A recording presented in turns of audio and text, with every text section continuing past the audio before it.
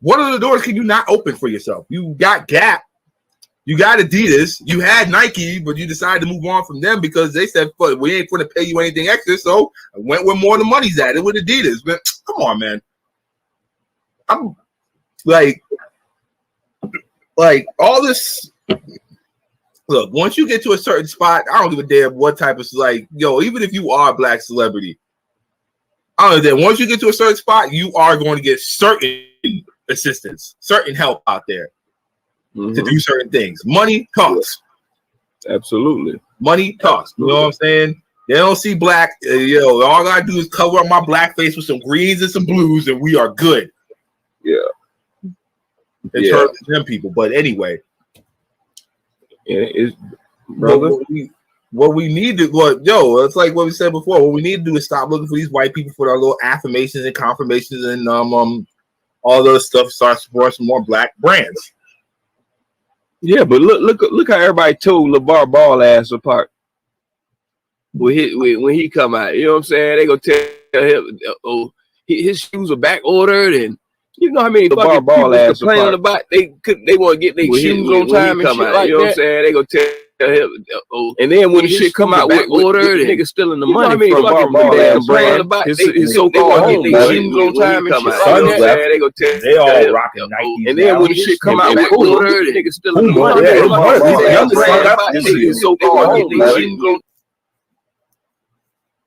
So the white man got to them. Came and snatched them up.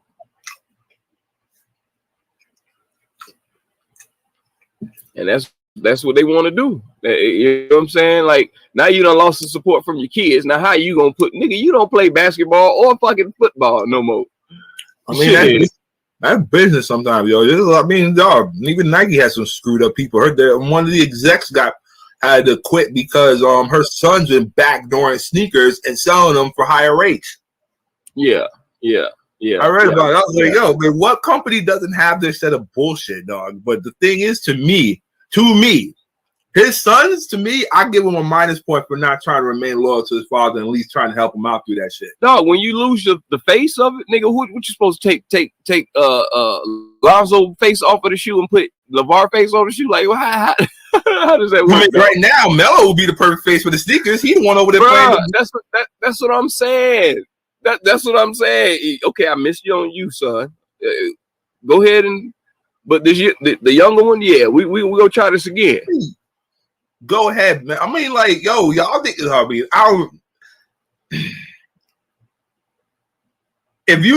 To me, I think that they all just stuck around. At least try to figure some shit out and try to work this out as a family. Because to me, I fucking respected LeVar Ball for his own sneaker. I wish I could have bought a pair, but they were like $400. Yeah. Too fucking expensive, nigga. They what was like $300 for a sandal? Yeah, for real. Like even Yeezys are cheaper than that. Right, like nigga, you don't even play basketball in fucking sandals. Why you got some sandals that cost that goddamn much? What the fuck they gonna make me do? Is this the shoe that he gonna wear most of the time because he ain't gonna play? I mean, oh wow, the fuck what you got going on? You releasing a sandal. That's letting people know how expensive the shoe is. Like, bitch, you can't even get a closed-toe fucking shoe for under $300. Oh man, hell no, man. What the fuck? Yo, I don't know, man. I feel like they should be trying something, man. I just like that whole. I love the idea of his father at least trying to build something for his kids. I could respect that. A black man trying to build something for his kids, even though he's married to a white woman. But whatever. Yeah. We always let that shit slide. Yeah. With the black women dating the white man, you need to let us niggas slide with that shit too. Especially when the white woman stands so loyal like that and supportive. You know what I'm saying? Like let's talk about that now. As men, we can't be so extra thirsty. And like we were saying, from the women from 25 to 32, the men are it's kind of a fucking a trash pile to try to choose. Same thing with the women. I mean, it's man. That marriage shit is like a no-no in between 25 to 32 today. Ain't no way in hell ain't none of them motherfuckers thinking about that. That's why they got that fucking ideology in their head, thinking like, oh yeah, I don't need no nigga. Oh, oh, oh, this nigga don't want to sign a birth certificate. You already know, girl. 6 months in, you put this nigga on child support. Damn, the baby ain't even came out yet. God damn, shit. You got other niggas hitting the pussy and you ain't, and the baby ain't came out yet. The nigga that's hit the pussy ate the baby daddy. The fuck? This bitch in an affair with 3 niggas during pregnancy.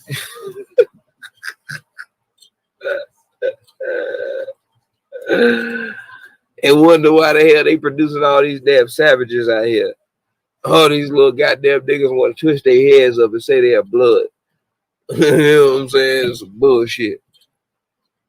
Ain't no OGs out here jumping these young niggas in and none of that shit. So it's like, yeah, all y'all niggas coming from a confused home where your mama and your daddy had a fucking problem. Fucking 2 months into 2 months into pregnancy or 1 month. Whenever that nigga found out you told him that you was pregnant, man, your whole fucking family, your whole life been in shambles, Jet. Your whole life been in shambles. And now you out here talking about you a fucking a savage and a killer and all this other bullshit. Now these hoes gotta fucking pick one of these niggas to be they husband.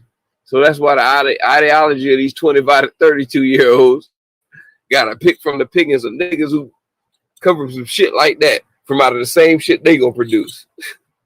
This shit is just a repetitive of some bullshit that just keep getting watered down out of what men gonna be. So the women stick and do what the fuck they gonna do, and the men keep fucking doing that savage bullshit, try to homies over hoes, all that bullshit these niggas been doing, and wearing dresses, and women are okay with that shit. It is what it is. So, excuse me. It is what it is.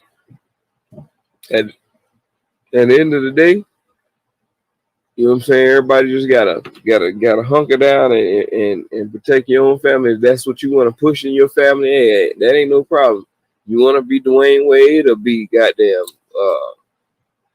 Chris Jenner and Bruce Jenner? Sorry, Caitlyn Jenner.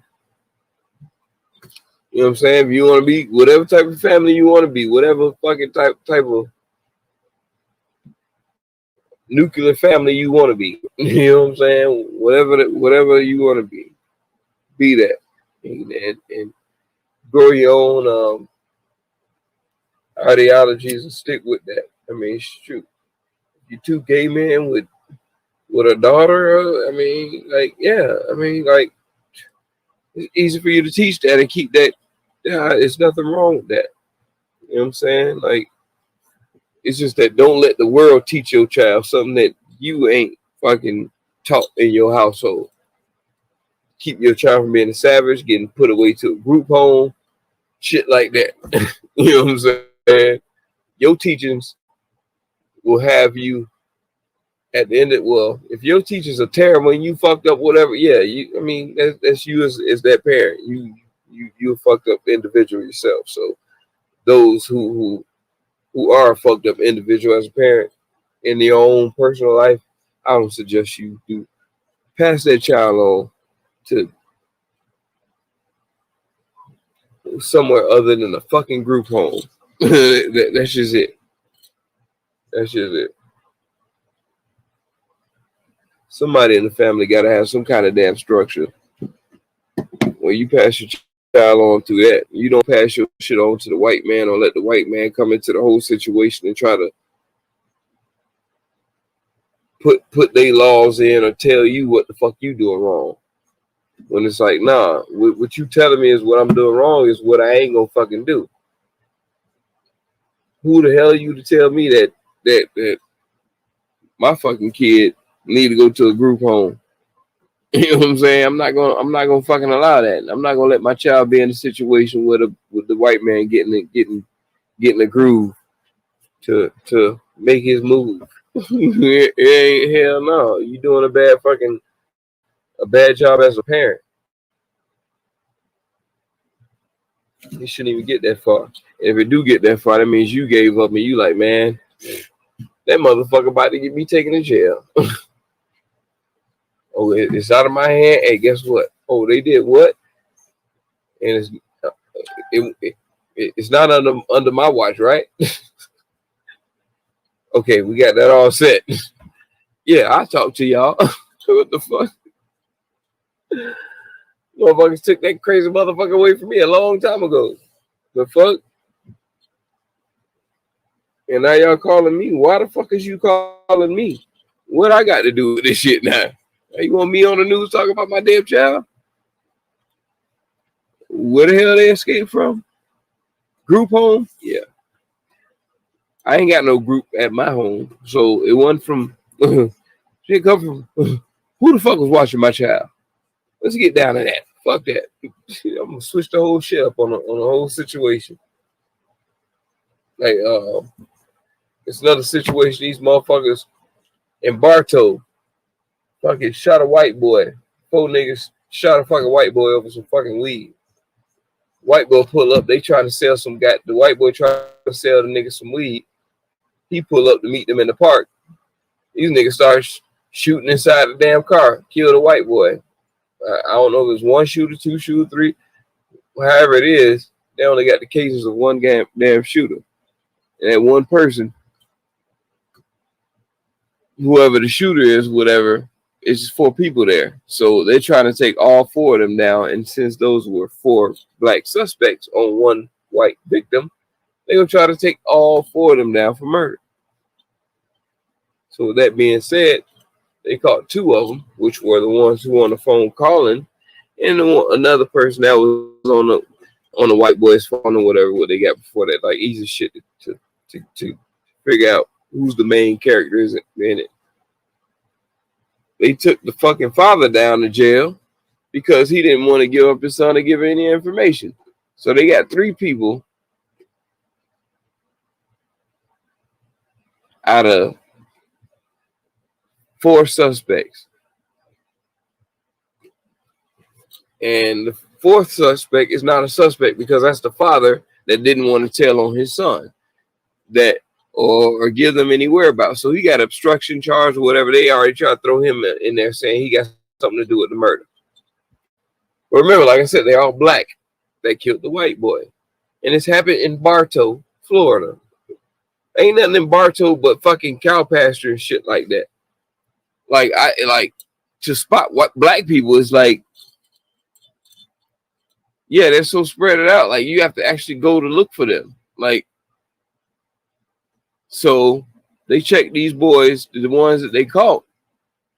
Social media page, all this shit. They supposed to be claiming to be gang members and like gang members, nigga, out in the cornfields and shit and cotton fields and shit. Like, nigga, slave gang. Like, what are y'all ganging about?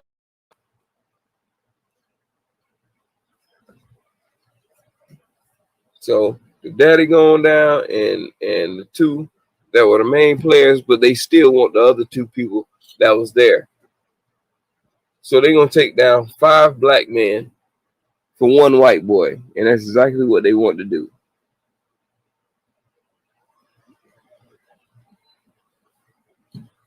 So at the end of the day, it's like, come on, man.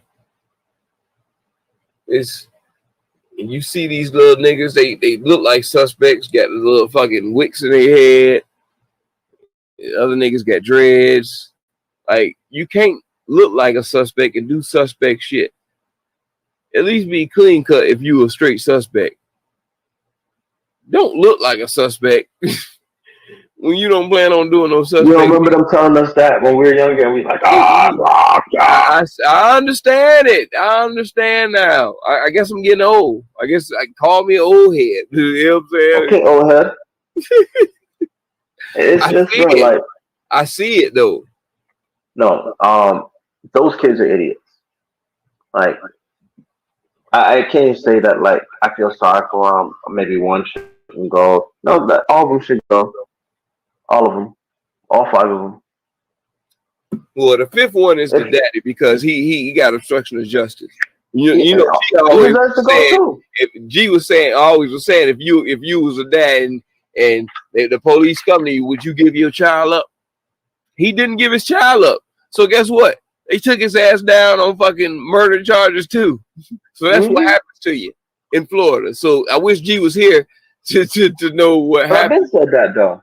I've been said that, man. Like it ain't worth it. Both y'all throwing your lives away for your child's dumbass decision. No, no, it's not worth it.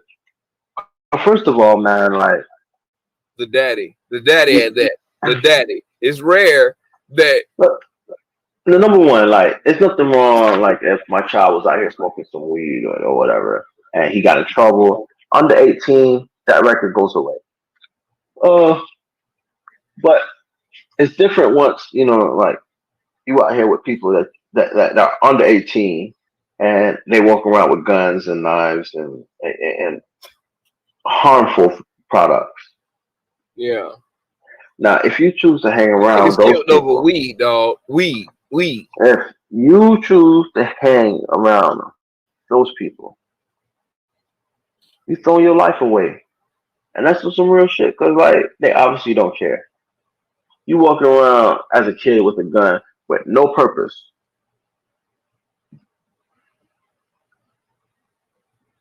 Like, you're not keeping it for protection because you're not protecting yourself against nobody. No. You just have it because it's what's cool, what's hip right now. And, those are the ones who end up getting shot over stupid shit. Because you don't show too many people that you got one, and now the person who's scared of you, they ain't gonna wait for you to pull the shit. They No. gonna shoot you first. Yes. If I got one, shit, you best believe it. Best Yeah, believe you better not be digging in your pocket all quick. I'm gonna hit your ass just like the police. And the police better give me the same fucking excuse. But you understand, this nigga went to digging quick, and I went to digging quick. So guess what? Both of our when he went to go dig, I figured he had the same dig as I had. So we was fighting at the draw. You know what I'm saying? everybody knows that he walked around with a gun. So I ain't gonna give him no chance to show me that he has it or show me that he Right. don't. And police don't know that. They don't know that this nigga's known to have a gun all the time. So guess what? I know that, and ain't nobody snitching on this nigga to let them know that he got a gun all the time. But guess what?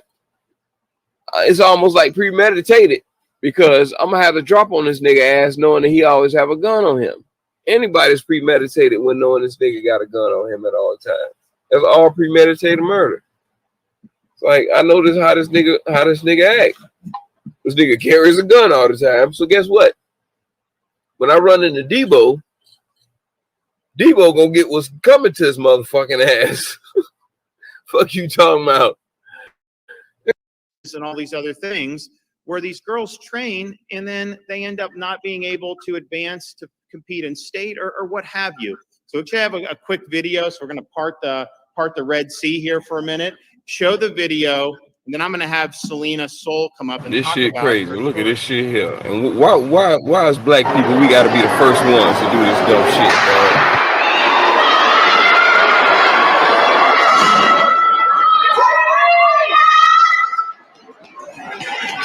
Out of the 100 is in lane 5. Chelsea Mitchell in lane 6. Mitchell ended up the 100-meter champion after the false start. Nichelle Smith in 7. Carly Swire in 8. Jillian Mars second in the 400 is in 9. Here comes Terry Miller. Miller, after the false start in the 1, takes the 200. Maybe 24 low. Terry Miller of Bloomfield in 5, the overwhelming favorite. Alana Smith is in 6, Emily Mulhern in 7, Selena Sewell in 8, Megan Wasik in 9, and as expected, it is Miller and Usain Bolt out there and shit in a wig. 11.64. She just broke her own state open record. Yikes. guys, come on up. So I think you see in those races, I mean, you have all those girls who are competing, and it just wasn't a level playing field. It wasn't fair. And Selena is here from Connecticut, and she's going to talk about how this has impacted her opportunities. And so, Selena, come on.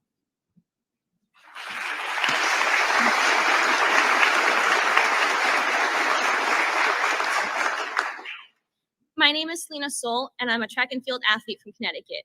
You may know my story, but if you don't, I'd like to share how a bad policy in my state of Connecticut has robbed me, my teammates, as well as every other female track athlete in my state the opportunity to compete on a fair and level playing field. I have been competing in track and field since my mom introduced it to me when I was a little girl. Track means everything to me. I would wake up every morning eager to get on the track, waiting to run, waiting to jump. I love my sport. I've spent countless hours trained to shave fractions of a second off of my time so I could be the best, because I race to win. But my chances of being first, of being the best, were shattered. In 2017, Connecticut began allowing 2 male athletes who self-identify as girls to compete in girls' sports. During all 4 years of high school, I was forced to compete against them, even though they were bigger, stronger, and faster than me because they were male. In just 3 years, these 2 athletes won 15 women's championship titles, and they set 17 new individual meet records which we girls had no hope of breaking. I remember what it was like to line up for a race and get into my blocks, already knowing the outcome long before the race started. Those 2 biological males would dominate the field, leaving us girls to compete for 3rd place and beyond. No matter how hard we trained and how hard we pushed ourselves, they beat us time and time again. We elite female athletes don't give up a normal high school experience just for participation trophies. We race to win. Sports have always had separate rules to ensure fairness. Everyone should have the chance to participate in sports, but they need to compete where it's most fair. This isn't about self-expression. This is about our right, a woman's right, to win. I have lost countless opportunities over the past few years. I lost opportunities to compete on world-class tracks and opportunities to win titles. During my junior year, I was denied the chance to compete at the regional New England championships. I missed advancing to the next level of competition in the 55-meter dash by just 2 spots that were taken by biological males. It was frustrating, heartbreaking, and demoralizing to be sidelined in my own sport. Female athletes deserve the same opportunity as boys to excel and chase our dreams. Allowing male athletes to compete in girls' sports shatters those dreams and strips away opportunities that so many of us have spent years working to obtain. We must protect the integrity of women's sports. So I decided to take action. 3 of my fellow female athletes and I filed a lawsuit last year with the Alliance Defending Freedom against the Connecticut Interscholastic Athletic Conference because girls and women deserve the chance to compete on a fair playing field. After reviewing the Fairness in Women's Sports Act, all I can say on behalf of all female athletes is thank you, Governor.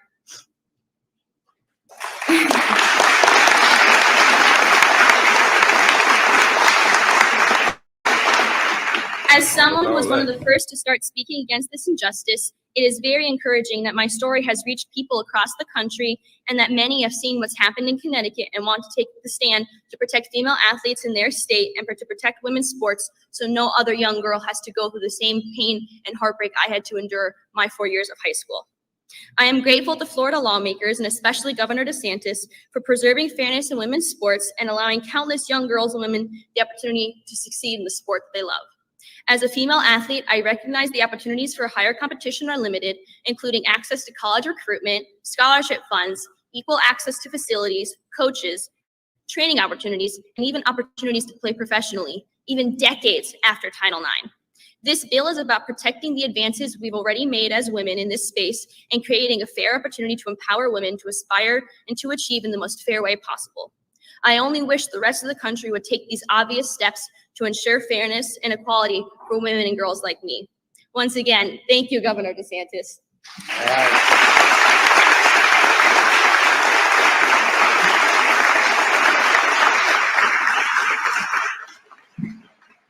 Well, I want to thank Selena for coming down here from Connecticut. I know she's in college and she's actually figuring out maybe she can transfer to a school in Florida. So if you're out there and you're doing women's track and any of the coaches at our state universities, you may want to give her a call. So we'll be happy to help with that. So I want to thank the legislators for providing these protections. You know, when this was going on, you heard different things being said about, you know, some of these corporations get all spun up. Some of these organizations say they're not going to hold events if you do this. And just let me say very clearly, in Florida, we're going to do what's right. We'll stand up to corporations. They are not going to dictate the policies in this state. We will stand up to groups like the NCAA who think that they should be able to dictate the policies in different states. Not here, not ever.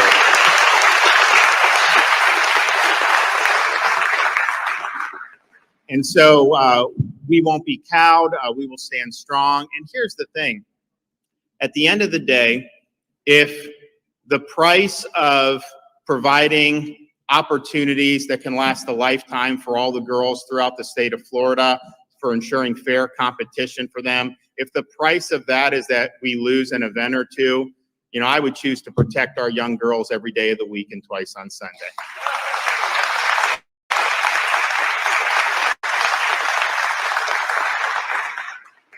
So we have the legislators who were the sponsors of the bill. And so I want to invite up Senator Kelly Stargel, who helped shepherd this through the Florida Senate.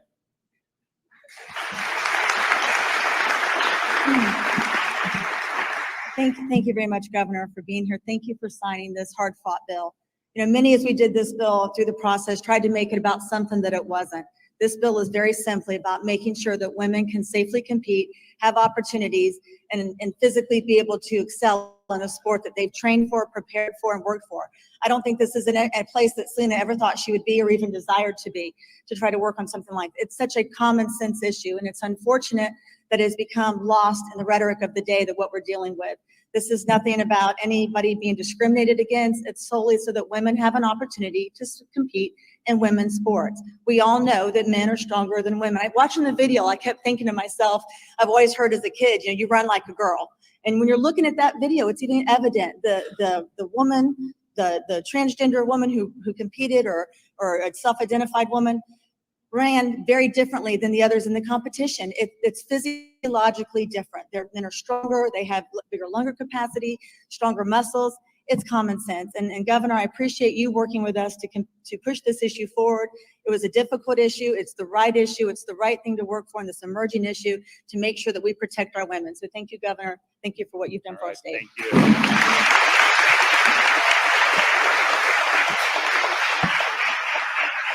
Okay, Kaylee Tuck, where is she?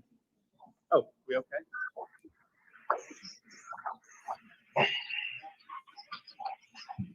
I'm just gonna say that's bullshit.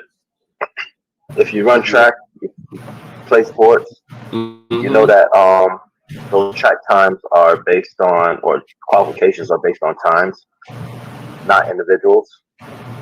Yeah, but the Usain Bolt motherfucker broke his own record. So that's just 2 people. She's competing against 10 other girls. It's 10 girls total. So 8 other girls beat her time too. Yeah, but the scholarship got taken up by 2 males. There wasn't no scholarship. Yes, that's what the girl was saying. She was saying that they gave out 2 scholarships, and I guess in a region or whatever. And it was for her to qualify for a meet, a track meet, national. Right, but to go to college. I think she's gonna be okay. They took their fucking scholarships, gave them a participation. Okay, Kaylee Tuck. Well, she participated. I can say a lot about why I filed this legislation and the reasons for this legislation, but I think the testimony here is powerful enough. We can't expect our girls and women to compete for 3rd and 4th place and work hard doing it. So this legislation protects the safety, the competitiveness, the integrity, and the fairness of women's sports. So thank you so much, Governor, for your support. Thank you to Speaker Sprouse for his leadership. And thank you to my good friend and mentor, Chair Latvala. Yeah, why the fuck they got to compete to come in 3rd and 4th place? Try their hardest to know they gonna come in 3rd and 4th place. Like, no, that's fucking ridiculous. And I'm gonna sign it in 1 second, but I want to just a smaller issue, a part of this. 4 years ago when it was a little white girl in Texas wrestling. Legislators are doing things. It's like The making boy policies. There's who different became a things that girl happen. wrestler. So It as was the part of this greatest thing bill, in for the whatever world. reason, there was a provision there that was delaying something that we did previously. So now it's 2 little black boys. It's against the law. Respecting college athletes. You already know. That's why I'm like, why had to be 2 black sissies? They gonna attack y'all immediately. They gonna attack y'all immediately. Why y'all had to be the first one? Date of effect Those from 2 white kids, man, they're totally different. First of next year. However, that was fixed. They'd have been There's another paraded. bill that I will then subsequently sign, which will take precedence over that provision of this bill. And so rest assured, July 1st, 2021, just as planned, the name, image, and likeness, the college athletes will be able to be compensated if people are using their name, image, and likeness. And I know that we actually, our coaches throughout Florida use that to recruit different athletes to be able to come to our state universities. And we think that we're proud of Florida leading the way on that yet again, and we'll continue to do it. So if you read this bill, you will see that the 1-year delay, but just understand that 1-year delay is rectified already. It will be rectified once I sign the other legislation. That will happen, so everyone can proceed accordingly, as July 1st, the date where our name, image, and likeness bill takes effect. We're very proud of that as well. All right, let's go. Madison.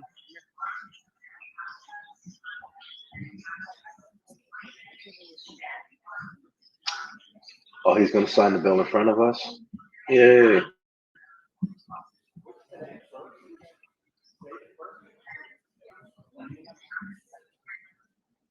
So he had to be on his Trump shit.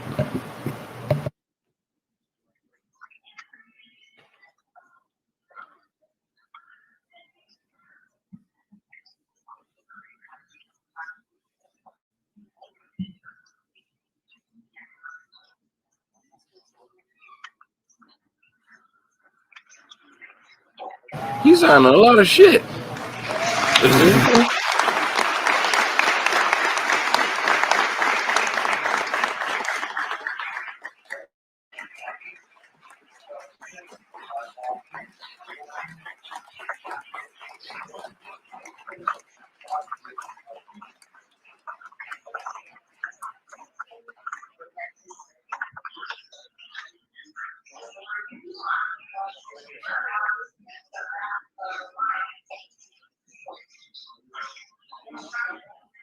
Bruh.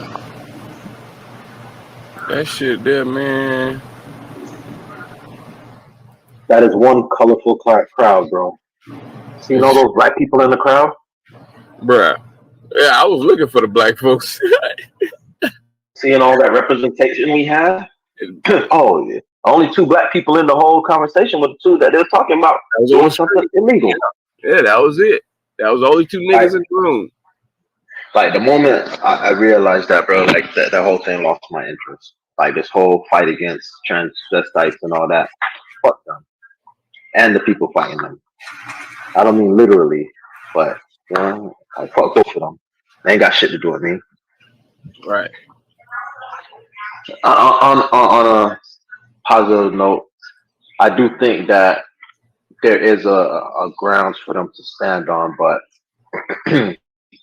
They're gonna have all the other transgender colors hate against the black transgender because they're gonna be the ones to ruin everything. That they gonna try to jump in, and they're gonna be the first ones to get put up there to get turned away. So they're gonna be the ones to shut down all the rights for the other lighter colored transgenders, and those lighter colored transgenders are gonna hate those niggas. huh? I mean, You still can't escape that racism. I'm looking at it. I'm just looking at it like this. The movie stars, you know, they're paying people to get their kids into school, USC, USF, and all. Not USF, but all these high ranked schools, so that the kids could get in. Saying that they were athletes on the road team. Kids ain't never played a sport in their life, and all this. But that was their way to get in, right? These 2 nice young men said, "Hey, look. We watched Juwanna Man enough. We could pull this off." And they did. That's how I'm looking at that. You know, this is their way of making a life for themselves coming up. Because I remember sitting down watching Channel 7 News 5 years ago, and there was this little white boy who won state in Texas wrestling, Mm-hmm. but he was wrestling in the girls' league. And he's a transvestite. And then they're like, yeah, you know, he's the first da da da da da to be doing this, and we're very proud of him, and this and this and this and that. And the moment I realized that this whole Florida ban on transvestite is against black boys, Yeah. it's like, man, fuck you, bro. It has nothing to do with their sex. It has nothing to do with anything other than them being two little black boys who came up with a nice, sweet lick. Yeah, that's it. That's it. And then he want to throw in the fact that, oh, you know, athletes going to get paid in Florida. Only Florida. NCAA has been running shit for years. No, NCAA was saying they going for anybody who discriminates against them by signing that bill. They not gonna send any more tournaments or anything like that to the state. They gonna stay alive. You know, that's what I was saying. I played sports in college. I knew that if I cheated on a test, I had to go sit down and talk to the people in the clearinghouse. So what makes you think you, a governor, a man with just a title, nothing else, is going to move a corporation? Shit. He only blowing smoke up everybody's ass and hoping that we sit here and take it. Shit, they been taking and eating and voting for his ass. Yeah, the Trumpers, bro. Trumpers just want, as long as you're saying what they want to hear, bro, like everything is good. But they don't pay attention to none of the results. Yeah, we are numbered. We are numbered by them motherfuckers. So, but hey, that's the only thing I can say I can agree with. You know what I'm saying? Like at the end of the day, yeah, I mean, shit, man, ain't nowhere in hell, bro. Like, we ain't supposed to be doing that, man. Like doing that to no fucking girls. That is so punkish, dog. Like, no, like, come on, really? That's like you being a dope going out there playing basketball with kids. You out there slapping every ball out the air, like just dunking on the kids. But if it got you an NBA contract, you wouldn't do it. Man, hell no, dog. To play against legit for 2 years. 2 years of your life. Give 2 years of your life, bro, and you guarantee millions after them 2 years. Well, your ass gonna have to play with the dudes. I mean, with the people. Yeah, you gonna come out of that league and you go to the league, to the professionals, don't you think? Yeah.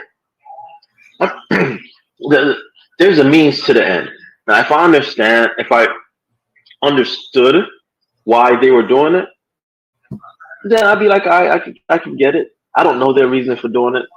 I don't understand. But as me personally, I see it like this. That is a sweet ass lick. Of course it is, nigga. That ain't fair. It's a sweet ass lick. They follow the rules. That's like us letting the fuck niggas run the street. That's basically what that is. No. It's not letting fuck niggas run the street. Yes. We're talking about sports, bro. We're talking about sports. Let's leave it at sports. It's the same Let's thing. leave it at sports. It's the same thing. That's like us being having all OGs on the street, then they just start disappearing off the street and just allowing shit. You wonder, like, damn, shit changing out here. Like, what the fuck? And it's like, and you see it like, you know what I'm saying? Seeing like fucking kids going swinging on old ladies and all type of shit like that. Like, you looking like, what the fuck is going on? They allowing this shit? No. That's different. That's not allowed. Swinging on old people is not allowed. There's no rule that says that you can walk by and punch an old lady in the face. Well, nigga, it's been happening and people been standing around watching it. No, but that's not a rule. There's no rule that allows you to do it. There are rules that allow these kids to do it. No, it ain't. No, it ain't. There It's is. it's not written. It's a loophole that's just not written. Which why they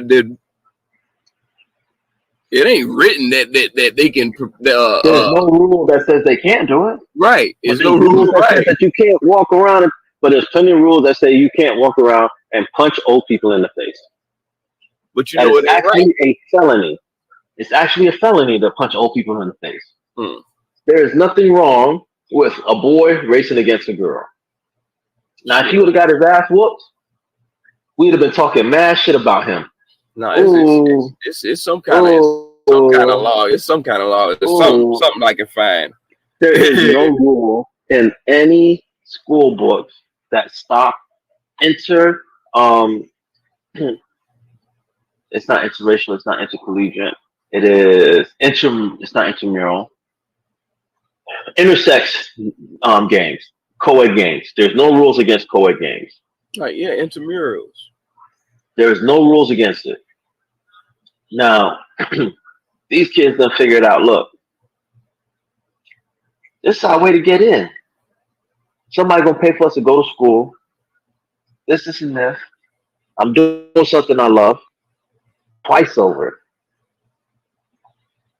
Okay, so It's a win-win for him. Who they living with in the dorm? That ain't none of our business. Oh my gosh. What you mean? That's my child's business. If you sleeping in the same room with my damn daughter, you got your fucking mind. That ain't my business. When that shit hit home, bro, when you go to college, there's a 50% chance. If you have a roommate, there's a 50% chance your roommate is gay or has some kind of sexual deviant. 50% chance. My first roommate jacked off 24/7. No matter who was in the room. Non-stop. My next roommate was gay. So you don't never know what kind of roommate you're gonna get when you get there.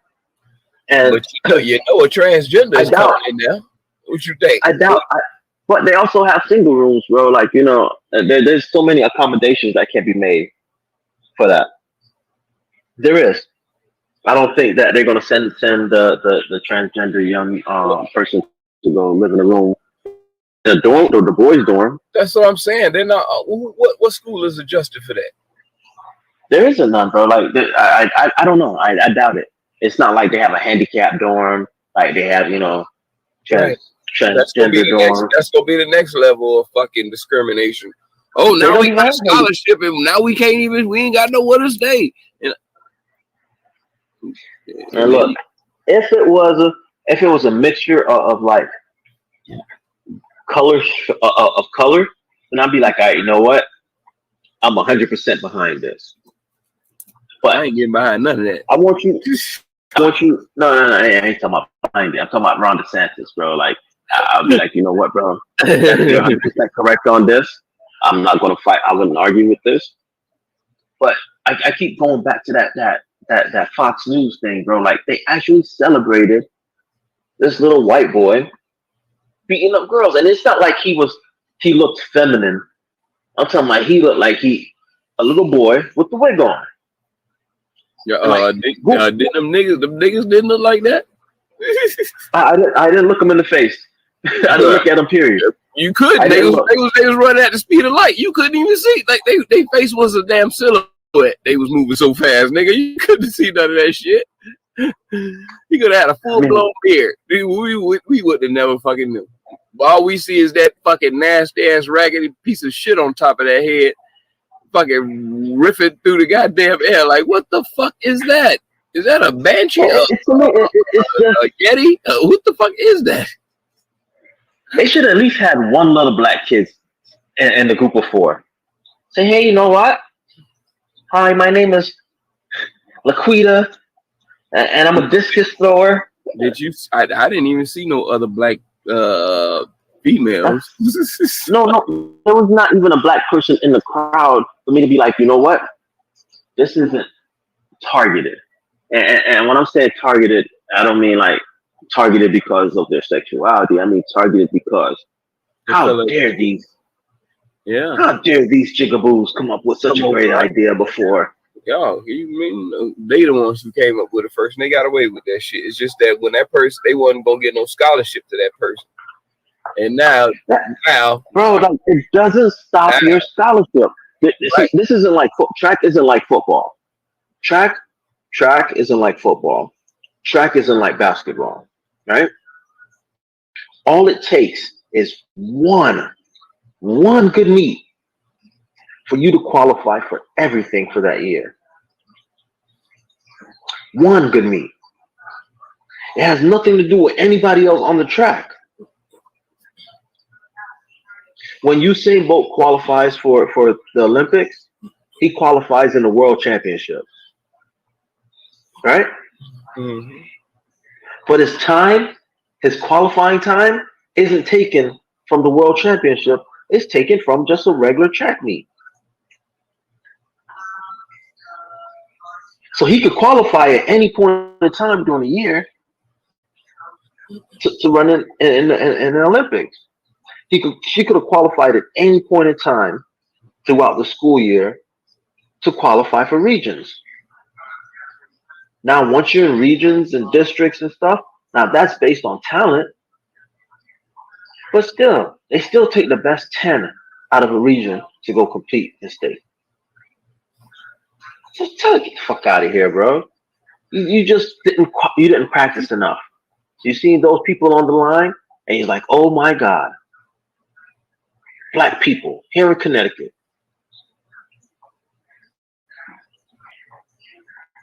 Yeah, it's bad enough they already getting at the little black girls that be competing against all that shit they were saying about Serena Williams and all, you know what I'm saying, all that shit. Like, why would you want to be? Why would you already have mental health issues in your head to want to be a fucking female? Then you want to deal with people fucking thrashing you like publicly, like, bro, like, what are you gonna do? End up becoming a school shooter? Like, where's that gonna end up to? No, the white people will end up being a school shooter. Oh my God! Can't believe they beat us in track. It's gonna go to some transgender shootings because they already got damn. If you're gay at school, they jumping and kicking your ass. You see that shit I put on from Deerfield High School last week? Where they About beat a little boy. Yeah, you know what I'm saying? Like, come on, dog. Why would you want to put yourself through that extra shit? Wait till you get out of high school to figure that shit out. Why you in school? Why you in school? Stay your ass on school. Yes, that's it, man. You can do all that. You know what I'm saying? But bro, like, no, man, don't do that shit at school. Don't do that shit at school. That's like telling a young girl, man, hey, don't wear that outfit because the guy's gonna look at you. Yeah, like, bitch, they got a dress code. Like, they ain't supposed to be wear like the same shit. Like, nigga, you got a dress code. You got a fucking attitude code that you need to abide by. Does it matter? Does it matter what a female has on for you to look at her? Does it what? Does it matter what she has on for you to look at her? What you mean? No. You just look at her, right? So that statement about what you have on, don't wear that because men are going to look at you, is as asinine as just putting words together. So telling somebody to go stand in a corner because they feel a certain way about themselves is asinine. Well, they just saying that basically because they ain't raising no thoughts around that. That's all they was trying to say in high school and elementary and all that shit when they say you couldn't wear a dress below your fucking fingertips or whatever, or your shorts or whatever. Understandable. Like, if it's now based on just quality of life, like, you know, you don't want to have a child believe that that's okay. That's different. But to blame the child for someone else's actions, that's not okay. So exactly. So it's like, still, why wasn't okay for us to do it? And just like it wasn't okay for us to carry no fucking beepers to school or nothing like that, but they able to carry cell phones and shit to school. Because back then that a black kid with a beeper was a drug dealer. Because the white kids had beepers in their school. Could be. Because Zach Morris had a beeper and a cell phone. Yeah. If you want to go on that route, yeah, you're right about that.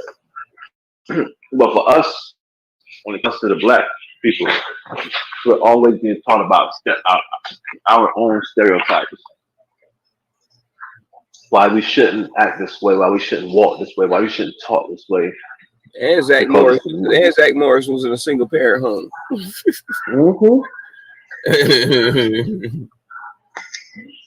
Zach Morris was a nigga. Yeah.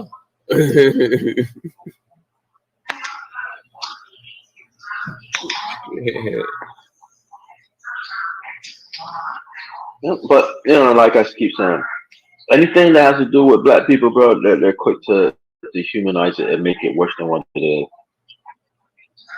If they want me to consider anything they have to say, bro, like they should have came up with a better color palette. You having 3-4 white girls, sue 2 black kids, 2 black. Yeah.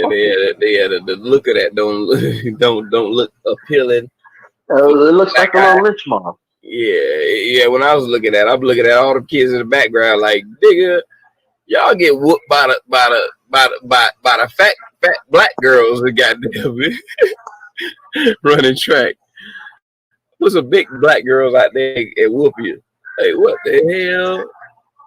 Because again, I ran track, and I know these girls. They won state. They're good, but there was days at track practice where I had to tell them to slow down because you was embarrassing me. And I was good enough to get a scholarship. Track wasn't my main sport until I got to college, but but back then, the girls weren't too far off from the boys. No. And top quality girls, because I went to school with these twins, and I think it was probably like 2 boys on our team that could beat them. And they were like sophomores and we were seniors. If your time is like a whole fucking second beating everybody else in competition, bro, your time gonna have to go again. You can go against the girls, but your time gonna compete with boys. How about that? That's fine, yeah. There's so many ways around this. Just like how you say you can qualify any type of way. Okay, well, fine. If you want to qualify for a scholarship, you can race against the girls, but we're only accepting your time going against the boys when it comes to you getting a scholarship. But scholarships have nothing to do with that, bro. It did. Nigga, were you no way in hell. Bruh. No. You ain't seen Ron DeSantis said that she can come to school down here.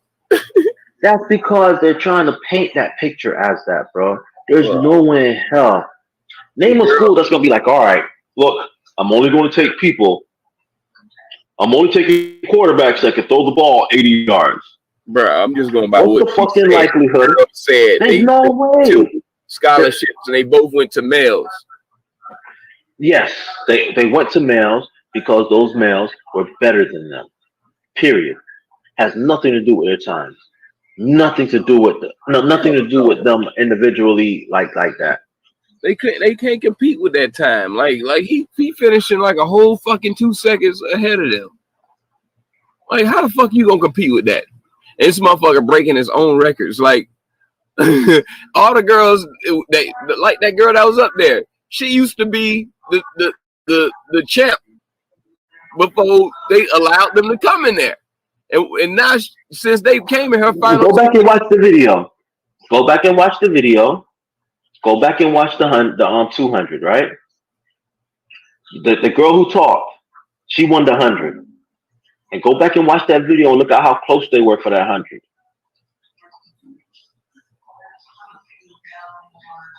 Then you go to the 200, and they were talking about how the girl won and she's in this lane.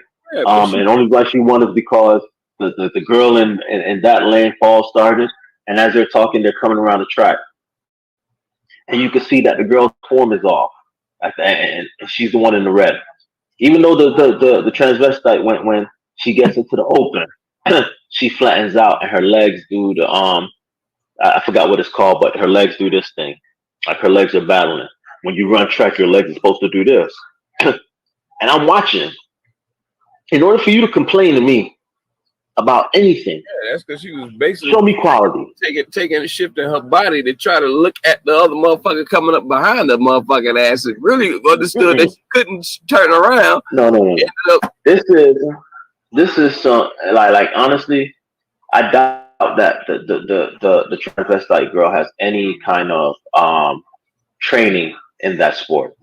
I mean, don't have because to. of the way You don't have to. because of the way that they were running. And then you watch the other kids.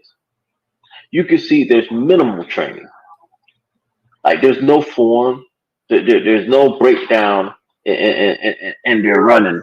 But for you to go complain to your coach and say, look, bro, my parents are paying taxes for you to sit here and teach me nothing. This girl is kicking my ass. This dude is kicking my ass every meet. Help me beat him. So see what you just said about the girls having terrible form? Okay. Maybe the girl that all of them had terrible form, but it still was a winner out of the motherfuckers. Like, goddamn, it's fun between them racing each other. When you got a motherfucker coming out there showboating and tearing this shit up, like, man, hold on, this shit ain't even fun no more. Like, what the fuck? Nah, but then it has nothing to do with the scholarships and all that. Now you just playing a little violin, looking for sad shit. Yeah, Get the fucking thing. Like, come on now. They said that they got the scholarships taken away by men. Remember? All right. A couple years, a long time ago, back in the 70s or 80s, there was a match between the women's rights match, tennis match between Mary Sue Ellen or whatever the fuck the white lady's name is, and the two number ones, the number one men and the number one woman in tennis, right? That is actually a physical sport. Yeah. The man is supposed to be able to hit the ball harder and be able to chase down the ball faster. And the woman won. I think her name was like Billie Jean or Mary Sue. She had one of those real. Probably Billie Jean King. Yeah, probably was, bro. And she trained. She worked on it. She honed her skills. Yeah, but nigga, you talking about somebody who's a top tier fucking women tennis player going against me. The girl was saying that she was the top tier in her top tier. She's the best. She honed her skill to compete against the rest. And now the rest was kicking her ass and now she wants to sue? Fuck you.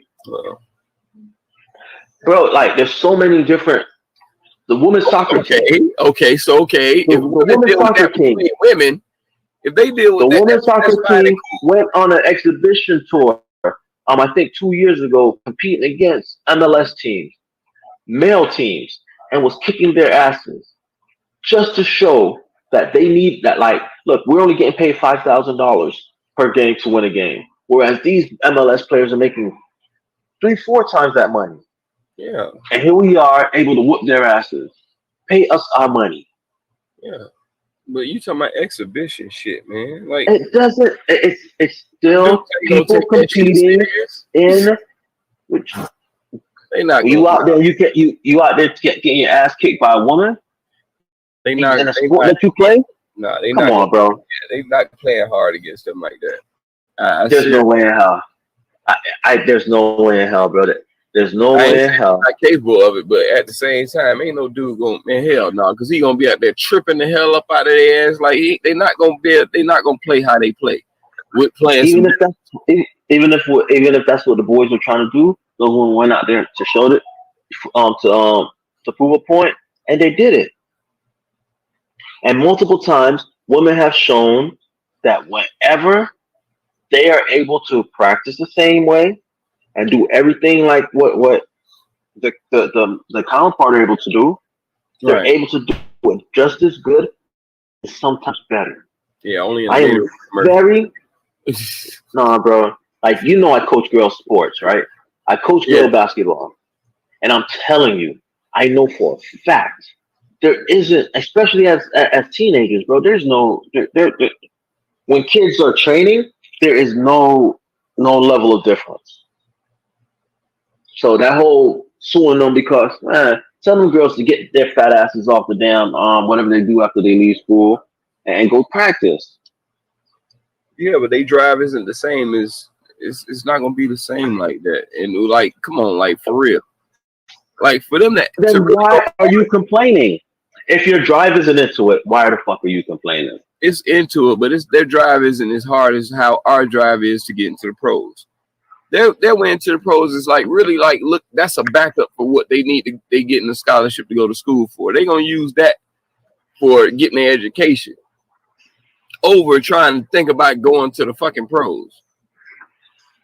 Like when they get to college, they gonna make sure they get a fucking some type of major that they can, you know, really put above and put basketball is falling back on. You know what I'm saying? Like, but we're not talking about basketball, bro. There's no, you don't see a real Joanna, man. We talking about track. We talking about wrestling. We talking about tennis, individual sports where, like, you know, that sexual change makes a difference.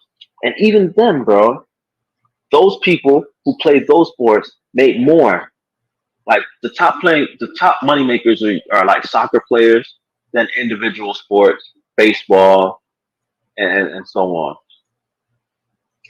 Mm-hmm. But the highest earners are usually like individual sports players, like track athletes, because you can run a meet every week, and if you're winning, they ain't paying out like that. This nigga fucking talking about some fucking on Father's Day, he better get a fucking gift. I'm like, shit, nigga, you got a gift? Did you get a gift for your birthday? Like, nah, man, the bitch don't even know my birthday, but she know when Father's Day is. I'm like, how the fuck you know she know Father's Day, nigga? If she don't know your birthday, apparently she ain't got no fathers in her household taking care of them kids. You, i.e., you know what I'm saying? I mean, unless, which are like a huge anomaly that I would be sure that she has her father in her life. You know what I'm saying? Which is another fucking problem that we dealing with. You know what I'm saying? All these baby mamas ain't got no father in their motherfucking life. So what makes you think they gonna celebrate or even know about that shit? But I guarantee you they know when the fuck Mother's Day is. And guess who they go and celebrate on Mother's Day? Celebrate their mother on Mother's Day. Do you ever think that? Do you think boys celebrate their fathers on Father's Day? That's how fucked up the mothers got their heads. That they don't even fucking celebrate their fathers on Father's Day. Little girls, definitely.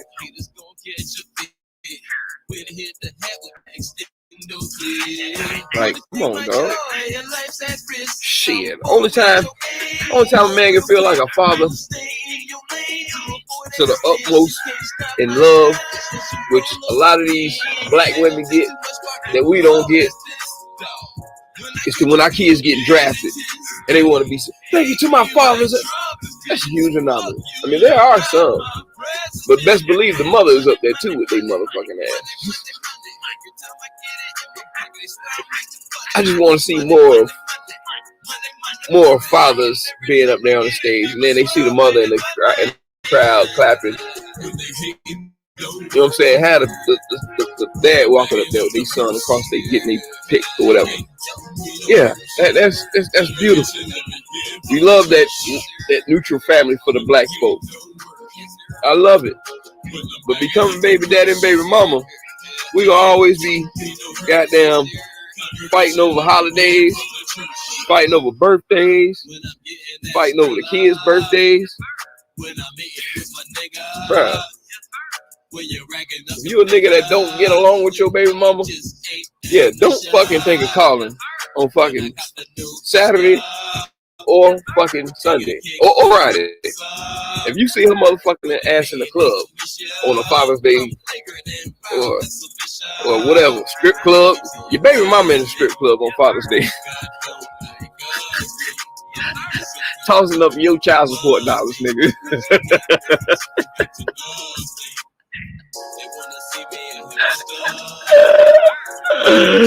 That's some real shit, nigga. I done seen that shit, nigga. Y'all niggas know I know about that strip club. Oh man, and you know I done been in. Oh man, shit. Come to think of it, man, I done spent about at least 15 college days at the strip club. At least about 15 of them.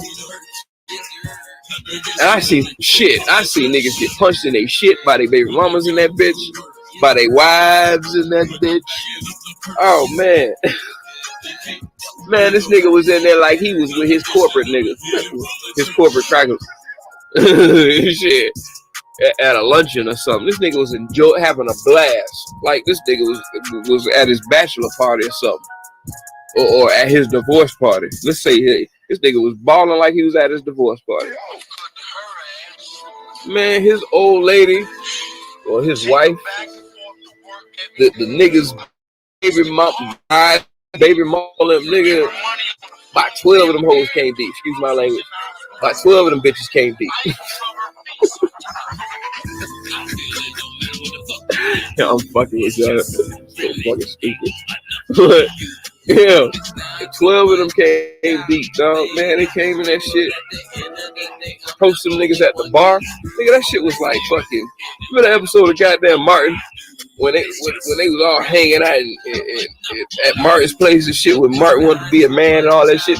Gina and all them came down there and fucking came down there with baseball bats and shit.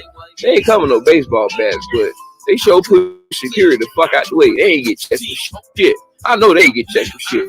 Cause it was a big commotion at the goddamn. I see the curtains and shit ruffling hard and fast and shit. I'm like, goddamn, something going on. I'm like, shit, man.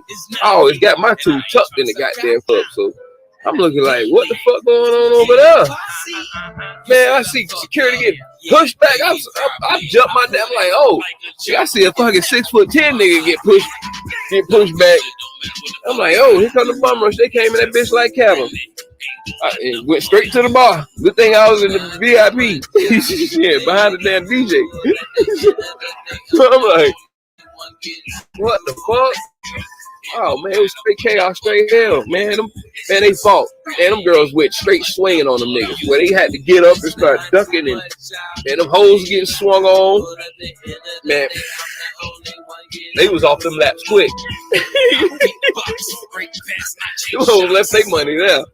Got the fuck up out there and got back to that goddamn locker room. Some of them didn't make it.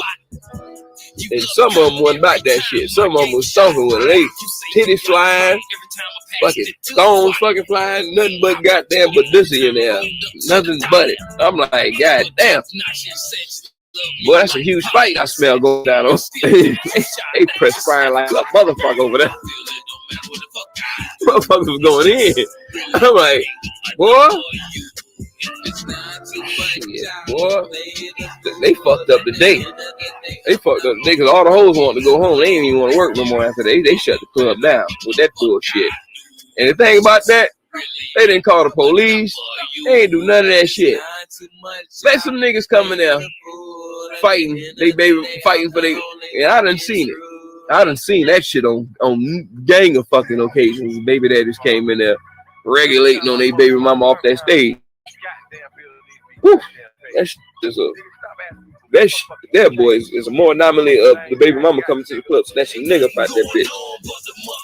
I done seen goddamn niggas coming there with a guns, nigga, like. And of course it's on day shift. Cause nigga ain't about to come in that bitch. But you about to go to jail. But shit, I didn't. The way how the nigga approached was nigga ain't give a fuck. So, you know what I'm saying? And hey, bruh, you baby daddies was crazy as fuck, and that's why you asked these baby daddy positions. Don't you throw your ass up at your baby mama house 6:30 in the morning on fucking Sunday with that gun in your pocket. Y'all know who we talking about.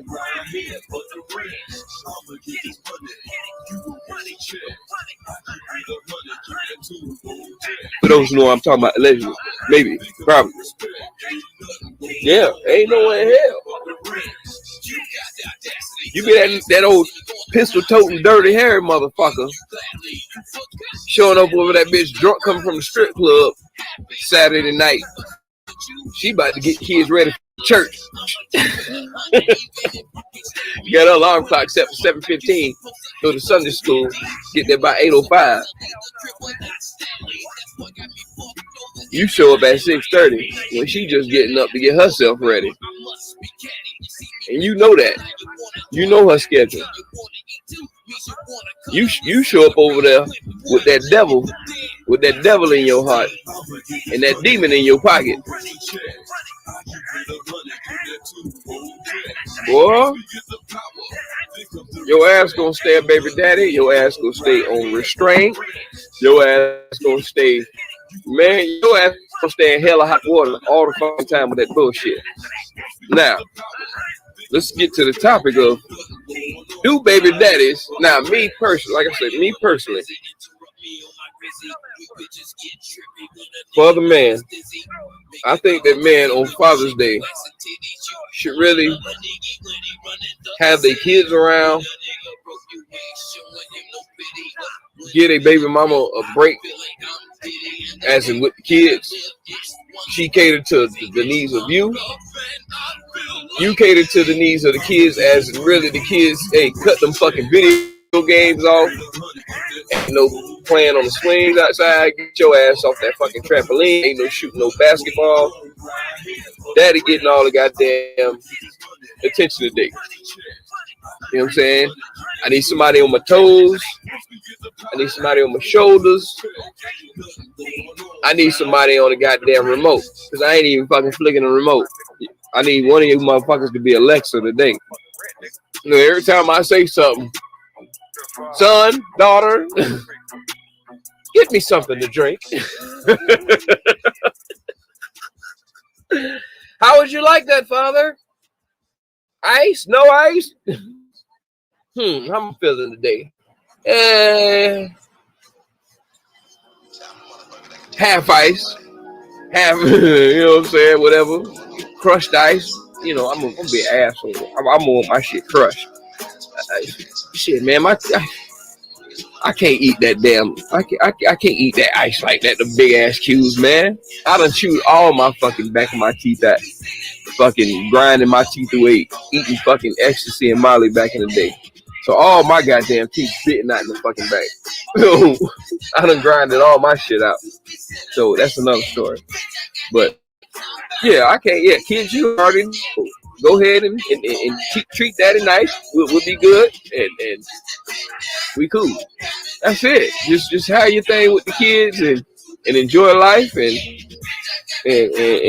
I mean, that's the only really day you're gonna get the kids to do something for you. That's it. I mean, other than that, you leave the kids the fuck alone, let them do their thing, let them go on, let them have their friends, let them do whatever they gonna do. You know what I'm saying? Let them have fun. But on Father's Day, the fun is for daddy. The fun is for daddy don't have to do no chores. Daddy ain't gotta, or daddy will pay the bills or make sure that the bills are paid. Y'all don't worry about that shit any fucking way. So, you know what I'm saying? Just let daddy get his day. Or maybe daddy just want to just shut the fuck up for the day. How about that, kids? Get off the video game. Read a book. What is it? Shit, if you ain't gonna do nothing for me, we gonna make this book day. Baby, I know y'all gonna hate. I'm gonna have some books for y'all to read. And I'm gonna have all y'all read. Since Father, you know, depending on when the game is on or whatever, when the game is off or whatever, I have you read to me something that I want to hear on Audible. You know what I'm saying? You kids gonna be my Audible so I can see and make sure you ain't reading on the 4th grade reading level. My black children. Yeah. I want to hear you. Go ahead and tell daddy what. Or just sit there and just listen to the kids and just talk to them. You know what I'm saying? How life treating you? Well, how's your mental health? You know what I'm saying? Now, to all my kids, hey, y'all better call me. Y'all whatever.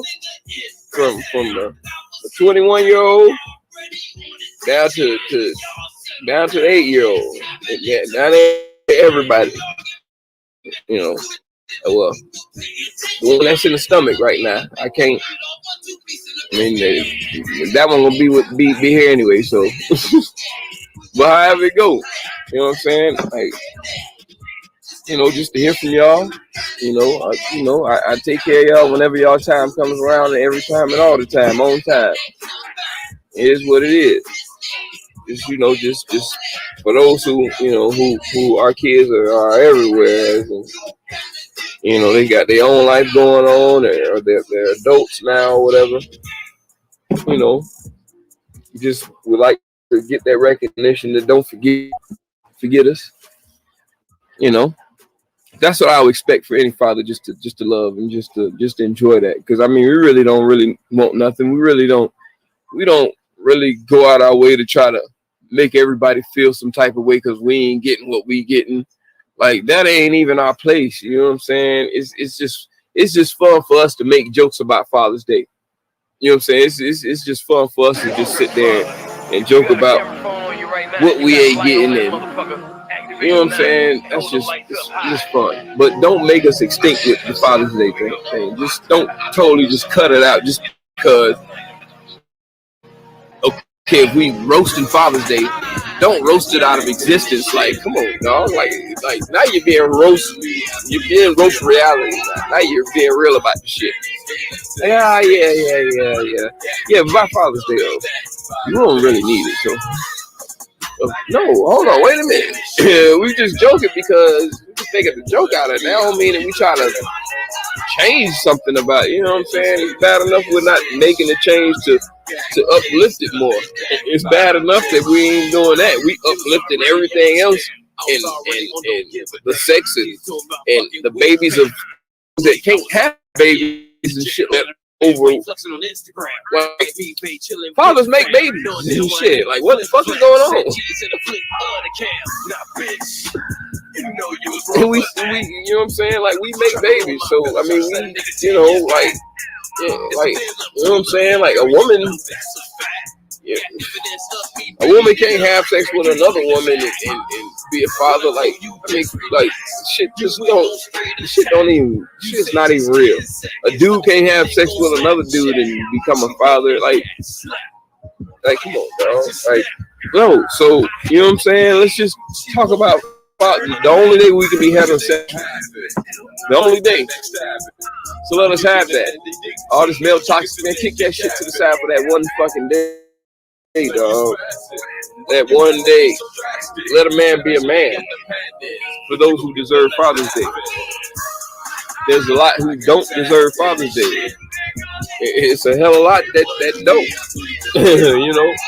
And I wholly and solely agree with all the women that yeah, it's just a lot that don't. But it's to the point that where it's too many of us that's thinking that where now they want to legislate it.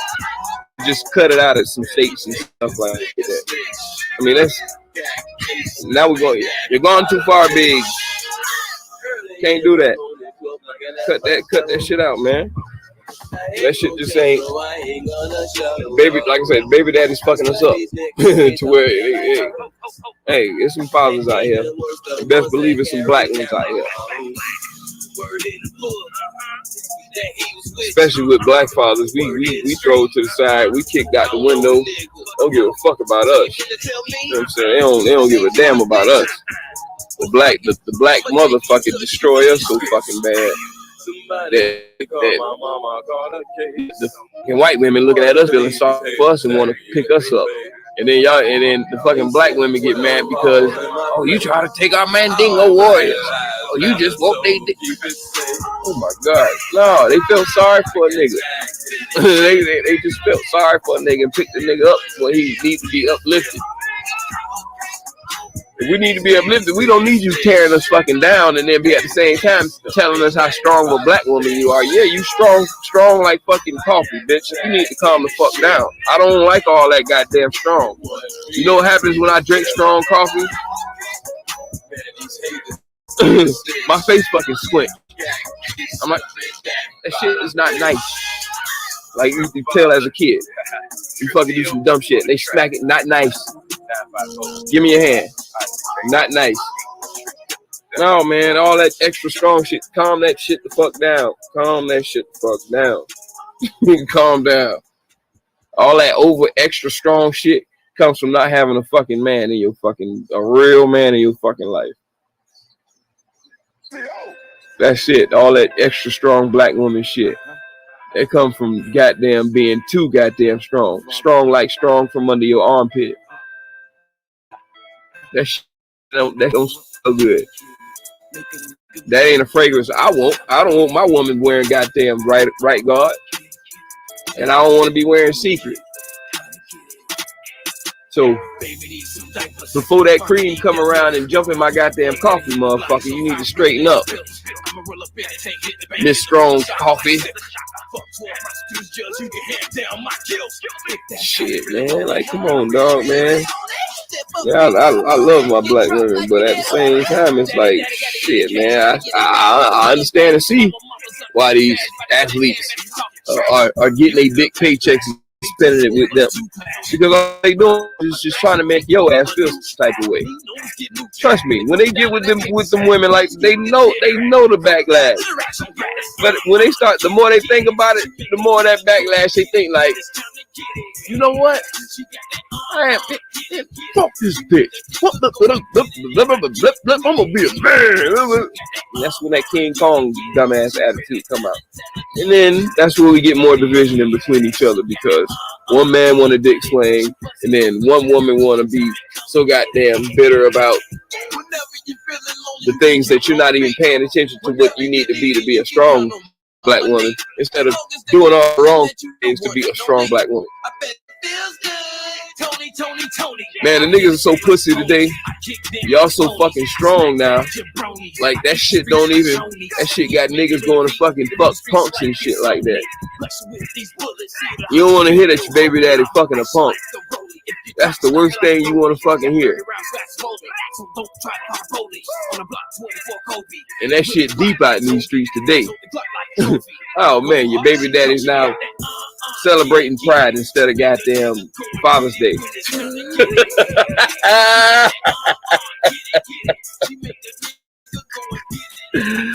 Boy, black households is in shambles today, boy. Oh man, but we got, man, there's too much shit going on, boy. We get destroyed with all this bullshit, boy. Look at here. Your baby daddy out there punking. And we don't mean nothing on Halloween. Shit. Or goddamn in a cornucopia on fucking Thanksgiving. Nigga, this nigga out there punking. Punking for scamming checks. And riding that front seat of that goddamn Porsche Cayenne.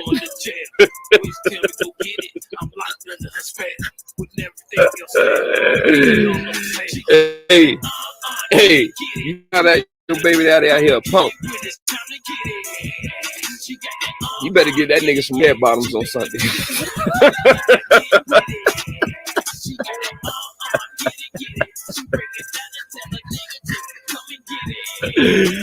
Get that nigga a Birkin bag. Yeah, get that nigga a Birkin bag. Shit, the fuck you talking about?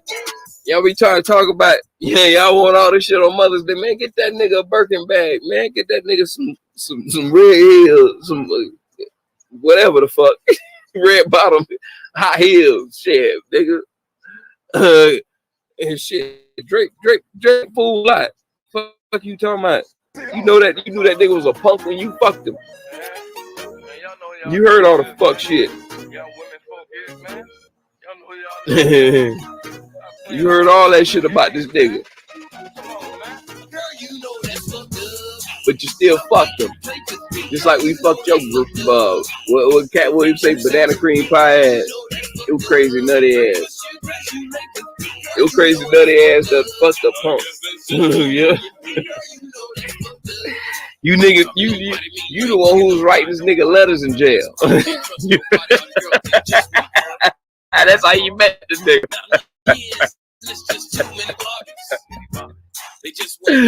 That's how you met the nigga. And you thought he was gonna come out and be a straight stand up heterosexual man.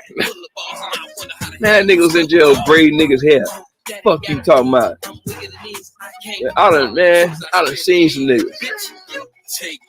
They was in that bang down there, goddamn, lacing niggas boots, smoking niggas boots, and you writing letters to this nigga, pen piling this motherfucker.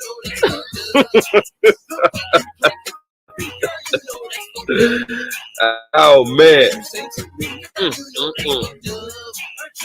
A lot of y'all baby mamas, baby daddies are punks. I ain't talking about punks as in punks that can't fight. That too. Niggas some punks. Some fuck niggas. Put it that way. You calling that nigga a fuck nigga, that nigga take that shit dead to heart to serious. That's why nigga be ready to slice your fucking throat from ear to ear every time you say that shit to him. I know I be ready to slice him up because I know what the fuck that shit means.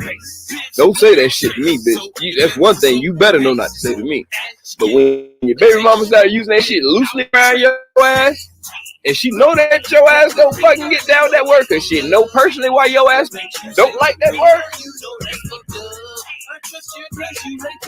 And she slayed that bitch around there like dick. Like how niggas was doing to you in prison. Your ass gonna be right there trying to put up your old Celtic set right in this bitch all the time. You fucking restraining ass nigga. Restraining order ass niggas out here, man. Yeah, she done found that you punk. And the homegirls done told her that shit, but she ain't never want to listen to them bitches. She thought them hoes was hating. But she know in the back of her head, that nigga stroke was right. That nigga stroke was right. That nigga dick bended every time he hit it from the back. That nigga ain't turned on at all. That nigga want to stick you in your asshole. That's another thing. Do your baby daddy ask to stick you in your asshole? I want to know that. Because like me, I mean that's cool for you niggas. I ain't gonna bash nobody on that shit. But that's suspect to me. I mean, even if you could be the hardest nigga I know, whatever, you say that, hey, that just puts you on a 50-50 suspect pool with me. I ain't gonna say I'm not gonna say that, but you straddle that fence. You straddle on top of that goddamn horse. You can fall off to the left, or you can fall off to the right. You know what I'm saying? That's just how, in my mind, how I look at you. Hey, no. I ain't playing with her ass or nothing like that. Hey, everybody can't say they ain't tried nothing once. And I didn't, no, man. That's because she was begging. That was my wife. So, you know what I'm saying? Like, I ain't doing that shit with no motherfuckers. Like, nah, man. Hell no, nigga. When you married, nigga, you climb the mountaintops, nigga. That's between y'all two. You know what I'm saying? But she ain't gonna be not fucking with mine. Hey, we don't even play. No, we don't play like that. We don't even play like that, bitch. Your baby daddy riding this bitch known to get pegged and shit. They call this nigga Peggy.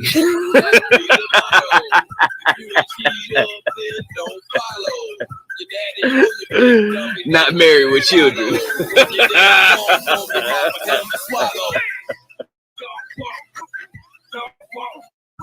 Nigga getting pegged by dudes.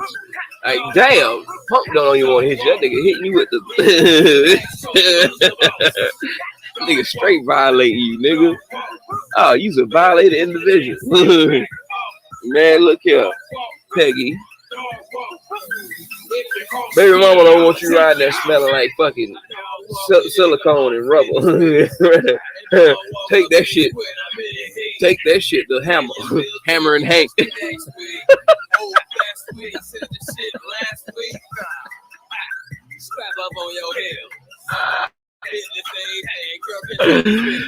Take that shit down the street to him, have him fuck your shit up. Boy, look here. Baby daddy, keep that shit trucking, man. Become a father, man. Cause you ain't gonna get disrespected like that being a father. Bitch ain't gonna never fucking tell you nothing. Bitch can't tell you nothing about nothing. Nigga, you on top of your game, you on top of everything. Every time you come around that bitch, you got great smelling cologne around that bitch. She be riding that bitch fucking floating in the air like Fred Flintstone smelling the steak coming out the kitchen cooked by women and shit. This nigga be just floating in the goddamn air. Every time you walk by her, I miss this nigga. Come around the kid, hey. Ain't paying her no attention. You know what I'm saying? Like every time. And don't be no baby daddy bringing your new bitch around your goddamn baby mama. Because at the same time, you that same raggedy, roster head ass nigga that want to be talking about some, you better not have a nigga around my kids. Kind of whole ass shit. Like, man, you niggas some whole ass niggas speaking like that. I'm gonna back this song. I'm gonna go grab my beer right quick. I've been sitting here talking for 2 hours straight. Give me about 3 minutes. We're gonna talk about that shit, man.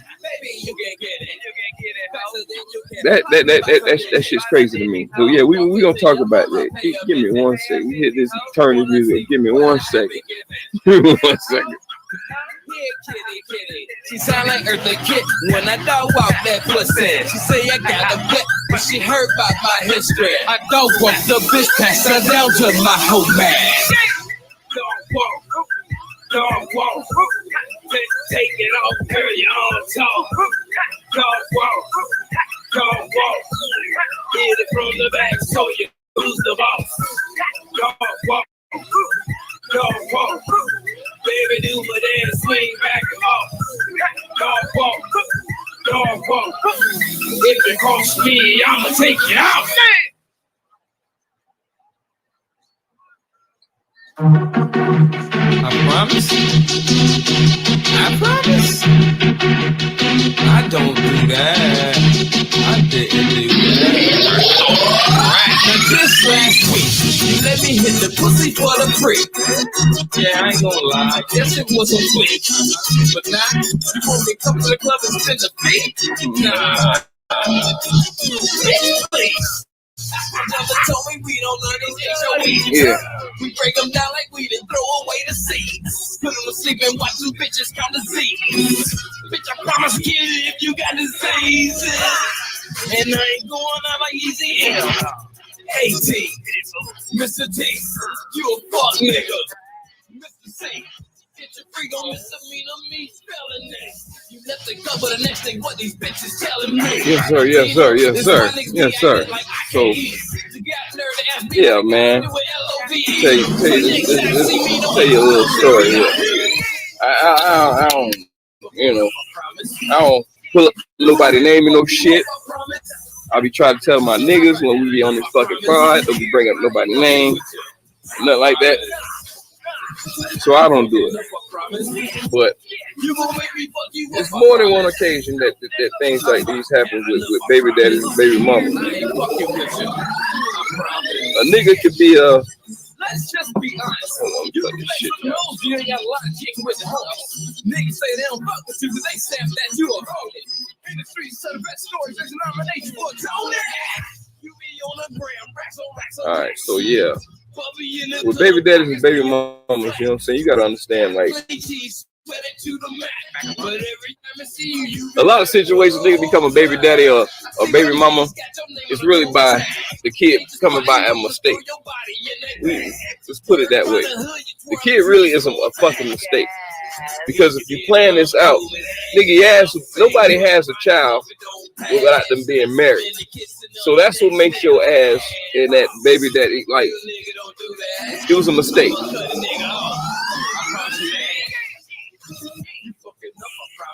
It was a mistake. At the end of the day, somebody got to be an adult about it. Somebody got to be smart about the whole situation and everything, because it's like shit, man. If I get you pregnant and we find out some shit like that, like, I ain't gonna lie. When I had my first child, well, when I got pregnant, she got pregnant, my ex-wife. I don't even call her my baby mama. When she got pregnant, shit, I was probably the first 6 months of us like dating or whatever. And at the same time, she already had a child. living, and she was living with her baby daddy. You know what I'm saying, at the time. And we knew each other through, actually, we knew each other through work. We was messing with each other, and her and her baby daddy moved out from living with each other. And then, like, 1 month with her moving on her own, she got pregnant. I was young. I was, 20 years old, some shit like that, just hitting 21. So I'm like, man, hell no, man. And I regretted aborting my first damn child. You know, like we went on this democratic shit, you know, let you women I'm pro-life, but that's what makes me a Republican. You know what I'm saying? I'm pro-life. So at the same time, you know, I respect the woman's body. It's all their decision. It's all their decision on what they want to do. You know what I'm saying? You can't tell a woman what to do with their body. But at the time, we both made that decision, and it was really all up to her. And we really wanted. We were too young and too. Like, you have a child already. If anything, if I'm gonna be in your life, I'm gonna try to help raise that and move. You know what I'm saying? I'm not gonna come in and bring another child in to confuse the situation in between the child that you already have already. Like, she needs attention, she needs love. And if I'm gonna be in your life, you can see that love for me. You know what I'm saying? So my mindset was totally different about it, and me thinking that I was being responsible at the time, getting rid of the child. Cut this down. Me getting rid of the child, me thinking I was more being responsible for it. But at the end of the day, yeah, no, I regret the whole thing. Now, a lot of niggas get in this situation and they'll have a baby mama. They'll have a fucking baby mama, and they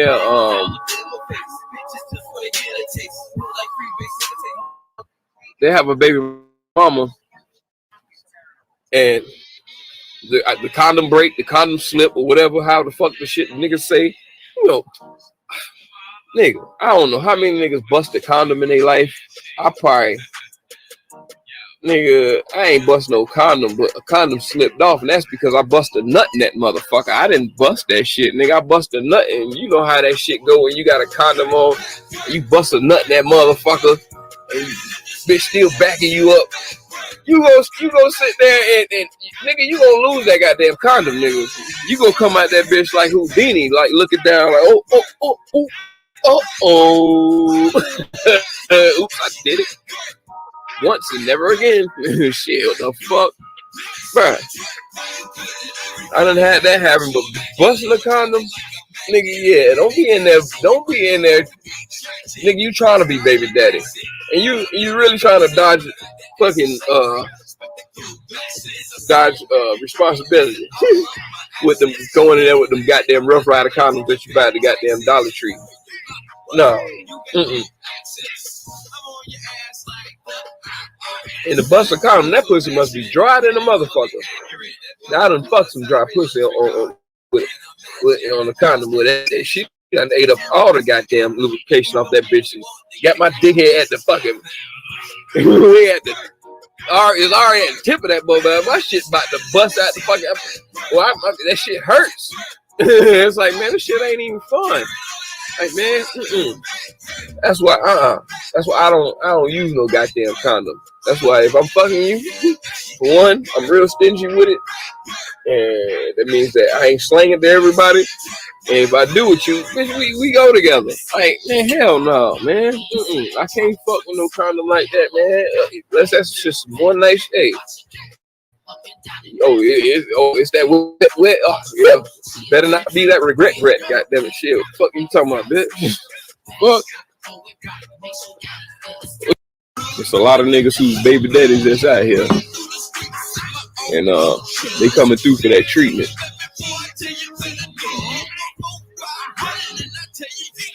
Y'all know who the fuck them baby daddies is? The niggas that show up at 6:30 in the morning. Them niggas that's peeking in your damn window when you in there with your old man, with your new man.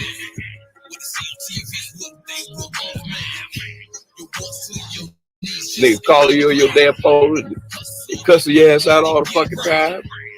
The nigga that you're always hanging up on all the fucking time and calling you back fucking 80 times in a fucking row because they don't want to get off your phone. That's who coming on Sunday. Or he gonna be trying to slide in on ease on Saturday night. Showing up the door like goddamn Rodney getting out of jail going to see a vet. And baby boy. Hey, what's happening? Yeah. Just push that door on open. You already got Father's Day planned out for your goddamn your boyfriend that been taking care of the goddamn kids. This nigga just got out of jail. Right in time for Father's Day. Oh, shit gonna get rough in these households this weekend, boy. Shit gonna be in shambles in the black community.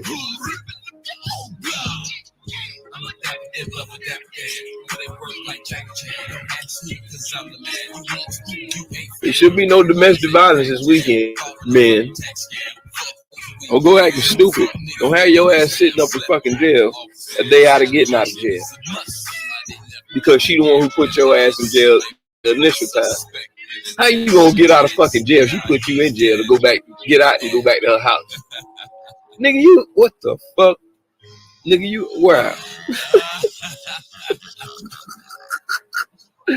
How you tell a nigga mama don't give a fuck about their ass, nigga? Nigga gotta return back to the bitch that put him in jail. Oh man, that's crazy. That's crazy. Niggas need to stop that shit, boy. Y'all need to cut that shit out, baby daddy. Cut that shit out. That's why your ass stay a baby daddy with that fuck shit. They want to come over there and start eating all the baby food and shit. Because shit, you think you got part of the baby's food stamp.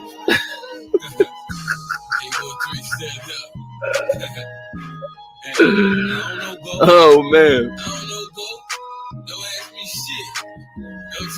Yeah, that man around there acting like a true man.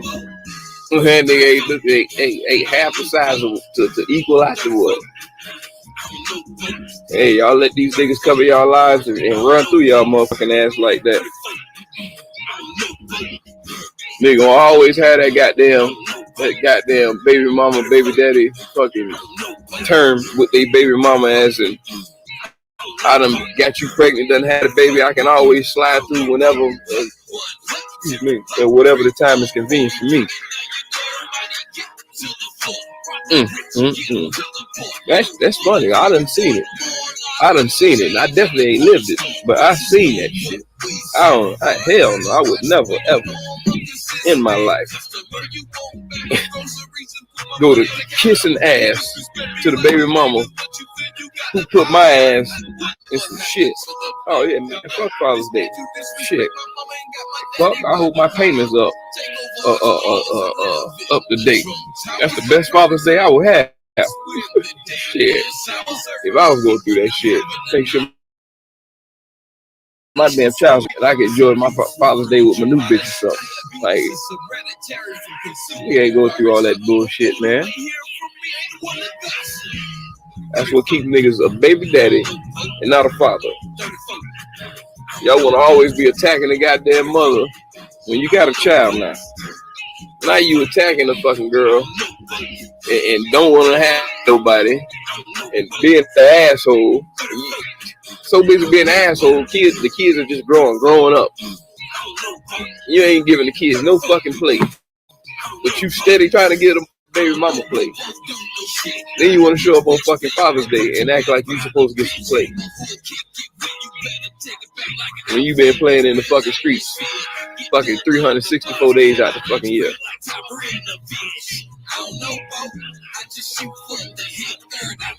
Baby daddy, good luck on that shit on fucking Sunday. You got a bitter ass fucking baby mama nigga? Oh Lord. Nigga. You better show up with roses. Shit, nigga, like his Mother's Day, nigga, because you better fucking tell her thank you for being a father for my deadbeat ass. And hope you smell collard greens when you knock on the fucking door. Shit. Come knocking on the door. Oh shit, she cooking for me. You come walking in there, she open the door, she looking at you all crazy sideways, like, what the fuck you doing here? Not even knowing it's Father's Day. But the kids done gave the mama goddamn happy Father's Day. Happy Father's Day shit, so thank you, Bob. You go to the house, smell collard greens and ham and all type of shit in there. Go sit down at the table. And shit, damn, I only see 3 plates. Where mine? Oh, ain't nobody say I was cooking for you. It's for me and the kids. Come down, kids. Ready to eat? Nigga, your flowers gonna go. Your flowers gonna goddamn die right there in your head. Like, oh shit.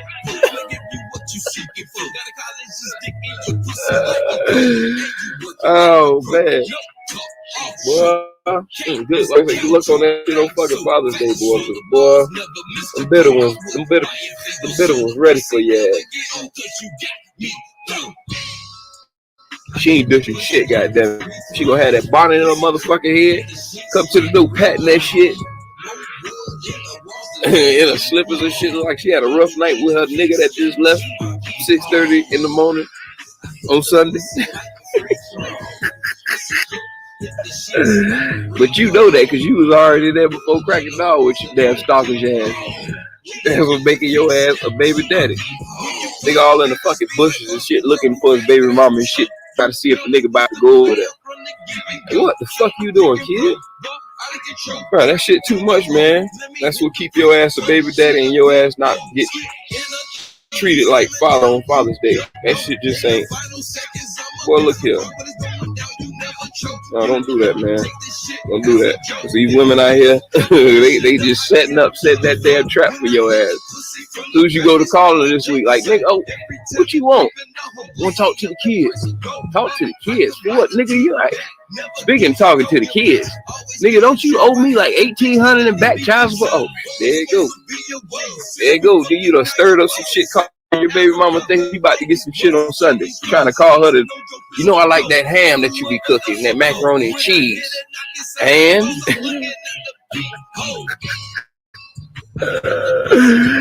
they gonna be like straight trash. What you say? And you gonna be like, and you know what's going on this weekend?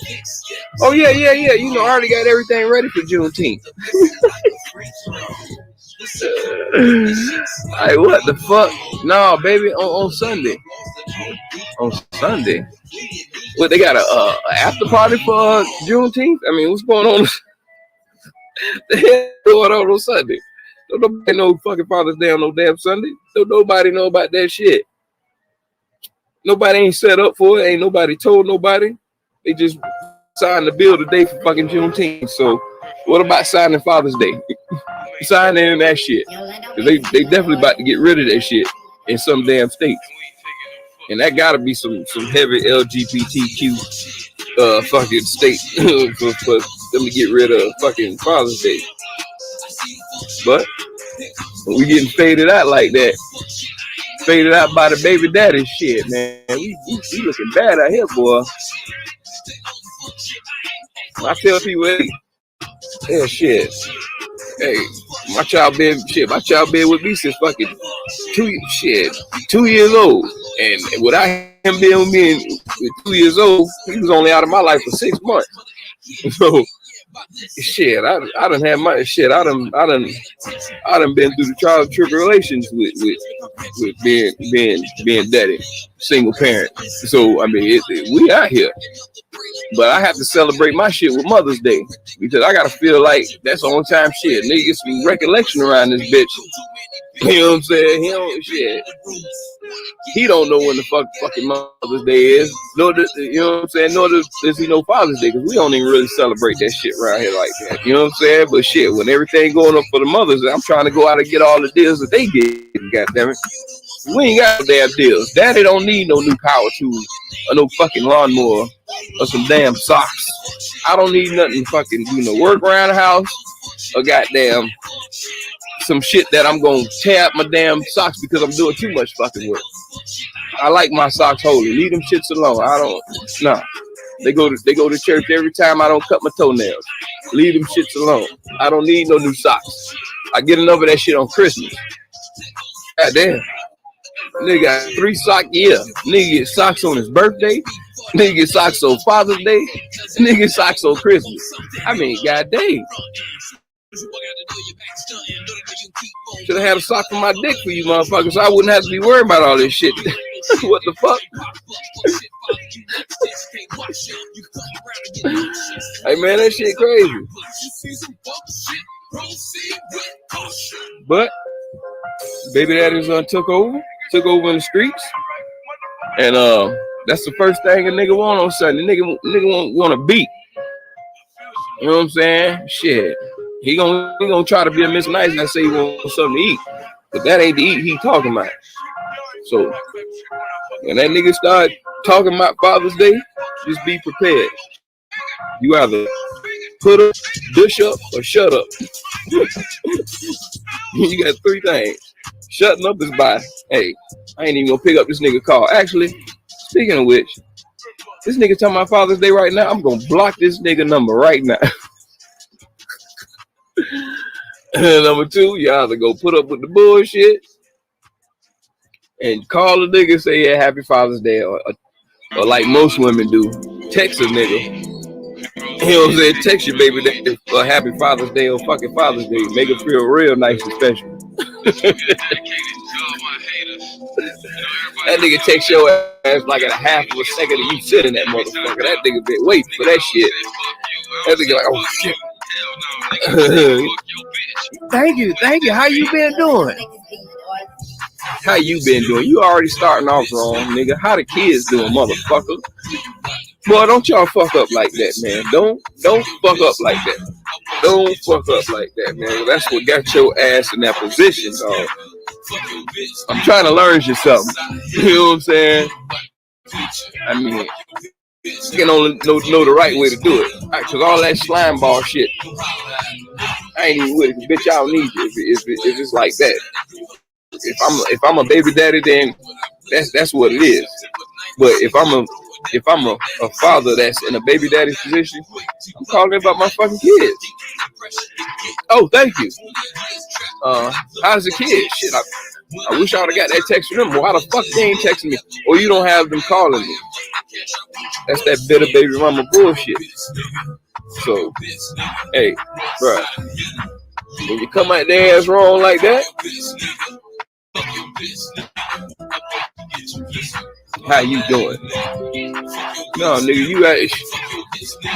you ask her how she doing on her birthday, or ask her how she doing on Christmas.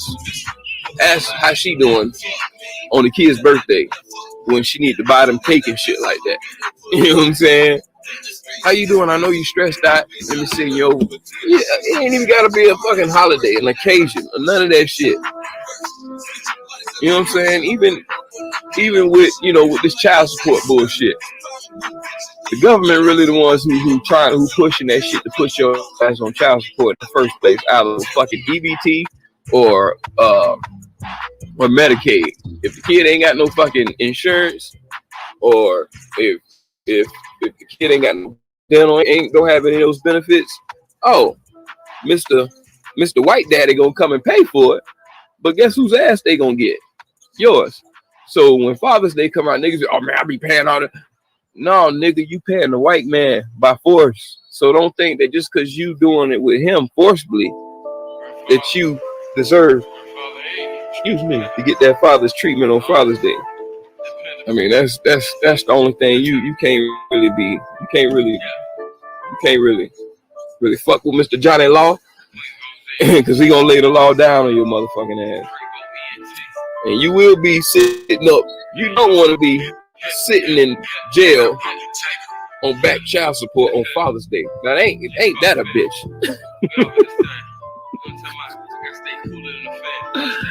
Oh man, ain't that a bitch? Oh yeah, shout out to all you men who are locked up right now on child support and won't see Father's Day. I know you gonna be in that bitch like punching the walls, ready to knock your baby mama mouth out. Calm down, baby daddies. Calm down. Calm down. It'll be okay. It'll be okay. Yeah, shout out to all my baby daddies who locked up and won't be seeing Father's Day for choking their baby mama. Restraining orders and all that shit. Calm down, fellas. Calm down. Keep calm. Keep calm. Just think, Juneteenth is coming up this weekend. Fuck Father's Day. You know, why you in jail? Celebrate Pride.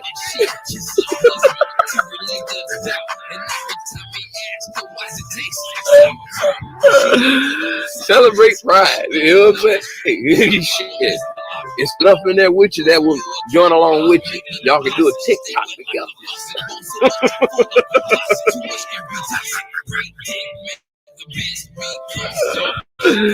Yeah, y'all can show people how to make some goulashes and some prison cheesecake, some jail, some county cheesecake. Yeah, man. Let me stop. But yeah, man. You just gotta slow that shit down, man. Baby daddies, don't come off wrong. If you want to start off trying to get in on a good foot, you know what I'm saying? Come this weekend, we ain't come at them like that. Once they text you back, hire the kids. Boom. Can I speak with them? You know what I'm saying? Oh, they ain't here. Oh, they ain't there. Oh yeah. You know my boyfriend. Like, what the fuck?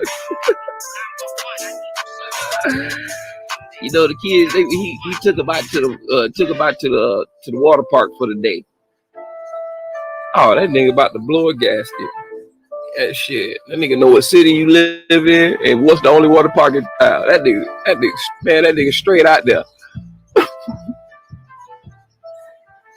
Thought that nigga was crazy looking at your goddamn window at night. That nigga be hopping the fish to the water park, goddamn it. No swimsuit. Shit. That nigga gonna be the only nigga at the fucking park out of place. Walking mad as hell on Father's Day looking around. Like somebody done slapped his mama or something. Man, these women be vindictive, have that vendetta. And if you a baby daddy, nigga, you're dealing with a baby mama. So, Mr. want to come over there and eat up all the kids' goddamn groceries and run up the goddamn light bill, always touching that motherfucking AC. Knowing goddamn well she be kicking them kids in the goddamn back of their head. They touch that AC. You over there fucking turning that bitch all the way down. Don't pay no goddamn bills over there. But when you leave that bitch, the bills higher than a motherfucker. If you ain't putting in that pot, Joker, you ain't getting shit. Oh goddamn Sunday. You ain't getting nothing. Your ass always missing. Your ass always gone. Your ass on them streets. Talk about, oh yeah, you know I'm out here doing this for us. Who the fuck is us? You and them 2 feet? Because them 2 feet never settled at this house. I bet them shoes smoking right now, goddamn it. You in the street more than fucking tar. Like, what the fuck going on? Like, shit, man. Bruh. Boy, baby daddies, take heed. Be ye, hear ye. You better get some flowers. You better, shit, man, it's too late now. It's too late now. It's Thursday. It's already Thursday, which is considered in a lot of people's minds, especially black folks, weekend starts today. A lot of motherfuckers is going to work tomorrow for a half day, going to pick up their goddamn check. And we should picking up that check. Your ass ain't on that list of things to get on that paycheck for this Friday coming up. You better believe that shit. You better hope that EBT hit or something, nigga. Shit, you can run out to the store and grab you some Jameis Winston's, grab you some crab legs or some shit for the last moment. Cause you know all the seafood places let you hit them with the EBT. Let them cook some shit for you. Allegedly. Maybe. Probably. Like my boy Kwame. It is what it is. You know what I'm saying? You can't really sit there and harp on it, but however it is, time has changed, time has passed, time moves on. You know what I'm saying? The same thing with the racism. As time moves on and time we expect it to move and leave and go away. But it just don't. It just get reconfigured into a way for you not to think about it. Like everybody on this LGBTQAI, whatever alphabet folk, yay, you know what I'm saying? Whatever they name themselves, you know what I'm saying? Everybody want to kick on that. Your black skin not gonna protect your black ass from a white person from kicking it instead of sticking something in it. You know what I'm saying? Like you trying to escape your race to join something that's surpassing the black culture right now, to our freedom, to even to white people's freedoms. So like we're all being kicked down, and that's gonna be the minority. You know what I'm saying? That's gonna be the minority. Fuck then black, white, Spanish, nigga, pride, all that shit is gonna be the minority. So live by this smoke screen, this illusion that the minorities are the prize, because motherfucker, that's a minority of all different type of fucking races in that shit, and supposedly they're so happy and joyful they don't see any racism between each other. Like bro, we already got to that point where black people feeling mistreated, racism inside of being in that community. You know what I'm saying? Like that's just like, bro, like who the hell gonna fight? You done fought for those rights for that. Now we done, like, straight people done, okay, fine. We'll deal with that. Fine, boom. Don't expect us straight people to dig in further to care that you're being treated by your color of your skin inside the pride community. Because nigga, I ain't stepping in it like, nigga, you tried to escape us in the first place. Like you tried to do some other shit. You know what I'm saying? Like that's like me saying like I want to go ahead and change up my whole my race and everything and change my identity and say I'm a white person, and I come back to the black community like, damn man, you know my shit kind of washed off and it wore off, so I kind of need y'all help. No, man, I would expect them to be like, man, nah, man, fuck you. You know what I'm saying? Go back to where they at. I would expect that, respectfully. You know what I'm saying? Respectfully. But that's me being a man. You know what I'm saying? Like, at the end of the day, at the beginning of the day, I got to be what I am and be what I was born as. And at the end of the day and at the beginning of the day, that's when you're going to have to ask yourself, who was I at the beginning of the day and who was I at the end of the day? You know what I'm saying? It ain't all the shit in between, ain't nothing but a facade of what you can play on. I mean, that's cool. That's cool. That's a great scam, I've been saying that shit for years. Like, I've been looking at it coming and seeing it coming, whatever. Like, man, it's motherfuckers that's gonna be out here really, really using this shit against the will of what the hell going on. Like, they gonna really, and that I don't respect. Motherfuckers using that shit.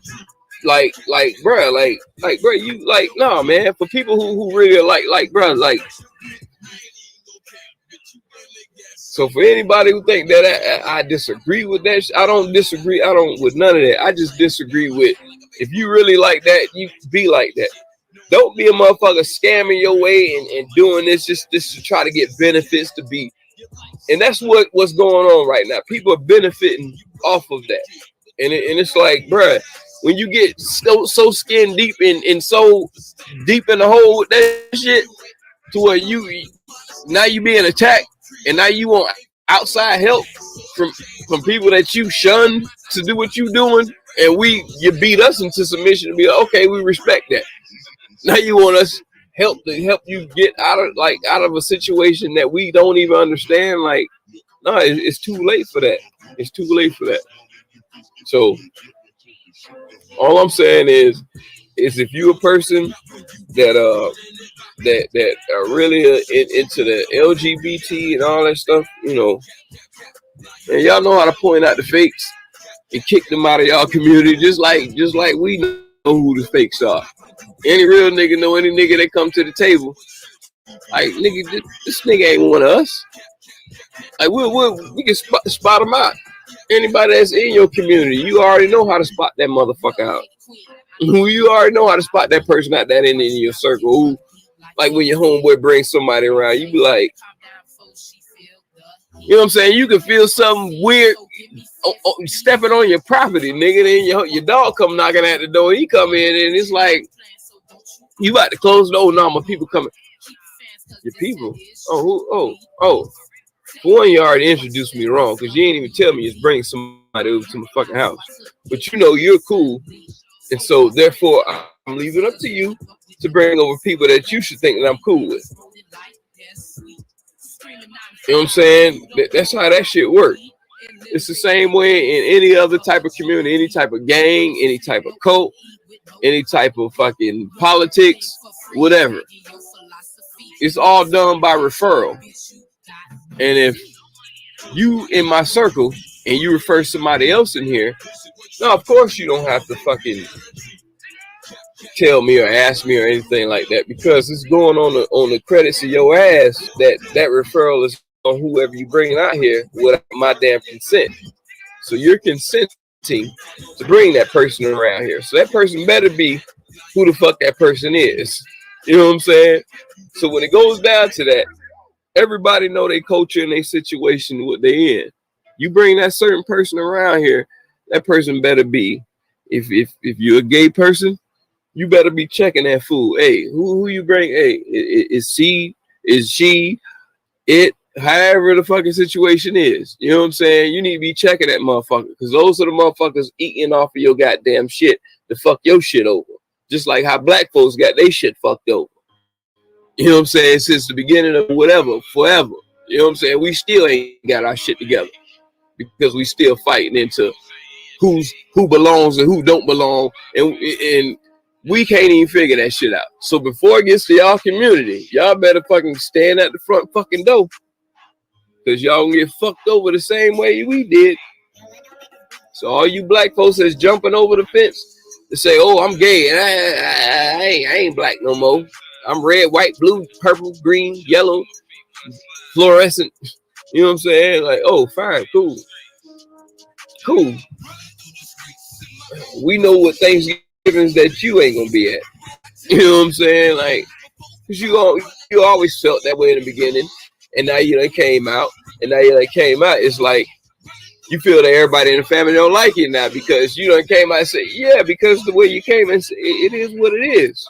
But once you done left the family and went off to you know what I'm saying, rebel, because apparently you've been rebelling your whole damn life, rebelling against what the hell you was. So when it comes public, you're rebelling against your family. So now when it becomes to the family for them to find out, the response wasn't what you expected to get. But by the time you done brought it up, shit, it was a bad time for it anyway. But it's always going to be a bad time for you to bring that up. So whenever that chance came around for you to bring that up, you just rebelled and left. So when that community start treating your ass bad, don't come back telling me, oh, man, thank God for family. No, man. No, family my ass. You can kiss it, and we don't even want that. You know what I'm saying? Just all we have is boots to kick you in yours. That's it. You know what I'm saying? Like, it's all a cult, man. Like I said, just make sure y'all know what you're getting into and know who's the real ones in your fucking circle. Because them be the motherfuckers that screw up and tear down the whole goddamn organization. Like I said, that's how us black folks, we ain't never got nowhere, can't do anything, because they done screwed over our stuff. And we done got people jump ship to be sellouts and all type of whatever they want to be. So Yeah, I mean, I can't argue about it. Black folks, we just, black folks, we just always against each other anyway. So we just to a point where it's just, man, black folks just don't want to be black folks no more. Black women want to be men. Black men want to be the women.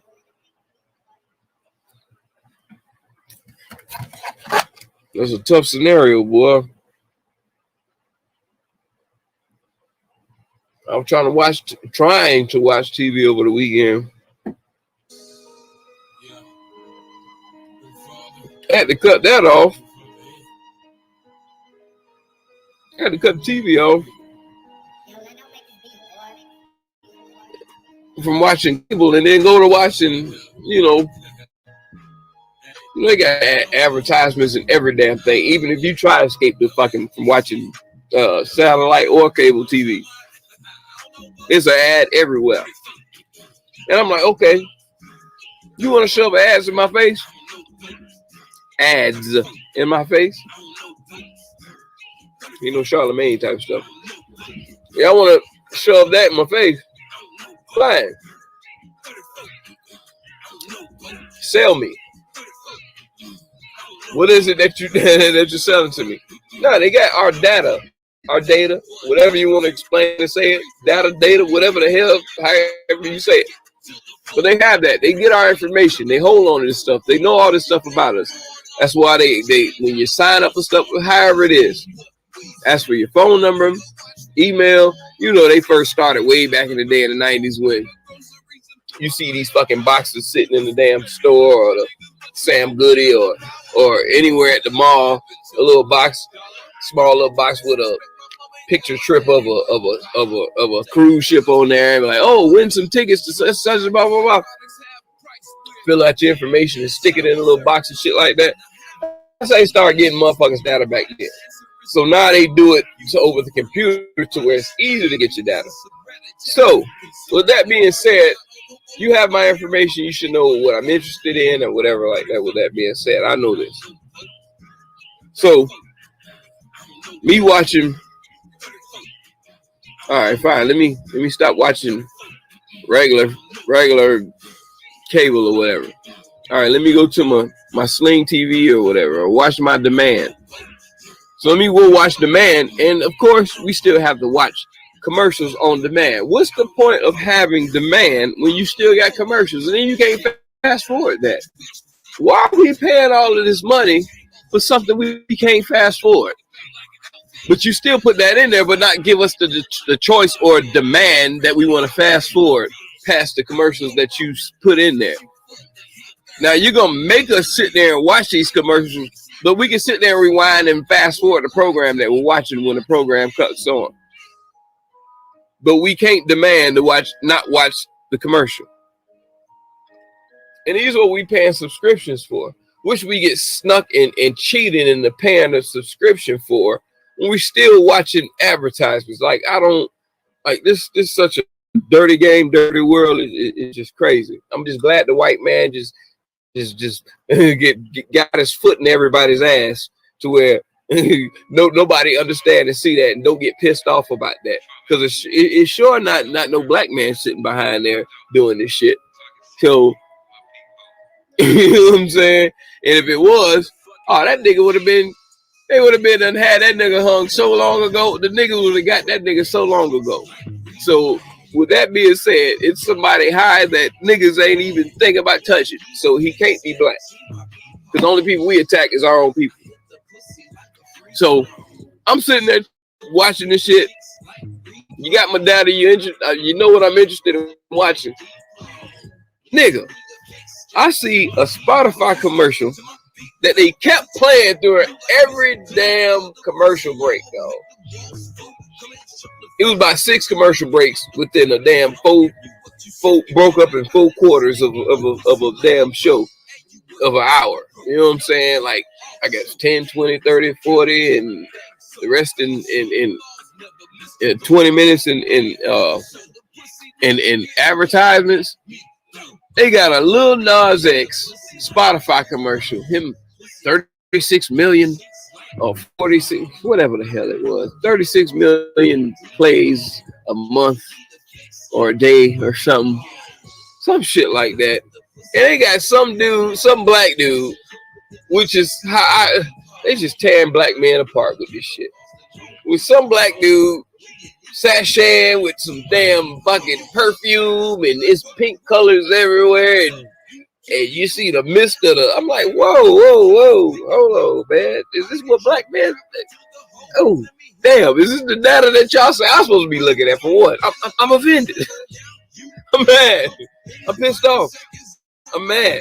I'm like, bro, why would y'all even put that show? Like, come on, man. What? Cool. I can watch it one time, and I can shut my eyes the rest of the commercial when I, you know what I'm saying? But I mean, you just pound that stuff into people's. I'm gonna say the wrong word, but I'm not even gonna go there, man. I'm gonna leave that alone. But like I'm saying, you're fussing. Everybody's pushing this little agenda and all this thing and stuff going on. I couldn't even get on last week to talk about the BT wars. I was just so disgusted and just so. I felt like, man, I felt like I really missed some time in church, and that what would make me watch some secularity or something like that. Like I really was critiquing this, like, man, man. Let me tell you something.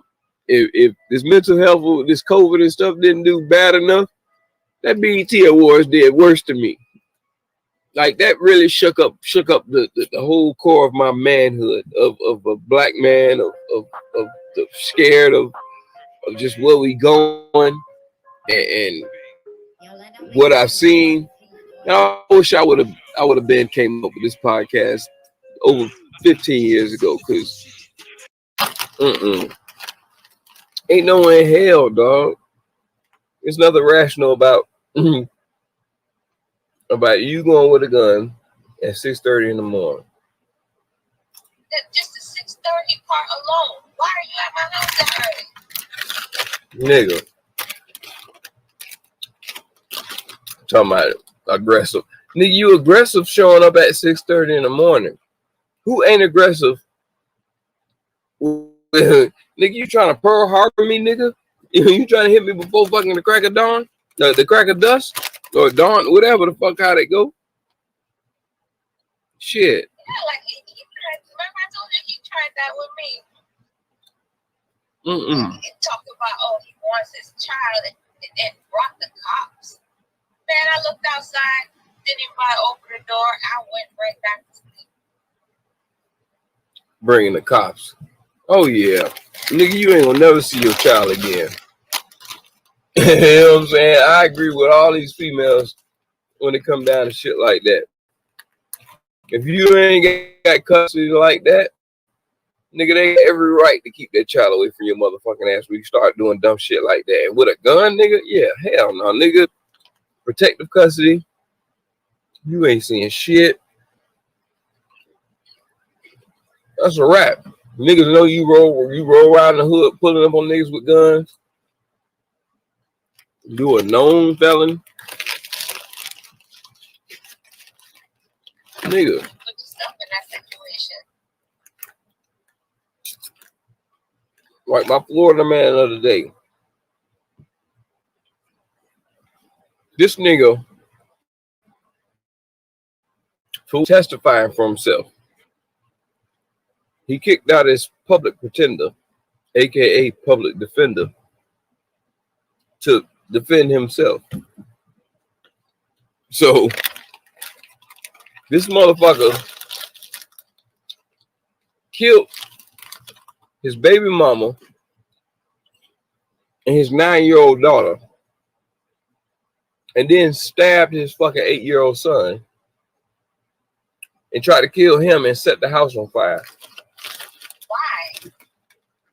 And she on the 911 call screaming and yelling why this nigga doing all this shit, beating her with a shotgun after he shot her with the shotgun. So he's defending himself, saying that the evidence will show that the government and the police planted and tamper with the evidence. Nigga, tamper with what evidence, nigga? What is you talking about? Ain't no other. What, tamper with what? Nigga, you the only one who tampered with the evidence. You tried to burn the house down, you stupid motherfucker. Fatal attraction. If I can't have you, nobody can. Bruh, you got 2 children, and you're killing your baby mother and your 2 children. And the kid. So the boy's 11 years old now. He survived. He's about to testify. And he said that my daddy killed my mom. This nigga, when he testified for himself, my son is lying. He don't know what he's talking about. The evidence will show. Nigga, the evidence showing that you did it. What the hell are you talking about? And you screaming and yelling at the jury, trying to get them scared, defending yourself like you. What books have you been reading over the past 3 years? Because this happened 3 years ago when he killed them. So you've been there reading books, using these big words.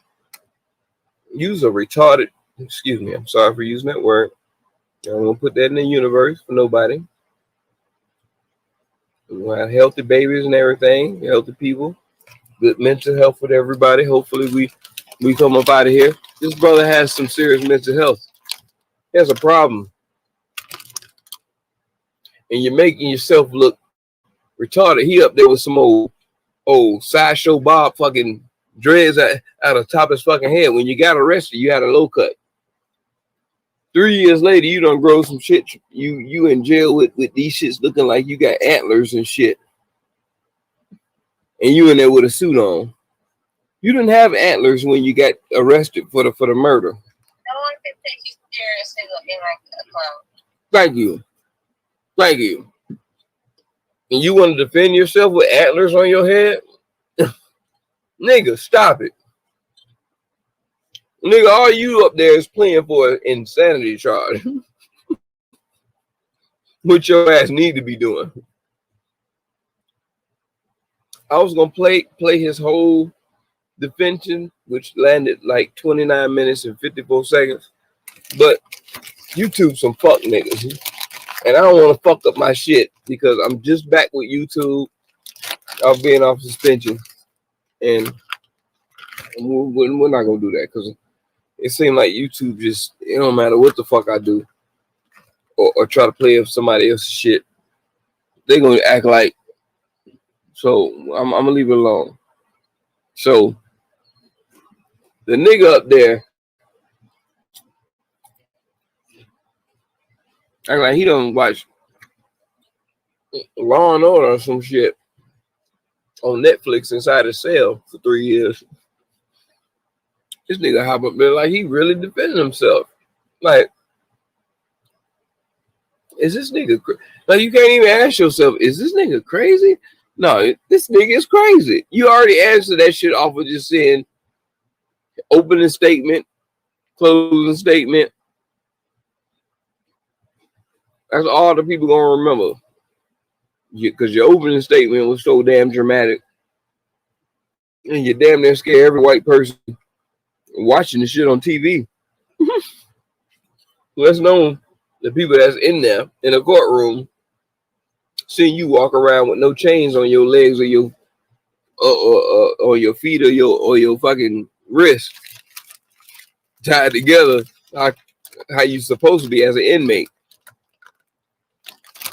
So you walking back and forth like a lawyer would do, talking for your client, the suspect. They allowing this nigga to walk around back and forth, go over the jury. This nigga grilling and mean mugging these people. So now you're gonna intimidate the jury too.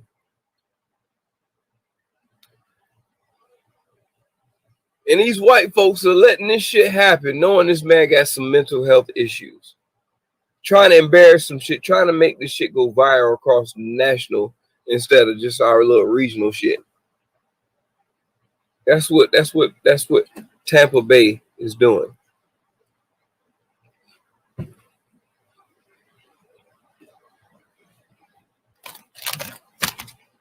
Now they dead wrong for that.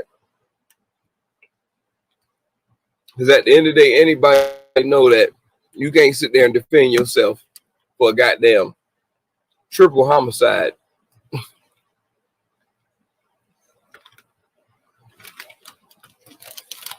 Ain't enough tampering of evidence in this fucking world. He's trying to say that nigga saying that he's claiming self-defense. That his baby mama was trying to kill his children and he had to kill her to stop them. If niggas ain't fucking, bruh, social media fuck niggas up. Where we're hearing more about our crazy stories about us drowning our kids and killing our kids or killing our baby mamas, shit like that, more than what we were hearing back in the 80s and 90s when we were just going off of fucking paperback, black and white fucking letters, reading shit, catch some shit on the news, you know what I'm saying? Now shit is just, news just happening socially, live, all this shit is just happening, how people just doing it from their phone. So shit like that, this nigga in his mind think that there's no way in the world you should think in your mind think you can defend yourself on a goddamn triple homicide.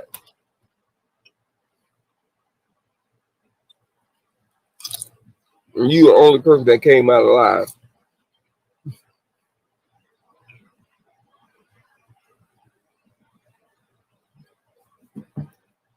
It's sad to see that black people are doing this shit to their children, doing this shit to the person that they supposedly love.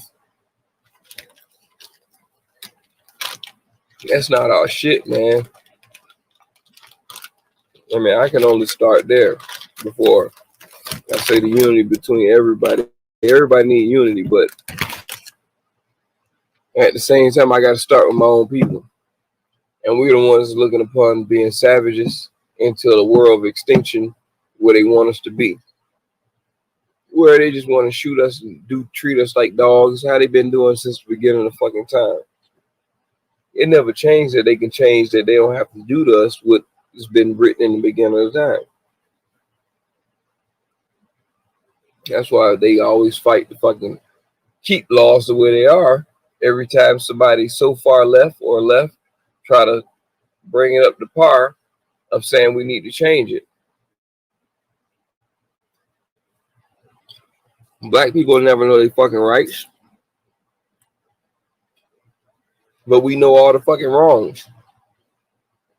So why the fuck would you do a wrong not knowing the fucking right?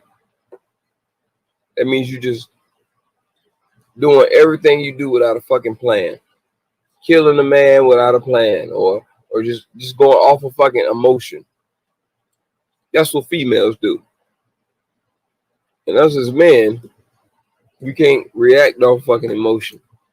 We can't want to kill a motherfucker over some bullshit. Like we can't react like that. But it's too late. It's too late. It's too late to the point of, like I said, we to the point of extinction. It's too late to try to teach that, because these kids out here, to where it's getting to our young little ladies, to where they you know what I'm saying, they have the same dick grabbing fucking perspective and ideology, just like how the young boy do, dick grabbing and spitting. Like, come on, man. I mean, this is what we raising. This is what y'all want an outcome of. And then when it comes down and we bring this shit to the table to try to make a change, it's all a money making thing. And now you want to fund and make money off of all these things that you're starting and creating, just like synthetic weed, like just like anything that the government do create, just to put people under, take it away, make a law, and then try to damage you over it, give you crack, sell crack, make a bill harder than that. put away for life, and that's that. You know what I'm saying? It's just all a setup to where it's just getting all the lower people put away, and this world's supposed to be nothing but elite. That's all they want. But our people will never amount to becoming elite, not joining together. The Jews stick together, the Mexicans stick together, but guess what? They have all in common. The Asians, guess what they all have in common? They hate the black man.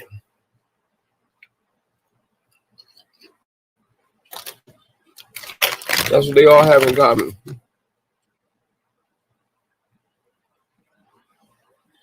But the problem is that we want to sit here and act like we don't know that, or we're supposed to react like a woman to say that, no, that ain't right. You better treat us. Why? Why treat us? Why? What have we done to be equal, to be treated the way they can respect us? Just because we said so? What the fuck have we done besides trample over our own fucking people? So if they look that we don't respect ourselves, how the fuck we expect to get respect from them? It's never gonna fucking happen. I don't know how the shit gonna start, how it's gonna end, and where it's gonna begin. But the shit ain't happening today. And future wise, as of tomorrow, nah, the shit ain't gonna change.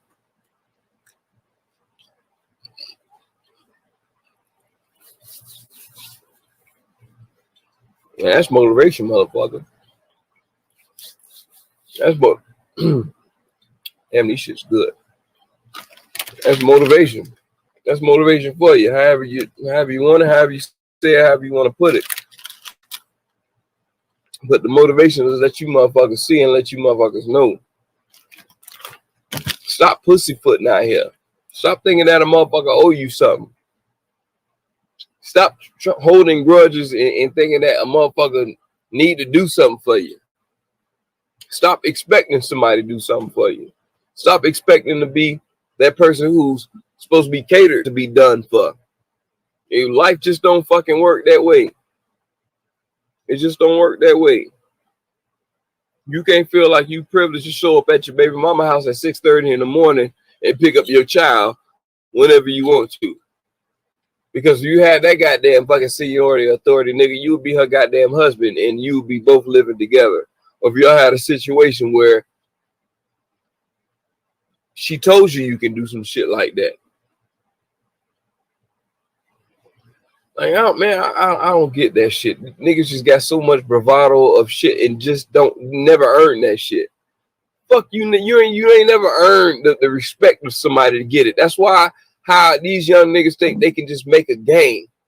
How you gonna make a gang when you never fucking earned the respect to even show that you got the respect, or you and your clique of your nigga, no, you and your clique of your homeboys can't be no blood or no goddamn crip. If that shit didn't even start in your area or resonate, or it has a branch, you know what I'm saying? Like, you just, it's way over your head. I ain't even gonna get to that shit today, but you know, it was different back in my day when it came to joining the gang and shit like that. It ain't the same way how shit work and how niggas want to claim shit, and then at the same time you out here doing shit, putting a bad name claim on the gang. So when your ass get locked up, guess what? Your ass get dealt with, little homie. Cause your ass gonna get checked. Who the fuck made you, or your ass will get checked. And ain't enough OGs out here that survive to be still in the gang doing that. Like, those OGs have converted. There's something else and show what it is. All you new gang members and shit like that, like, okay, yeah, your OG is already OG. It's somebody way under 30, I'm pretty sure, because they're not gonna get to a certain point to where they're not breaking down the top dog to bring down the little dogs. I mean, it's just how it goes. They just throw you on a conspiracy case.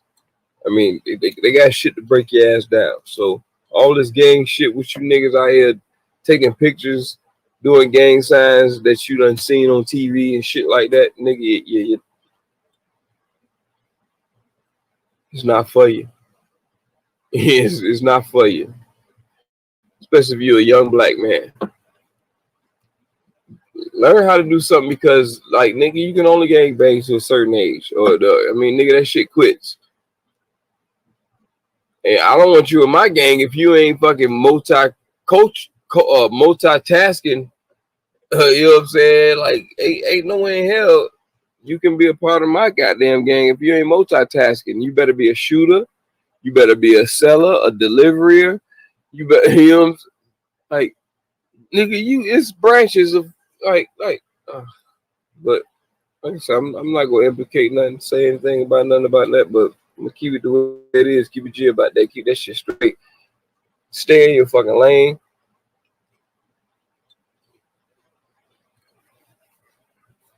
I'm not against anybody doing anything. Just be careful, because it's gonna end one day. Maybe you living off the wave and it's not ending today. But it's so long that you can be out here moving in your same ways, being disrespectful.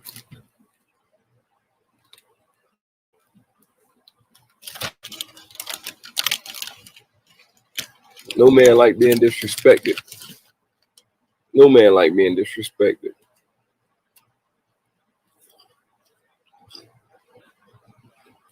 A young man joined the gang for respect. Have niggas around him that respect him. Do things that niggas gonna respect him for doing it. We want that same thing out of our significant, or our baby mama, or our wife, our business partner, friend, foe. You know what I'm saying? It all goes to, we want that respect. Either we love you to get it out of you, or we beat it out of you to get it. So you show up at 6:30 in the morning to your baby mama house trying to ask for your child. You thought you had that respect, where, like I said, you wouldn't be a baby daddy to be showing up at that time in the morning, or be separated from your child, even go. Why you are that is because you a type of nigga that show up at 6:30 in the morning. This game is filled with too many fucking lanes, and the real niggas are getting the blame. Because at the end of the day, these women are talking niggas like they ain't shit, running over niggas, got the upper hand, and ain't even gotta get no pussy. Well, the shit only just getting worse.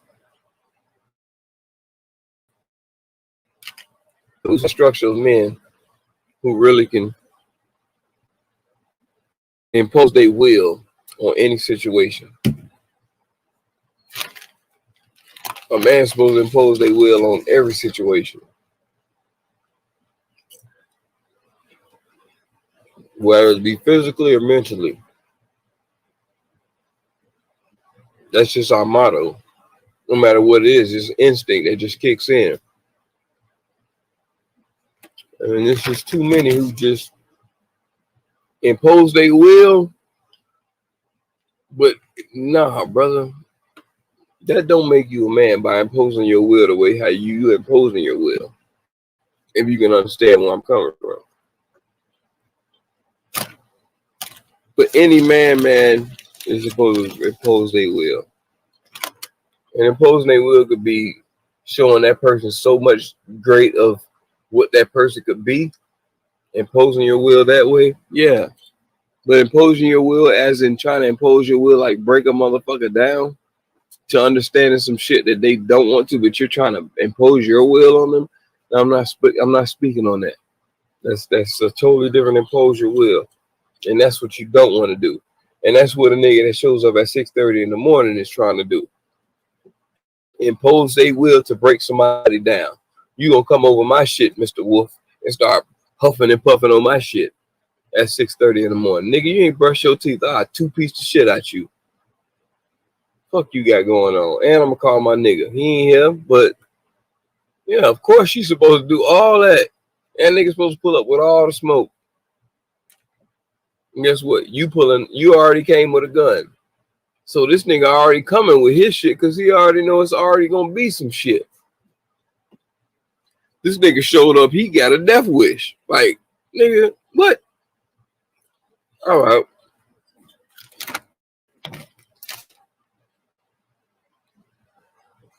Gonna be caught with one, then without one.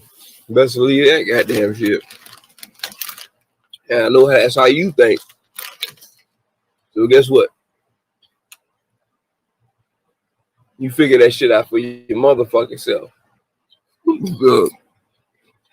I'm coming from allegedly. So it's like, man, you just gotta respect. Both parties just gotta respect each other's space. Baby mama, baby daddies.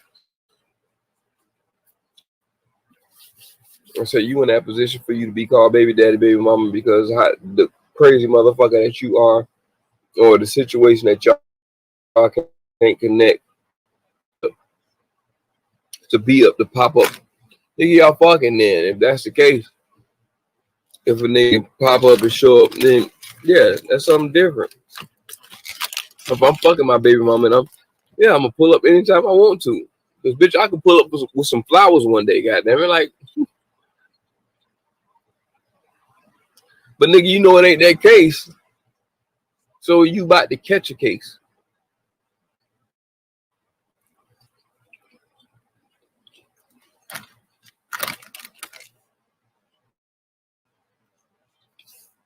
You gotta cut that shit out, man. Stop being a sucker. Stop being a simp ass nigga. Stop being a fuck pussy punk fuck nigga. You can't stop acting like that, man. Yeah. Sad to say that I done fought some niggas like that. 3 baby daddies and babies at the time. Way more emotional than a fucking bitch.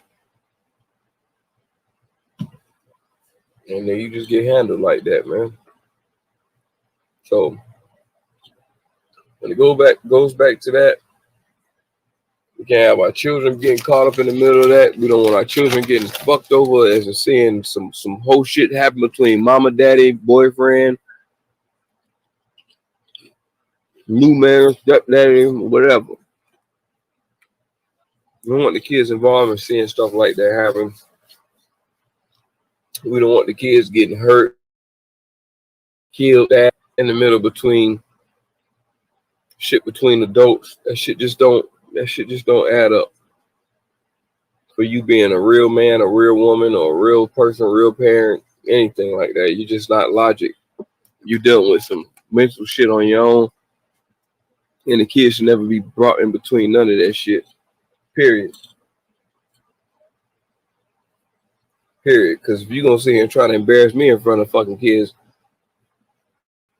well, this is going to be a situation the kids going to be like, tugging on your goddamn fucking skirt, your dress, whatever the fuck you wearing that day.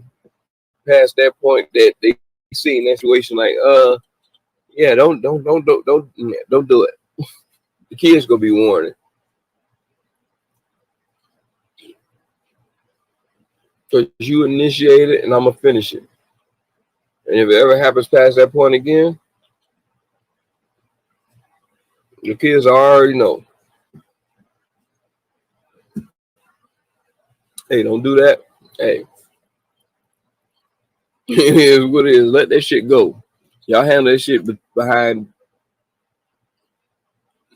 Cause I never be aggressive or do anything like that in front of no damn kids. Try to act dick swing, act like you the man in front of kids and shit. Now you scaring the babies and shit. Got them all scared because you want to be with all the bravado around the bitch and talking to the goddamn mother like she ain't shit. Like the kids will never respect the mother with you right there talking shit to her and talking to her in any kind of damn way in front of the damn kid.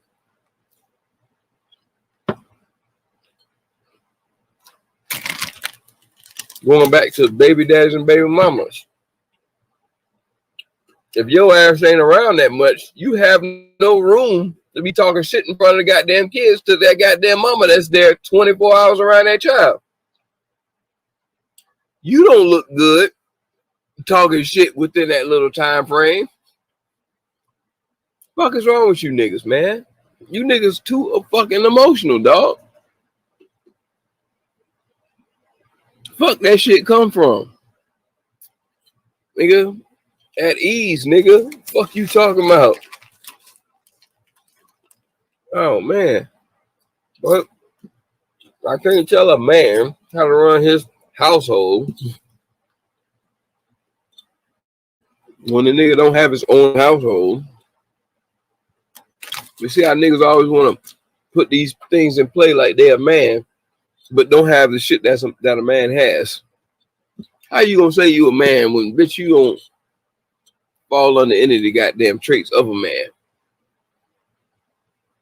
We get down to the meat and potatoes, nigga, you fall under all the shit a trans does, some shit like that. Like, nigga, you're a real trans, not a man. What the fuck you talking about? Nigga, don't even trans, nigga, first thing you see on they shit, job. Nigga, that shit straight at the top. You can't be a man without a job. Nigga, that's the first goddamn thing it takes to be a man. Job. If you can't start with job, nigga, ain't no point in getting number 2, 3, 4, 5, 6, 7. Nigga, you have no fucking income. Let's just put it like that. A job. Anything that has income. That's where it starts. You can't be a man without no fucking income.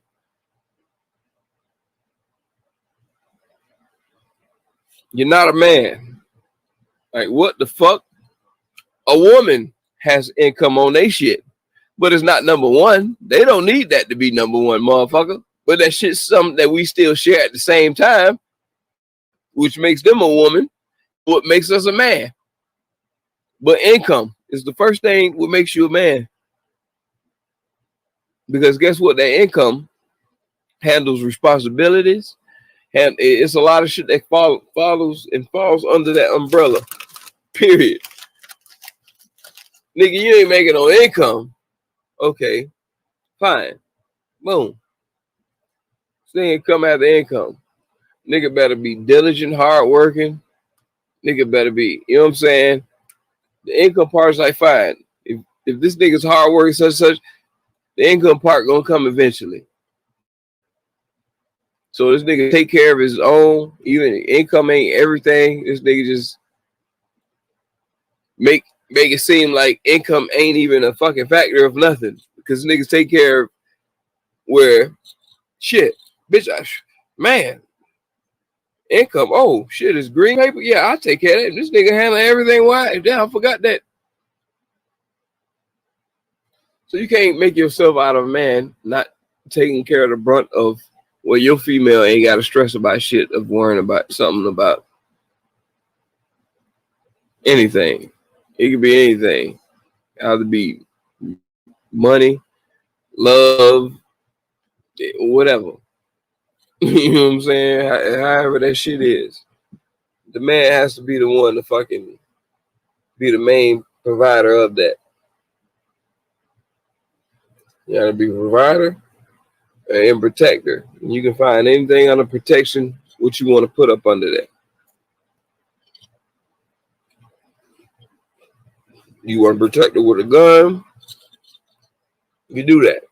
But you don't show up to her crib with a gun unless she calls you over there to protect her. Like, why you got a gun coming to your baby mom?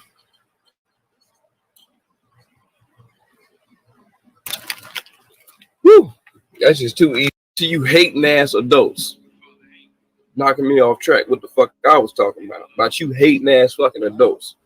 So this man, I'm just using him as an example because I don't like to speak about no other man, nothing like that. But I will speak about the positivity of a man. You know what I'm saying? Because that's what we do here to do is uplift the man.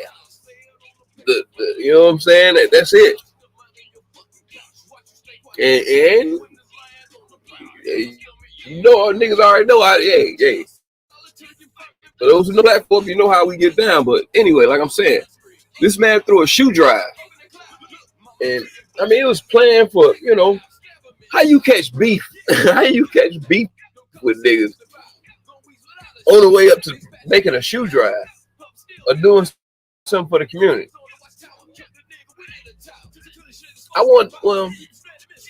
Yeah, the niggas still want to kill Nino Brown, even though he was giving out them turkeys. They still want to fuck Nino up. But it was the Italians, like, wasn't it? Nino didn't. I don't know. I digress. But yeah, how you catch things from niggas over trying to help the kids?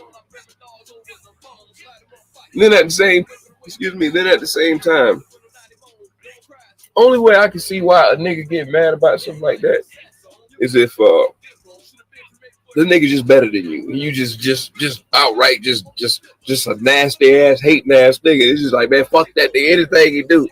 But damn, on the kids, player, on the kids, that just be the day that you need to take a break on your hate. You know what I'm saying?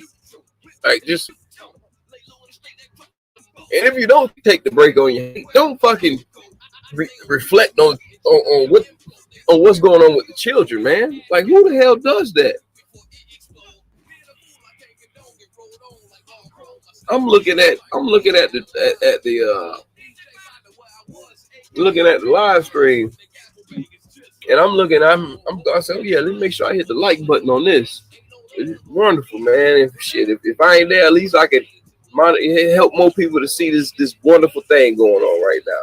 I mean, I've donated so much, and you know, he super chats, whatever. I super chat all the time, so I mean, until he started putting up his cash up, but I don't have money attached to my cash up. Unless somebody send money there, and I don't send no money from I don't want my bank connected to no damn cash up. So if somebody want to send me some money, then that's the only way that I send out money to other people when they send me. So I don't never have nothing personally on no cash app. So any other way I can do it, super chat, send money that way, and you know, support, put the word out, hit the like button. So I'm looking at the like button. I'm like, damn, this man just got on. This man got 0.1,000, you know, likes. I'm just seeing like 52 dislikes. Like, goddamn, who? You got 52 people that went. Hopefully, it was 52 mistakes or something. I mean, so shoe drive came the next day. It was more dislikes this next day within the first 5 minutes of him being on there. So I'm like, damn. And people really this hateful on the kids. So when these kids out here get killed in these streets, and people kumbaya, we shall overcome type shit, really in the back of their head, they're like, oh fuck them kids. You know what I'm saying? Like, the person that go to the vigil and kick over the candles. So if we got these vigil candle kickers out here, don't you think they hating ass to bring COVID to your school and try to kill your babies? Think about it.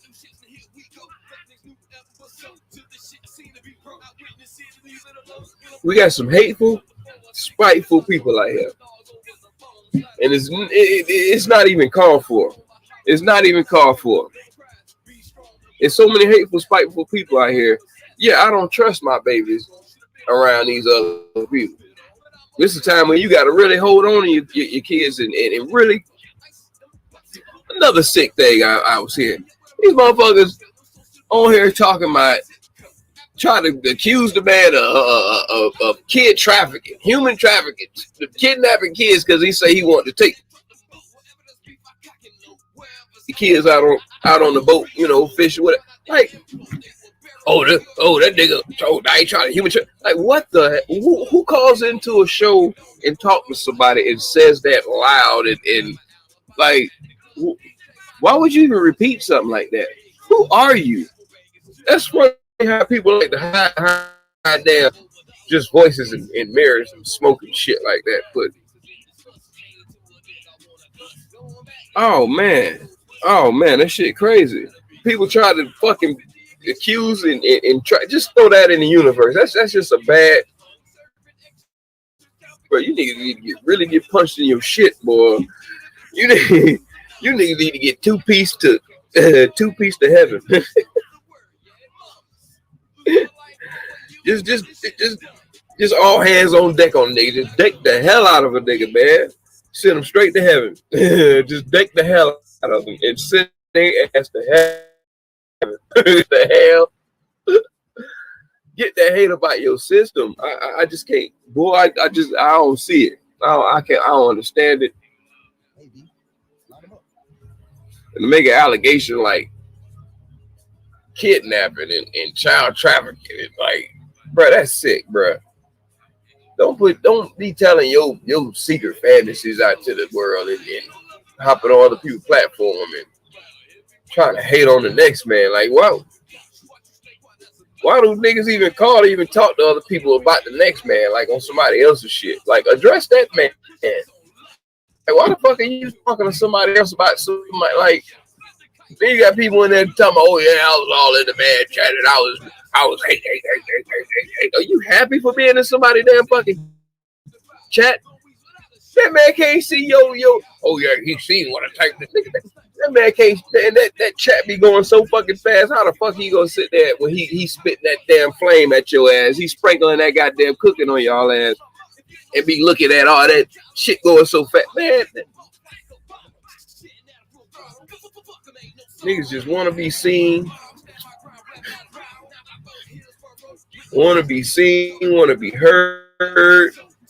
Well, want to be seen and want to be heard. And like how mama used to always tell us, be seen, not heard. Shit, boy. Get your ass slapped in your fucking mouth around there. Fucking talking between some goddamn adults, man. Hell no, man. And that's what's wrong. You niggas need to get slapped in your damn mouth with that shit. Around here with all that girly mouth talking about it, man. Come on, dog. You can't you're disrespectful about the kids. We don't play them games. Period. You put that hate. You put that hate and deal with that with the man. Mano y mano. Period. But what kind of fucking man? Man, a type of nigga that sits on the toilet. I'm pretty sure.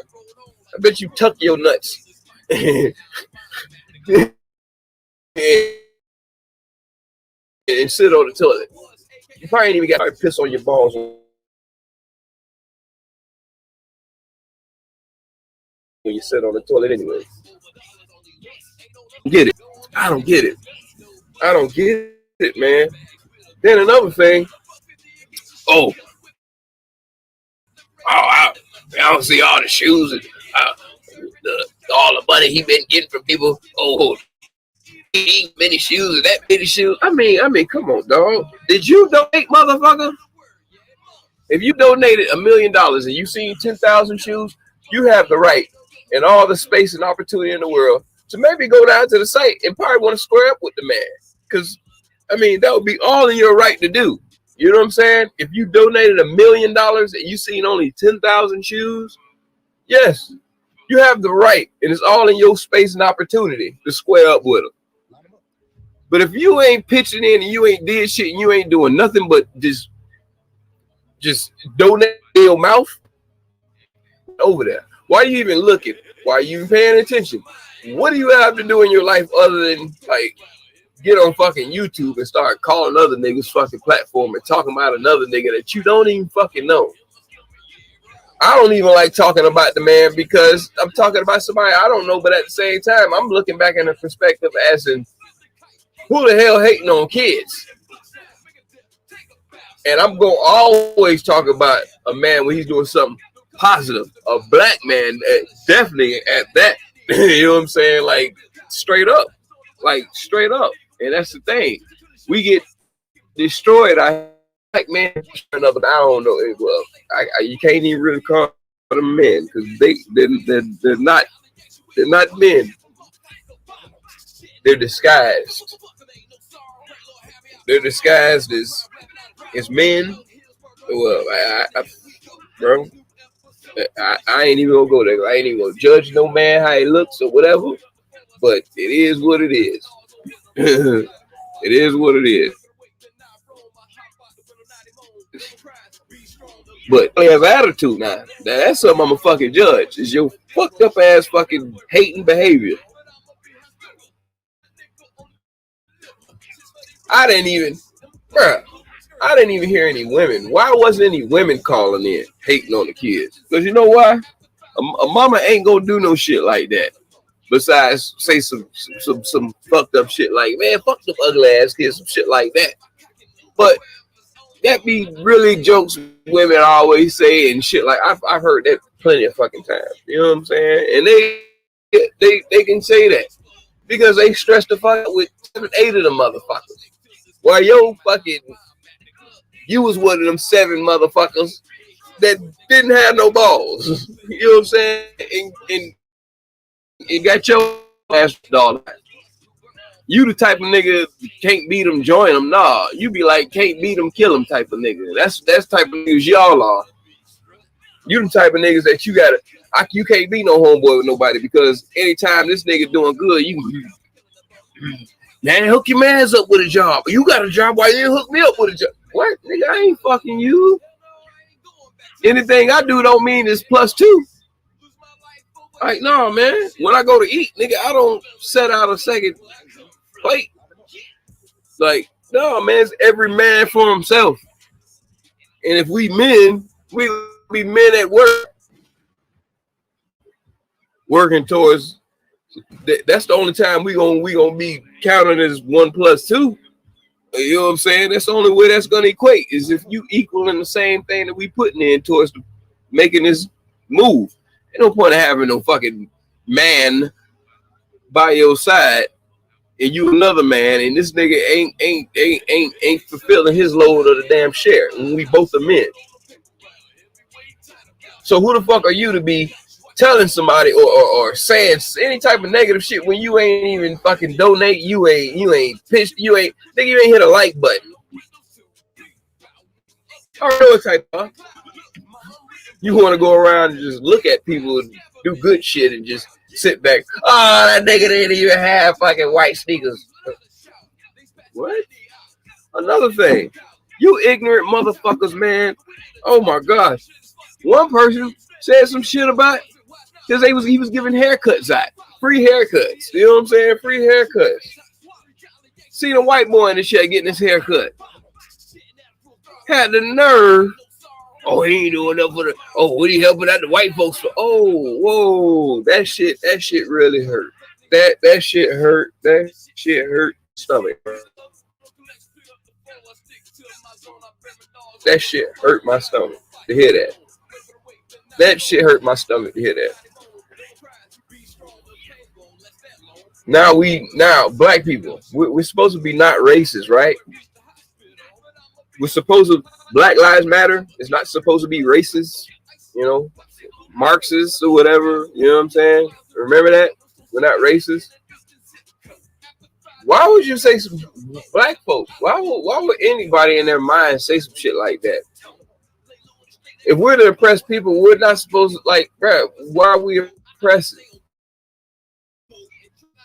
You know, like, why is that? Why what must we hold down somebody else?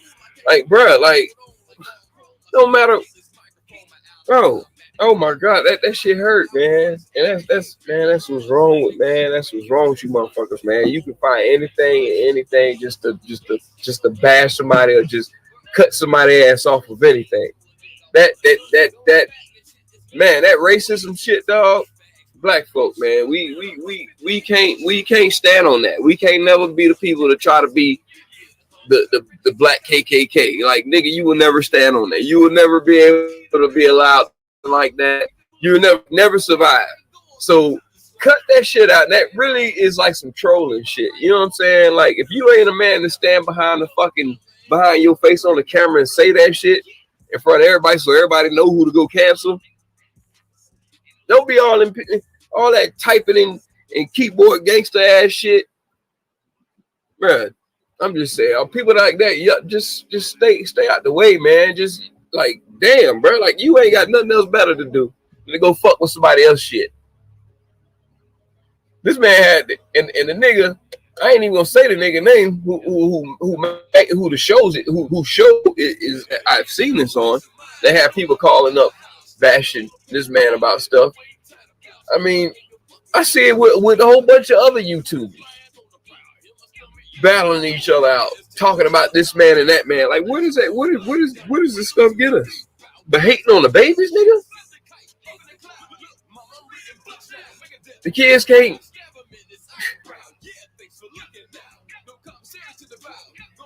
You old. See, you the same type of niggas who go shoot a funeral up. You know what I'm saying? That's the type of niggas who are that hateful and spiteful. Those type of motherfuckers, man. That the kill ain't enough. You know what I'm saying? Oh, I'm gonna whack him and whack the family and blah, blah, blah. Like, come on, dog.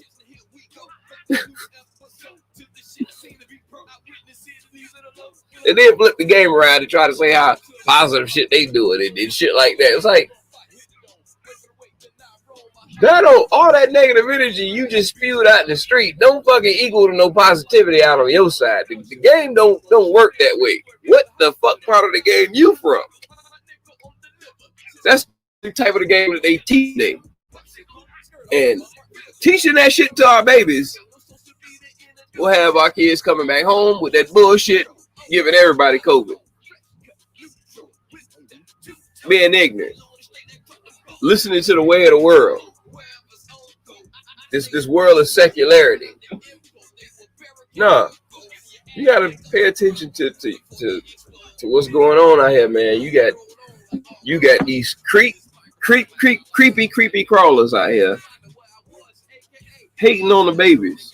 I don't understand who raised you niggas, man. Like TK Kirk would say, who raised you niggas, man? TK need to come back, man. They need to get back on his boss up with these motherfuckers, man, and get back to like Corey Brown say, kicking draws and asses. You know what I'm saying? We need to do this. A second coming of. I already see the second coming of Me Too coming around. I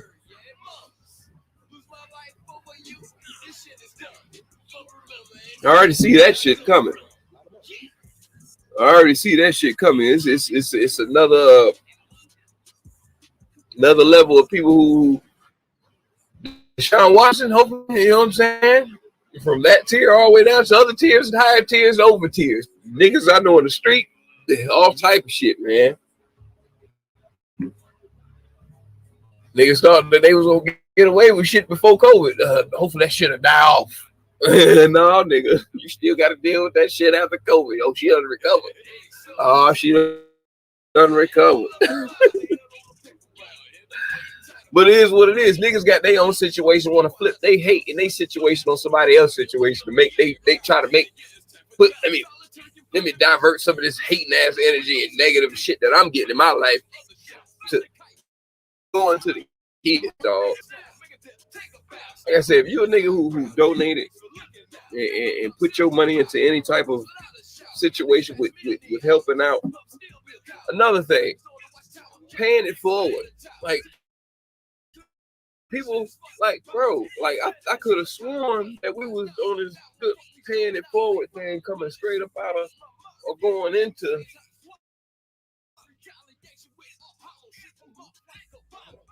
quarantine last year.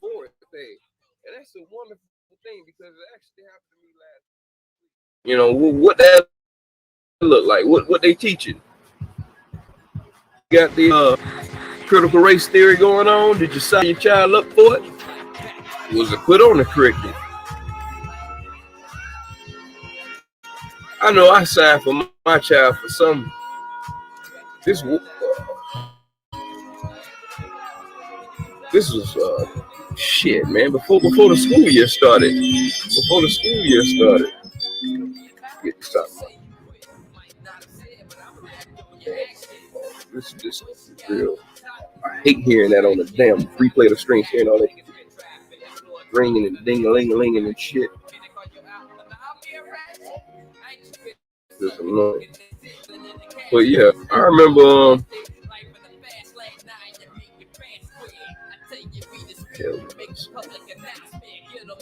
hold on.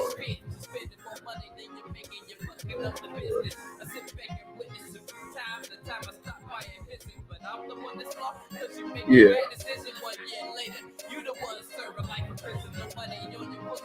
Yeah. Are they teaching critical race theory? I mean, what is it? Yeah, I checked with I know I signed my child up for, but that was like shit. I think before this year or last year or going on one of them times. I know I went through it between last school year or either before this school year. Man, all these times just collide together in my head at this time of life. So it's like I don't know what day is what and when was what. Like, man. But yeah, I seen they had Black History on there. I'm like, Black History, what? Like African American Studies or something like that. And I figured to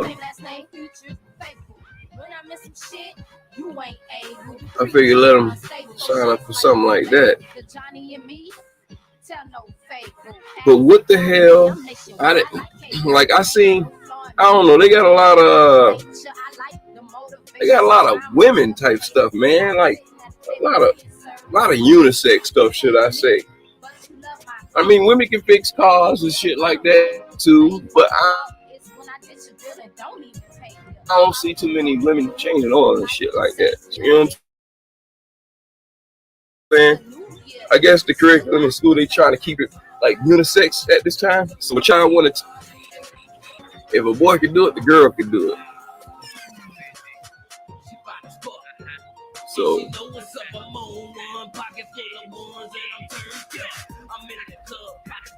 I guess that's what it's about. So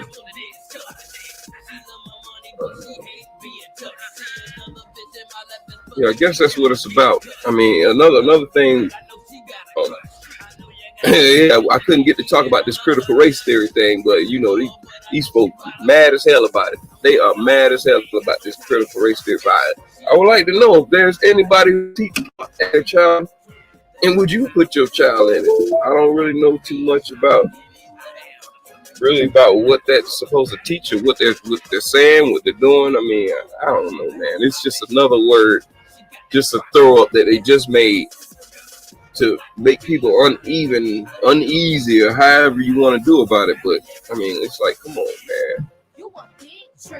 If you want your child to sign up for something like that, or sign your child up for something that sounds like Black history, I mean, go ahead. I mean, there's a lot of people that don't want to know that. They don't want to know what Black. They don't want to know nothing about no Black history. They just want you to remember the history of what's going on in these streets today with Black folk. They want you to remember the Black folk of today. They don't want to George Washington Carver and, you know, all those, you know, Frederick Douglass, you know. They don't want to tell you all them stories and stuff like that. They don't even want, because that's too much sounding like oppression. Let's forget about that. I mean, to me, I figured that was gonna happen one day where all that stuff would be wiped out. Like I was trying to figure out, like, wow, do they got at school? Like, are they teaching black and are they still teaching that type of curriculum at school? Man, hold on, man. Now this is not right. I could have sworn I had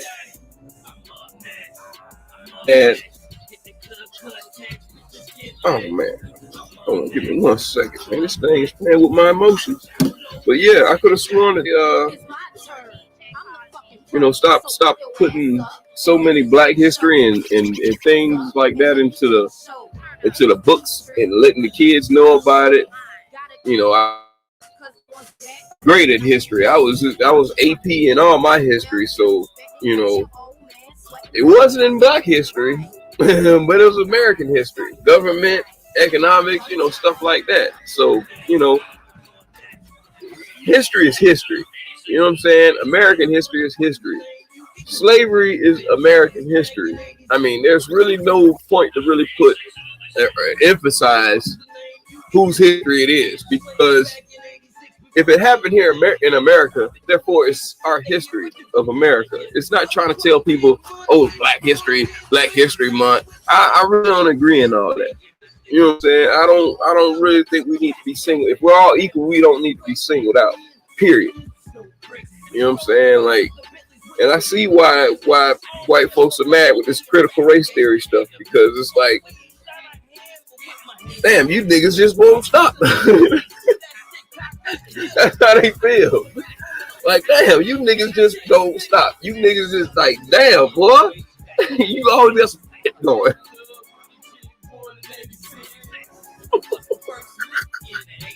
And to me, it sounds like another headache, something that's pushed by a woman, by somebody letting a woman take over for talking for the black man.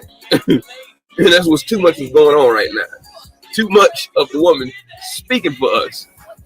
I mean, it's cool and all, but when you gonna learn, you know what I'm saying? I don't know. I guess when the men learn to step up more, or how we gonna do it. But yeah, man. However it is, history is taught. American history.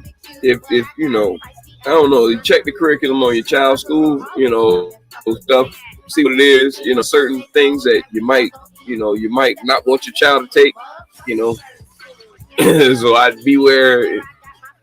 Well, they'll be sneaking in some stuff in there. Damn. I'm still on my intro of my show, so that's why I got this. But it's hard as hell to sit there and have a conversation with this on your damn chin. Like it's better just to put it over your damn face. But people ain't using these, man. I don't know. Things are spreading out here, and they rushing the kids back to school. So people who are political about the situation and talking about you ain't vaccinating and all this other stuff, and you sending your kid to school, and whole house ain't vaccinated, and everybody ain't strong-bodied and willed.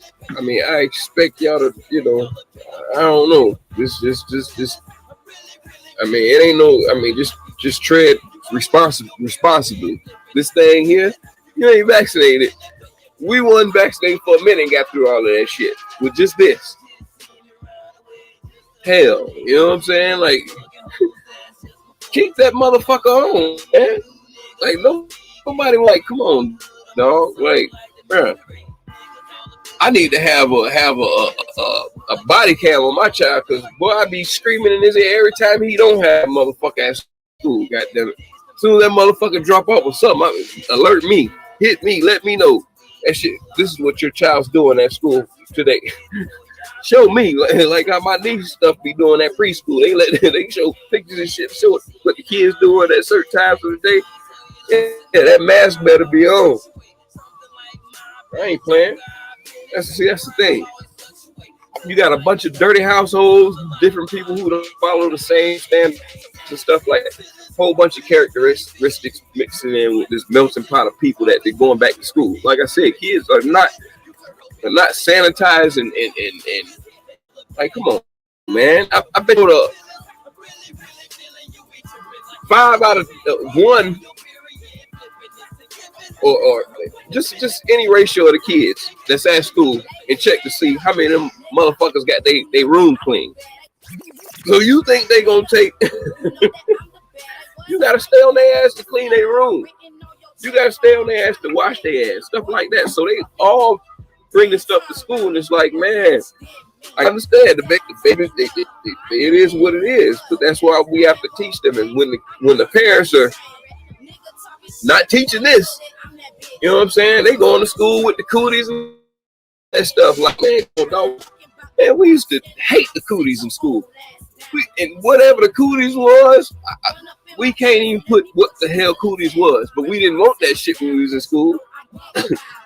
So with this type of cooties, this ain't something that you want. This ain't, you know what I'm saying? This is something that you really need to be out here really, really putting your foot down on, because I don't know why people just want to make stuff political about their health, but I mean, when it comes with you messing with people's health, man, and with black people gonna get violent about it, like a nigga gonna snap off rip, like, you know what I'm saying? I have people oh, go ahead, man, take your mask off, man. I'm vaccinated. Hold on, wait a minute. You about to make this shit real uneasy and real political in this bitch. Or it's about to get real violent. You know what I'm saying? Like, hell no. Don't be talking. No. We ain't gonna do that. We're not gonna do responsibility right here. It ain't no different way than wearing a condom or anything like that. You know what I'm saying? But it's even worse. Like, you get tracks from somebody talking to you, motherfucking ass. Like, man, like, come on, dog. That ain't that die slow, it's that die quick. They sneeze in your face and you gone, like, come on, man. And the more and more we evolving out of this, we finding out so many people get knocked off that even took the vaccine still too. So with your children 12 and under, they have not been vaccinated. So please, man. I mean, damn. Let the child, I mean, make it for the guy. You know what I'm saying? Like, hey, little Timmy, let him dressed up like a ninja. Go to school, you know what I'm saying? Like, this is the only time I'll let you go to school with wearing your Halloween shit every day. You know what I'm saying? Because it's just that off time. Right, who the hell are you to tell me that my child can't wear a ninja suit to school? The hell is you talking about? Why he can't sit in there with his Jason mask on his face? Like, come on now, we in that time. So it's not hard for you to make it fun for your child to put on a mask or directions. I see it's hard for the adults to follow directions. But man, your directions are not leading your child. It's just ignorance. I mean, you can be careless with your life and do whatever you want to, but sending your child out there with other people, or some people are just nasty and just, you know what I'm saying? If people got the audacity to hate on kids, I would specifically in my heart really have a real inclination that these people would know they have COVID and know that send their kid to school just to spread it. You know what I'm saying? Like a prank or just some just people just sick like that. You know what I'm saying? Oh, since I got it, I don't want to be the only one. I don't want to die alone. Like, man, people just sick like that. So it's like, yeah, you go ahead and choose to do that with your child, but just know there are some sick people out here, like mental illness. Like, remember that don't go away. That only increases the more that you people interact with other people. You know what I'm saying? Like, it seems like mental illness is contagious too. You know what I'm saying? It's like, and people are uneased about it. You know, so it is what it is. You if your child go to school without his mask, whatever, you know, it's. I mean, I can understand younger children. It's kind of hard for them to do that, so it's really up to the teachers to really kick in that extra work. You know what I'm saying? I mean, you signed up for being a teacher just the same way as being a police officer. This is the type of work that you signed up for. This is the type of stuff you got to deal with. I mean, especially during this time, now all the kids in school should have decided way long before what's about to happen. So, I mean, I hated that e-learning stuff because I never knew when the hell my child was in school. I just knew that he was on Xbox every damn period. So I'm like, damn, like when the hell is work being put in? I'm wondering, like, but it is what it is, you know. Kids, when they're put into their own, okay, they do work when they want to. No type of structure of keeping they focus and stuff, you know, they're deterred from doing it. That's why us as adults, we've been deterred and we still being deterred away from our responsibilities. Just like how we were and just how our kids are. You know, it's no difference. It's no difference in that. Oh, this is it. Nigga, you for one, I know you. I almost said so. For one, I know you ain't vaccinated. I know you ain't vaccinated. When the hell you got time to go get vaccinated? When you got all the time in the book. Until they start giving incentives to the homeless to get vaccinated, then people can believe that, and then you could approach me without a mask on. But if you being irresponsible and you in my face without a damn mask, I'm like, ha, go over the way, bitch! I'm about to get your ass away from me, man. Get your dirty European disease smuggling. Get your ass away from me. I mean, it's like, damn, bro. It's like, you don't think that they put the first one there and say, these motherfuckers gonna take this one. Them motherfuckers out here, oh, we beat COVID. Yeah. Let's put out a variant. Put that shit out there. Yeah, some new shit coming too. Yeah, all this shit that ain't approved for us to be taken. Y'all need to remember, vaccinations are for emergency use only. They steady pushing that shit, but why the fuck ain't been approved yet? You know what I'm saying? Approve it first, and put it. That's like a motherfucker turning 18, and you steady like, here, son, here, take the condom. Go out there and, well, shit. When you go out there, that's like you pushing sex on your child just because they hit 18. And it's like, damn, wait a minute. You don't need to be pushing that on that damn man. There's other shit this world they can worry about than try to be pushing that on him. There's a lot of shit he need to know before sticking it in. You know what I'm saying? There's a lot of unknowns. There's a lot of unknowns for you to be. That's kind of peculiar to me, for you to be pushing something so hard. Don't be pushing shit up at me. we gonna go there. No, for y'all to be pushing something so hard that ain't even, that's called emergency use only. No, who does that?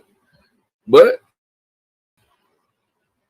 like I say, be out here responsible. At the same time, if you ain't vaccinated, just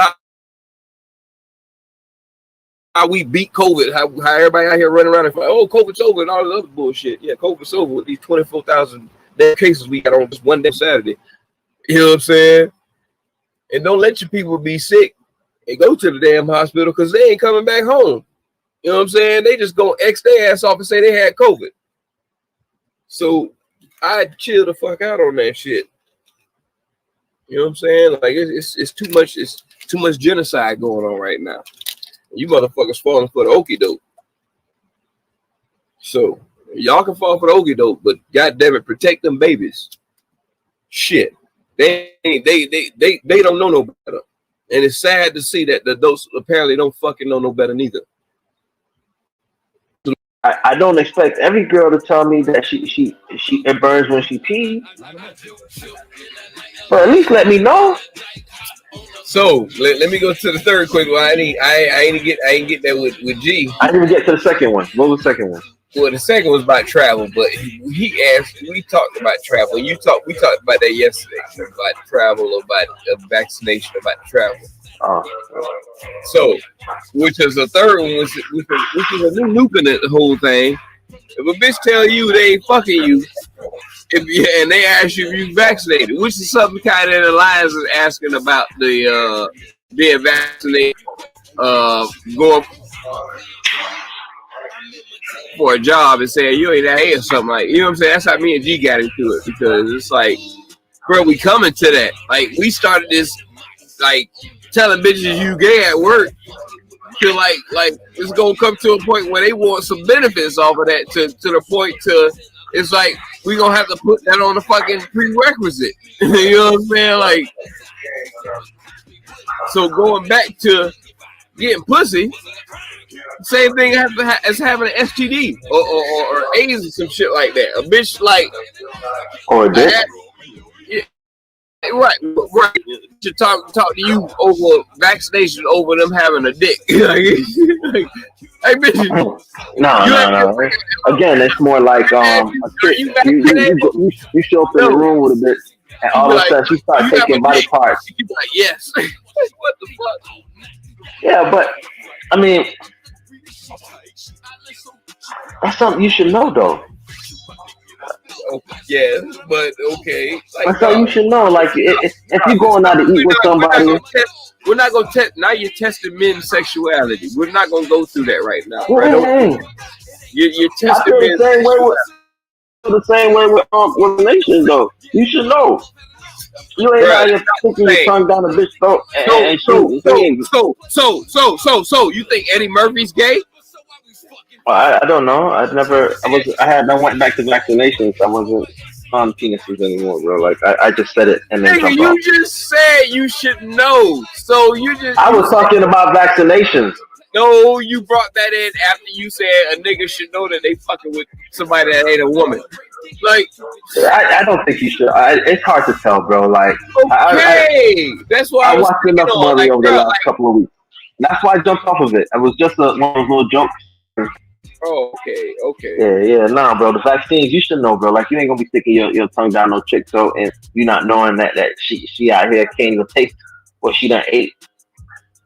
Nigga, we done all did that as men. We did niggas like, bruh, like if you a nigga who ever ran a train with a bitch, or with your niggas on a bitch, should I say? You know what I'm saying? Or a threesome. Like it ain't no fucking difference, nigga. Like you're not thinking about contracting, which is the main thing, is contracting, not attraction, contraction. Understandable. But how often do you run that situation? What, a threesome? A threesome? Not every nigga is just gonna walk outside. Oh, me? That don't always happen. Not everybody is that lucky. What do you mean? Or unlucky. Let me put it. Not every nigga walk outside every day and be like, yo. Okay, let me explain, brother. Let me explain. You get my business tied around my next thing. But let me tell you. If you a nigga who got a threesome, maybe on your second time having sex, correct? Say your second time having sex, you like, okay, yeah, one bitch took my virginity. The second bitch took my shit to another level with another bitch. You know what I'm saying? So how you coming? Pause. How you coming? You can't come across that way of saying, oh, not to expect the threesome or have my standards on thinking of that way. No, I didn't say that. What I'm saying is that, like, you didn't say that, but you were leaning toward it's the likelihood of that happening that way. Not too many niggas That's like being bit by a situation. Yes, experience of it, yes, is far in between. The experience of that is far in between. Yeah, so But niggas aren't just running around here dirty dicking bitches nowadays. okay, so do you think every nigga? Okay, so you think every nigga's dirty dicking bitches around here? Every nigga's dirty dicking bitches. No, I didn't say that either. I'm just saying that niggas aren't. Not every nigga's running around here dirty dicking niggas. Some niggas have decorum. They put on their mask both ways. Thank you. And there's nothing wrong with it. And to be honest, bro, like the way how things are working out, bro, man, it gotta be one of them questions you ask, bro. Hey, you ain't got no STDs, you ain't got coronavirus, and then you ain't got no oh man, ain't it? You gotta ask in them 3 orders. It don't matter if she got a nigga or not, if she got the virus or STD, that's his problem.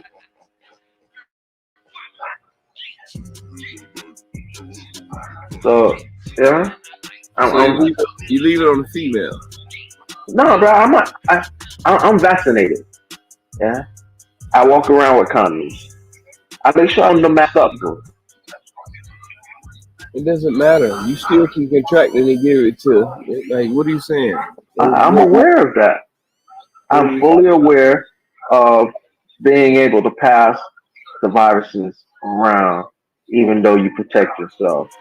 But my whole point is, I'm not the nigga that's running around here just all willy nilly. Hey, yeah. I don't like to party without my party hat on, bro. Like either way, bro. I don't even go in the stores now without a mask on, and I'm vaccinated. And I'm damn sure not jumping in nobody's, no running in no trains without no damn condom on. No way. Nigga, stop lying. Nah, bro. Not no train, bro. Nah. Not when I was younger, bro. Like that is the me. And you said to me, I remember we were sitting on the patio that night. He's like, how you respect a black dad, but don't respect the black dad? Correct. Yeah. And that's the whole part it was. They disrespected and tried to take over and find out he got a white woman and it had black people turn against the man. Like, bro, like we can't do stuff like this, man. Like, and then when they found out he had that, he was like, and correct, exactly how he was supposed to. Right. He handled that like a real G. Yes, he's strong up here, bro. You ain't gonna break that. You ain't gonna break that. I remember when I told you I would never buy shoes. He was like, why not? That's a black man promoting his shoe brand. I'm like, that shit ain't gonna hold up. He's like, who cares? That's a black man. And I'm like, I still ain't doing it. And you got mad at me, and you walked into the room, and you went to go order your pair. Bruh, I ordered a pair, and I never got them because... I know, bro. You ain't got to tell me. I remember you was mad about that shit. I remember. I was right there. Who was a fucking tell? So, you know what I'm saying? Like, at the end of the day, I still support and respect the black man for what he did. And the more he speak about his kids and have control over them, the more that people got outrageous and got stupid about what he was doing for his children. Like looking out for them. You know what I'm saying? Like, bro, people try to destroy and fuck up people's structure in their household. That's that man's structure in his household. Y'all tried to break that shit. And that's what happened. I remember you was telling your moms about that shit, and your mom was like, "Oh, he wild," and I don't give a fuck about that nigga. Let him do what he gotta do or some shit like that. Let him go. And you like because he's an alpha male. He is an alpha male, which we can go roll on right onto the fatherhood right now. Alphas, his beta. He was like, I don't give a fuck about that nigga. As long as he said his kids are gonna do this, let him do it. Where's my dinner at? Grandfather, where's my dinner at? Real.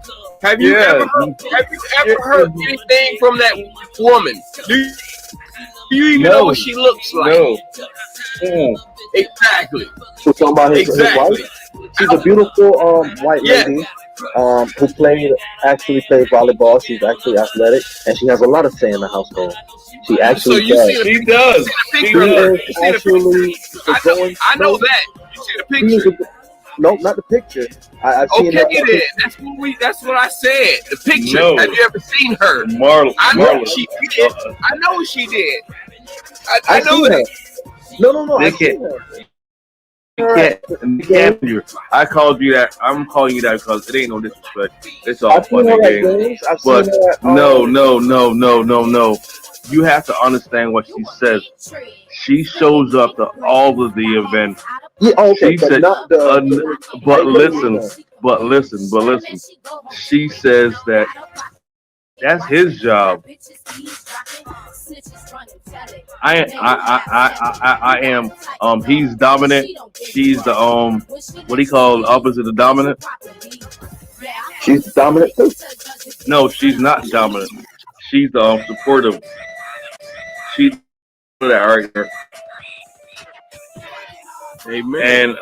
And Lonzo would tell you, my dad would be out there running us at 5 o'clock in the morning, but we come back at 5:45. We have breakfast ready. That's mom's right there. She's not getting involved in that. For real.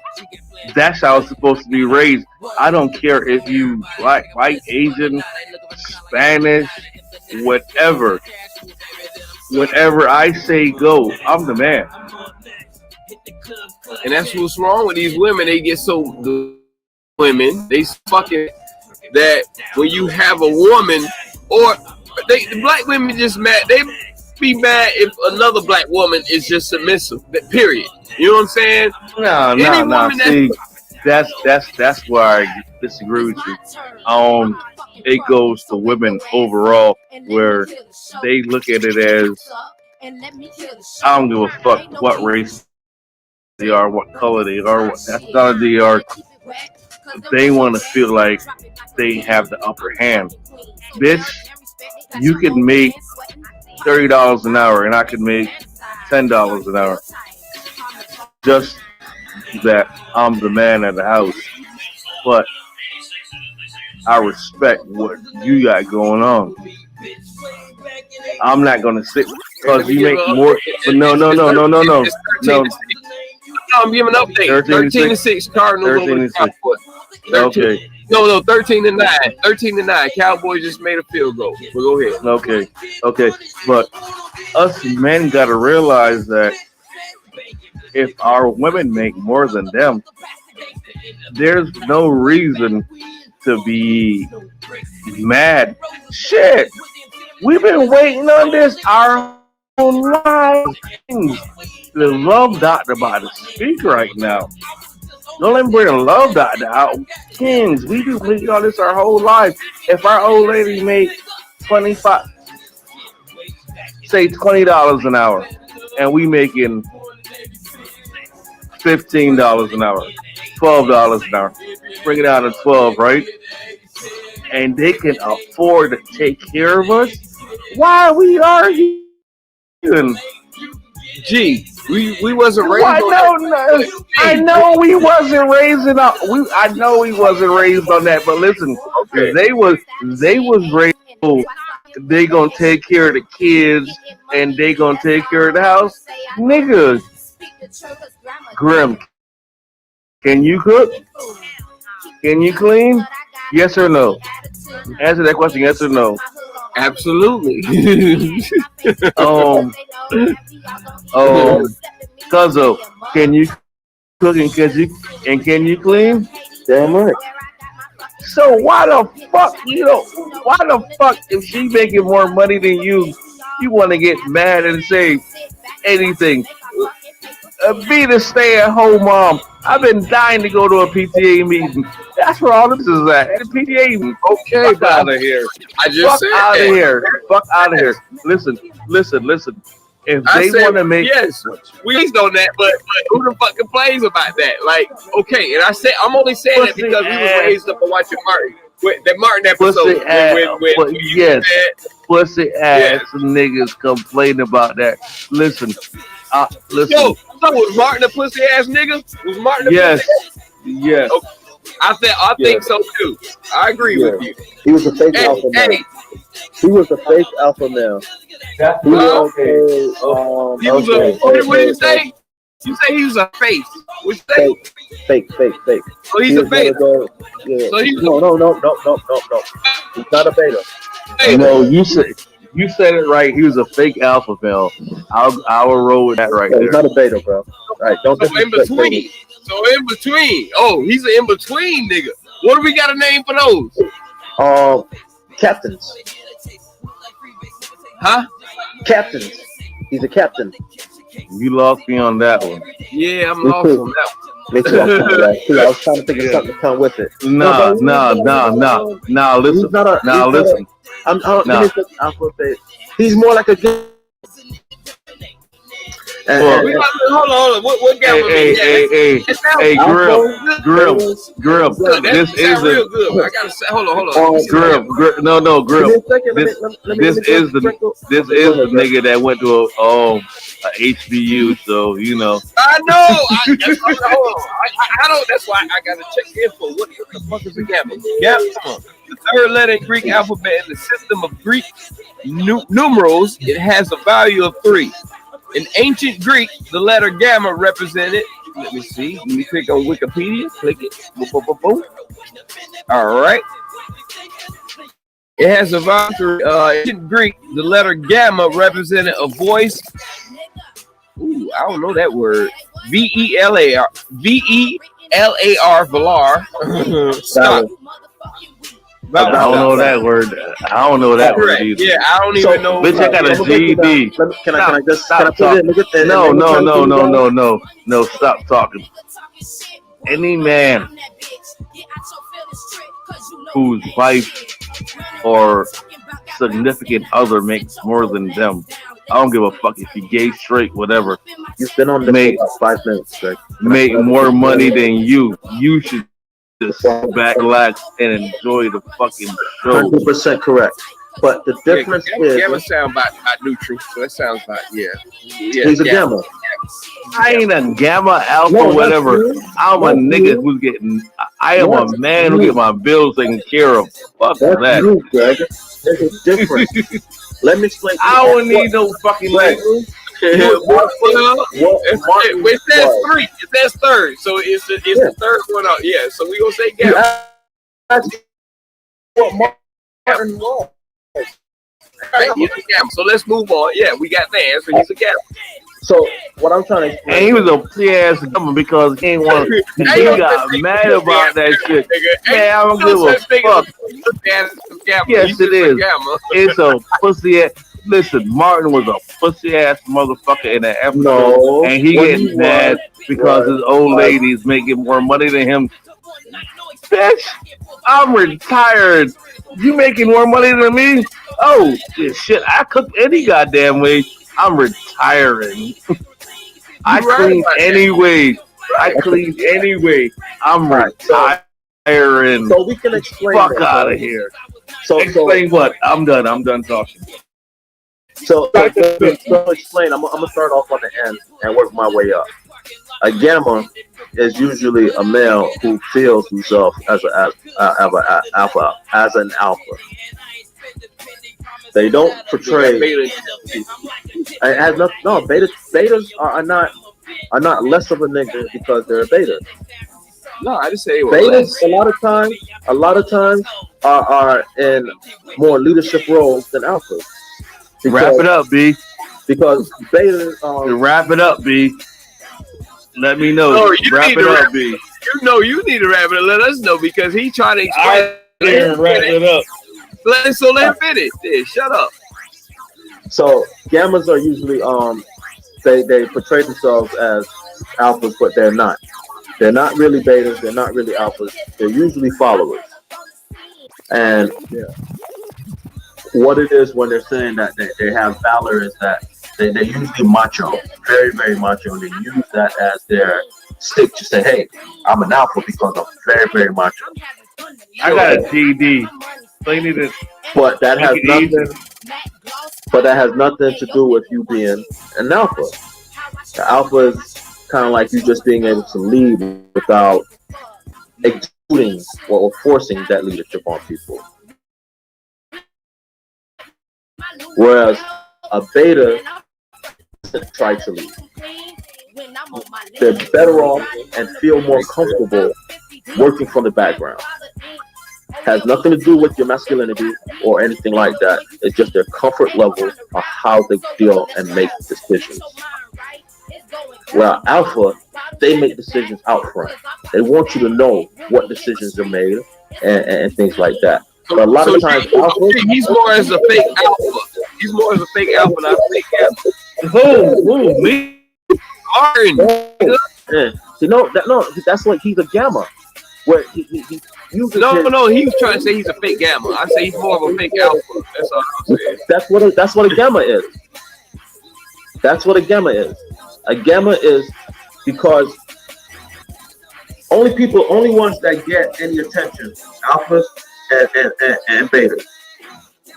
Alpha, if you're working with just them alone, you get your shit done.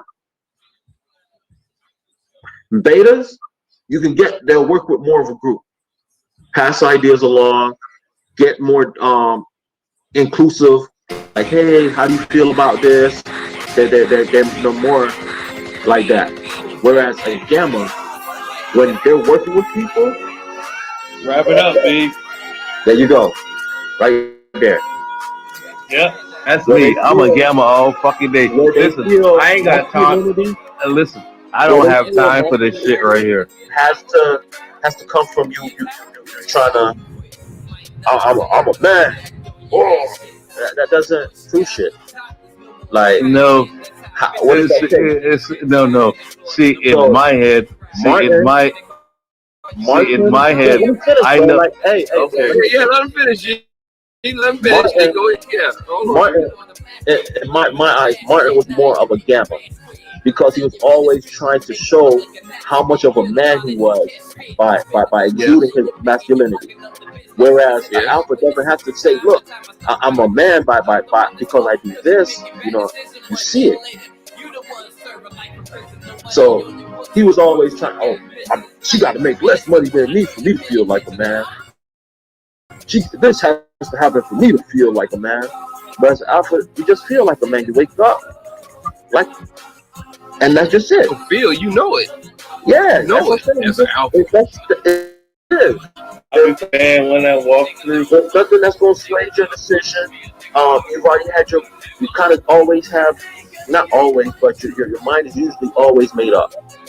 You kind of have that set going. Where a beta will take, you said that, all right, maybe that'll work. You put all of that together. You are Omega. You are the beginning and the end and the middle.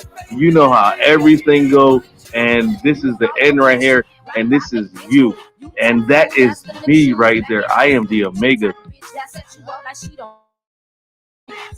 It's higher than alpha. What are you talking about?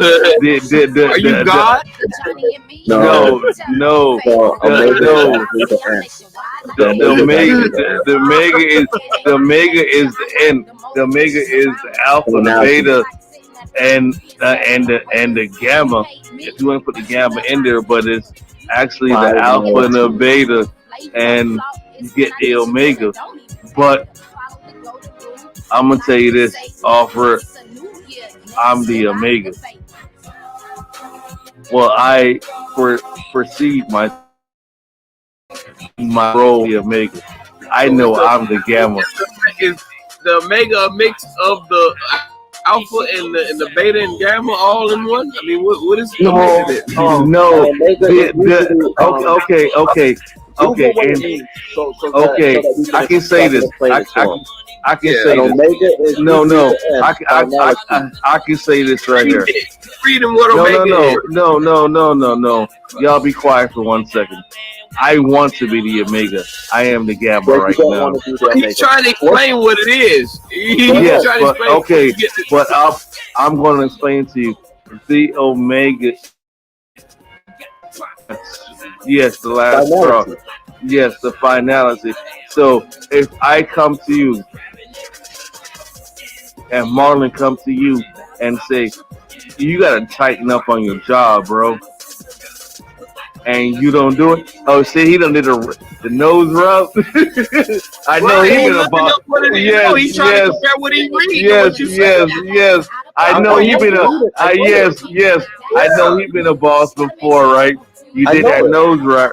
Right. So when you come to that person and say, I gotta let you go today, that's the Omega right there, and that is Now, Joe. is that what it is, Marlon? And no, in my eye, to When me, it comes to to me, being no, let me finish. to manhood, To me, that's Joe, cause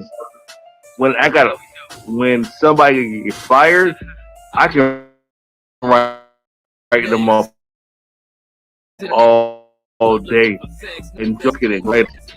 When it comes to firing somebody, I don't have no say so in that. So Joe is the Omega. He's a motherfucker that can say, "You're done.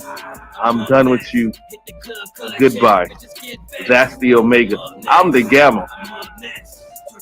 No, the Omega is the person who's over the Alpha. So it's a person that's No, above him. no. The Omega is the motherfucker that don't give a fuck. The Omega is the owner.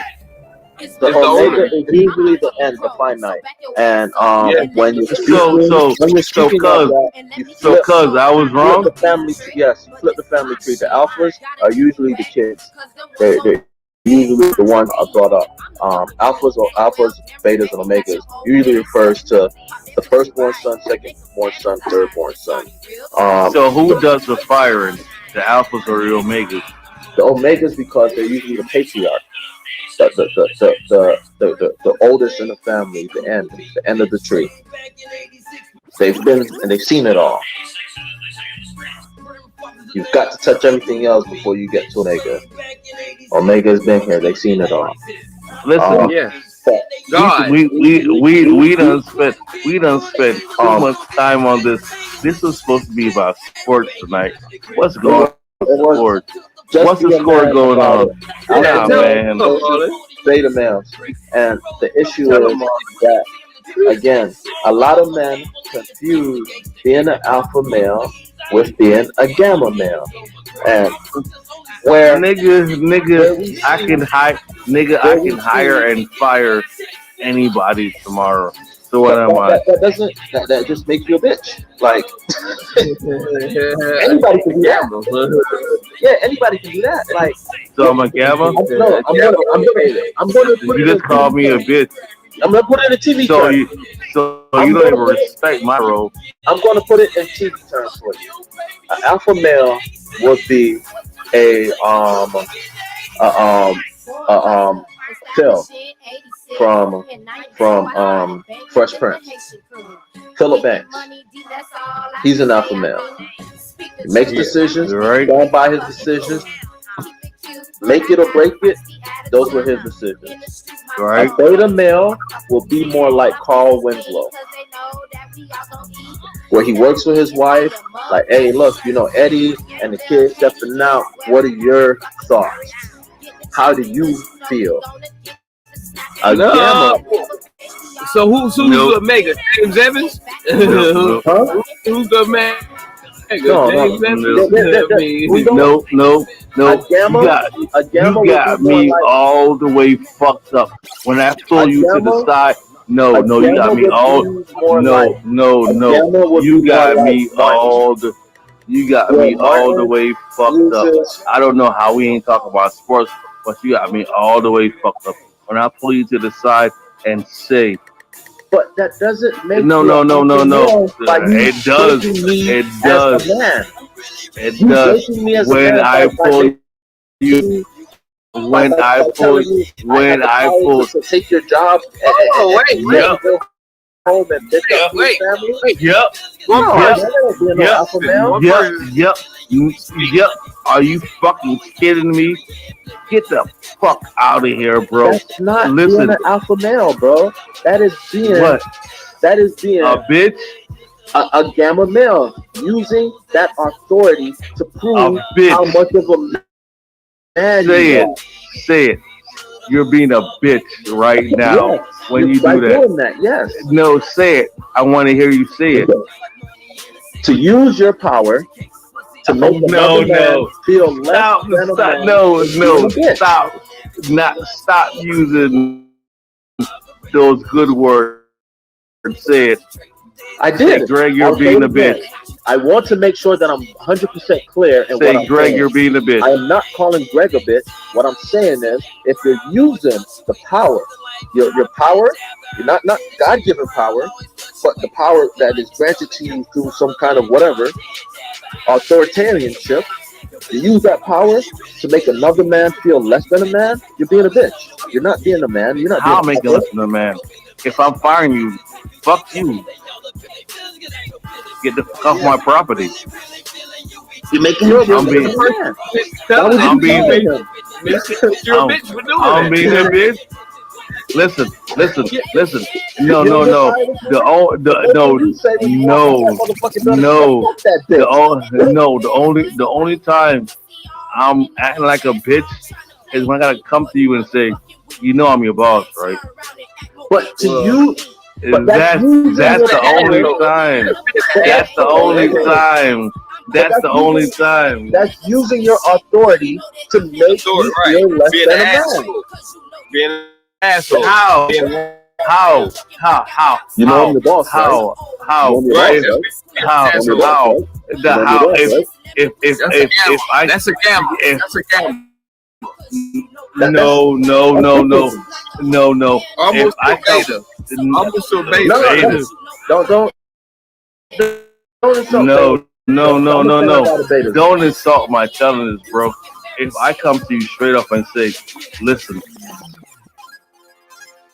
I told you, I asked you to do this. I say, Grim,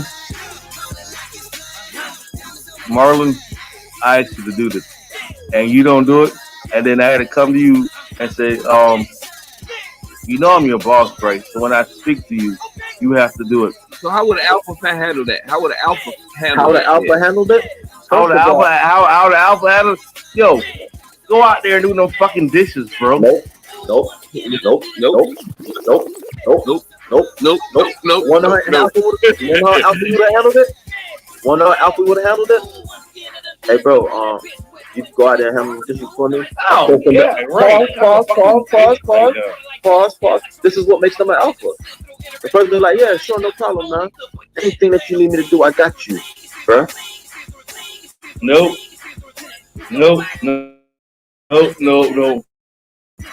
From day one,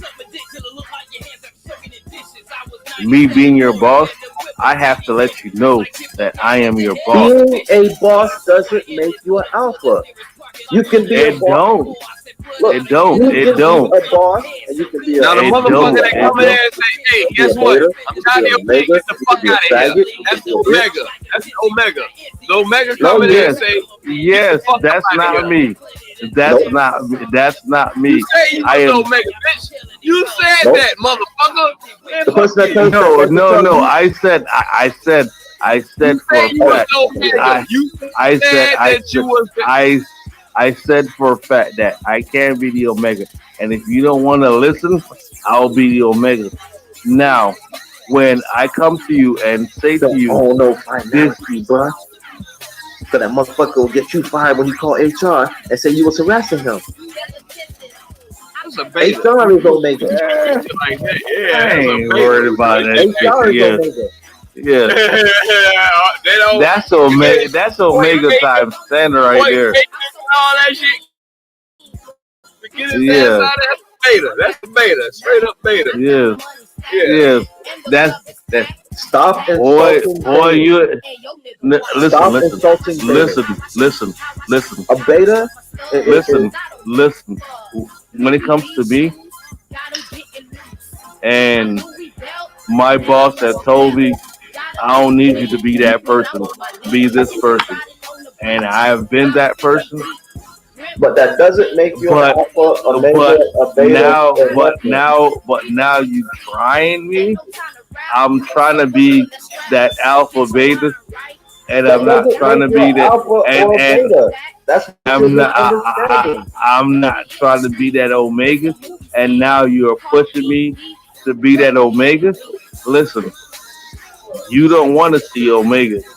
I guess I'm You wrong. have it mixed up, bro.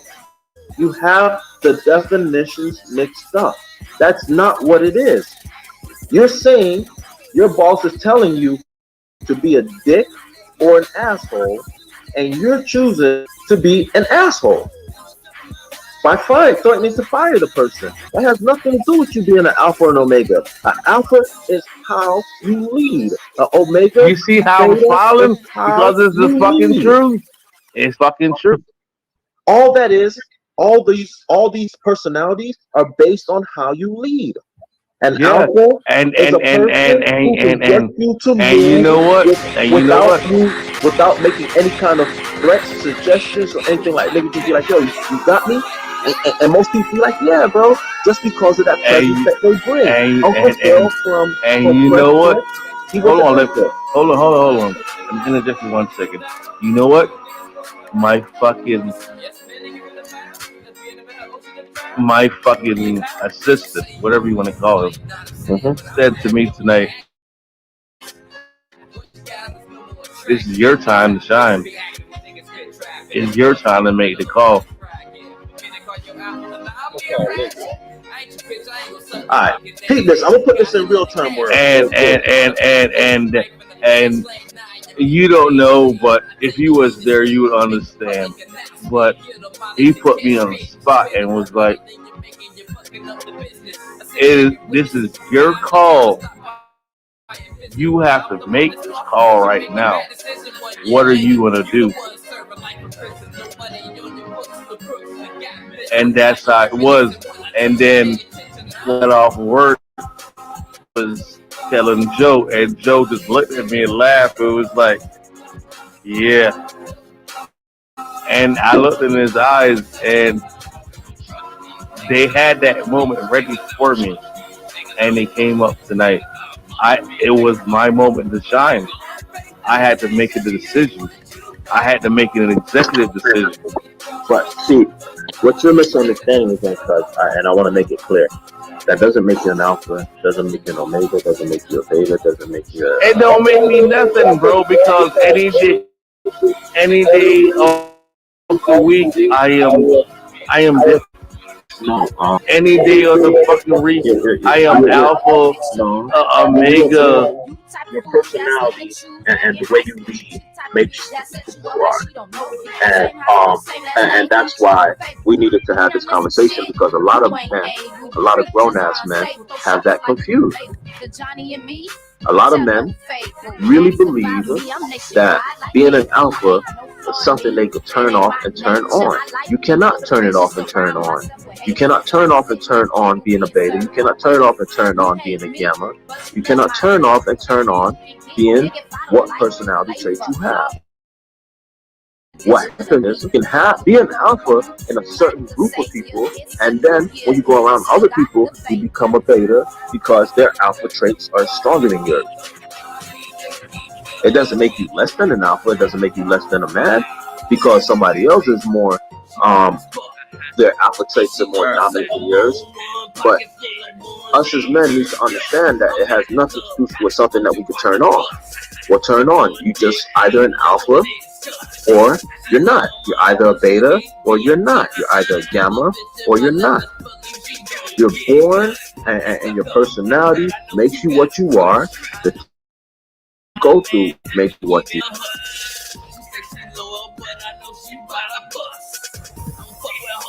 Yes, he's done.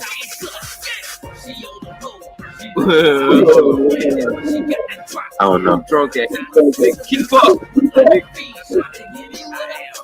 Yeah. But you get where I'm coming from, though? Oh, damn. His ass ain't there. Yeah, nah, he's gone. Man, what he got? Hey, man, we call him. We call it have Linda jump in here in a second. Linda about to jump in here for a minute. Man, he jumping out there.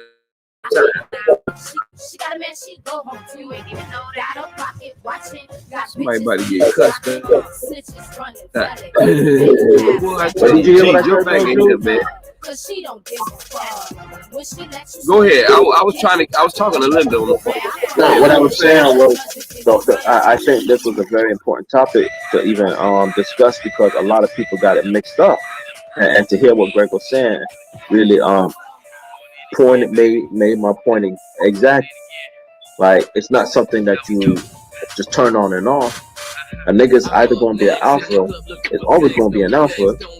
A beta is going to be a beta, and a gamma is always going to be a gamma because that's just your personality. That's just who you are, based on what you've been through your whole life, how you was raised, and all the other stuff.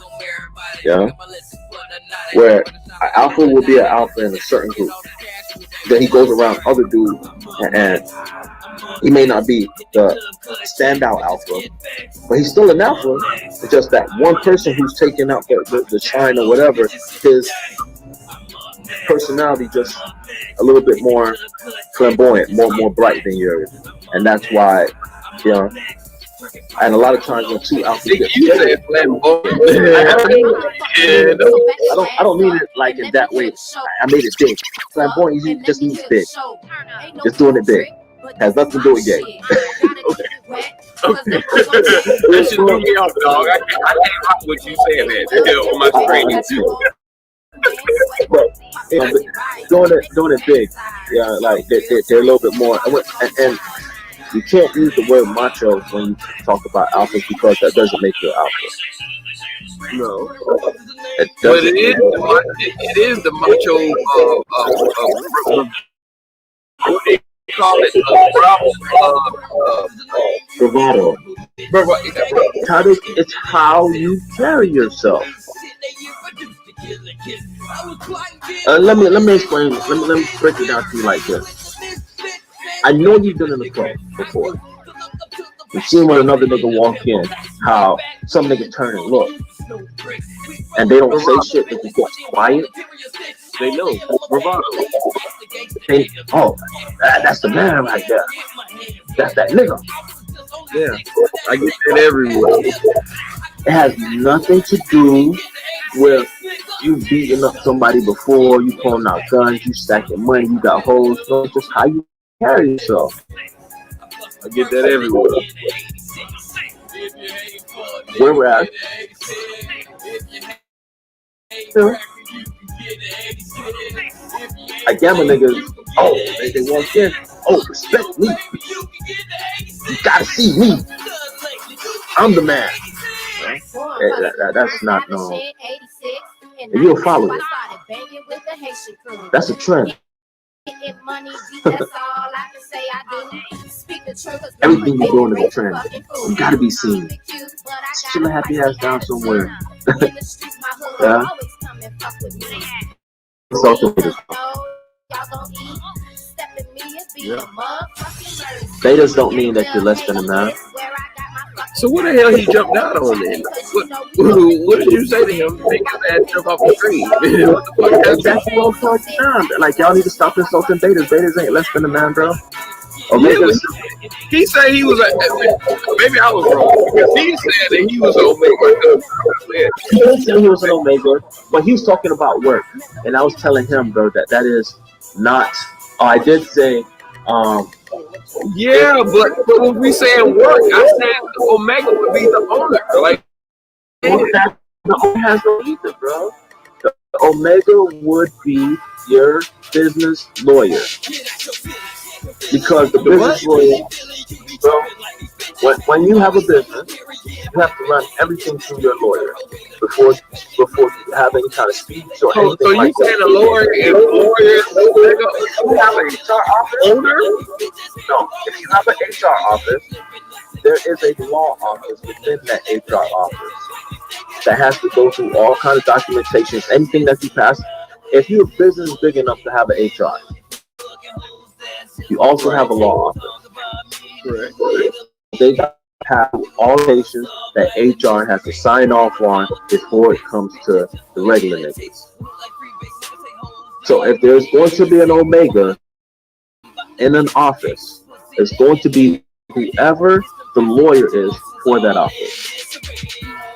Because he's going to tell you what's right, and he or she is going to tell you what's right or wrong, what you can and cannot do before HR fucks with you. Because HR has to go to them and say, hey, is this within ground for me to terminate this person? Is this within grounds for me to follow through on this threat or whatever I did? No company money on no stupid mistakes. Yeah.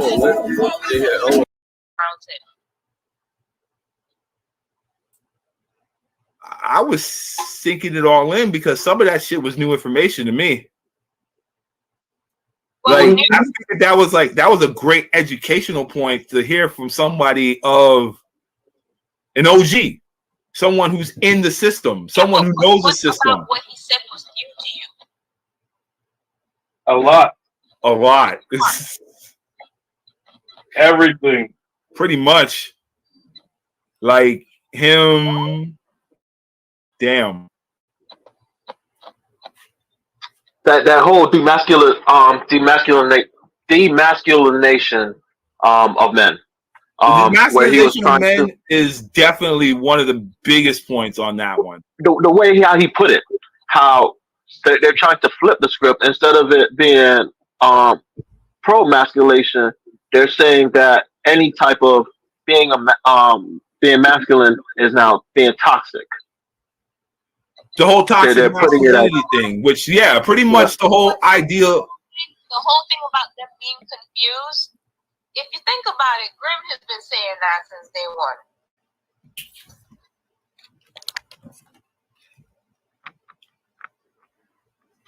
I hear crickets. We just don't like agreeing with him.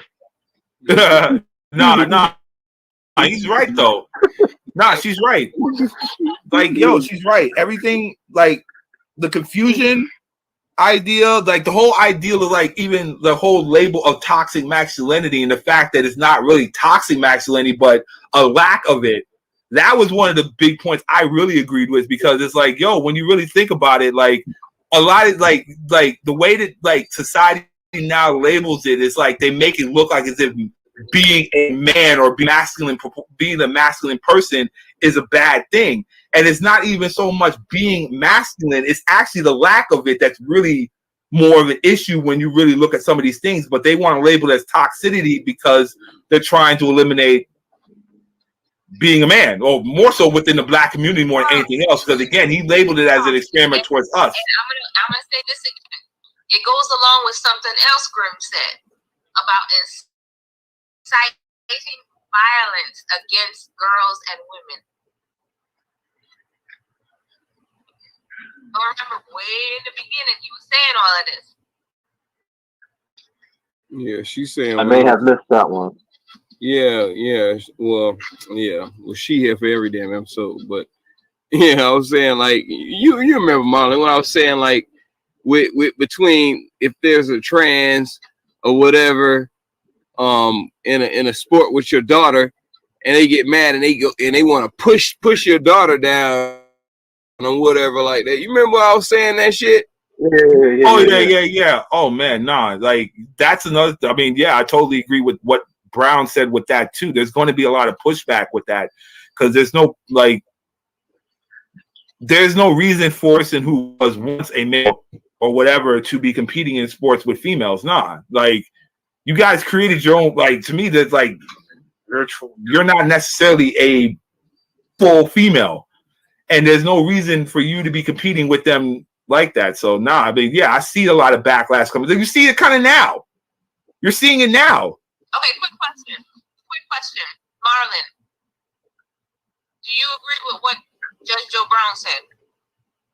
I didn't catch all of it, but from what I heard, I fully agree. Like, not fully agree, but some aspects of it. Because he's not really so much saying to the. I wasn't. No. As I said, I agree with him to an aspect because he pointed or had me look at certain points of view. Whereas where me and Grim were talking about it, it was more of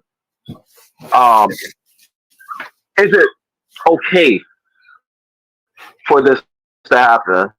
Was more our question. Where now he speaks on the psychological and the societal aspect of it. It's not okay, though. Huh? I don't give a fuck. No psychological analyst of what is going on in their head. Yeah, but see, just again, because no. He said he said it plain and simple. Just because we weren't talking to you. We weren't talking to you, King. Okay. The question was why was I so adamant was because like from Grim's point of view it was more of like do I think it's right or wrong? Me personally, it wouldn't affect me because number one, I'm not a female. I wouldn't understand from your point of view. But you said at the time that your daughter, you tell your daughter go to fight back. Yeah, my daughter plays soccer and she plays against the boys now. Right, that's what you the saying. boys at that. Yeah, there's nothing wrong with that. Friends. They know who they playing against. Listen. They know who they competing against. Judge Joe Brown said, listen, don't just because you can dunk on the boys' league, don't mean you got the attitude and now put a wig on and want to go dunk on the girls' league. Bruh, I said that so long, like, bruh. I said that so long ago too. Right, we agreed on that. Yeah. But what I was saying was, that's just like the little pussies who couldn't be a police officer or be in the military, and now they security guards. Right or wrong? Same shit. But what's wrong with those people who aspire to be security guards and they work real hard to be a security guard? Get shut. People just the 1%ers. You know what? Yeah, I am not gonna knock nobody's goals in life, dog. Yeah. So all I was saying was, I'm not gonna knock nobody's goals in life. Look here, man. Security guard ain't much of a goal there, buddy. You ain't getting nowhere. Don't nobody go at a career day and say, I want to be a security guard. Mr. T was a security guard. Paul Blart. Mr. T was a security guard. And you were banking.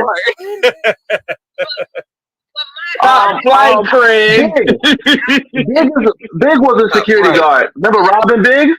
Big was his security guard. Yeah, but he went on to do bigger things than that. But somebody who takes pride in it and wanted to be a security guard would do that. All I'm just saying is it depends on their motive for what they were doing, and that was my argument with Grim at the time. Just now that I remember, it was based on the motive. If a kid is just doing it because they feel, if a kid is just doing it just because they feel that they're going to have an advantage, then no, that's not right. But if the kid is just like, look, you know what? I'm a girl. It's not right. I've been a girl my whole life.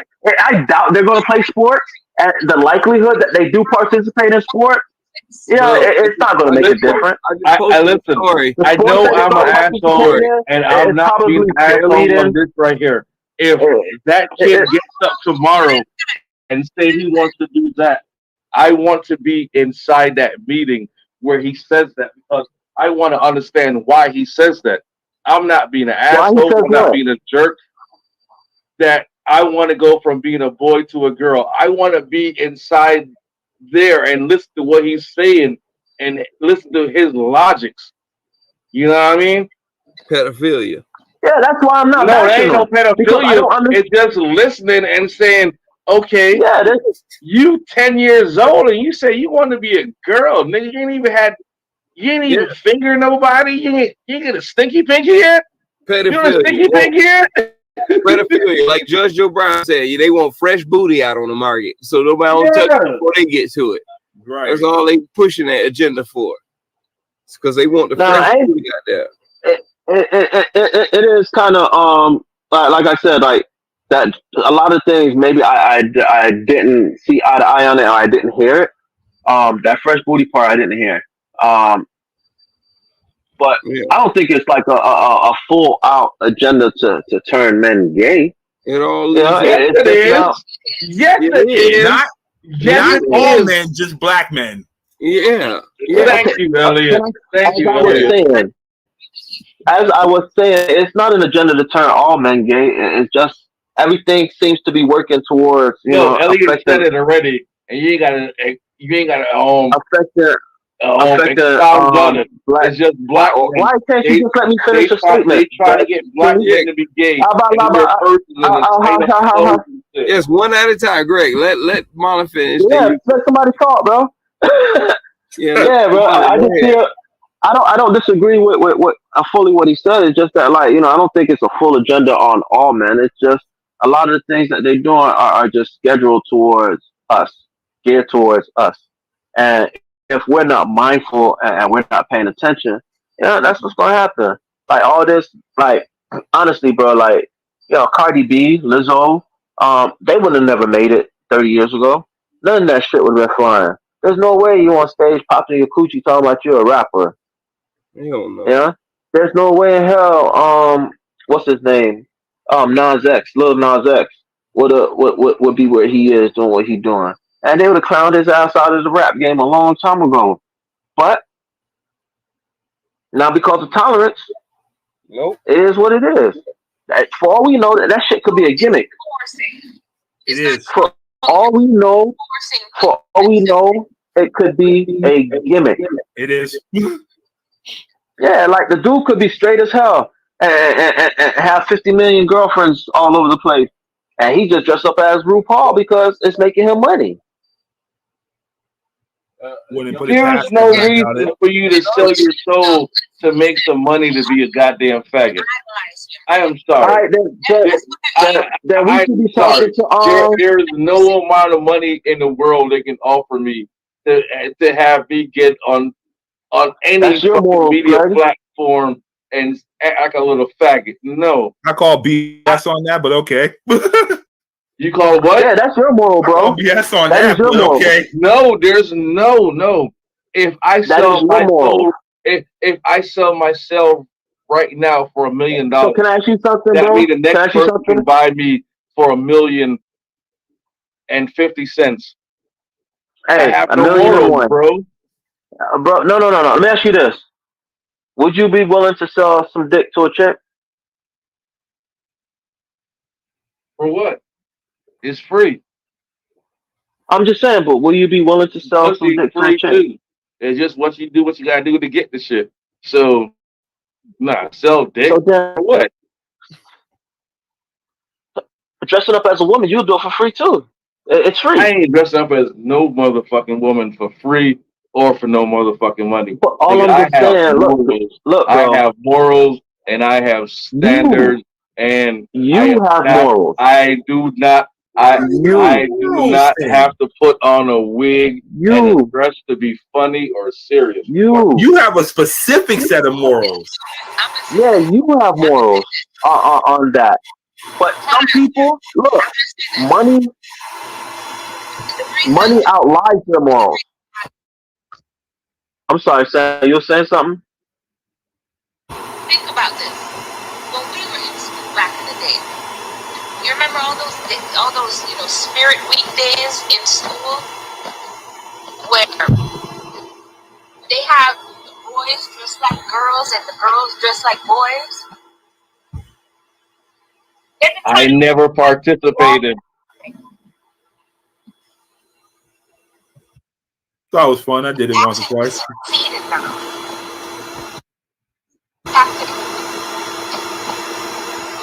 I guess for me it was never an issue because like I was very very sure of my masculinity. Like like I could put on a wig. It was I'm not putting on no high heels or no makeup and sauteing around, but I may put on a wig or I may put on like a woman's blouse or a woman's jacket just to joke around, but not no full outfit. I'm not putting on no full outfit, full get up and looking at myself in the mirror saying, "Wow, nah." So, but if my job entailed for me at some point in time to dress up in full regalia in order for my kids to eat, my kids Are don't you eat. kidding me? Okay, so wait a minute, right? When I was working at the assisted living, we was doing a Christmas little shit, right? And they Mm-hmm. wanted everybody to dress up. And I said, this is not part of my job description. I am not dressing up as no fucking this, that, and the third. And then New Year's Eve, they had a nigga dress up in a fucking diaper and the year across his chest in a diaper, chest naked. I'm like, why, bro? This is not in your job description. We just thought it was cool, Greg. No, what, to get cool points? No, it's because he thought it was cool. No, that's no. I can't do that, bro. That would never be me. That's fine. That's 100% fine. All right, question, King. Yeah. You wear skinny jeans? No, I wear these new age fitted jeans. Some people feel very comfortable in skinny jeans, my brother. Some people feel very comfortable in skinny in fitted jeans. Some people still wear baggy jeans. I do. Yeah.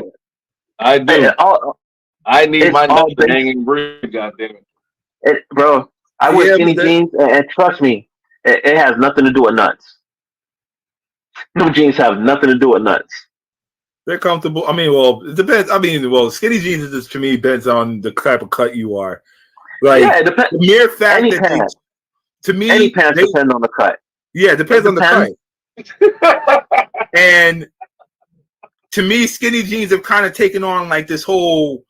Stop laughing, bitch. Hey, we gonna cut it out. This bitch back there laughing because he can't wear no skinny jeans because he ain't got the cut. Shut up, bitch. No, this motherfucker back there laughing. King over there. He want to be right here laughing because y'all said the cut. He want to start laughing. I ain't got the cut for no skinny jeans either. Okay. Hey, I ain't talking about you. King back here. This motherfucker know he ain't got the cut. That's why he laughing when y'all said the cut. Fuck him. So and then he try to look at you like you talking about like you got the cut or something. He want to sit there and laugh. No. But E be wearing skinny jeans. I said E, not you. I hear somebody way in the faint background. Hold on, no. That's that nigga in the background talking about. Oh no, I don't. If I wear the whole point of the whole point of the statement was it's all based upon your perception, what you comfortable with, and things like that. Half these niggas that we watch on TV. Who said something about the nuts? So who the fuck? King? Yeah. Talking about it ain't gonna be comfortable for his nuts. Grandpa nuts. Hold on. I am 34. I am 34. I had to buy 36 just a bag or a sag or whatever. Now I got to buy 38 so it don't be fucking tight up. And I just bought 3 pants the other day, 38, and it was still tight up. This nigga talking about, oh, you got your young boy pants on tonight, so I know you going out. And that was 38. Wait, and hold up. What the fuck? Wait a minute. That's because your ass is gaining weight. You're a fat boy. That's all you saying. Like Miami State pants fit like fitted.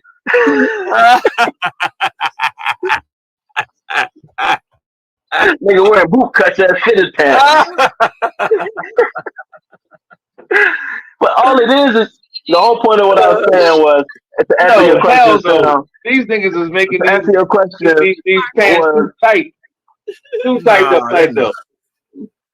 Sam, all I was saying was, look, these kids. It depends on what their reasoning is for what they're doing.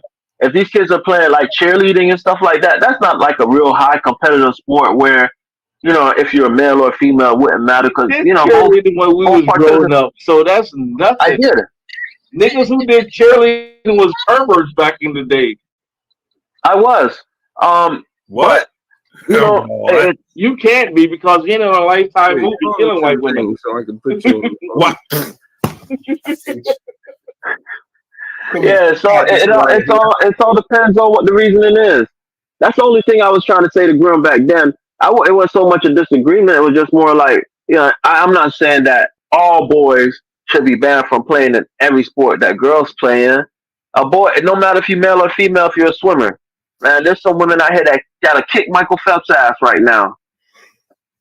Okay, yeah, that is true. So how is basketball, it okay? How is wrestling, it okay? Basketball, contact sports, track, individual sports. Like, if you're a transvestite and you clock a certain time and they know that you're a dude, you was born a dude, man, your time should go against the dudes and shit. Your time should go against the dudes. It shouldn't go against the girls because that is based upon certain aspects. And they go into hormones on when it comes to that. Because if you ran track professionally, they test your hormones. That's a part of your drug testing. So they should do the same thing for kids. I'm not saying drug testing for hormones. Legal now. It's legal in some states. But yes, it's legal for them to participate in sports, but certain sports, there should be some restrictions. Like a little girl shouldn't be boxing with a transvestite girl. Yeah, but it's gonna happen though. Yeah, but they do. That's my point. Wrestling. They do wrestling. That's my point. No, that shouldn't happen either. And that's my point. We are too exact. It has to be either or. There's no gray line on this. When in reality, there should be a gray line. Oh, okay. That was the whole point of the whole conversation because that was the whole thing.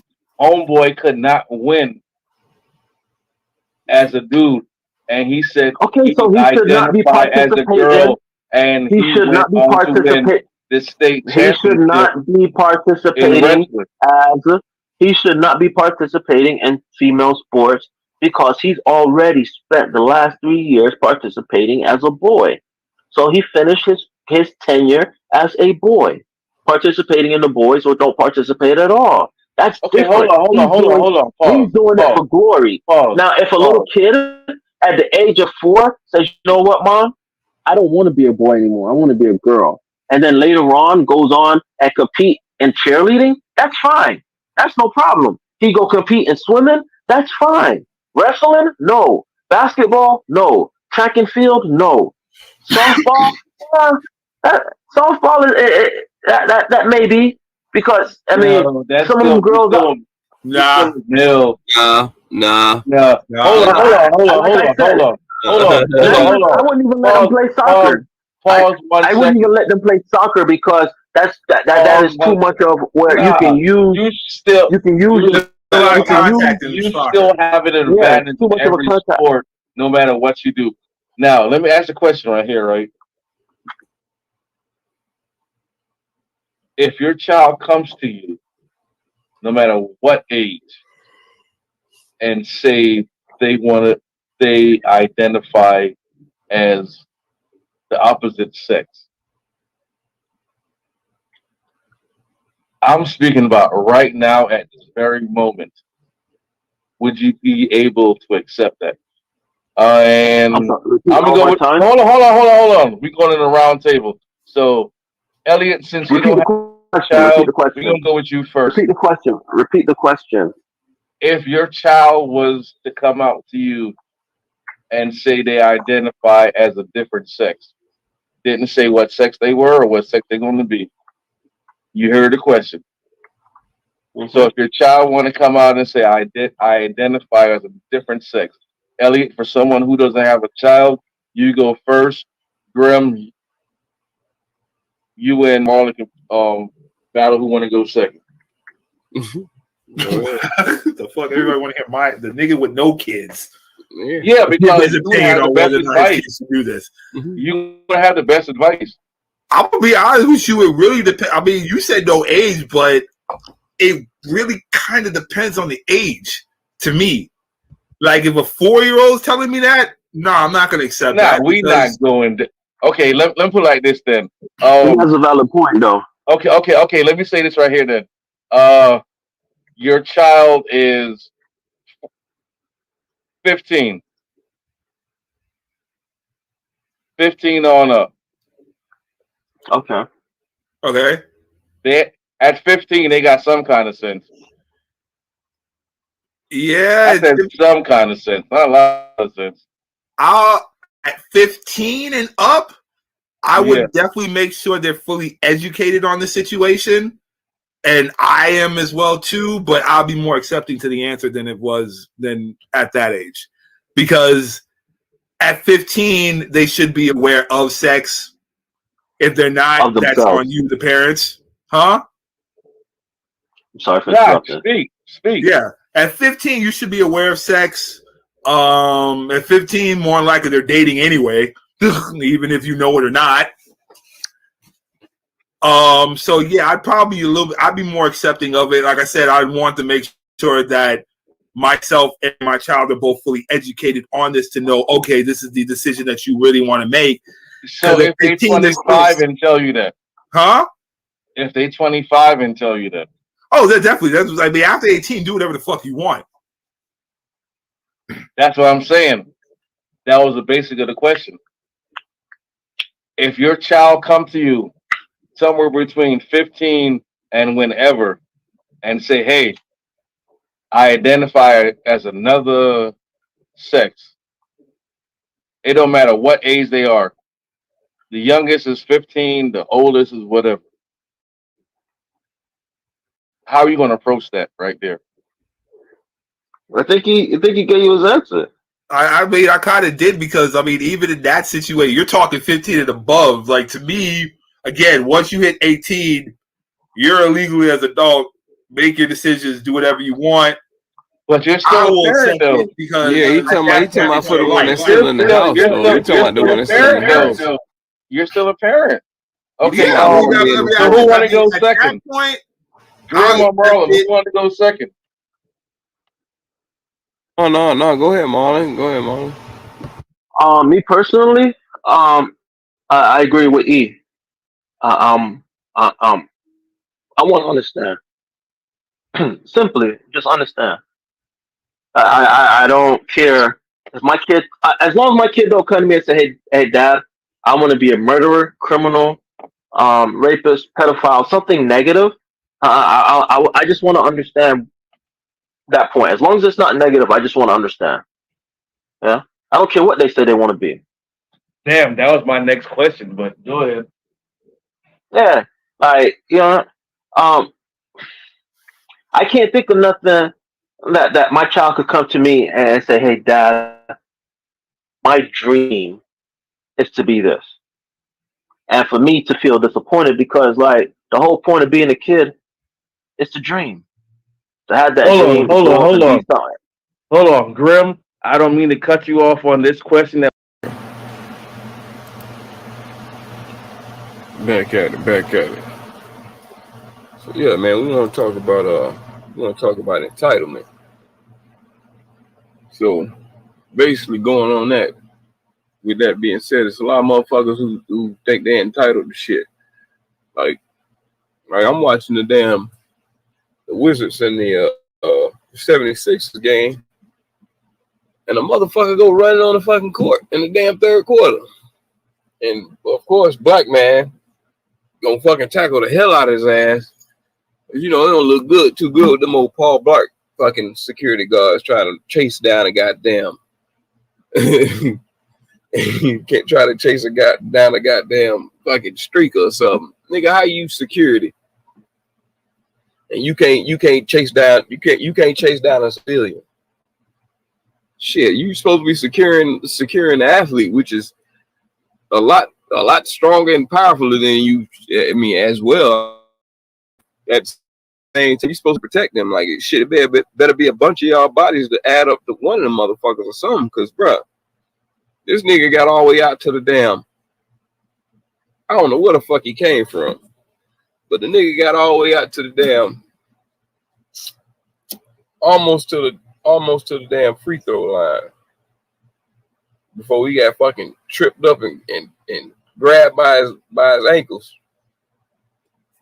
And everybody looking like, what the hell? They ain't even want to show the replay. I was pissed off at that shit. But this is how crazy you motherfuckers are, man. Bitch been fucking, man, they need to lock everybody ass back up.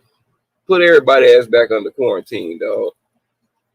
You motherfuckers out here crazy. Like a bitch ain't shit, y'all. Man, I feel sorry for motherfuckers like y'all with all this entitlement and shit end up getting locked up. Cause boy, look here, you ain't got all them privileges and all that say so and all this do what you want to fucking do. That's how you get your ass beat the hell up in there.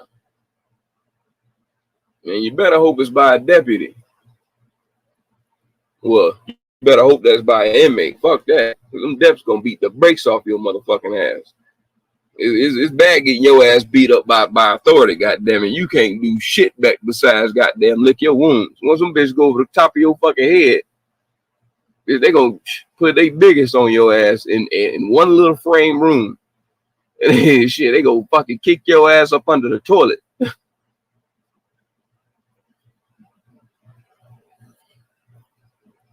So yeah, I hope the NBA or whatever the fuck they do something better with upgrading these penalties of these people. These motherfuckers here. You think I'm gonna spend $600 on a ticket? And with the tickets that they got, apparently what that motherfucker got to run on the fucking court. Because he had to pay like 6 stacks in the playoffs during this time. So you think I'm gonna fucking look here. Entitlement. Motherfuckers who got money like that. When you look at all them floor seats on the floor, you can count the niggas on your fucking hand.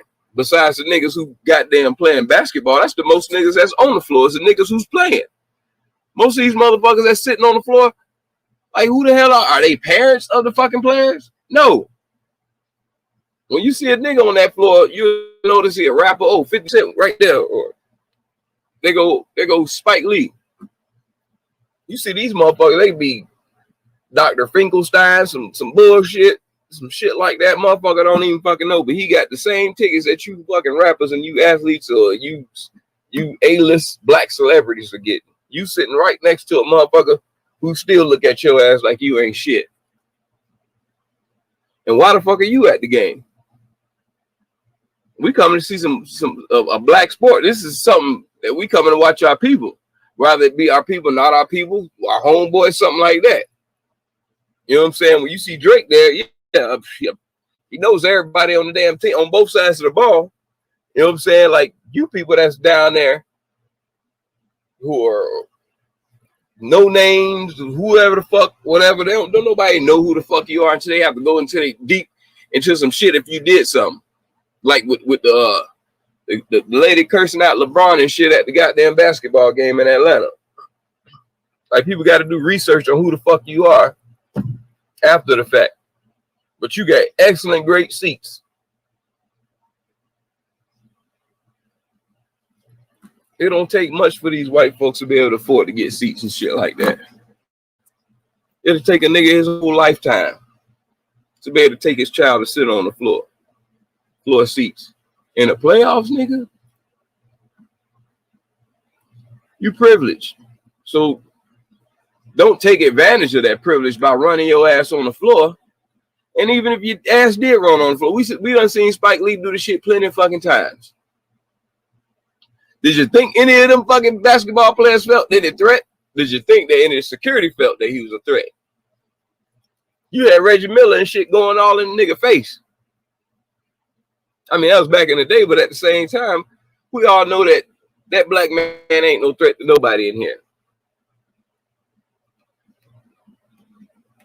When you white folks come to the damn game, and like, I don't know what the fuck your motive is. Fuck is you here for?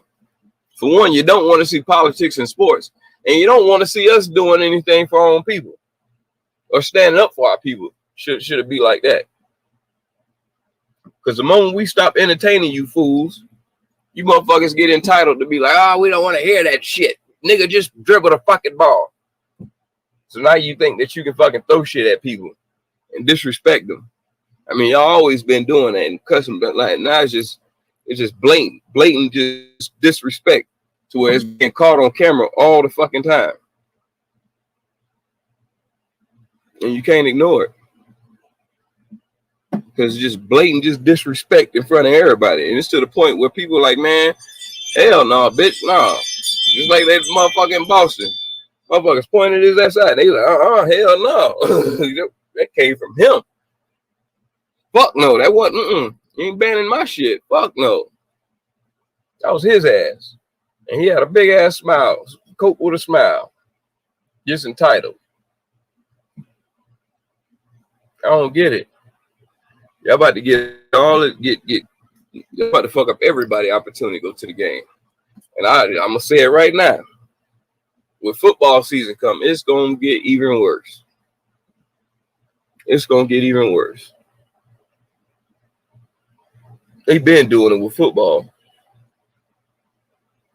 Them motherfuckers at the football game way more rowdy than that fucking basketball game.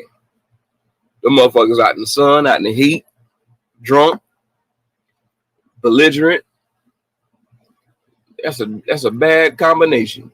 White, watching some black man earn a living. Oh, they gonna act like it's the slave master and tell them, I pay your paycheck and all this other dumb shit. Like, fuck. Yeah, right. Right. You paying, you helping to keep the lights on in the goddamn building. Shit like that. That's what that shit, that man, them players don't see that fucking money. Shit don't go to them. That shit is to keep the team rich. I mean, so it can go get players and shit like that. But that most of that money that come from the fans, y'all ain't buying no players. Because if that was the case, how come all the fucking teams that sell out Detroit sells out the Lions sell out every fucking yard they fucking tickets? So if that was the fucking case about you paying for the play, that means we would have been able to buy some good ass players then. If that was the fucking case, you fucking dumbass. You buying tickets don't fucking, that shit don't do nothing but fucking pay the bills in that house that you in, that y'all under, that you go to watch these niggas play they earn a paycheck. They don't earn that paycheck if they ass ain't no good. So what you talking, I ain't gotta earn my check twice. I gotta fucking perform for to get on the team and then perform for you. Like, fuck you. Fuck you got going on.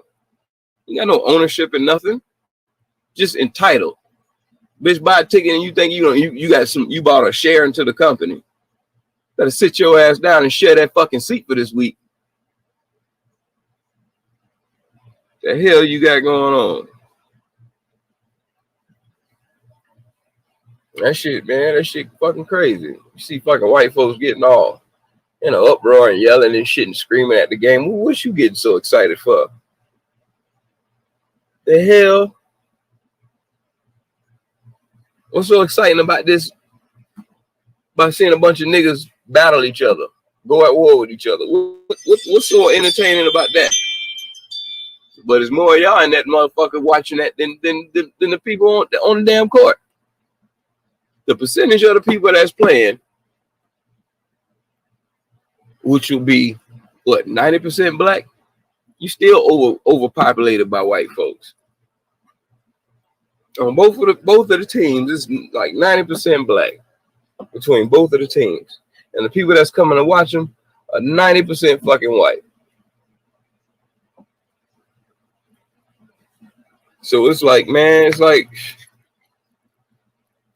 bro, like none of these black athletes gonna have no time, no dealings with to do with no fucking white people when they clock out. Bitch, I ain't gotta talk to you after I ain't at work. You cuss me out at work, and now you want to talk to me outside of work, bitch. I'll beat your ass. Fuck you talking about? Fucking talking to these people outside of fucking work. You talk shit to them at work, so don't fucking talk to them outside of work. You don't want to be, you see that same nigga you heckle every week. If you see his ass in public, I bet you won't stand out and make it be known that that's who you are. Unless you about to hop into an Uber 2 blocks away and scream some shit and jump in that motherfucker.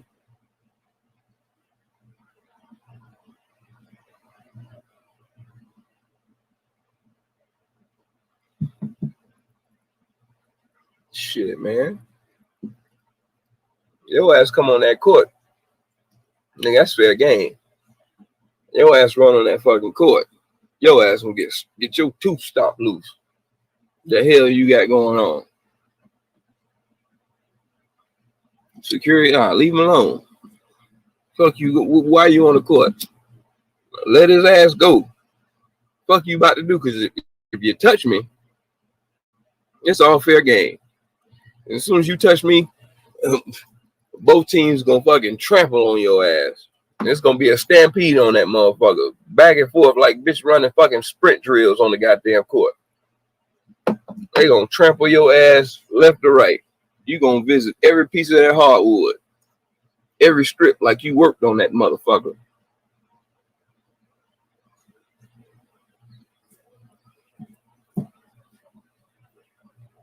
That shit fucking crazy, man. Y'all, I mean, cut this shit out, man. Stop, black, white, anybody. Stop acting entitled. Niggas entitled by. Niggas just always entitled. Oh, that's why we got problems between each other. Ain't none of us entitled. Ain't none of us entitled to nothing. You entitled to serve. That's it. Don't nobody owe you shit just because you pay for something. Unless you're owner of it, then you do what the fuck you want to. Just because you own a ticket, nigga, they take half of that shit when you get to the door. So guess what?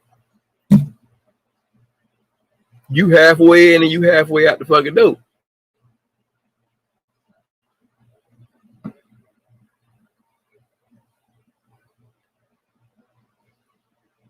I done got into some shit with fucking people at a fucking Dolphins game. Motherfuckers throwing fucking trash and shit all the way from the top because I ain't got the same jerseys. Man, I cussed every last one of them motherfuckers out.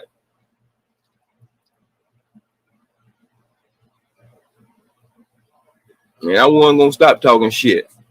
And then when we whooped their ass, I was talking mad shit from my seat to the parking lot.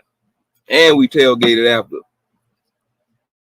And we're still talking shit the motherfuckers try to get in their car.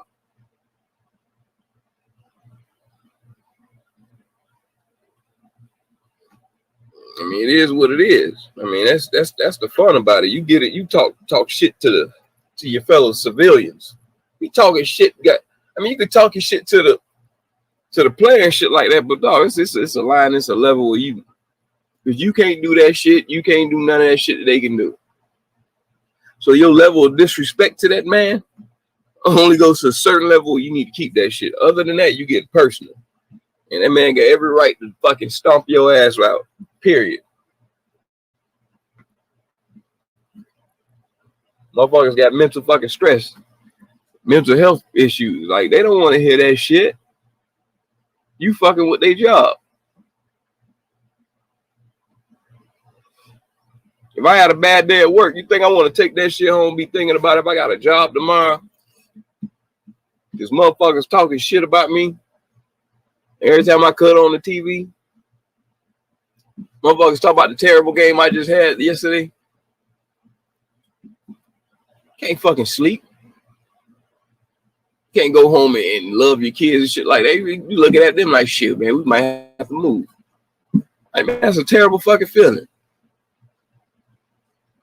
That shit is fucking stressful for them, man. They don't have no trade. They don't have nothing else built. They trying to build their shit there. And if they can't get their money right then, they can't build it to get nothing else.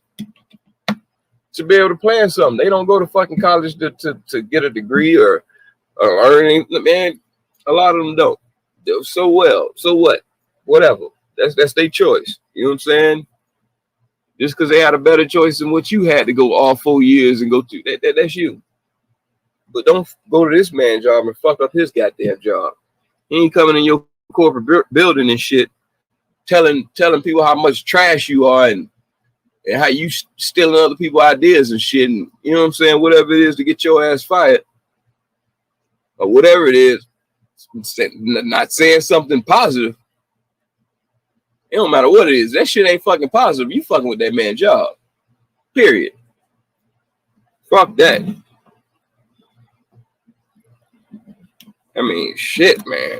I mean, it's okay to fucking, I mean, do your little opinion and shit like that. But man, that shit only goes so far for what a bitch want to fucking put their hands on your ass. They shouldn't even have to get that damn far.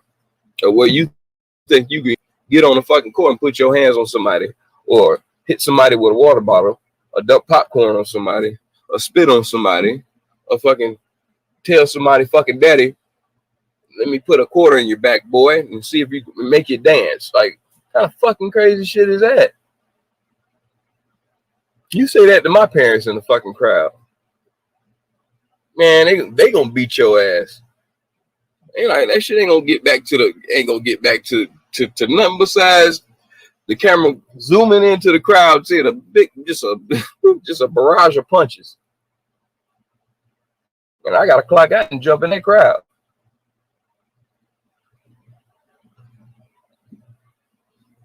But shit, trust me, if a nigga parents is there, his family is there with them.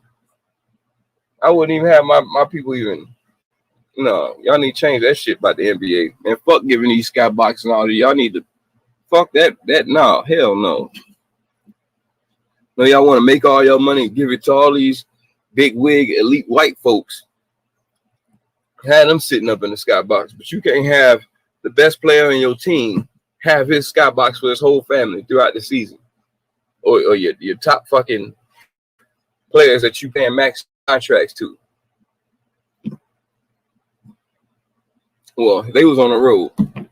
I mean, at that case, like, if you can't supply them on the road with one, I mean, come on, dog. You ain't got nothing but 2 max contracts. You can't get them on the road. If people come on the road, dog, his parents, not anybody else. Only the parents can get that. I wouldn't give it to everybody. You know, everybody got some in every fucking city. It ain't gonna work like that. So, but yeah, you can't. They gonna have to do something about that. They gonna have to put something in place so these people ain't getting to the players, bothering them, fucking with them, because it's gonna be another fucking malice at the palace. Same shit that happened with the Detroit. Shit gonna be going fucking crazy. And that's all it's building up to. These players ain't gonna keep taking that shit.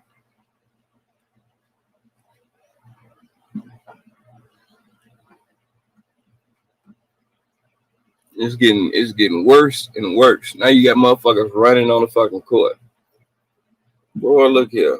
If that ain't entitlement, I don't know what the fuck is. We going to break rrpjewelers.com. Hip hop is Jamaican culture, where DJ Kool Herc and then brought their speakers out to have a sound class. Yes, just like how we do in Jamaica. So yes, all of them are Jamaican. So hip hop is a bunch of culture vultures, and the lead candidate right now is Khaled. Oh gosh. Oh my gosh, nigga, they ain't no guy.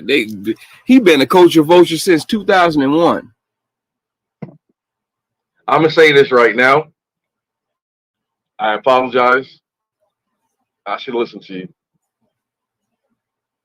He got his pass for way too long. This why these Arabs, why these sand niggas, when you walk inside their store, they can say what's up, my nigga, because he's one of them. Yep. Mm-hmm.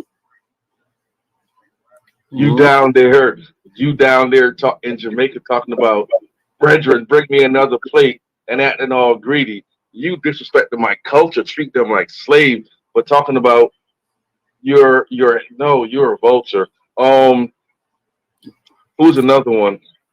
Bro, what I told you about his ass when he was at the Mad Fish House in Miami, and he was down there doing all the reggae nights on Friday, and this nigga was pulled up all this shit. It's like this nigga, I thought he was Jamaican my damn self.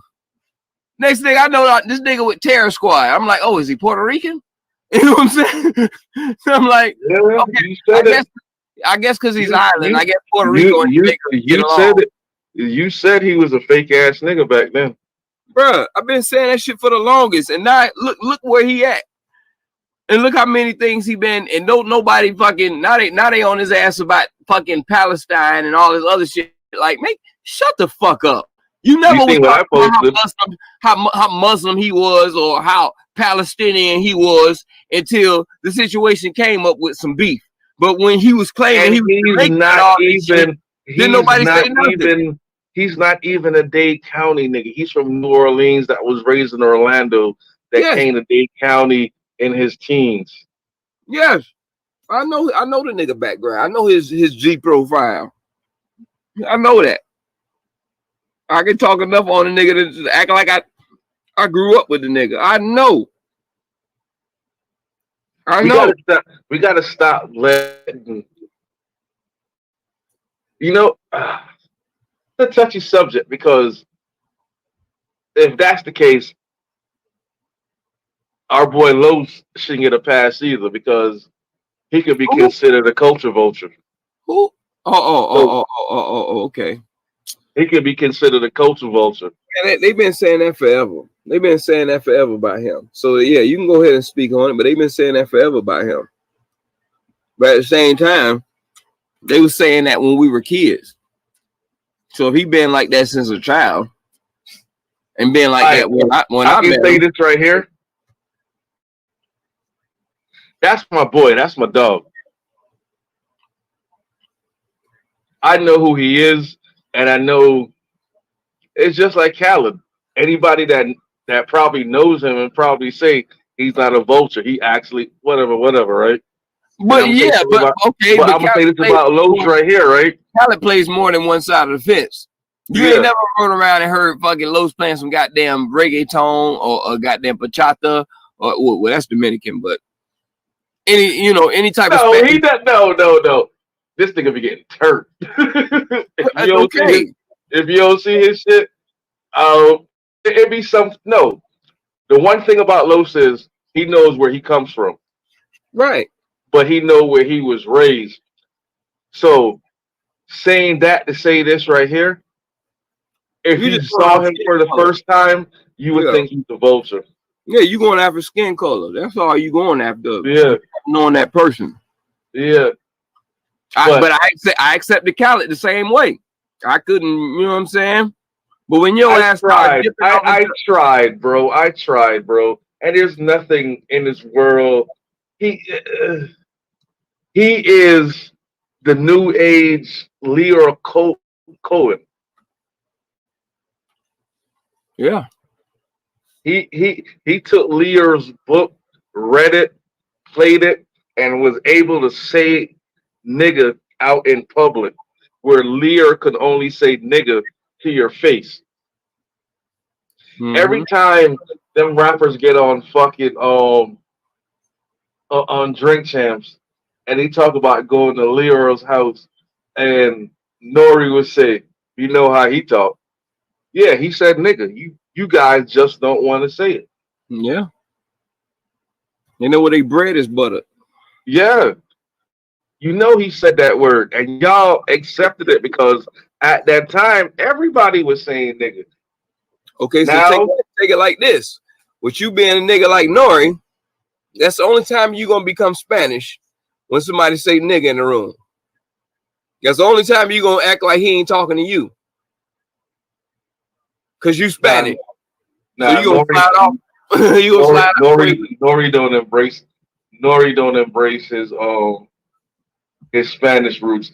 Nori would be he would be a culture vulture in the Spanish roots. I'm just asking you. So you don't think when he said nigga, did he step up and leave on his face and say, we don't say that? Or slide to the side and be like, yeah, I'm really Puerto Rican. Like, what okay, so all right, how about this one then? What about Fab and Carmelo? Man, please. We talking about skin color, man. They Dominicans. We talking about skin color though. They black. Correct. They gonna judge you how they see you. Ain't nobody fucking gonna get into that until they know you, to know your background, to actually talk to you. But if you're judging a book by its cover, if you black, nigga, you just, they don't give a fuck. You Dominican, dark Cuban, none of that shit, nigga. You a nigga to them. Come on, cancel culture. Give it to me. So you know what I'm saying? Hold on. Name some more niggas. So because I get called Dominican all the time. So should Fat Joe be saying it? Man, does he look black? Hell no. Okay then. So if he shut his mouth and never said shit, his ass will be put on the same side of his ass gonna get jumped on Cracker Day, correct? Okay, so boom. I'm gonna go local.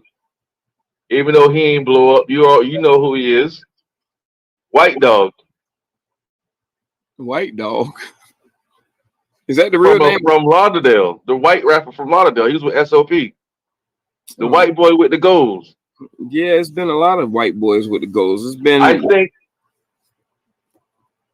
he was around in 90. Yeah, you talking about some old shit now. If you want to talk about, he was 98, 99. He was with SOP, and he was saying nigga, and he had a mouthful of goals. Right. That's cool and all. That, like I said, that's cool and all. Okay, Little Pump and what's the little name? Little Pumpkin. Yeah, he's Colombian. Should he be saying nigga?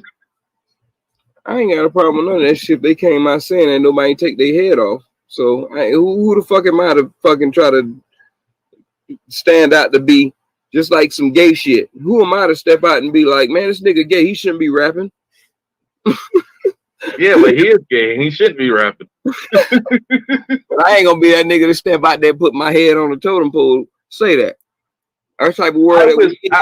I wish cancel culture. Point out a fuck nigga. That's the problem. I wish whoever is the leader of cancel culture, you need to find them, bro, and tag me into them so they can come find me so I can just start canceling motherfuckers. Nigga, you a Democrat? It's you. I'm a who? Motherfucker, you heard me. You tried me. You don't like Candace Owens. Fuck you. Listen, I am independent. I'm with like Chris Rock said, you know, it's my favorite comedian. Like, you know what my dog said? My dog said, hey, I'm conservative and I'm liberal. Right? I'm conservative with. Take your ass to jail. Brother.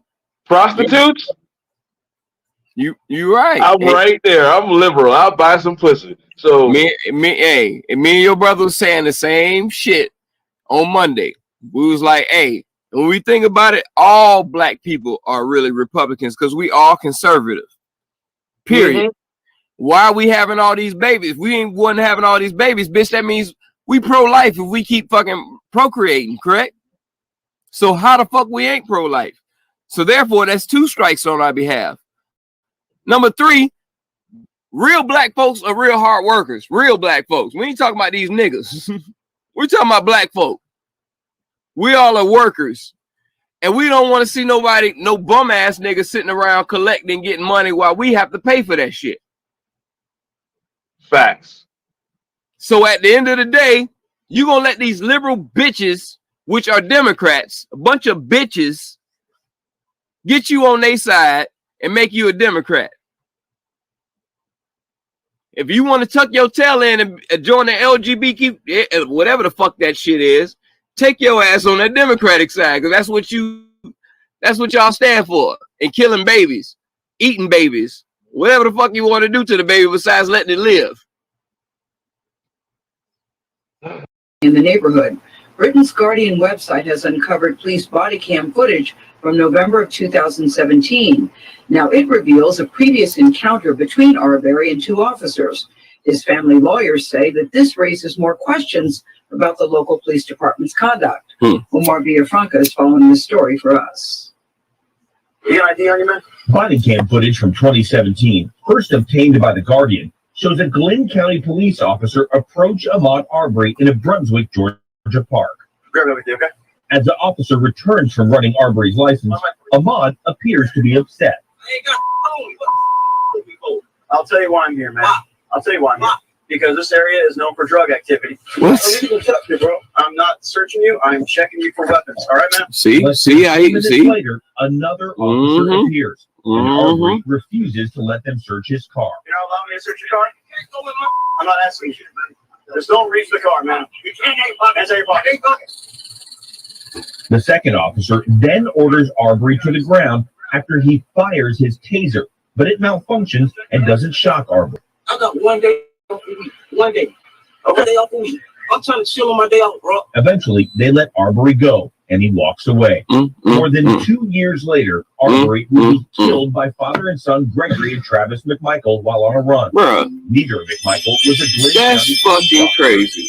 See how we get approached? And this nigga ain't did the fucking thing.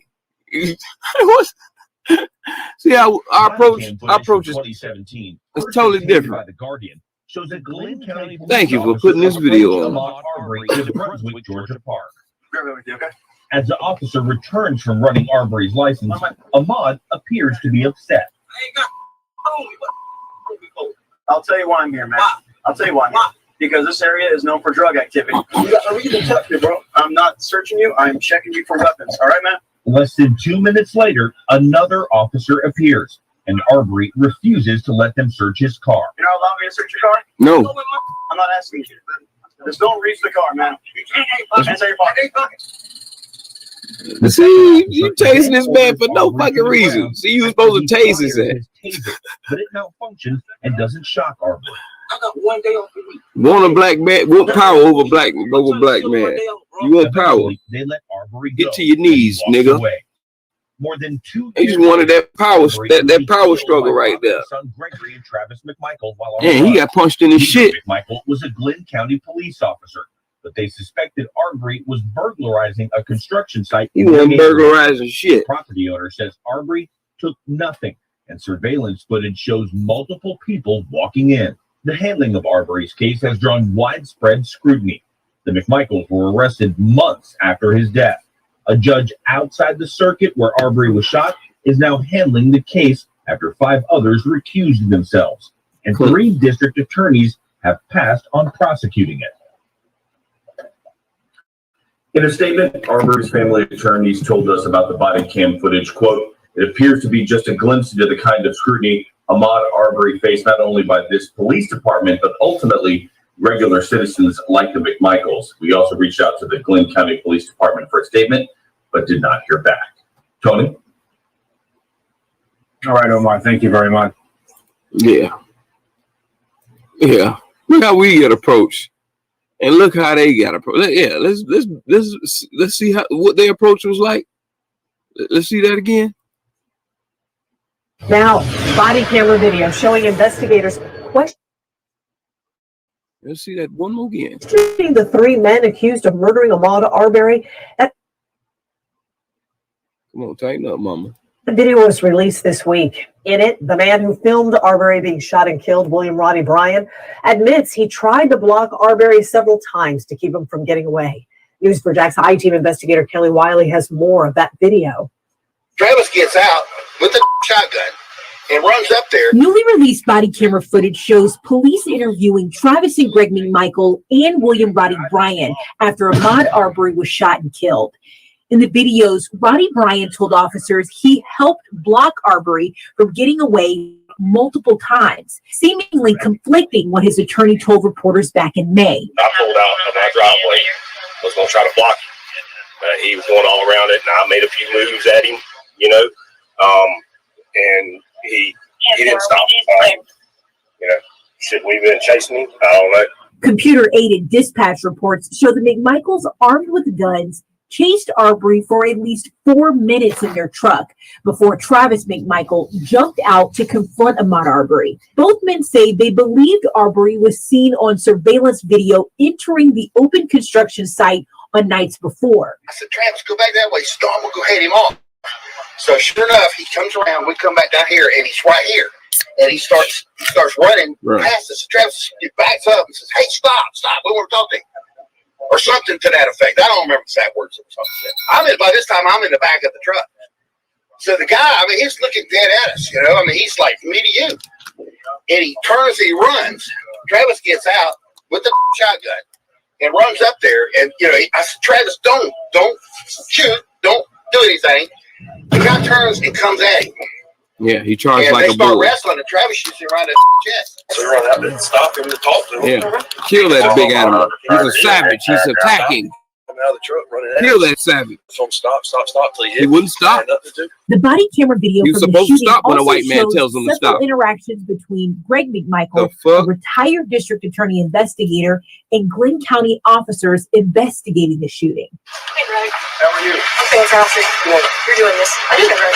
How you doing? I think I will take him down. Yeah, he's gonna have the interview. Yeah. Y'all put him in sorry. No. Call me when you go. Well, I can't see us do that. No, he's in the ambulance right now. We're playing with him in the bottle. I got you. Kelly Wiley, Channel 4, the local station. Earlier this month, the judge denied bond for Travis and Greg McMichael. As of last week, the father and son's defense teams are trying to appeal the judge's decision. Boy, oh boy.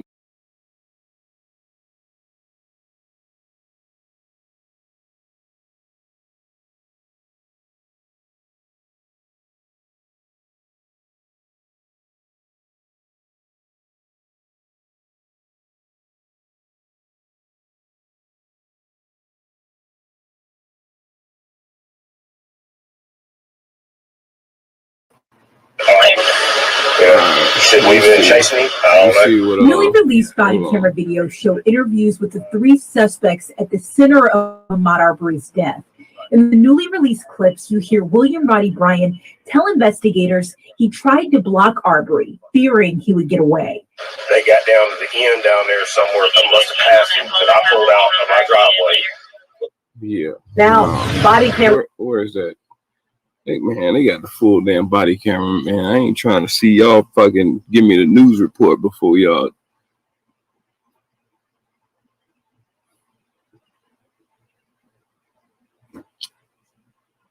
Okay, it's 10. Okay, raw.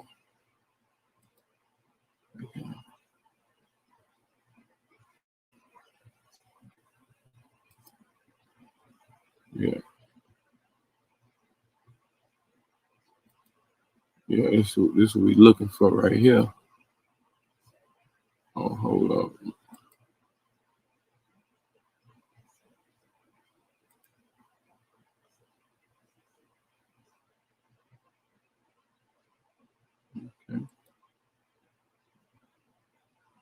I know. Just breathe, okay? Alright.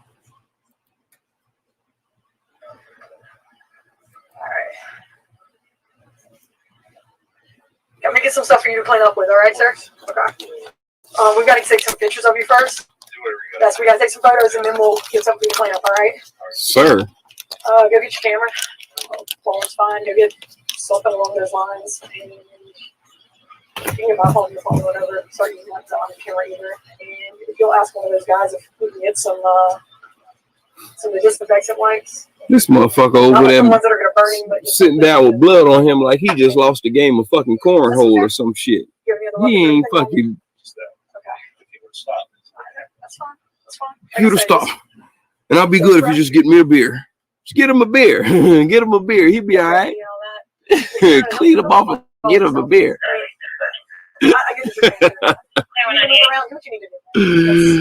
Oh shit. That is. Anybody who wants to call for you? I live right there. Hold on, let me back it up. Let me shut up while this play for a second. Hold on, let me back it up. Hold on, you missing all the good shit. What they said. Not like the ones that are going to burn him, but just something we can clean up with. Thank you. That's okay. You have any other weapons or anything on you? Just that. Okay. If you would stop. Alright, that's fine. That's fine. Like I said, just take a breath. You got your ID and all that? No, don't get blood all over yourself. I get that your pants are. You need to move around. Do what you need to do, man. That's. I can only imagine.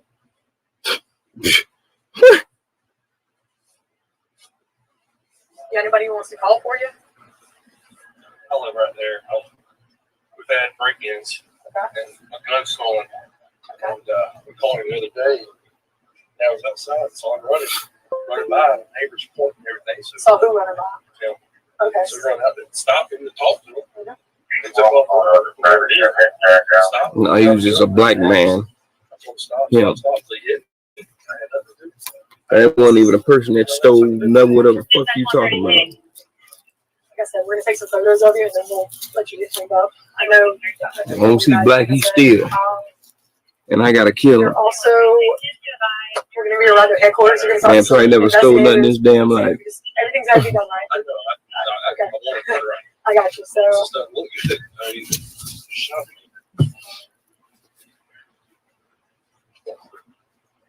Last thing I ever know was Trust me, can truly understand that. playing with my kid. Here you. Lies. Lies.com. Hey, sir. Let me just kind of stand like that. So I just want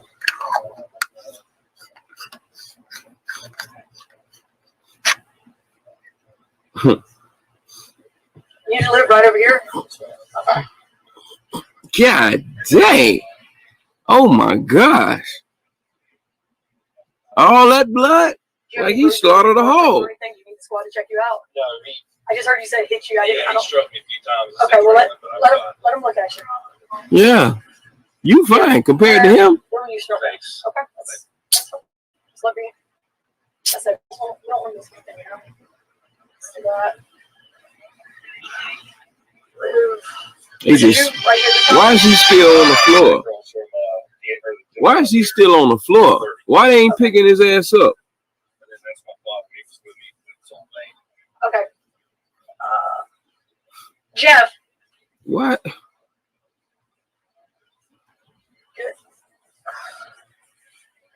We are going to take your clothes, but we're going to let you go home and do the change. That's why I was trying to make sure how close it was. Yep. Go get the gentleman's information for me and just, and interview him. All right, let's you're okay, sir. That's it. I can only imagine. That would probably never happen the same way you feel right now. All right. You know, right here for me real quick. All right. I've taken some photos of him. We're going to collect his photos momentarily. His house is right over there. He's willing to go up to headquarters. And nigga, you ain't trying to get in there. What the fuck you talking about? You, the hell you trying to get? Hold on.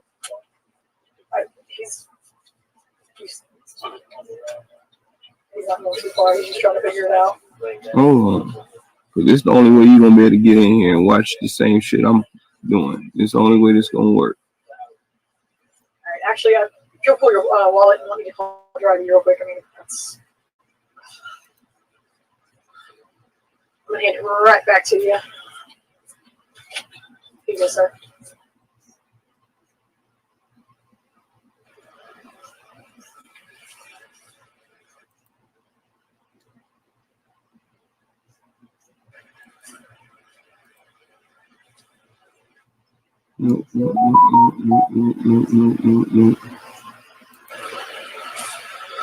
What's your dad's name? GRIMfathaHOOD. It's right there. I know. I didn't even. I was like, wait a minute. I'll be honest with you. Pointed at him. I just. I'm standing there.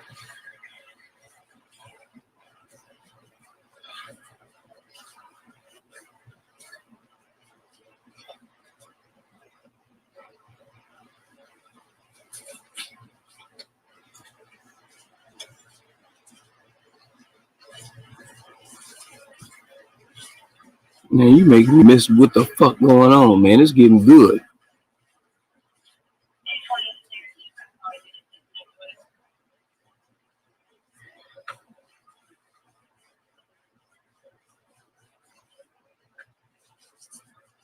Here she wiping. Retired. She wiping the nigga blood off of her. Sure. So not quite. There you go. Trying to figure out where you were going. You don't have water, do you? I can find you something. Do you have any water in your car? Yeah, that'd be stuff. Okay, so give me a second. I'll find you some. Do you have any water in your car? Do you have any water?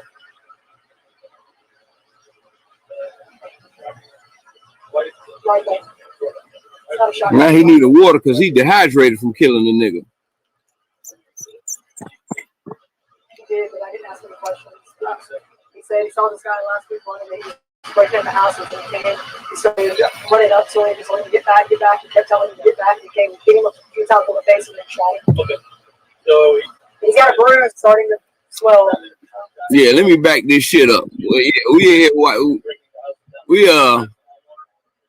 Did you how far you see what the fuck going on? Talking to me? Yeah, you nigga. All I heard was water. No, man, you ain't see the other two videos I played. Nah, let's keep going. Don't worry about it. No, okay, I'm gonna back it up to here, at least here. But I was playing a video. Ahmaud Arbery got in 2017. The police fucking was harassing his ass at the damn park. You seen that? Yeah. Okay.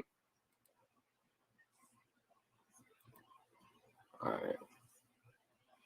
And you see these motherfuckers. Look how they just standing over his body. Why the fuck is they just standing there over his body looking at him like that? They played victim, so I'm talking about the police and the ambulance and all that. What? I know they played victim. So when the defense comes up, it's gonna be like, it ain't the first time this nigga did some shit like this. So That's we gotta take some photos. Who? Ahmaud. It ain't the first time he was seen quote unquote suspiciously. So but yeah, but that wasn't him the other time. That wasn't. They only got him that one time in the damn house looking around. Mm. He just came. I guess he came back the next day to job. But he didn't go back So wait a minute. You think he just did it at one time, got caught, and stopped forever? No, they got video. Man, you didn't see. No, I'm asking you a question. Do you think he just did it at one time, got caught, and stopped forever? Stop? What you mean by the police? When the first time he got caught doing what he was doing, he didn't get caught. He didn't get caught over there. The first time? Yeah, he wasn't. He didn't get caught over there. What, being a peeping Tom? That's what I'm saying. He was on. He was on video in the house. That was the first time. The second time is when they seen his ass jogging down the street. I ain't talking about. I'm talking about the first time. So after the first time, you think after he just got caught the first time, he was just one and done? And said, fuck it, I'm not doing it again? He didn't get caught doing nothing. He just went in the house and he went out the motherfucking house. Went jogging. Right. Did he steal anything? You trying to make it seem like shit, like he wasn't the only one that went in, like he was the only one to go in there. Why did he have to get accused? So did he steal the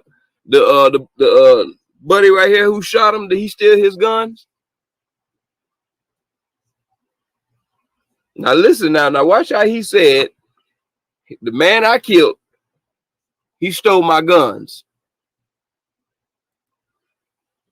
Photos and then we'll get something for you to clean up, all right? Go get your camera. Phone's fine. Go get something along those lines. And you can get my phone, your phone, whatever. Start using that camera either. And if you'll ask one of those guys if we can get some of the disinfectant wipes. Not like the ones that are going to burn him, but just something we can clean up with. Thank you. That's okay. Do you have any other weapons or anything on you? Just that. Okay. If you would stop. That's fine. That's fine. Like I said, just take a breath. You got your ID and all that. No, don't get blood all over yourself. Yeah, don't get blood all over I get yourself. your answer. They be like, no, don't go to reaching. Shit, the fuck? Don't get blood all over yourself. They fucking put the taser on him when he went to go putting his hands in his pocket. We've had break-ins. Nigga, I can tell you the prosecution's whole fucking defense right now. It ain't the first time he got caught on some suspicious shit. Okay, did he get fucked over? Yes, nigga. Stop. I told him stop till he hit me. I had nothing to do. Like Al Bundy say, it ain't cheating if you don't get caught. Yeah, but they got caught this time. They got caught. He didn't get caught. Right, that's what I'm saying. You're also, we're going to be around their headquarters. You're going to talk to some investigators. That's what I said before you got on. I said if it wasn't them cameras on there, they would have got off with it. But dumbass was chasing with a camera. He fucked the whole shit up.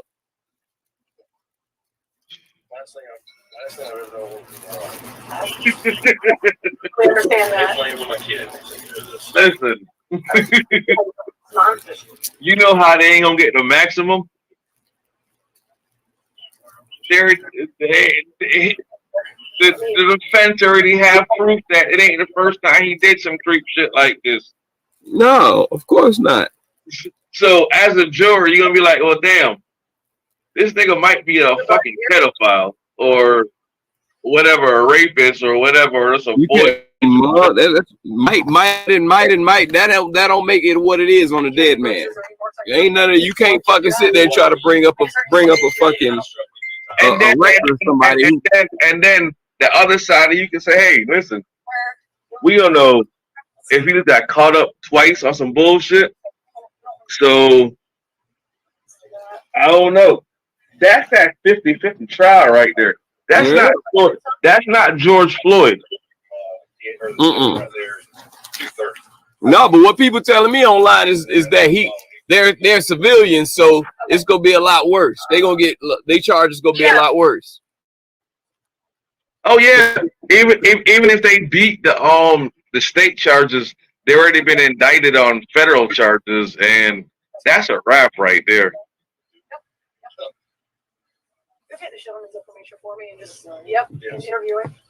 All right, let's walk. You're okay, sir. No one beat bad charges.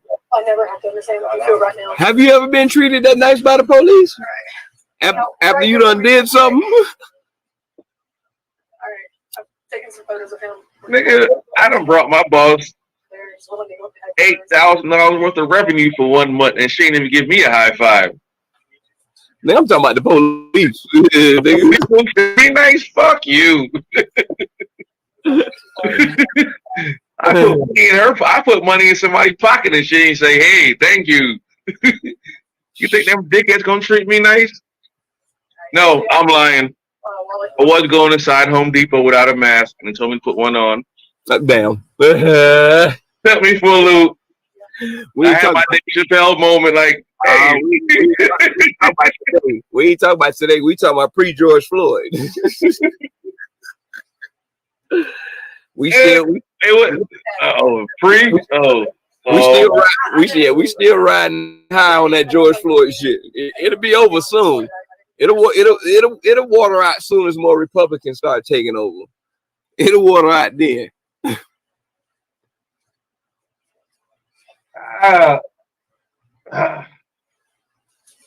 Look at his ass like, man, there's nigger blood all over me. Fuck, man, it's burning. I smell fried chicken. Is that a 40 I smell? Nah, it's not even that. Look at the cop rubbing her arm. She's like, oh shit, that shit is contagious. She's scratching her arm like, oh shit. No, she's looking like, fuck, I'm gonna be on the news today. I gotta be associated with this motherfucker right here.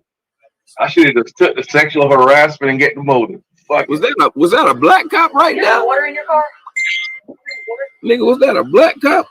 I hope not. Dog, I think that was a black cop right there, nigga. He looked like police chief out of Minnesota, the little bald head nigga. Hold on, he sit there all looking all swollen shit. Yeah, hold on. I think it was a nigga cop, right? Cup of water. Right there. Ain't that a nigga right now? You gonna ask the nigga for some water. You know the nigga said no. Hey, I give you some Gatorade, lemon lime. Nope. I would have said yes, just so I can walk away and not be nowhere close to that situation right there. I'm telling you. Speaking of which, I'm gonna go to the corner store for you. I'll be back. Anybody else need something from the corner store? I ain't had hot sausage in a long time. Yeah. Well, I got a craving for some boiled peanuts and hot sausage. Y'all need anything from the corner store? I go get his water.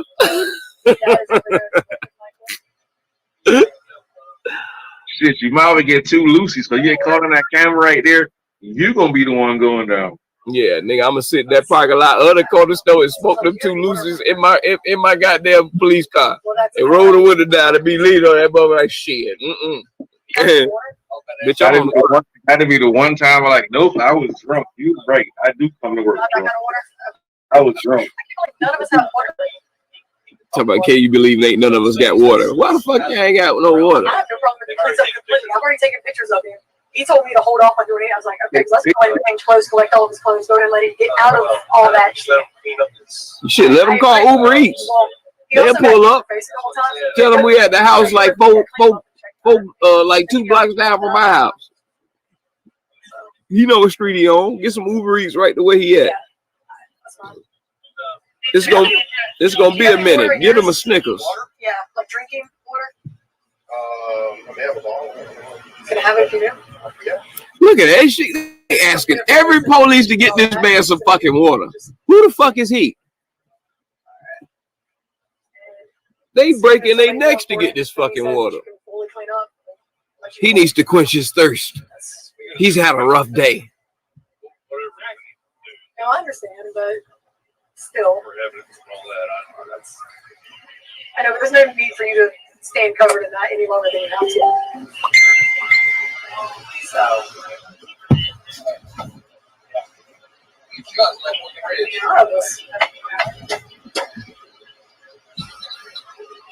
Bruh. James, do you have any water in your car? She's still on the hunt. Like drinking water?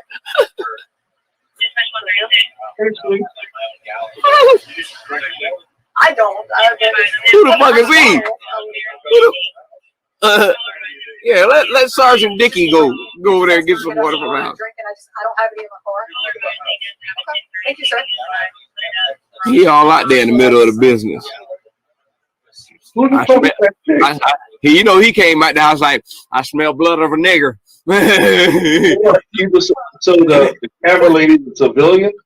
Yes. You heard? Say it again. The camera chick, who is she? No, that's the cop. I can get you out of that. Clean. That's who asking for water? Yes, that's what I'm saying. I thought that was the civilian. No, nigga, it's body cam. Don't you see Axon body? Don't you see the shit to the right? Thank you. I got it on small screen, so it won't blow up. Nigga, put your TV on YouTube, nigga. Go to the shit on YouTube so you can see it on the TV. Can they clean? I've gotten pictures. I'll leave it up. Okay, that's fine. I mean, they've got to provide medical. They've got to do that. But I got you. Damn, toss the bottle of water. Hey, she happy for that. She done asked about fucking 8 fucking cops, 8 to fucking 10, and then give it to him right in the fucking. He's sitting down. No. Let me serve him ice. Clean your face off and let him check you. Here's something to drink. Okay, just his face check. Yep. Okay. So somebody more important than me is.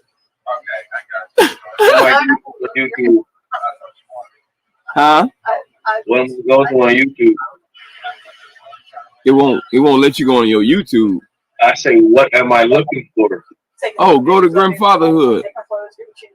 You should have been subscribed on it. Bet you would have been able to find it. I might have. I say Baker because this is murder, but it doesn't matter to me however you want to do it. I mean, I feel like if you can do this, you can be released off FTO too. That's what I'm saying. Let him do it. Let him do it. That's fine.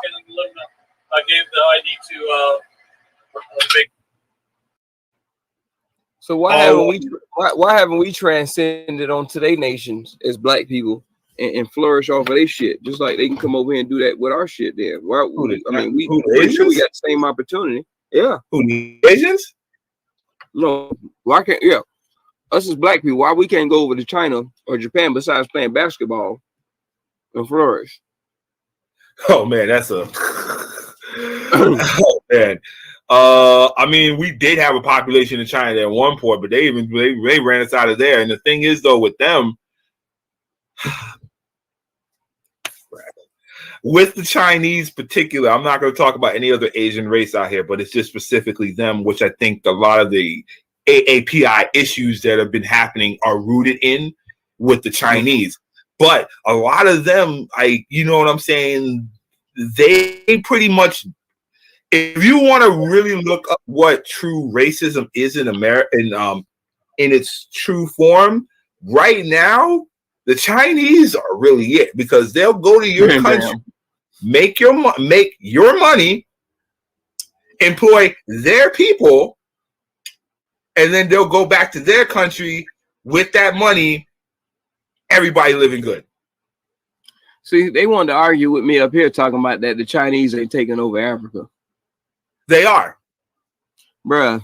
They are. The government is allowing them. Like, that's the one thing, though, too. There is an actual agreement with the government in China for those people to come over and literally do that shit. And I told these niggas they did the same thing. They did the same thing to Africa. They went, ain't no Chinese, no Africa. I mean, Jamaica. Sorry. Hey, man, ain't no Chinese taking over Jamaica, blah, blah. Like, damn. I didn't even really say that, but I was saying, like, the Chinese are really, like, trying to overpopulate the Jamaicans. They have a lot of fucking ground in Jamaica, just like they're taking over grounds in Africa. I mean, yo, technically they have a lot of ground. You know where they have a lot of ground? Here, where we live, in our hoods. Yeah. In our hoods. They'll go to our corner stores with the black people. You'll see Chinese stores everywhere. In New York, Chinese stores are every block, my nigga. Yes, sir. Yes, Philly sir. too. Yes, sir. They really migrate a lot of our neighborhoods and take that money from there because they know we'll buy it because we're the market group. We're the ones that spend the money out here. Mm-hmm. So it makes sense. I totally agree with it. And then you look at some, and if you look at some of these relationships that these Chinese people have with the blacks in their neighborhood, you wonder why we ain't a part of the whole AAPI shit. Going up in the Chinese stores, they cursing me out as soon as they come to me. Oh, what you doing here, black boy? Like, well, yeah. What are you doing in my hood? What are you doing in my neighborhood? Yo, I burn this shit down when you close up. Yo, I'll never forget. I went to Philly a couple years ago, right? In the hood. Hood as fuck. Black people everywhere. Like, at least in the part where I was at. Asian store right there, right? Lady in the background literally like telling people what you want. Hurry up. Like, it's disrespectful. Hurry up and get out. Like, she's like, straight rude to all the black customers, like rude to everybody who comes up in there. But you know what I'm saying? We niggas, we snap it right back at her. This is like a back and forth all the time. And this is like, what the fuck is going on? But they won't talk to no white man like that. Oh, well, depends on the Asian, but depends on them. But yeah, for the most, I mean, no. They view us a lot. They view us a lot differently than they view the white people. They allow a white man to fuck their daughter than a black man to fuck their daughter. Let's put it that way. Depends on the Asian again, but typically the ones down here, they probably wouldn't flip out as much if you're with a white guy as opposed to a black guy. Black guys are like a huge no in a lot of traditional Asian households. Like, nigga, in a lot of traditional Spanish households too, nigga. Stop it. Oh yeah, that too. I mean, pretty much if you look at it, I mean, I think it's gotten a little better throughout time, but definitely in my age. I'm just saying that it's there. It's there. That's all I'm saying. Hey, I ain't talking about. I'll say this: the numbers are showing that something exists, but back in our day, yes, the old school, fucking older ones. We talk about the ones that was alive in '80. The parent, if they still alive today, they still hating strong. But yeah, who knows? I mean, bro, you don't even have to look not even 80s, 70s. I mean, we could even go out as young as the 40s. To me, you know, and that was a lot of the people that I saw back in my day, like the ones that are now 40 and 50. But how could we be here before those races, but we look down upon it? We can't fuck with they people. Because we expect that we expect that they give us everything. Because this is weird. I don't. We were here first. So how you come to America and look at us like we don't want to be like you, but we want to be close to the white man? You know what I'm saying? And you steal our fucking culture and fucking put that shit in front of the white man, and then take the credit for that shit. You come over here and live off of us, but you don't want to come over here and live with us. They don't feel like they need to. That's the thing, because they have their own set of issues. Niggas allowing them to. Like, niggas allowing them to. Like, niggas allow everyone to. Niggas allow white people to do that shit. Correct. That's why I'm like, man, all this Black Lives Matter, all this bullshit, man, I don't want to hear none of that shit. Y'all niggas allowed all this shit to happen. We wouldn't be standing where we are. We done had a black president for 8 fucking years, and shit still ain't changed. We ain't no united or unified any closer. Fucking Trump done left. We still ain't even unified. We're not. And we probably never will be, especially because of how things are. I mean, no, like, dude, like, niggas just don't.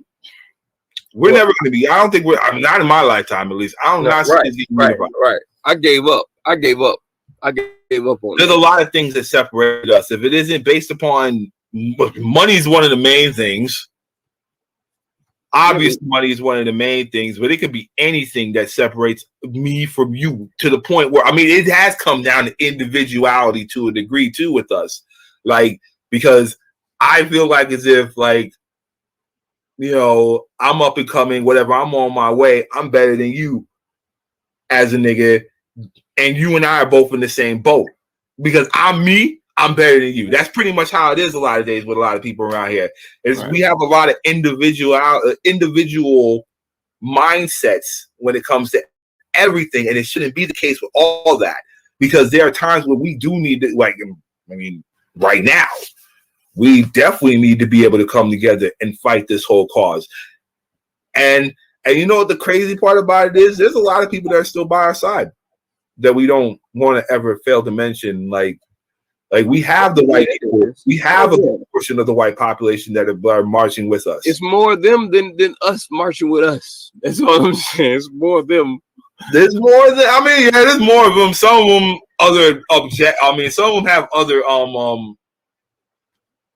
objectives. Their objectives are a little bit differently. Yeah, but you know what I'm saying? Yeah. So we need to, like, we gotta get together, man. Like, there's nothing, like, they can only do so much for us too. That's the thing. Until we get together, we always ask for the white people's help, the Asians, the blah, all that stuff. There's only so much they can do until we do what we need to do. So you think Black Lives Matter need to come out to as them 14 people shot in New Jersey at the house party over the weekend? Will Black Lives Matter need to come out, right? I can care less if they do or don't. They don't really do anything to help anything. as an organization, I don't see them doing much of anything other than giving out their thoughts and prayers and whatnot. You know what I'm saying? Like the whole idea of us jumping when the media tells us to, that shit needs to definitely stop. Like this isn't one of those, you know what I'm saying? The 13 people, I mean, obviously, yes, we should be out there for this. But the fact is, once again, is the media presenting something to us. Now we want to react and say something and stuff like that. You know what I'm saying? And if people were educating themselves beyond what you see on CNN and NBC and all of them, and actually pay attention to certain news, like even the local newspaper would probably be better for you than them. Actually is better for you than them. But if you were to reading, niggas want to see that shit on the TV screen. Niggas only want to see it on TV screen. They want to see it on their news feed.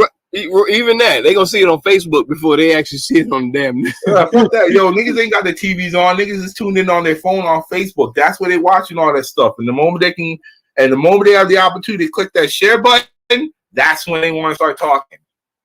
Yep. But until it's being out there like that on your feed, ain't nobody gonna say anything. Like with the whole Israel shit, the Palestine shit. I ain't seen not one nigga post anything about that. I think I seen you post something. Did you post something? No, I haven't. No. My thing is that with that, what happens in the world doesn't affect them here. They're ignorant and stupid. But that's how we talk. We talk not to think or worry about other countries or anything outside of that. You know, right? And even out in the world affects us, regardless of what it is. But look how long it took for us to even be able to, for people to even start to recognize it. Like this has been going on for years. People but don't recognize it. They're still stupid. Very much so. There are a lot of people who don't. There's still a lot of people who don't. But now we start. Them, oh no, that's way over there. Even if they still don't want to listen, that's the problem with the Black community. They think they know everything, and they can't take. They take any type of criticism towards them. They take it as an attack, or everybody's racist against them. No, I ain't doing nothing to help us out, so fuck them. You're ignorant. You don't listen. How are you gonna get better if you don't listen to somebody trying to help you build yourself up? I got a homeboy who's Palestinian. Billy, I love you always. You know what I'm saying? I mean, you know what I'm saying? I got friends. You know what I'm saying? I got friends outside of this goddamn country who are other, and those are the people who stuck by me. Like those people have like love for people. Like nigga, like no matter what. I knew this person from Palestine. I knew him since goddamn fuck. I knew him since fucking middle school, dog, and he's been like damn near 7 foot since middle school. You know what I'm saying? He ran the blue store over there off of 19th and the blue store over there in Royal Palm. In Royal Palm, the blue store. I thought you were talking about the one on 19th on Lauderhill. Let me think. Yeah. 19th and 31st, but not at Rainbow, but a little bit further down. The blue store on 19th. On 19th and Lauderhill? Yes, across the street from BG's. Oh man, yo, I remember that. Oh, okay. I know you're talking about. I've seen them around a few times. I've seen them around. Now they own like about 4 or 5 or 6 fucking, was when I was down there, they own like about 6 fucking corner stores. And his people own that shit ever since I was going to Pines Middle with him. You know what I'm saying? When we got out of high school, he was running that store and shit like that. So it's like bro, like I've been in connect with people like people like that, people who business like minded than over my own fucking people. You know what I'm saying? Like I've been in connect with people who I attach with who are successful people who trying to get money. And then when the moment you tell them and you dealing with somebody outside of the color of your own people, they want to bash that shit. And it's like you're not as supportive of. They have a culture of dealing with people and of you got to fuck them over for them not to fuck with you. You know what I'm saying? If you've been hunted with them since day one, it is what it is. But if you be hunted with a nigga from day one, eventually he gonna come to that part where he gonna cross your motherfucking ass. I mean, so when it comes down to what I'm saying about how they try to teach to us anything that don't matter here in America don't fucking matter. Our mind as black people, we can't even get past the point of fighting with the white man, even think about caring about the brown man. Well, I mean, it kind of starts with, well, the brown man. I mean, well, it kind of starts with us, first of all. We can't even think about fighting with the white man until we figure out why the fuck we fighting with each other, number one. And I mean, the thing is, though, again, with those the Palestinians, like, I don't have any Palestinian friends. I don't have any type of Arab friends, anything like that. But I do have a white friend, and him and I run our business together, and we've been running it now for like 5-6 years, no real issues, anything like that. So, and the only nigga I've ever brought on was the dude who connected us, and he thinks the same way I do. We the only two niggas that really fuck with each other on that aspect. You know what I'm saying? Yes, sir. Yeah, but like, to me, what we really just seeing here right now is like,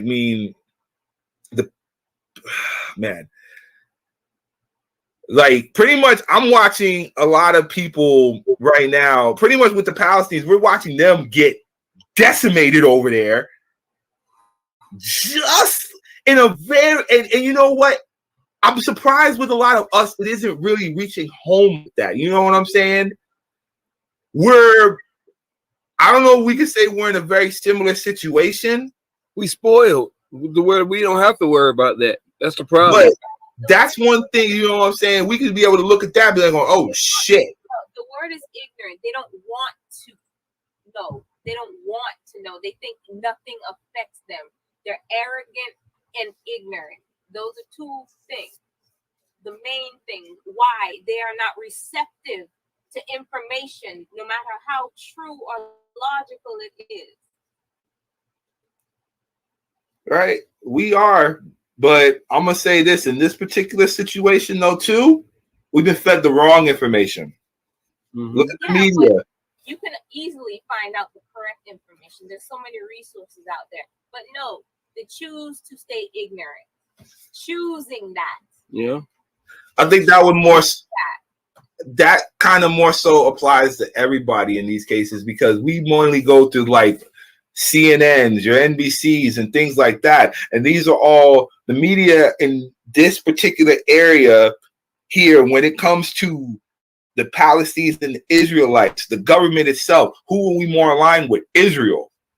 There are other Republicans. Information. You have books, you have all sorts of other information. You have to want to research things, and that's the problem. They don't even want to pick up a book and read. Yeah, we only connected with one side more than the other side just because of finances. That's just it. So exactly. It's more so because of government finances and who they decide to align with. When you read an article that says Israel's taking back their land, you're thinking, oh shit.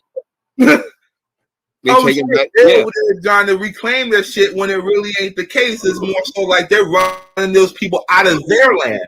They don't read past the headline. Right. And that's what a lot of people don't do. All they do is read the headline and they think, all right, cool, I'm going to go ahead and just run with that. Yes, that's sir. That's not, like, that's so ignorant. Like, you making yourself look like an idiot if you even try to discuss it, because at that point, American idiot. I mean, ain't that's what we are? I don't want to be an American idiot. Oh, Yo,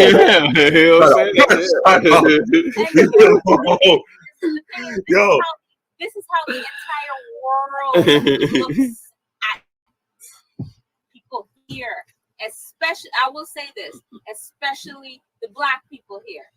The entire world. It's not just one or two countries. It's the world. If the entire world sees you like that, then you have a problem that you need to fix within the community.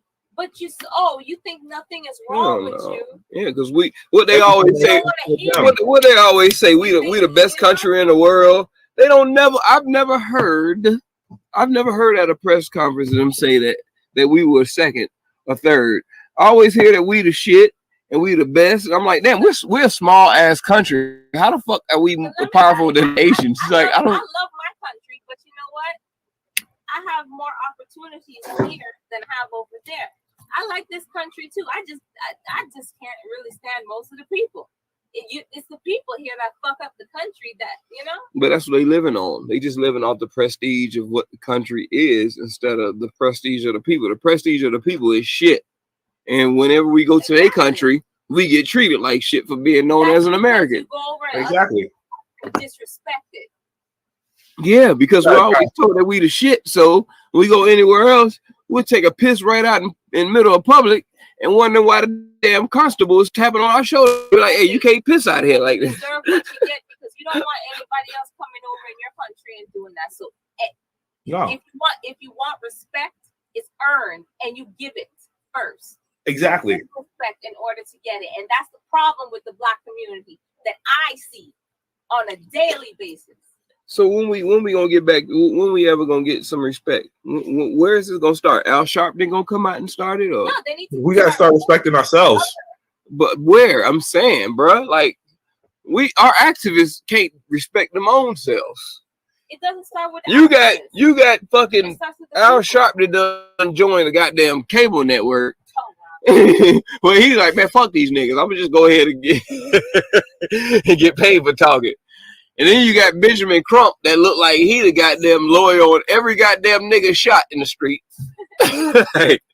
Like, how you a lawyer in fucking 32 states? This nigga got a hell of a bar. I mean, Benjamin Crump does have a nice bar, so. Bruh, where did he get his shit from? DeVry? I mean, but, yo, I mean, look, it comes. I mean, like I said, first of all, I mean, it's so weird because we don't. I mean, where do we start to get the respect for ourselves? Because nigga, we look for rappers to be our respect. We looking for Killer Mike. We looking for Killer Mike. Hey, Killer Mike. Killer Mike said some real shit. And a nigga from Houston, Trey the Truth. Trey the Truth. Hey, Killer Mike be saying some real shit. Niggas just ain't ready for that shit. Yes, niggas ain't ready for that shit.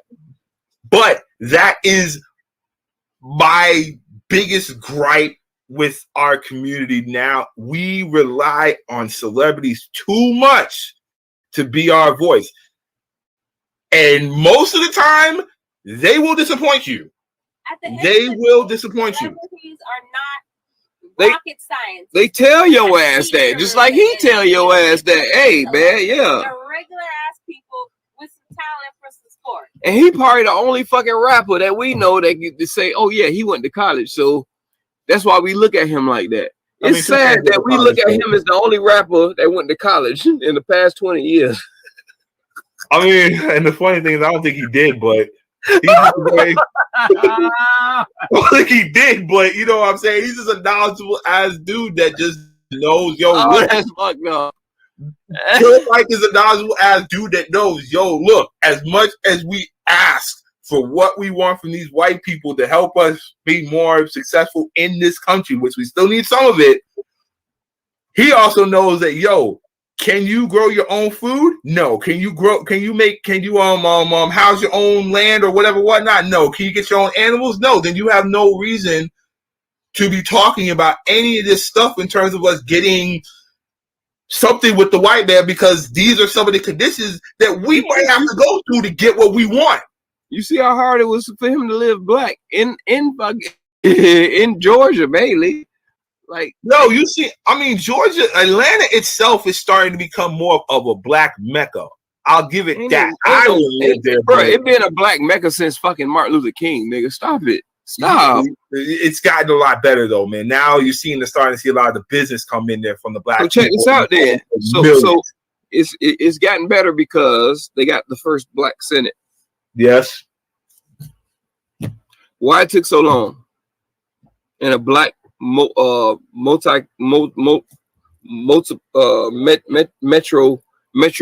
area of black people that's always been there since Martin Luther King. Why the fuck we just had our first Senate? When are we gonna get a black governor? A black governor? When you get rid of the other 99% of the area surrounding Atlanta, when there's just nothing but a bunch of white people and KKK members, that's when that will happen. Okay. Yeah, you know what I'm saying? Like, yo, Atlanta having its first white mayor, first black mayor, first black Senate, that's understandable because guess where all the black people live? Atlanta. In those areas, yeah, in that area. That area. So it's kind of understandable. And it still took a very long time for that shit to happen. Yes, you see that. Yeah, you're right. It did take a very long time for that shit to happen. Probably a combination of all the white people didn't want to happen that lived there, and the ignorant black people that was thinking, we should have. Oh, this nigga ain't shit. Right. You got the first black Senate, and the nigga's a pastor, nigga. Like, why we gotta be pastors and like rappers? Like, nigga, like, where are our fucking legislative real people who know the fucking bar? Like, where are those people? Johnny Cochran would have been our goddamn president before Barack Obama, if it was going by that notion. We need somebody who know the law. Right. So I don't want to see Benjamin Crump as the next nigga running for goddamn vice president or president. No, we need niggas that actually are educated and stuff. But well, we had Jesse Jackson run for president. Al Sharpton ran for president. We had Al Sharpton run for president twice, I think. Yes, yes. And wait, and he ran against Obama too. Yes, he ran against Obama at that. Yes. We still want to fight each other when we get a chance to fight. Yo, that man ran Republican and it was like, yo, he ain't the dude. He ain't the nigga for the job. If you need a black man in office, get me. And you know what? The fucked up part about it is I would have voted for him. Don't forget Herman Cain. Herman Cain, yeah. Ben Carson. And we all wanted Colin Powell, but he never fucking stepped up. He never did. I wish he would have. He spoke so well. He still does. Still alive. You know what I'm saying? Still speaks well. And he is the blueprint on how black people should speak. Yeah, whatever. But he was coming up as a Republican though, so that wouldn't have helped him out too well. You know what? A black person who thinks that the Democrat Party is here to help them, they're just as stupid as anybody else. Bruh, that's what I'm looking for, a strong Republican black person. Yeah, we need yo, fuck this Democrat shit. Most black people are conservative. Yes. When you think about Thank it. you. Think about it. We love limited government. We want limited government, which is what a conservative is. We believe in hard work will get you somewhere. Republicans or conservative, we're conservative. And I don't get it. I don't get it. You know what I'm saying? We were conservative. When all this shit first started, it was the Republicans that were backing us in the down here in the South, Democrats. In the South, Democrats. That was all Democratic stuff. The Republicans were helping us out. It wasn't until, and for the longest time, Republican. It wasn't until Nixon got into office and changed not Nixon. What was the dude? Who was the celebrity dude that became president? Was it Nixon? Yeah, that's the close. Yeah. Because Nixon fucked everything up. Well, they had to get his ass up out of there.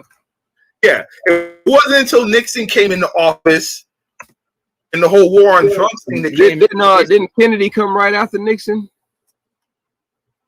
Nah, Kennedy. I think Nixon was after Kennedy. Yeah. Wait. But we don't know any black Republicans in that spot. They want to try to put. They were just as dumb as they were just dumb as rocks. Yeah. They want to put Tim Scott. They want to put Tim Scott up there next. Nixon. I mean, yeah. JFK died before Nixon became president. So yeah. Yeah, he died before Nixon became president. So okay. Yeah. So once he came into play, that changed up the whole Republican Party and pretty much everyone who was Democrat at that time jumped ship and went Republican. So all you just really saw wasn't necessarily like, it wasn't like necessarily like a change of how the whole system worked. It was just like, and then you see the people and us changing with it. Those niggas that just were like Democrats back then, it was like, oh, we believe y'all now. So now they just become Republicans. So that's pretty much what happened here. But their mindset of things still is pretty much the same thing that we think. We do need a strong black Republican in office. So that way, I mean, yes, are there certain things we need to fight for? Yes. Hopefully he understands that. Right. He could tell the side of you know what I'm saying, what we need to know and need to hear. Because yeah, the Democratic side is more of just a bunch of fucking liberal ass bitches that just took over, more of saying shit could be better, but don't do shit about making the shit better. No, they don't. They don't. They pretty much just sit on their asses and pretty much tell you almost the same shit that a Republican would tell you anyway. Look what Biden said when during the riots and shit like that, and when the police officers were getting killed like that, they were telling them these people have the right to defend themselves and shit like that. Like, what the fuck? Yeah, you sound like fucking Trump now. Just a second ago, you just sound a little bit nicer about it. You know what I'm saying? And people just want to roll with that. You know what I'm saying? Only thing I give up to him right now is what I could sit back and actually see what a Democrat does, because they own the House and the Senate. And before all of this, before Trump, I never understood all of this politics. But now I know all of this shit now. I know the motherfuckers, how many seats. I know all that shit on both. I know all of that shit now. So when it comes down to it, I'm like, okay, the Democrats have the ball in their court now for at least they got one more year. So everything that goes on, everything that's changing right now, for all that shit you was talking, I'm sitting back like this the whole time, like, okay, I'm watching. You know what I'm saying? All that shit you was capping about, what you was gonna do and what this person should be doing and what you would be doing. I'm sitting back just like this. Yeah, like I said, this man isn't taking any type of action. Don't get me wrong. I love the fact that I don't have to hear about my president every day like Trump. Oh my gosh. Yeah, that's the only reason. Yeah. Oh my God. That's the only reason. That's the only reason. When it's time to hear from you, all you have to say is just basic dumb shit like they have the right to defend themselves and shit like that. You're not, dude, like, and not to mention, where's your action too? Why the fuck have you not done anything for the black community when you've seen 5 shootings? You've seen them, 5 shootings in your presidency in less than 6 months. You didn't think about, oh man, we might need to do something? Bro, I thought I could have sworn, I said, bro, they set this shit up easy for Trump to win. I said, bro, all you gotta do is just talk about this shit and act like you care. This motherfucker, with all lives matter and all this, man, anybody might matter. Who the fuck told you to go say that shit? No, don't say that shit. We know it. I mean, Trump fucked up his own election by doing a few things that just further cemented the fact that he's still a racist no matter what. Bro, right. I'm like, bro, like they already, okay, it's cool. It's cool to play the part where it's like, okay, I'm not racist, and whatever I do, I don't give a fuck because I'm not racist. But when you're doing shit and people will keep saying you're racist, and you still got that same shit in your head, like, well, I don't give a fuck because I ain't racist. I love all my niggas out here.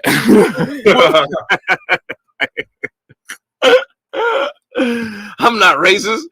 Like, no, bro, you gotta, especially when they throw it in your lap. Some police killed the black man, like. And when George Floyd first got killed, that was good for the first week. After 2 weeks, no, because the riots ain't start until the footage came out, and that was like fucking 3-4 days. Yeah, it was 3-4 days. You know what I'm saying? So during that 3 to 4 days coming out, and then everybody getting on the edge, is like, what the fuck? on the whole world seeing that shit, everybody was on the same shit. Like, this can't never happen again. A week later, y'all got extra footage saying about how he was high, how he's a criminal, all this shit, just discrediting all type of shit that has nothing to do with what we all seen on camera. Now we done went from to like, well, he did something to deserve that. Who the fuck deserves to get choked the fuck out? So it goes back to us saying the value of a black life. For a motherfucker to sit there and still question somebody doing something to somebody, like, dog, what is there to question somebody restraint with their arms behind their back? And you doing something that, nigga, if I already got you in handcuffs, you can wiggle and do all this shit. I'm gonna move off and let your ass wiggle in the street and do all the fuck turning, and you gonna scrape yourself up out here. I don't need to restrain you no more than when I got these cuffs on your motherfucking ass. You can't move. You can't go nowhere. And yet, it was 4 officers there. Somebody else had an extra pair of cuffs. They could have put some shit on his legs if that's the case, since he was such a big, strong King Kong nigga. You know what I'm saying? Like, you know, or call for extra backup. It doesn't matter though. But I mean, you're in handcuffs. There's very little you can do. You can't drive off. The worst you can do is run off. But then again, all you gotta do is look for the nigga with his hand behind his back that can't remove him, and you go find this dude.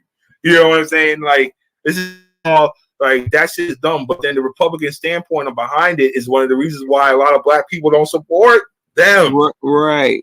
See, that was the wrong way to go. I'm like, damn, y'all making me look bad. Y'all, I'm coming out here telling people I'm a Republican, and you out here fucking saying shit like that. Like, bro, you got me looking crazy around this bitch now. Now people calling me a Trump supporter. I'm like, bitch, no, I'm not. I'm a Republican. I ain't no Trump supporter. Hey, hold on, cut this shit out. You don't ruin shit. Yeah, there's a difference. There is a difference between a Republican and a Trump supporter. Trump supporters, realist.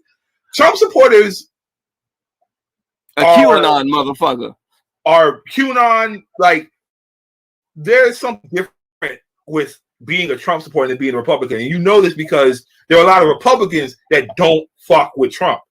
A lot in the office that don't fuck with Trump. Remember, Mitt Romney said, yo, I don't fuck with this dude. Right, that's my dude there. Him and Liz Cheney. Mitt Romney said, I don't fuck with him. Even Bush said, I don't fuck with this dude. George Bush, the guy, we're talking about the guy who created 9/11. He's like, oh yeah, he's too racist for me. He's too racist for me. Right, and we hated the hell out of Bush. We hated the hell out of Bush. It's bad when you start making us fucking stand behind Bush. Like, man, aren't you gonna that's Bush? The thing. Bush was the prime example of a Republican, of a type of Republican that at the time we could see why black people did not support the Republican Party. He was the most hated Republican until you came into office. After that, dog, you see Michelle Obama and George Bush over here, all besties and shit like that. Hey, what the fuck? John McCain. Where were we? Where were we at during this relationship? That's what I'm trying to figure. How the fuck did they get all buddied up? I mean, here's the thing. It would. Ain't no Trump. Hey, cut this shit out. Yes, sir. Yes, sir. Yes, sir. We in this bitch.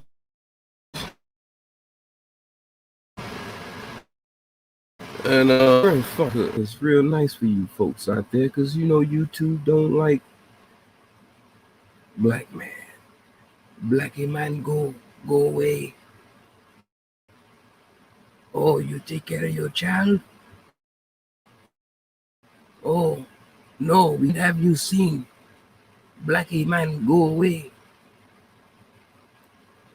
Yeah. We in this bitch. Ain't ready. We ain't here tonight. So get your popcorn or get your spaghetti. We in this bitch in your dreams like Freddy.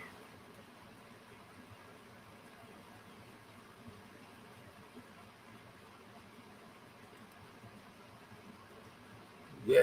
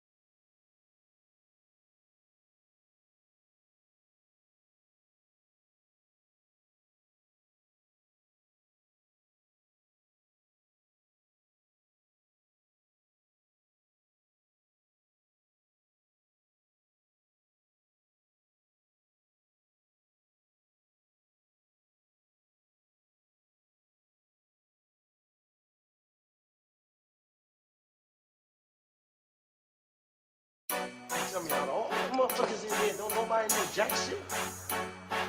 Fucked up big time.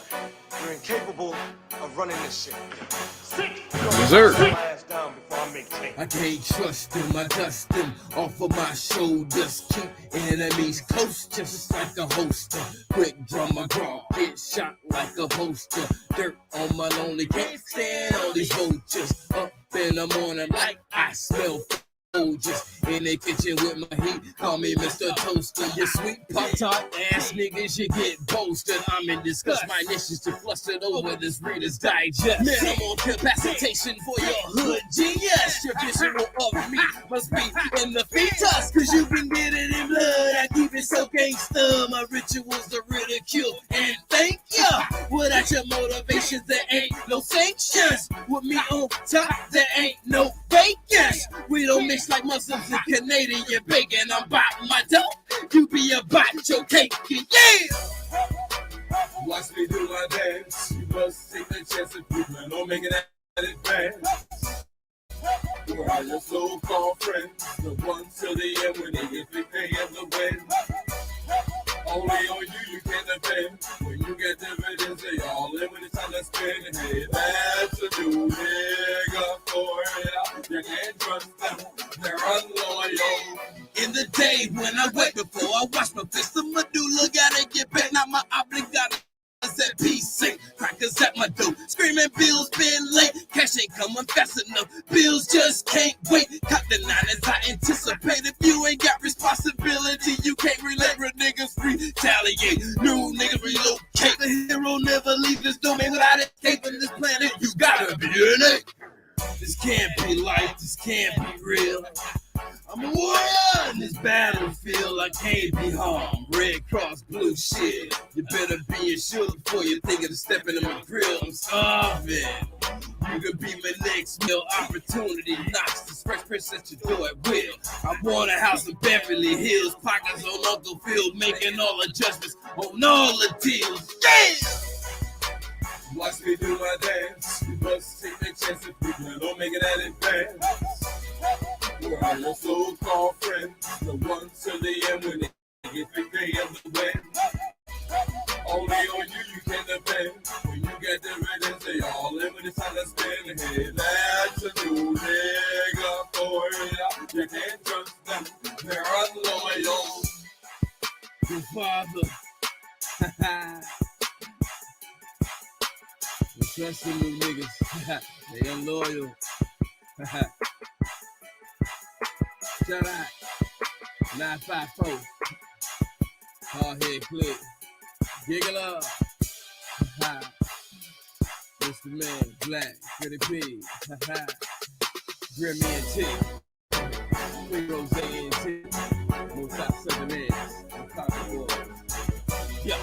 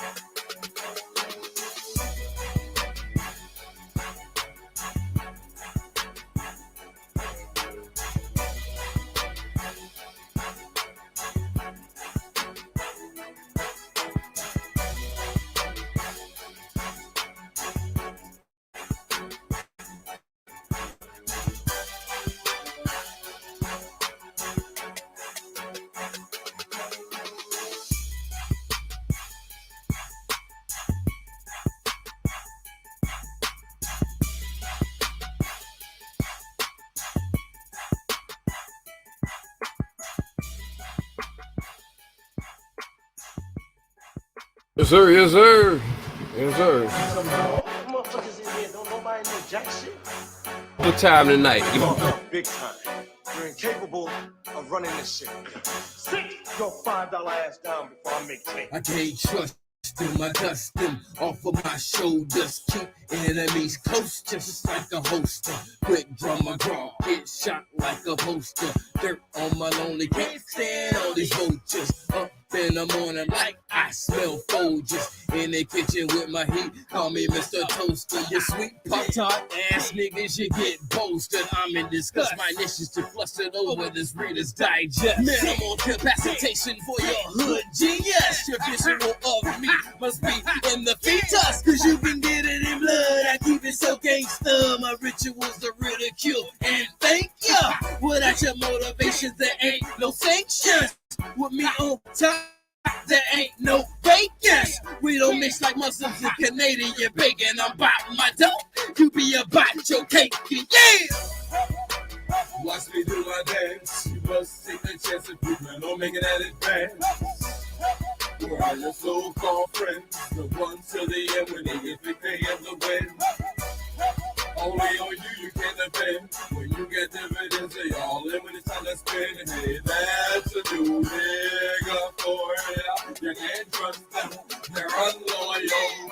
In the day when I wake before I wash my face, the medulla gotta get back. Now my obligatas PC crackers at my door, screaming bills been late, cash ain't coming fast enough, bills just can't wait. Cop the 9 as I anticipate. If you ain't got responsibility, you can't relate. Real niggas retaliate, new niggas relocate. The hero never leave this domain without escaping this planet. You gotta be in it.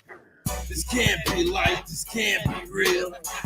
I'm a warrior in this battlefield, I can't be harmed. Red Cross, blue shit. You better be insured before you think of stepping in my grill. I'm starving. You could be my next meal. Opportunity knocks the fresh princess to do at will. I want a house in Beverly Hills, pockets on Uncle Phil, making all the judges on all the deals. Yeah! Watch me do my dance. You must take the chance and prove me don't make it at advance. Where are your so-called friends? The ones to the end when they get picked, they have the win.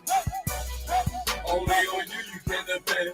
When you get the riddance, they all in when it's time to spend. Hey, that's a new nigga for ya. You can't trust them, they're unloyal. Your father.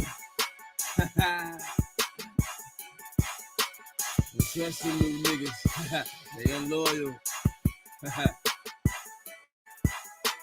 Shout out 954. Hard head click. Giggle up. It's the man, Black, Pretty Pig. Grim me and Tick. Yes, sir, yes, sir. Yes, sir, yes, sir.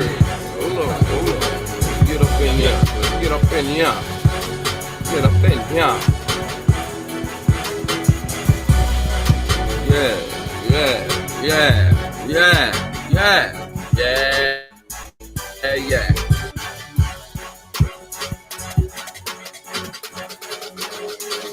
Trying to get on my screen. Real dead here. Oh, in this bit. Yeah. We in this bitch tonight, man. They can't hold a nigga back, man. We off in here. We ain't going nowhere. Yes, sir.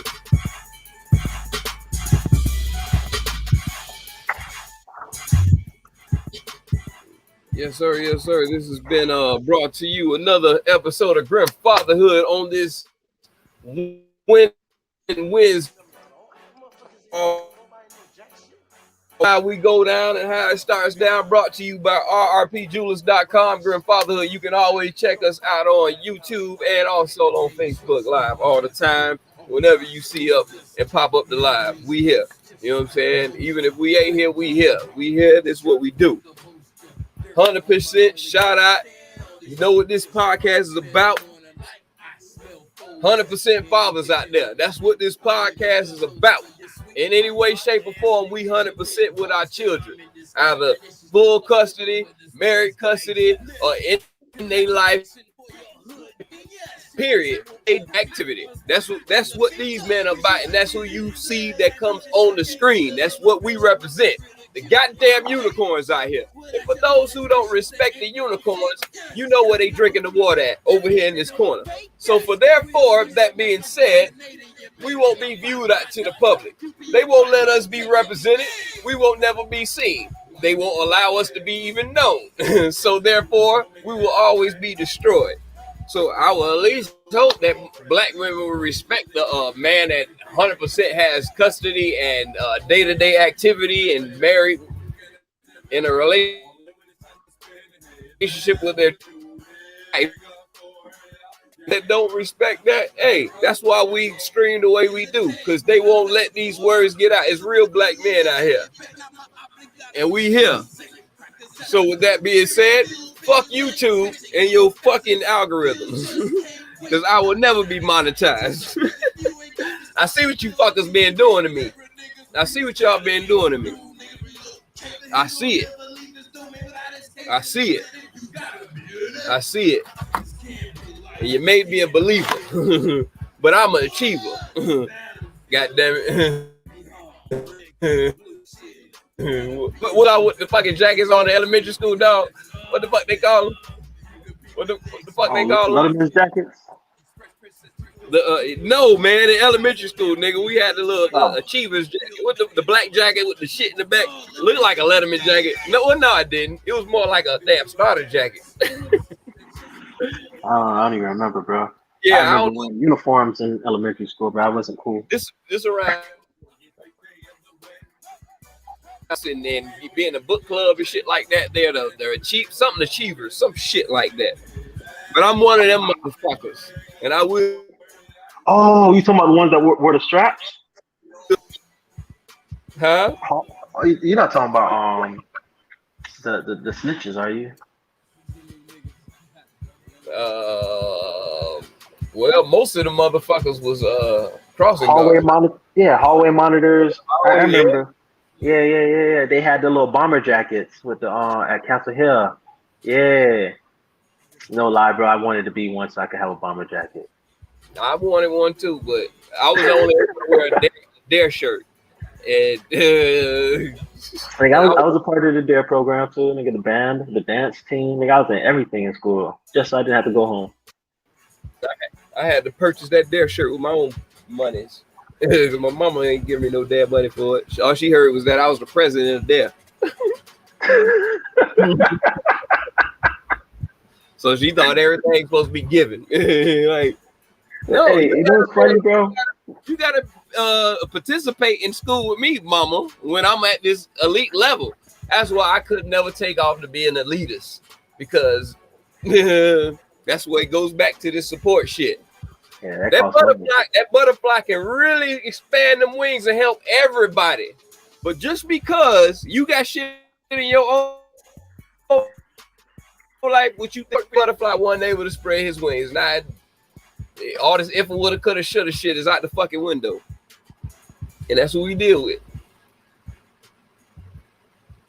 I don't know how much your parents was.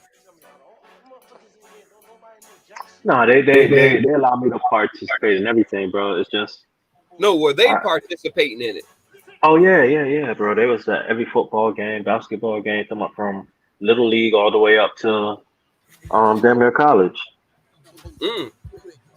Wow, I'm jealous. Yeah. My parents were very involved. They had very strict rules, very strict rules.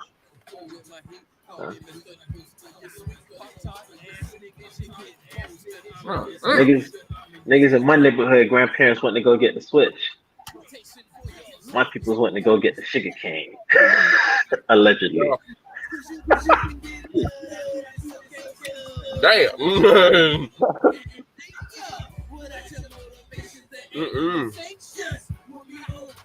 I had to forge all my paperwork to be on football teams at school. So my parents never knew what the fuck I was doing. Man, bro, like I was one of them kids that wanted to be a part of everything, bro. So like I did karate for like three weeks or like 3 months. I don't remember how long it was. I was very proficient in class. I was like one of the best students, but then he started making us do splits. Like that wasn't my thing. I was just there to kick people's ass, not to do splits. Y'all wasn't doing flips after school? Oh yeah. I was proficient in the backflip hold. Oh, okay. Yeah. I'm about to say, nigga, you ain't too far off, nigga. That was the era, nigga. Everybody get in the line to the side. Move back, nigga. Hey, but you remember the field out by Castle Hill, bro? We had that big long field. We used to just. Yeah.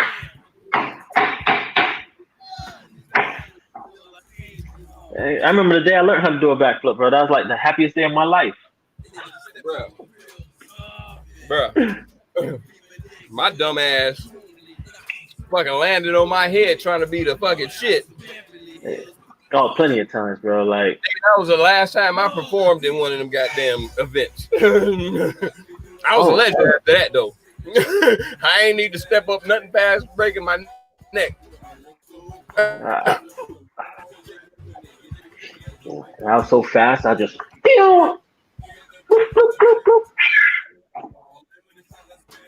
I was pretty good, bro. Like, Castle Hill was the shit, bro. Like, I think that's like the best school ever. Yes, sir. Dr. Latson. Mm-hmm. I even remember the damn school song. I don't remember no other school song, no nothing other than Castle Hill. Damn. Well, I don't remember nothing. I remember everything about that place, bro. That was. I hated most of y'all kids because like y'all used to pick on me because I had that real heavy Jamaican accent. For some reason, I only know Novas and be seeing that shit around here, and that's where he went. And I'm like, damn, y'all got a school song and you know that shit? And of course, going to Nova, nigga, you better know that shit. I used to look at him like, what the fuck? I know we got one, but that shit. Yeah, I don't think Pompano Beach had one. Yeah, for like the summer, like one summer. Oh, okay. Yeah. Boy, I was on that list forever. They never let me into an orientation, bitch. Yeah, no. I ain't really. I didn't want to go to Nova. I wanted to go to all the hood schools. Then the basketball coach took me on a trip to Ely over the summer. It was just on the whim, bro. No. It was like, the summer going to my 8th grade year, just on the whim. And it was just like, they didn't take y'all during 8th grade year? They didn't take y'all to the high? I'm not Lauderdale, bro. We were so bad. They canceled all our field trips. Damn. Sounds about right. Yeah, we were just not too smart of kids when it came to just.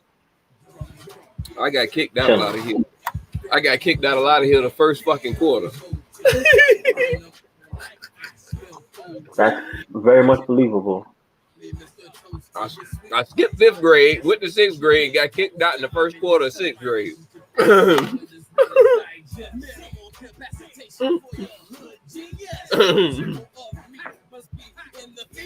Yeah, a lot of Hill was boy, that shit was scandalous and dangerous back in my day. I'm just a year behind you? Well, yeah, you know, I know your experiences from little. Yeah. I ain't gonna lie, bro. Man, boy, 6th grade, I remember running home from Thug Life every day. I watched them niggas chase people down. And it wasn't like I was running from them because like they were chasing me. I was just running from them because I didn't want to find out. Cause it wasn't gonna be no fair fight. It's like 30 of them. Even if it was like 10 of us, it's still 3-on-1. Right? You're still getting jumped. Yeah. And groups of kids just running.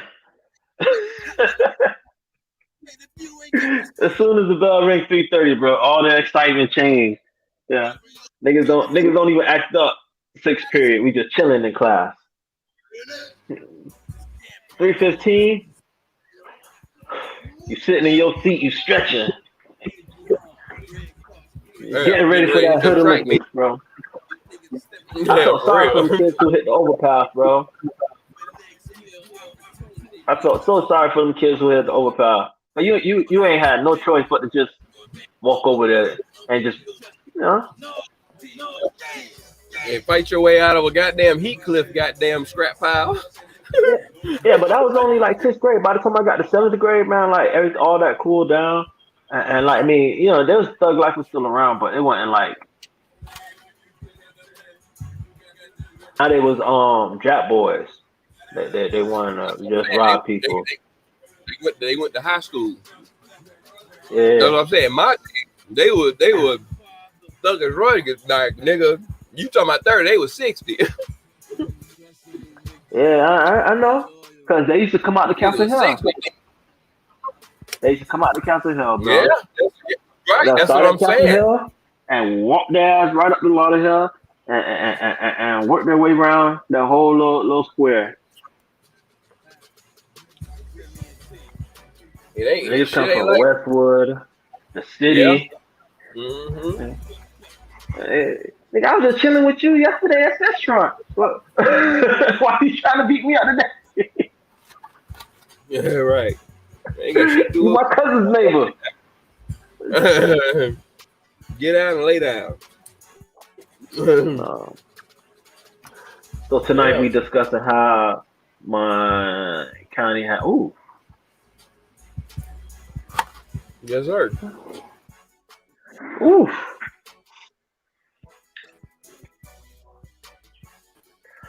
Deathsantis for rhythms ain't gonna like that. I know my shit glitching and skipping right now, but fuck you. They ain't being seen by nobody because y'all algorithm. 8600. 8600. Bro, that's a couple of schools, bro. That's like 2-3 high schools.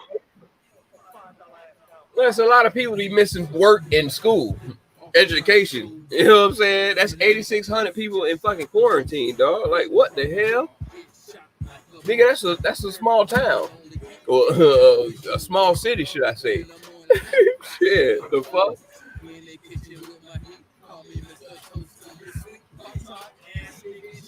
Bro, like, I just want to say this. Go ahead. What happened? I said that's just going on in the schools. Who knows what the fuck is going outside of the schools? Now, look.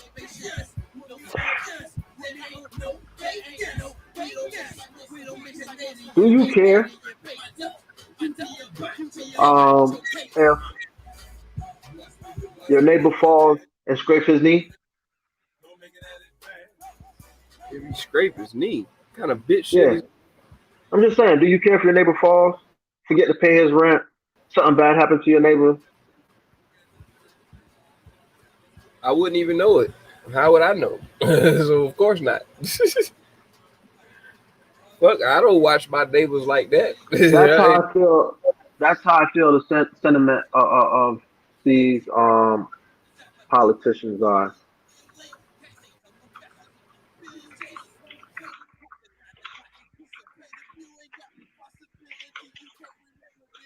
Who gonna win the argument? Like, I mean, we have really no say. They keep saying like we're supposed to go vote them out. I mean, I was surprised Trump not in, because the way I was seeing it, like, to be honest, bro, that was the first time in my life I ever felt like my vote actually counted. That was the first time ever in my life, because like that was a vote like I really wanted to happen. I need that nigga going. But other than that, like, so I don't think they care or it matters to them. The Democrats are so fucking soft. So it's not even the amount of softness, bro. Like, that's like if I was a Crip and you was a Blood. Donald Trump would No. Let me explain something to you, bro. Like that's go ahead. I was saying, bro, like That's what I said, bro. how I'm looking at the politics is if I was a Crip and you was a Blood, yeah, Mm-hmm. we're not gonna fight each other. I mean, our ideals may be different, but because of who we are, our relationship, it wouldn't change nothing, nigga. I'll be at your house chilling, you on your colors, me and my colors, and it'll be like, don't even notice that you had on the wrong color. So I don't think that matters to them either, bro. Look at the Texas governor. It still He don't opened matter. up. He was one of the first people to open up the state. Now he got COVID, and he's getting the best treatment ever.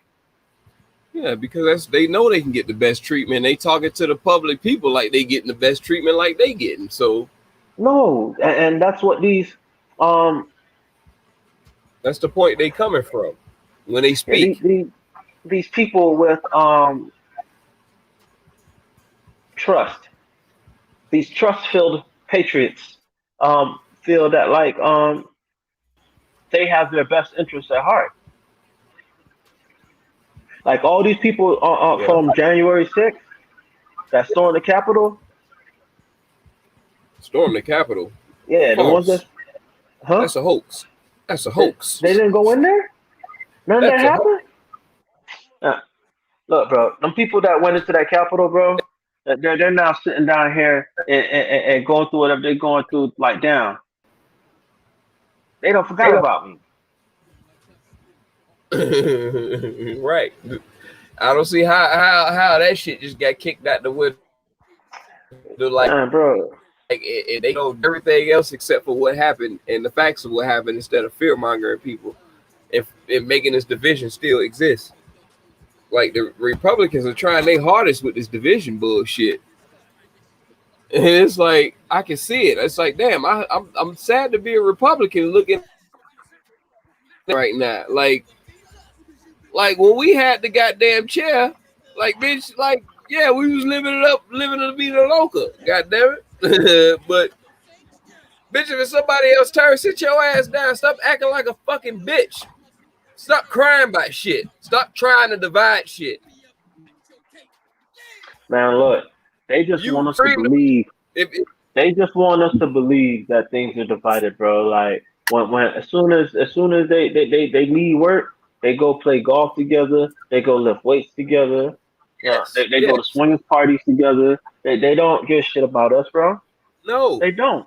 No. So, like, I'm not saying for us to take over no government. I'm not speaking on those languages. It's just for us to stop believing in the bullshit that they're telling us now. I was earlier, and I'm gonna say that shit. I'm gonna say that shit because my girl told me not to say that shit, and I shouldn't be speaking like this. And I don't give a fuck because you two hate won't love nobody anyway. So fuck them. I said that this shit would be a lot better if this shit was taken over by China and Russia to let these motherfuckers know what really freedom is. All this goddamn everybody too fucking free. When somebody come over and take over this shit and start running, you don't think China can come over here and kick our ass? Like really? No, not a billion people. It's going to be like 4 against 1. We can handle it. We got Captain America. Right. We ain't nothing but mouth, dog. That's all we holding. It's bitch whole ass mouth is what we seeing in all the people of America today. Oh, hold me back. Oh, hold me back. Nigga, the moment you get your ass. Oh, the Taliban waited for us to leave before they attacked. Nah, nigga. They just waited.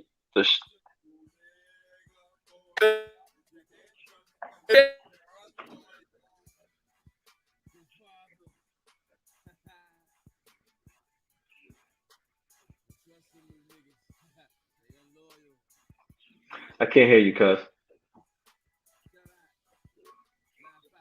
It's picking up the music. I'm sorry, that's YouTube again, fucking with my shit. It cut my mic off. See what I was saying? That shit cut my fucking mic off on its own.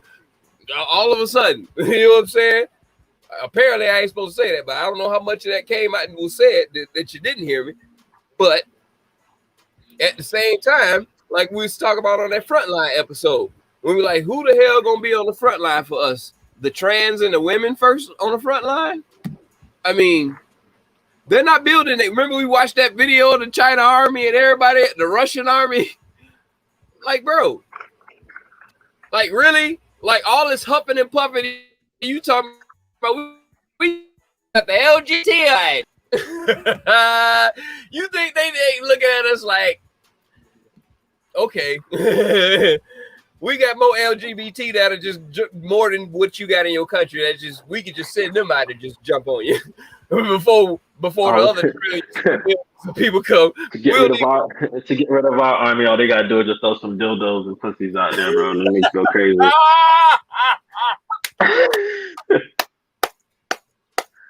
The ones who ain't gay gonna attack the damn pussies, and the ones who is gay, boy, they gonna have them a field day. Go. It's raining. Fuck yourself. What? Come on, bro. All Americans gonna do is turn around and start fucking each other. They've been doing that, bro. Like, because we too busy divided between each other. Like, why should we be fighting against anybody else? America has the best formula ever for a government to never ever fail. What? Tell me. It is. Let me say, the government essentially will never fail because we believe in it too much. We believe in the government way too much for it to fail. Enslaved. Yeah, so the formula is, as long as you can keep them separated and divided, they'll never ever come together to see our faults. They're too busy looking at each other's faults. So, you know, the government has the best formula, bro. Like, in order for us to do anything, first, the people of the same colors have to come together. Then, the men have to figure out, you know, men. Which men? Because we got so many different types of men. So which ones are we talking about? That's what I'm saying. All the men, no matter, you know, how you feel about it, the it's already gonna be an argument at that point. and that's the problem, bro. And that's what I'm saying. The government has made it that way. I don't think in any other country has there ever been anything where they said, hey, look, we have to acknowledge you as a sex. Like in order for me to say that you're a person, I also got to acknowledge you as a sex. Over race. Yeah, nigga, you go to Vietnam or Cambodia or wherever that place is that they did the Hangover, where I come in you, you come in me, I come in you, you come on floor. Yeah. Vietnam.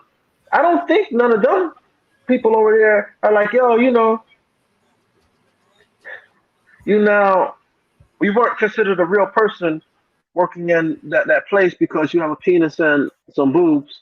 So we're gonna go vote to make you a human. We're the only people that did that and continuously do that. You know, they made a decision on whether or not, you know, people of color should be considered human. You know, they made a decision on whether men who decide that they don't want to be men no more are considered men. Or is it okay for them? Man, look, bro, you go to any other country, it is what it is. Only thing we care about is your well-being. You know? You know, and the countries that are corrupt, you know, you can't do nothing about that. America, you really can't say, look, we have corrupt people who function within our government so well that you don't even know that. Yeah. And unless the news or someone tell us, hey, that what he's doing is kind of wrong. Yeah, we don't know. Even when we're saying that, hey, I don't think that's right. They just tell us, no, no, no, it's okay. So this whole COVID thing, bro, like,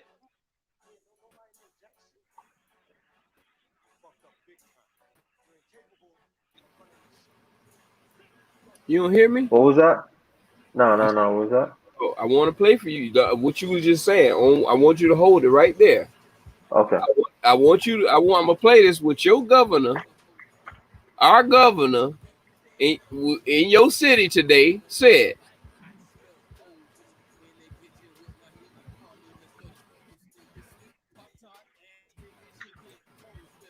This man is off the chain.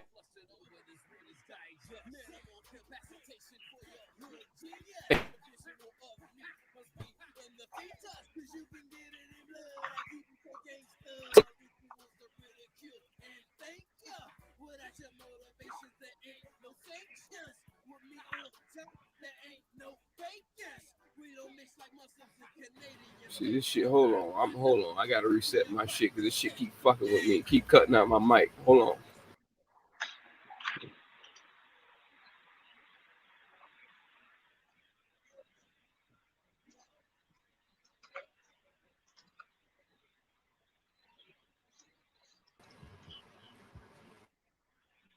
They keep cutting my mic off. Hold on. Yeah, you gotta watch your language, man. Man, fuck that. Now they don't want to let me put my fucking where my camera at? Look at this bullshit, man. Hold on, man. I'm waiting for my camera to kick in. Hold on. What the fuck is going on?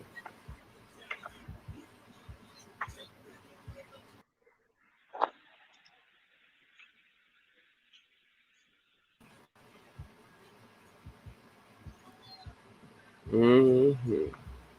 All right, where my fucking camera at? What are you saying?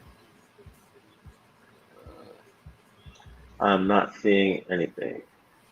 Me neither. I'm trying to see what damn. It's not letting me pull my damn camera up. Hold on, let me try to reset my page again. Mm-hmm.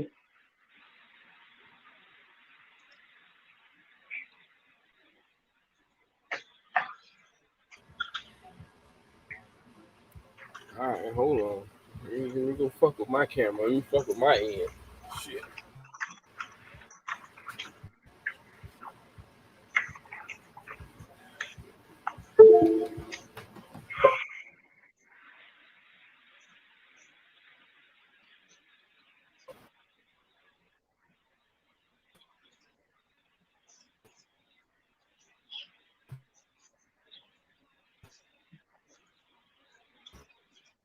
There's lost connection. There's a fucking. Yeah, bitch, you. Boy, I tell you, the devil is at work tonight. Black man, we will survive. But like I said, before I get back into this Deathsantis, they don't want me to show this shit. But I'm gonna let you know how he tried to take black folk out. Now, in this video, what I'm gonna show you, what I want you to look out for is he talking to us. Us. And when he blow that damn dog whistle, that's when you know he talking to us. They're virtue signal some of this bullshit. But like I said, I was trying to ask you before they cut my fucking mic out, my fucking camera. I was asking you, when did your child go to school? Start school? Oh, today is her first. Was their first day. Both of them started school today.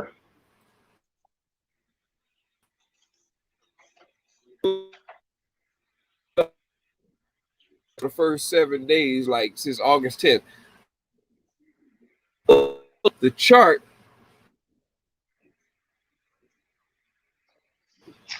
Man, boy, you must be spreading some real bad COVID information because they just keep cutting you out. All I heard was 7 days, the chart. Oh man, yeah, bro, they fucking with me. Yeah. like I said, I'm gonna show you the stats, so it don't seem like I'm over here capping about this COVID shit in Broward County. Y'all doing great compared to us, but you said y'all just started school today, but y'all got this number out of your schools. So hold on. Borderline side. Let me see. I'm gonna pull up the video because it's better for me to pull up the fucking video to because niggas don't want to read shit. So it's better for me to just pull the fucking video. All right. Oh, okay. I know how to pull them.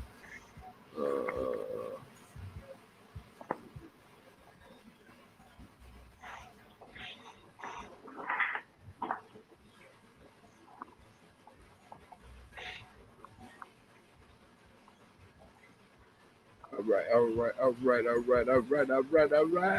right, let's see. 2 day.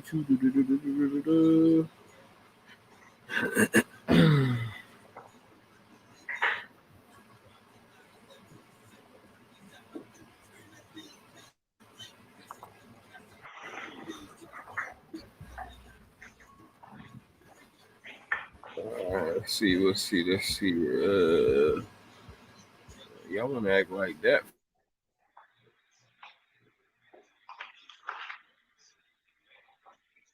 Yeah. So y'all numbers, brother. For y'all to have 300 plus COVID fucking I don't know how that's possible, but how them had them that numbers with the kids. And like I said, they say already like 80 or 90% of them motherfuckers was teachers and staff. So I mean, if y'all went back to school today for public school, and if it was charters and private that went last week. No, they didn't even go last week. They started Monday. Monday was the start for private and charter schools, and today was for public schools. That means that probably more than that 90% they was talking about. Have you had COVID yet? Have you had a brush with it? I rebuke you, demon. How hell? Don't cover my microphone over here. That's the time my microphone need to cut out of yours. Don't say shit over here. We don't do COVID in this house. I pray that you don't, bro. Like I really do. I don't even want to believe that you had it, so I'm gonna leave it at that. No, I honestly know and believe I've had it at least once. But I believe I've had it multiple times. Damn near said twice. We gotta stop, black folk. Niggas stop. No. I'm not speaking just to speak, bro. Like I really was, and like I was. Oh man, like when I had it, it was just like my whole body felt different. But leading up to me getting it, until like. Not I was told, but like once they said like the diagnosis, it was kind of like all right, that explains why I was feeling this way. And then the days after that is when it started to like escalate a little bit more. It could have been mental or whatever, but you feel the difference. You remember like when you go work out for the first time after a long time, how sore you are the next day. Yeah, imagine being like that for like days on end. But the point I was trying to make was, some people will have it and don't know. Yeah. Some people may be infecting other people. Well, not even maybe. Some people are infecting other people and not knowing that they're carrying it. But aren't all the teachers and staff vaccinated? Correct? No. Shut up. No. Nigga, I thought it was mandatory for them. Who said it? I don't know. I've been hearing shit here and there, so I could have sworn. Yeah, nothing. No one has been made mandatory to take or do anything as of yet. Shit, me? Stop. No, I got to stop you there because they were Well, saying not New York. essential New York. workers at the hospital. Yes, they're being asked at this time. It's being required. There's a difference between required and mandatory. You know, required means that look, in order for you to function in your job properly, you're going to need this. It's a required tool. Okay, so after today, since they went to school today, the numbers ain't gonna come out till tomorrow. So, like I said, No, the true numbers ain't gonna come out for a couple of days because the kids who are sick now that showed up to school. Because I went to go pick my daughter up. I walked to the school and I picked her up, and you know they tell you about all this. What is that thing we're supposed to be doing? Where thousands of students and teachers. You know, we're 6 feet away. Mm-hmm. We're supposed to be 6 feet away. We're supposed distancing, social distancing. That's the thing we're supposed to be doing. Yeah, I'm at the school and I wanted to record it, but then I didn't feel right because as a parent, I'd be pissed at the parent recording my kid in the school. Yeah, so it was more like how the school they let out. Yeah, kids came out in one line. First couple of kids, then it was a horde. It was like Walking Dead. Yeah, bro. So these kids had on masks. So can you imagine what's going on at schools where the kids don't got on no mask? Yeah. Fuck washing your hands, bro. You can't get these kids to brush their teeth. No anything. Thank you. And 12 and under can't be vaccinated. I got kids 11 and 14, bro. And I got to remind them, hey, you know, when the sun goes down and the sun comes up, that means it's a new day. And you got to bathe at least once during that transition. At least range your ball. Range off. Yeah, you can't let the sun go down, come up, go down, come up, and you not go touch the shower. You got to. So I got to remind them after they done touch the turtle or the dog, hey, go wash your hands. I have to remind them when we come home. Yeah. Hey, go wash your hands. I'm an adult, and I have to remind myself, hey, bro, don't touch that. Go wash your hands. So we're expecting kids who are now focused on not just schoolwork, but friends they ain't seen in forever, their new situation, all this stuff, and expect them to be like, oh, one moment, pause all this fun. I shall go wash my hands. That shit ain't gonna happen. These kids are gonna be little ticking time bombs of infections coming home, infecting parents who are being forced back into the workforce. Yeah. But we got to go back to work. Got to. Now, we going back to work, we're affecting our fellow co-workers, and some of our co-workers who are, you know, they're not terminally ill, but they're not in the best of shape. You're not going to see them winning no walking contests. Yeah. But it doesn't mean I have the right, because my child is forced to go to school, to now go to work and affect that person, or worse yet, you know, affect the person who has a family member at home who's home because they are, you know, at risk. That being said, black people are more at risk at it because we are more high blood pressure, shit like that. On our end as black people, we're more at When was the last time you got a physical, my brother? Exactly.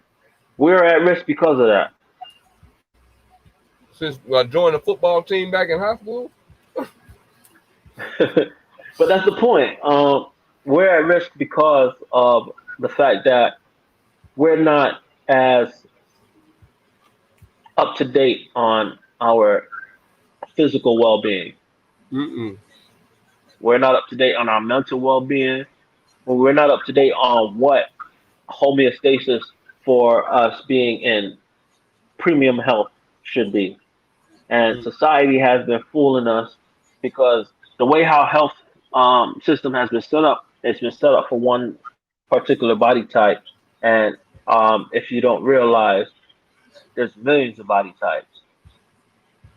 My BMI, based on my height, the size of my wrist, and everything, I'm an obese anorexic. Which, is probably true. I do eat a lot, and I'm fucking skinny. So, yeah. But yeah, that just doesn't make sense. But for Lil Ken, who's, not, whose family members are not, bulky people, he's perfect body frame for his height and size. Him eating a whole bowl of kale is fucking nutritious for him and great.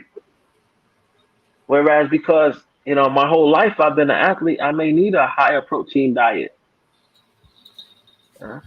Right. So people have to learn to read and subjugate things for themselves rather than just taking everything in on what is being told to them. Yeah, but I want you to play the. If our government, let's not to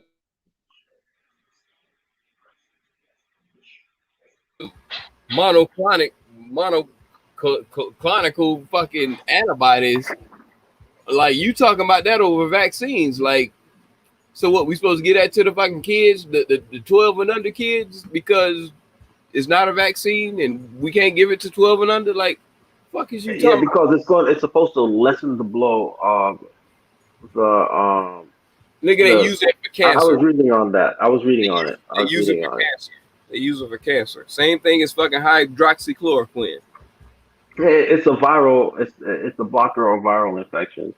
So anything that's not normal to your body, it's supposed to block it. Now, no, it inflames the cancer cells to be able to fight off shit, as an immunity, basically towards shit that like basically like for shit for cancer, bro. It all said cancer. It had nothing to do. Only way it said something about COVID is saying it may. Telling me it may do this, but bitch, I ain't white. Fuck you talking about? You talking to your base, and that's what we need to understand out here. This Ron DeSantis is talking to his base. He's not talking to us. So when he up here cheesing and smiling and grilling with his yes man in the background, what the fuck you cheesing for? Why are your people behind you cheesing and can't stop from cheesing? Are you making money off of this or something? Are y'all pushing this shit because y'all making some funds off of this shit? Because like we said, it's all about fucking money. So for you to be cheesing and saying shit all good, have you been to the hood? Motherfuckers are doing bad and still shooting each other and killing each other over this shit. Bruh, I got a few stories to show you that maybe you haven't seen. There's another one I got to show to you. I put it on. I posted it yesterday. Did I post it? I'm not sure. But a dude killed his fucking baby mama, his baby mama's brother, his baby mama's cousin, and the 7-year-old child to another baby daddy over a fucking stimulus check in Indiana. Oh, yeah. I read about that. He wanted half, and she didn't want to get to him. She wanted $700 out of the $1,400. Yeah. Like, no.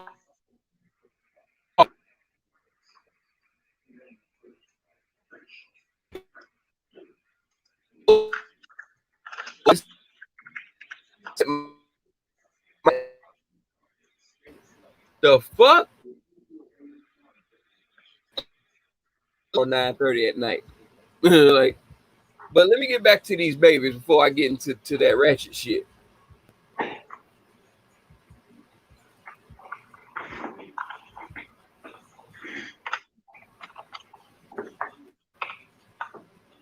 right, stop fucking with my stream. Now play it. Pittsburgh County tonight, where thousands of students and teachers, hundreds. Won't do it to me now.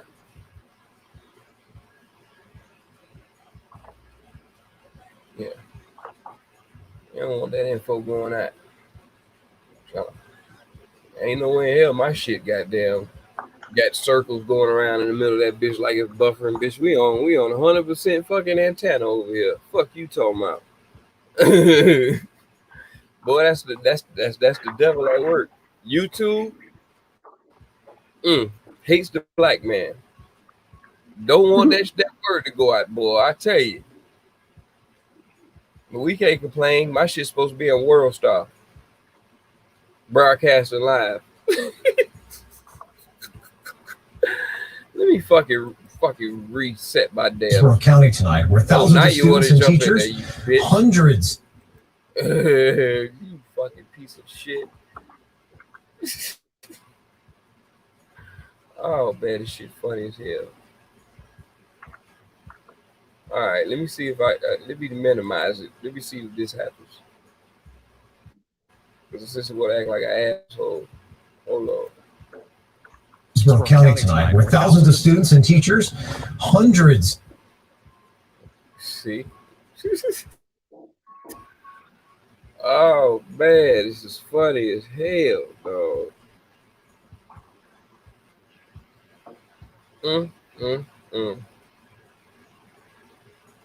Won't let everybody know what the fuck is going on out here.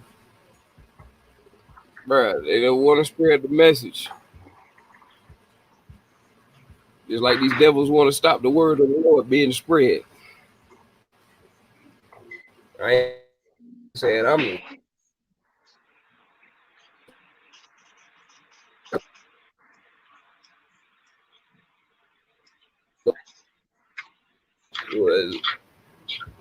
I don't know who was us, but I know how they do me. So I never had problems with YouTube, as everybody can see on here. I mean, that shit steady buffering. Like I don't. Of teachers are quarantined due to the COVID-19 outbreak. Okay.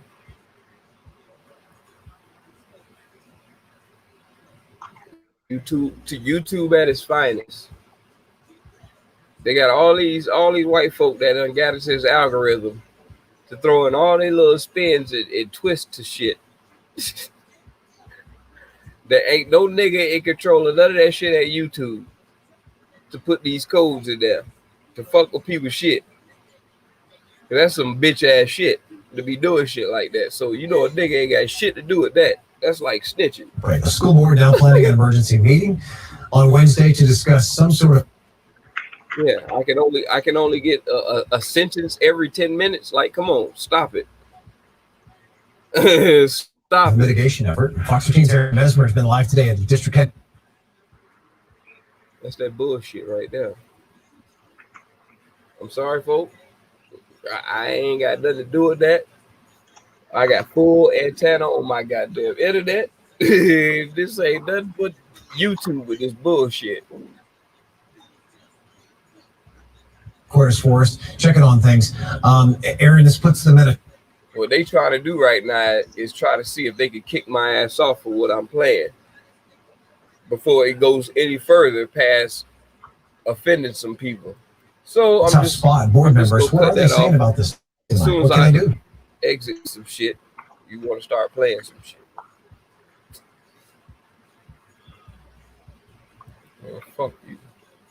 So yeah, I won't be able to play that on this stream tonight. Thanks to YouTube, where I can't get people to come fucking view shit because it's just what they do. So, I ain't mean to cut off what we were saying, but like I said, I was trying to play, you know, y'all numbers that you don't even know yet. It ain't gonna hit down there. I don't know why the hell. Well, you say you don't. I don't know if you pay attention to the news of what's going on down there. Well, I looked on WSVN 7 and I ain't see it, so that's why I had to go to the news up here and check it, because I know I seen it on news up here. So before the news get to y'all that we got the information on that, of course they don't care because the kids weren't at school yet. So of course they ain't gonna put them numbers out and discourage people from coming to school. But we got that information first. So I was just trying to show you. So tomorrow when you see this big ass number, the 300 plus what happened today to tomorrow, it look like 1,000 in one fucking day. I'm just letting you know you're already 300 and change already up on the game before they start to get everybody's goddamn thongs in a bunch. Bro, in order for me to be surprised, because remember, there was no second wave. There was no second wave of what? A COVID. Oh, there's not going to be no second wave. It was There's never going to be no second wave. Nigga, it was damn 4 waves. Nigga, we in the 4th wave. Nigga, what is you talking about? My point, exactly, bro. I'm just repeating what the government has told us and things that we just keep going, oh, they're not going to lie to us. Why would the government lie to us? This is very important. This isn't something they're going to play around with. Look, man, their whole job is to keep us complacent and happy. And the moment that they stop doing that, they have failed. That's why that January 6th day it's so important. January 6th. We talk about Martin Luther King's birthday.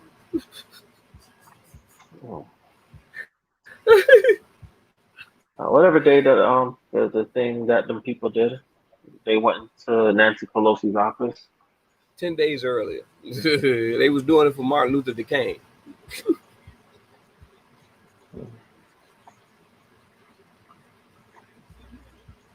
But they, like I said, that's a hoax. That didn't happen. It ain't nothing serious about that. Ain't nothing that really matters in our lives. So what the fuck? We didn't see a bunch of fucking. If it would have been a bunch of niggas down there, then we would be involved into paying attention to that shit. Like we don't like whatever's done and whatever done. That's not up for us to punish white folks. We're not gonna be able to punish white folks. Like what the fuck? Like there wasn't nothing but white folks get punished.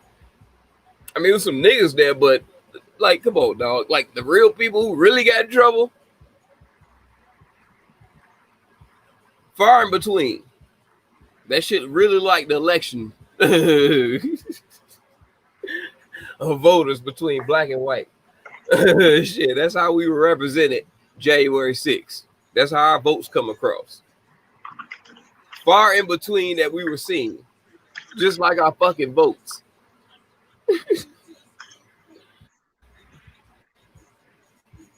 So all I'm saying, I hope you know when them numbers come back tomorrow, because you know that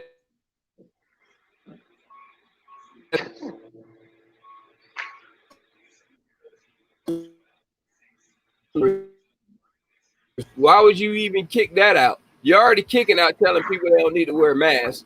Then you want to tell people, then you don't want to tell people about getting vaccinated. Then you want to tell people to fucking they better keep their fucking doors open. Now you doing everything to give people COVID. You doing everything to give people COVID. Like if we supposed to look at you as the responsible parent, you are just like every parent in fucking America in a fucked up household. Telling their kids to be reckless and ruthless. You ain't no different than the goddamn savages from a nigga fucking baby mama who ain't got no man in the house with a kid out there shooting up shit, being a savage. Gang. The kid, nah, beat their ass first. Yes. Don't let them hit you first. Knock that nigga out. That's exactly how Deathsantis fucking sounds. But you're talking to your white base. Because you're the same ratchet way than the same way how they would play.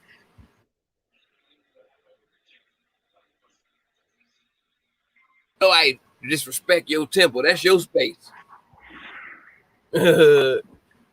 Yeah, you shoot everybody in the place just because that one little case you dealing with. Look, as I said, in order for this to go right, they have to kill. You follow what's going on in New Zealand? Let me tell you how raw New Zealand is. They New got Zealand, for one, they got a woman running it, ain't it? Ain't that's a woman? yeah, Fucking, yeah. whatever they call it. Yeah. Yeah, but not just that, bro. I'm What? talking about their handling of the COVID situation, man. You know, they had one case of a traveler who came from an area in Australia which had one case. He may not even ran into that person, or he or she may not have ran into that person in Australia with COVID. But the fact that they came from an area that had one case, all of New Zealand is shut down.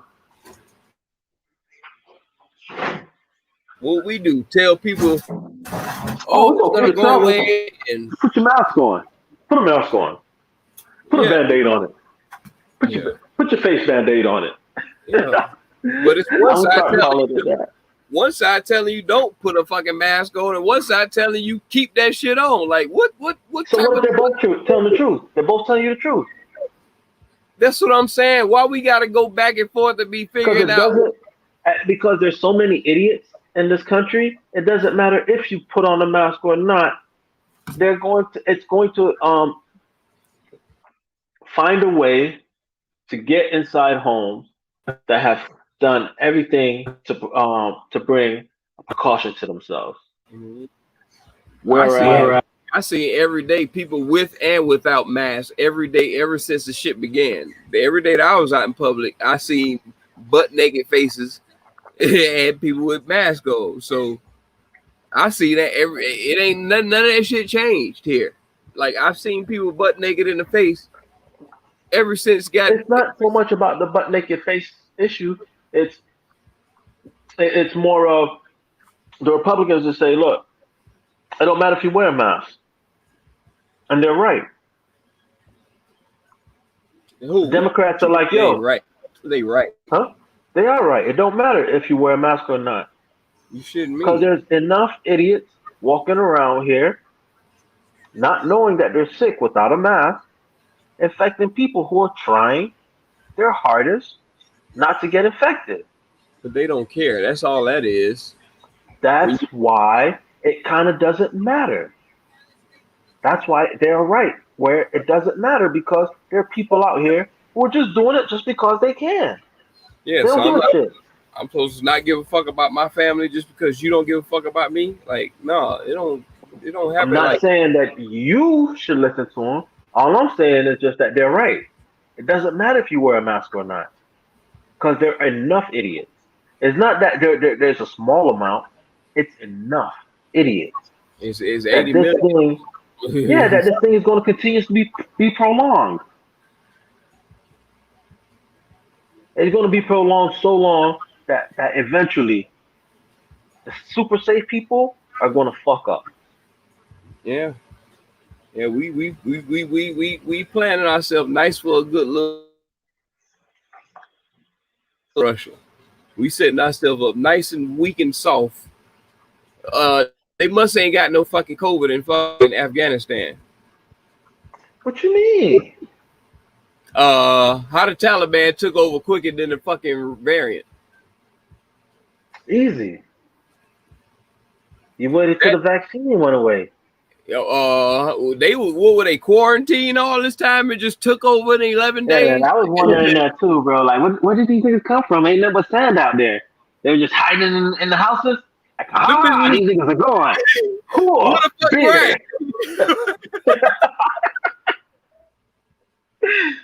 Like, I thought that was a sign this whole time. Niggas, the niggas without the beard were safe, and the ones with beard, they weren't safe.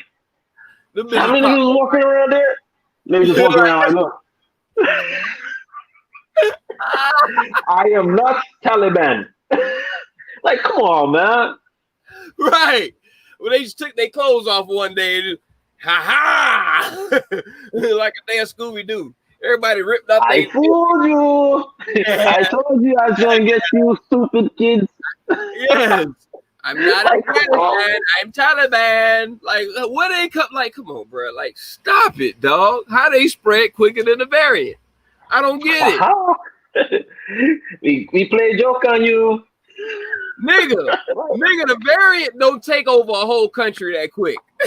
We're laughing at something horrible. We're laughing at something horrible. But now, if you watch the news, we're American. Watch the news. It's not horrible to us. You watch the no. That's what I was just saying. You watch the news, they're trying to spin it.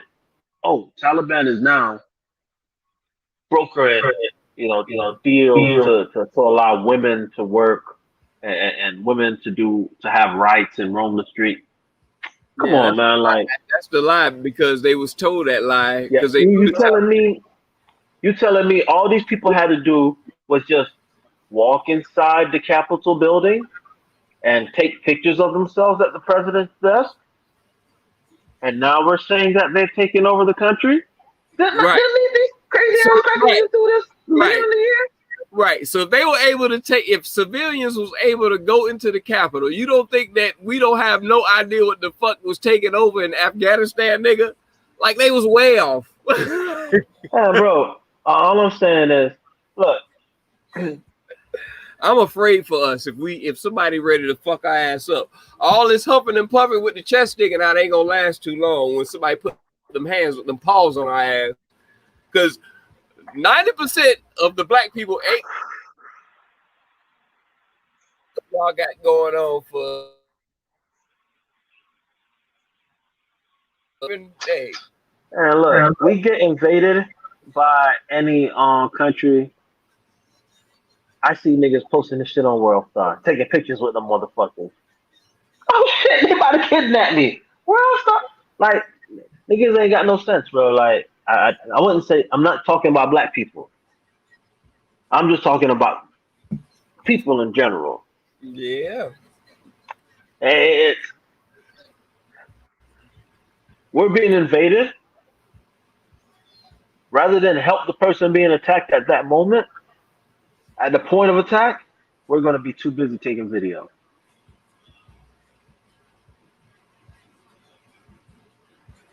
We're going to be too busy with our eyes looking through a very, very small camera window, trying to decipher what's the best angle so that someone else will like what we're seeing. It has nothing to, we have no tactical, no nothing, no get down, no savior, no nothing. I was watching a zombie movie and I was thinking to myself, man, bro, if zombies attack, oh nigga. I'm good. Right. Like a nigga go say, hey, I played Walking Dead and I played nigga. I played the virtual reality Walking Dead. I screamed like a bitch. I died a million times. And I come to realization, bro, I'm not ready for that. There's one section where I was just supposed to start a fire. They didn't give me no lighter, no nothing, bro. Us, we like, hey, we ain't got shit to do with that. Like, hey, bro, man, hey, I'm with y'all. Go get their ass. A nigga gonna sell out real quick. A nigga gonna sell out real fucking quick, nigga. They gonna sell America out for goddamn a dashiki with their face covered for the rest of their life. So you're saying that we should owe America some kind of loyalty if we were to be accosted by another location? Bruh, I'm telling you, if China come over here, we only probably more competition with Russia. You know what I'm saying? But if China come, they gonna put mud holes in our ass. Man, look, China come over here. We, us colored people, we're so enamored by what they've been able to offer us. Yes. Yeah, the Jordans, the this and that, and this and that. We're gonna be so do my nails. Yeah, to us, like it's not gonna be something that like. Right. Where can a black person when the China come over and say lay down and get out? Nigga, we get down off top as black people. Oh, bitch, you already in the hood, Mei Ling. Hey, we good. Like, what the fuck? Nigga, we gonna lay the fuck down, nigga. That's all I'm saying. Niggas gonna be like, man, fuck America. I ain't with that shit. I ain't got nothing to do with that. That's the white man shit. Nope. I don't, bro. Did you not forget about the whole attacks on Chinese people?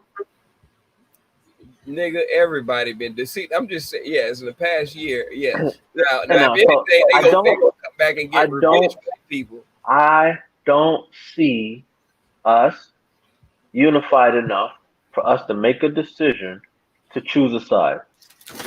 We're gonna be fighting against Ray down because some of us gonna be like, you know what, fuck this. We're patriots. We built this goddamn country. No, bro, like niggas are gonna be still too divided.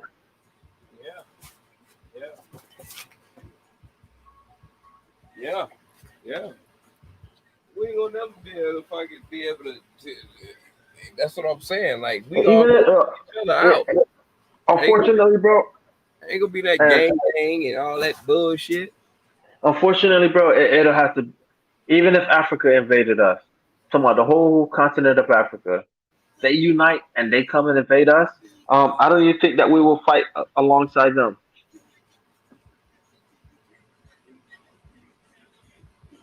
I honestly don't think if Wakanda was a real place, Prince T'Challa was to show up here and be like, yo, Wakanda forever. Niggas would just be like, oh, I'm gonna still fight for America. So I don't think.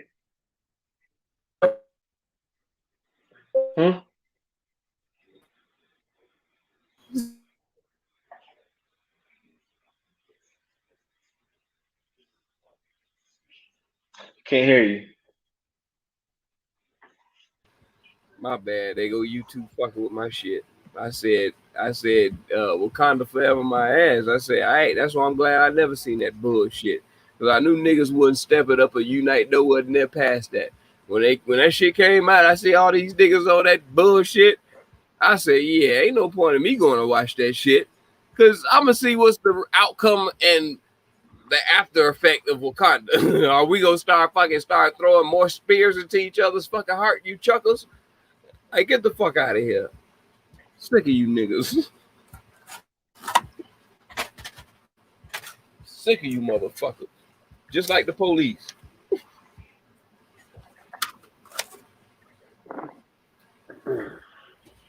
As I said in the beginning, America has set this government up to never fail. There's no way we're going to make a decision as a united decision because nobody will ever unite, bro. Something as simple as, look, put on a face mask, you save a life. Put on a face mask.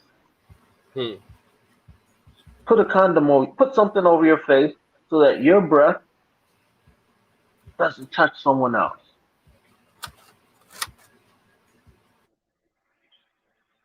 Not brushing teeth, motherfuckers should be happy. We couldn't come together to say, hey, let's take a national 2-week vacation and just chill. Do nothing. Don't do nothing. No work, no nothing. Everything is on dead. We couldn't even do that, my brother.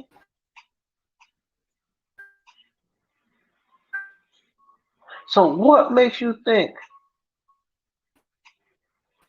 we'll ever come together to realize the system is only here to fuck us? We're so busy focused on everything else. Work, kids, finance, bills, everything else. To notice this nigga done said one thing on Monday and changed his mind on Tuesday. And we just gotta go with it.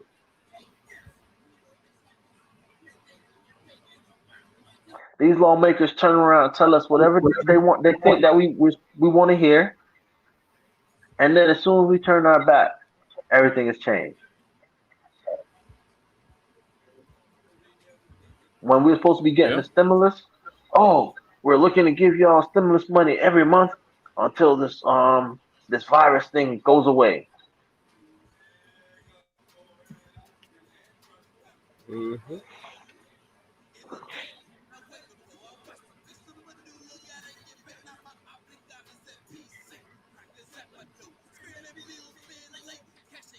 Well,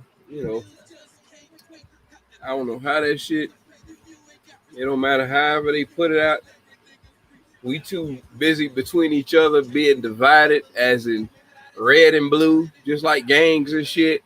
And then within our inner cities is being civil with each other. We have colors of different groups of gangs and people that can't get along with each other. Like, bitch, we ready for the taking. Because you ain't gonna never fucking band up with your goddamn op, you know what I'm saying, to fight against somebody else, unless goddamn it was another 9/11 and it's too late. Because we so busy deep in war with each other, we still shooting and killing each other when bitches already fucking dying from the fucking disease that's going around. I need to hit you with a bullet quicker than you get caught with this variant. Like, what the fuck is going on?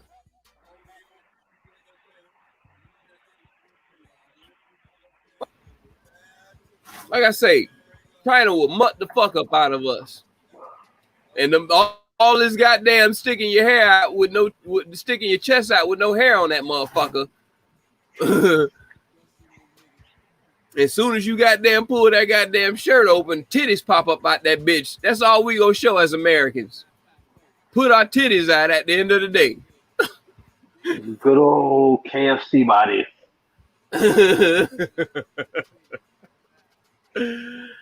Kentucky Fried Chitties. Yeah, nothing but breasts. Shit. Hey man, come whole on. Bucket full. You see how China do. We don't do. Look, every major global powerhouse country, every powerhouse country other than the US, make sure kids from the moment they touch school to the moment they're done to school participate in some kind of physical activity. Even in the mornings, they do like little wake up, and when they go to class, they got to stretch and do all this other stuff, and teach kids good habits from when they're in school all the way out so that they're adults. And I mean, the only reason why they have a high suicide rate is because they have pretty high self standards. All right. How many serial killers have you ever heard of come from any of these countries, Asia or Japan, any Asian countries? They wouldn't even put in the media if it was a high number of them. They just want to keep the division between Americans and not make it out of something where we seem like we fighting against other countries that we trying to bring them in here to make money off of them. So we won't know that.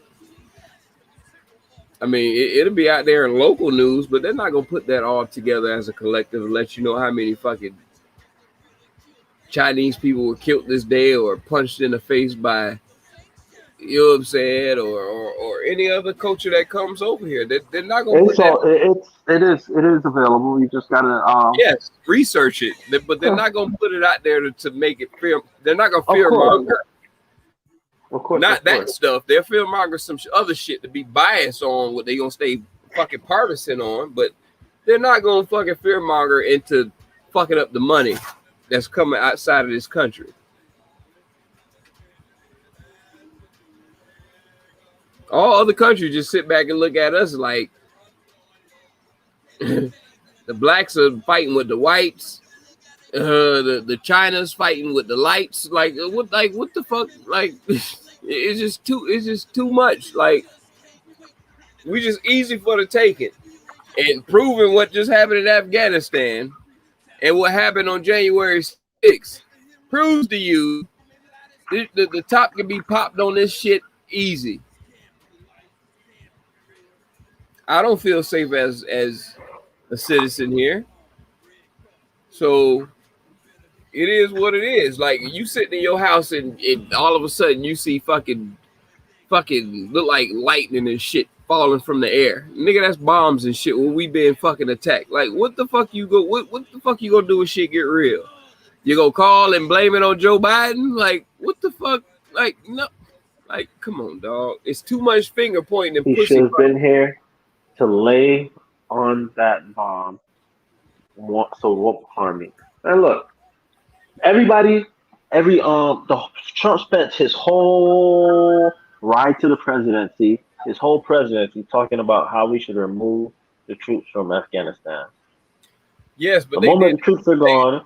Let me tell you, they did that before he was in office. That has nothing to do with Biden. That has nothing to do with fucking Trump. They decided to do that way before. Yeah, this is from what's it called, Obama. Yes, they're supposed to gradually withdraw troops, and there was just a small stronghold of troops that should have been removed back in 2019 at the 10-year point. But unfortunately, they were still there. And when Trump got in, he was trying to remove them, but he ended up sending more troops. And people were finally, because that was a selling point for both parties to bring the troops home. So, I'm sick of this shit when you was down for the shit, and then when some shit going on, you care about the brown people all of a sudden? Fuck, you care about the brown people over there, and when you talking about the brown people at the southern border is bringing us COVID into the country. Which brown people are we going? And then when you want us to take the fucking 86,000. No. There's a different scene. One is bringing COVID, the other one is bringing curry. But aren't Afghanistanians or what? That was joking, bro. They look, man. It is projected hysteria. As long as I can continuously tell you what you should be afraid of, man. This united government has the greatest plan. Now, let me just put it into other terms for you. It all revolves around money. We all have Stockholm syndrome here in America, where we put all our faith into our abuser. And we allow our abuser to continuously do these things to us because we fear that they're going to do something. So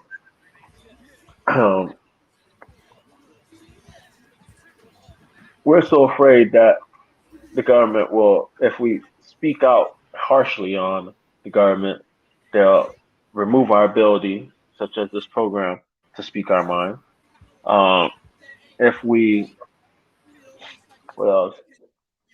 I'm sorry. If we take a certain stance against the government, they have a way of quelling that.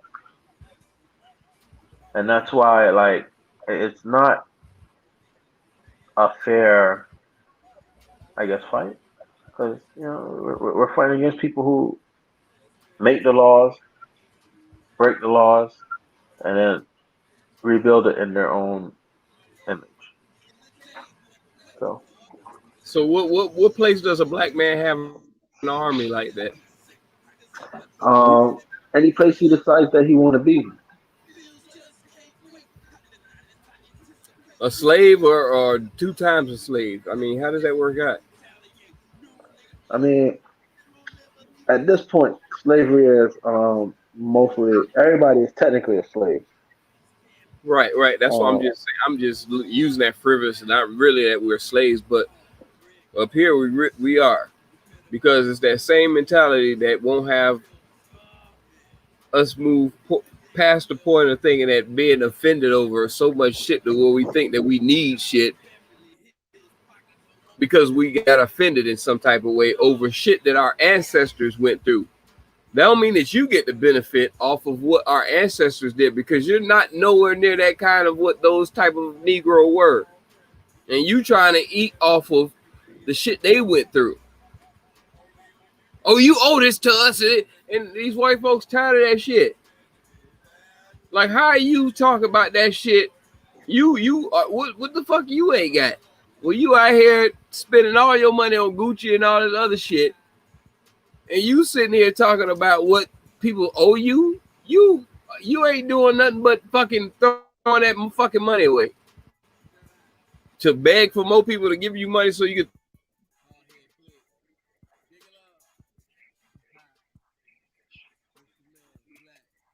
can. Because they gotta wait for your black ass to get out of that area. Like, they gonna keep pushing out to get the elite in here, to get people who belong here.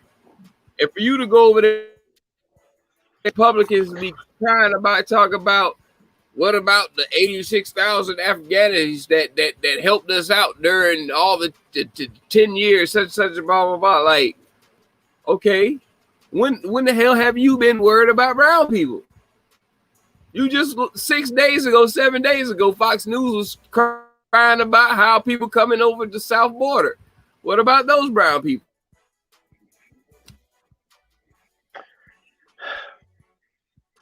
They're light-skinned brown. You should know that by now.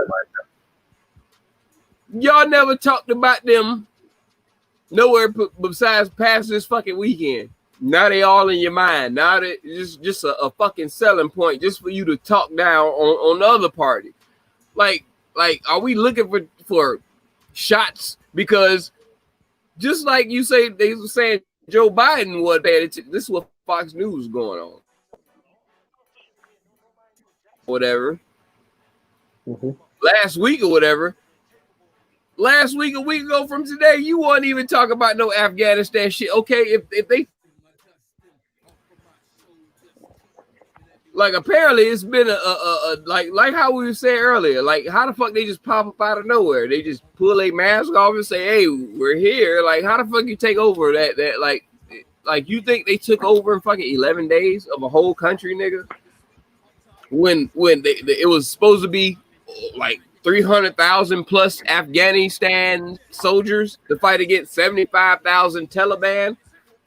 Yeah, they showed us pictures of the army just surrendering as soon as they showed up, and then just dying. People were just willing to lay down their lives so that the Taliban could take over. So, if I see some shit like that, that's like me seeing. They could tell us anything, bro.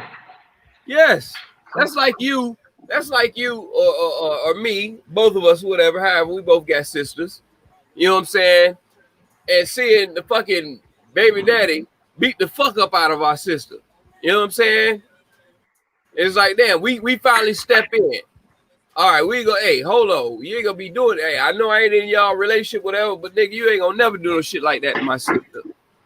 And I beat your ass. But prior to me beating your ass, my sister had already called the police on your ass for you to go to jail. So you already got warrants and all other type of shit because you've been doing dirty and all other type of shit before you just keep on adding charges till you get to the point where it really affects somebody's household. So that's how America came apart, to be dealing with that bullshit with Afghanistan and Taliban and all other shit. Nope. After 9/11, we decided they're the worst. But they went on this false narrative talking about some mass destruction, all this other bullshit. Yeah, exactly. No. Yeah, we empowered the Taliban first. Yes. Then we disowned them, and then we're now giving them all the free technology that we left in. Bad business deals brought that shit to the public. So now it seems like, just like, you know, y'all friends, but we got to fight each other in front of everybody else because everybody else pumped us up to fight each other. And the Taliban sits on the world's richest mineral deposit right now. Don't you know that Donald Trump released the Taliban fucking president out of jail last year? Yeah. Taking the charge. He and finally emerged yesterday. tried to invite him to the September 11th memorial that they had last year, and they was like, no, we don't think that'd be a good faith, Mr. President. They had to really talk his ass from not doing that. Yep. So all this Taliban shit was already set in game. Both sides already agreed, and since they had already. If the previous presidencies agreed on this shit to happen, me as a president taking over 7 months ago, okay, well, I'm not going to go against this since we already got this in play. Yeah, because when they Continuing talked to in him play already. has nothing to do with you blaming the shit on me when shit went wrong. How the fuck you gonna Pence blame already that? went there and brokered a treaty with the Taliban without without Afghanistan officials involved. So they had already given them the place, and they told the officials ahead of time, "Yo, just get the fuck up out of here, because look, we're about to leave," and we told them it's theirs. No, but everybody knew when they was coming. It's just that the Taliban was like, "Hey, man, we're not gonna sit here and hold back when y'all should have been put this shit in the media. Y'all knew we was coming, so y'all can sit here and that shit on us, because you see how it's going. You see that Biden, how you said, if you see on camera."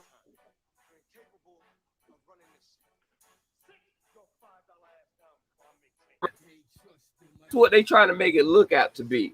But them Afghan soldiers been getting their ass kicked and getting their ass whooped over all the years then that's not been shown on our TVs. So it's been a process. In America, we have intelligence.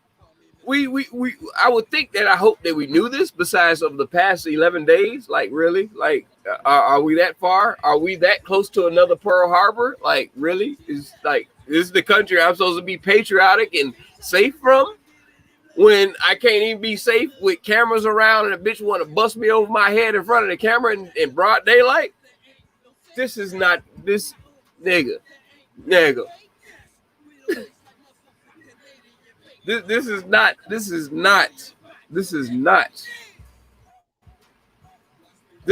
a safe situation. You know, now what I is, if we already had this in plan, and when it's happening, and I know the Republicans, because like I said, I'm a Republican. I know we were fussing and fighting about bringing the troops back all during last year, and Trump made sure that he signed that shit to say, hey, I'm going to take credit to say that I'm bringing them back home. That was his selling point for his fucking election that fell short.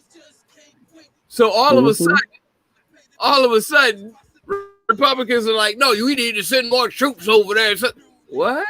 We shouldn't have pulled out so early. What? Bitch, y'all was running off the campaign just 7 months ago. Like, damn. Bro, I'm sad to fucking say that I'm a Republican because of the fucking the bullshit. How we so hard and strong and tough but want to play this soft shoe game just because we can't win or we're defeated or you feel depleted. You know what I'm saying? Feel defeated, not depleted. And that's exactly what they keep showing. Like, I don't know what kind of strength they're used to showing. Besides being in power, it's easy to show strength when your ass is in power. It's who you are when you ain't in power to show that strength to get to that power. And that's their fucking problem. And both sides are like that. One side want to be kumbaya and all this bullshit, and one side just want to kick your ass and then get in place and say fuck you and close the door, and we're running this shit. And you can't remember what they did to you on the other side. Like, bro, it's too much, bro. We too easy for the taking to be taken over by China easily with bliss and Russia. Yeah, we gonna have a tough fucking time. All they gotta do is shut down the gas lines and shit again. All that other bullshit that we ain't ready for, to shut that shit down first. Then just have us arguing and fighting against each other because we ain't got no internet, no gas, and all this other shit. So it'll cause a conflict in between us. It shut out the lights in the whole goddamn country and have us like savages fighting each other. Then just fly over and drop bombs on our ass. Like, in the middle of they gotta do that. In the middle of shit. They just gotta continue sending these propaganda things throughout throughout all of our elections and shit. We'll just fight each other. Is Africa a bigger continent than America? North America? Oh, yeah. Okay. That's what I'm just saying, bro. I think, it's. Hold on. Facebook done with.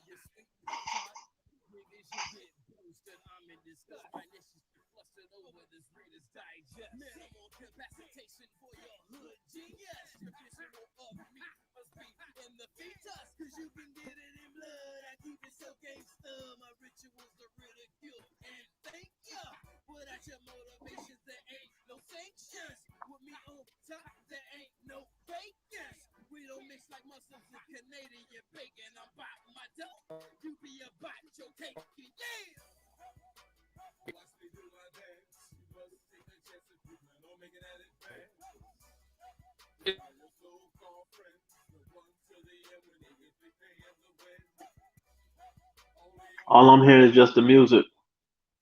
My fault. They keep cutting my fucking mic off. But yeah, they trying to stop this shit from. They striving hard.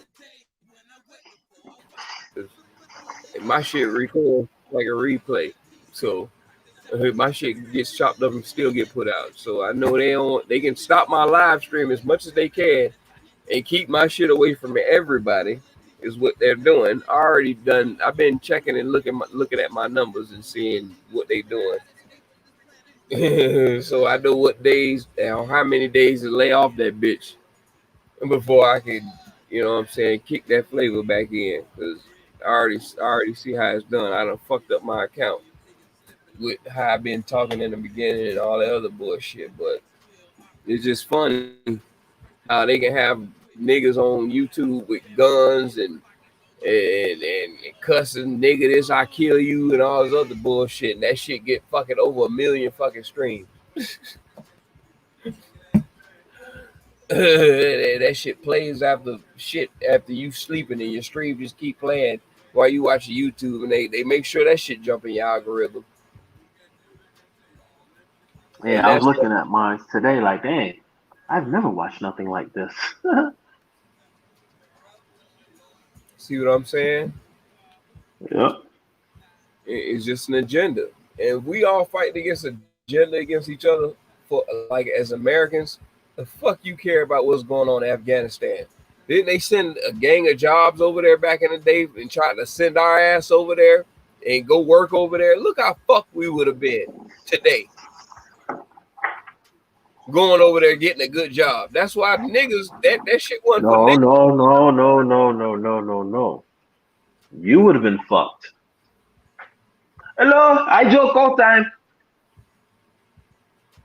I have a beard. And dreads. No, I'm talking about being fucked as in, nigga, you either work for the Taliban or get your ass up out of this bitch. Well, I'd have been coming right back to America. You would have to, because they taking all the Americans from out of that bitch first. So yes, you would have just lost your job and been wasted all that time and shit that you built over 2 decades, and just would have had to come home off of a pension that you came short of because the job didn't end. The job ended quicker than what the hell the contract was set out for. because July 8th, they had no inclination and had all reviews of no Taliban would take over nothing. Therefore, contracts were set and made and already set with us leaving out of Afghanistan, which they were already set and everything was good. New contracts were signed last year in 2020. So a lot of people that got fucked over being there, that probably was there for 10 years and brought their whole family fucking to Afghanistan and signed a new contract in 2020 because for whatever reasons, they thought that shit was going to be all good, like as in passing before the past 11 days or whatever the fuck. Like, I don't even believe that shit. Like, they didn't know what the fuck was going on because too many people was working with these people behind. It was all being evolved and unraveled like an onion through time. And we just fucking threw that shit over our head when the shit hit home to us, where the media puts it out. We want to act like, oh, it's his fault, your fault, their fault, our fault. Like, it's too much, dog. It's too much. Same people pointing fingers and shit ain't doing shit about nothing. So why even fucking come with that energy? If we all Americans, why would you even say that? Bitch, you weren't first on the story to let us know that shit was happening. So why the fuck Yeah, you gonna because they get to come back and say, you know what? I'm sorry. My words and choices so very long ago, albeit 3 days, was not who I am, and I just wanted to come online and just say I'm sorry. Bro, they could just apologize, and we were like, no, he sincerely meant it. Too busy sticking our chest out saying how bad we are. We don't apologize. How we going to apologize to our people? We want to make it seem like we tough and Billy badass when we really got women and trannies on the front line. You know what I'm saying? We really tough like that? No, you better talk that big game. So how does it look like we could say sorry on trying to fucking put our nuts on the goddamn on the what they call that shit? What you talk on the pulpit stand? Shit, we already up there talking big shit. The fuck we sorry, nigga? Hell no. They're not gonna say sorry to none of us. If that was the case, they would say sorry for George Floyd. We can't even say sorry for civil shit. So let's don't talk about saying sorry to a whole fucking nation. What does that make us look like to other nations? Oh, bro, they all think we're a joke. There's no place other than Americans go think you a joke by.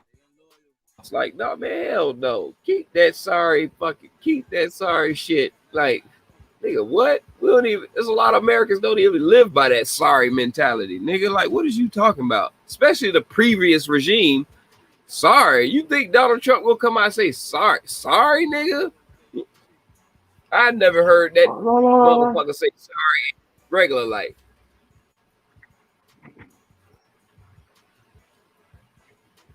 Obama apologized to Guam, I think it was, for the syphilis test. I said Trump, nigga. Of course he gonna apologize. Oh no! I wasn't expecting. He apologized when he got fucking inaugurated into the fucking office. What the fuck you talking about? I'm sorry. Sorry, we need to win.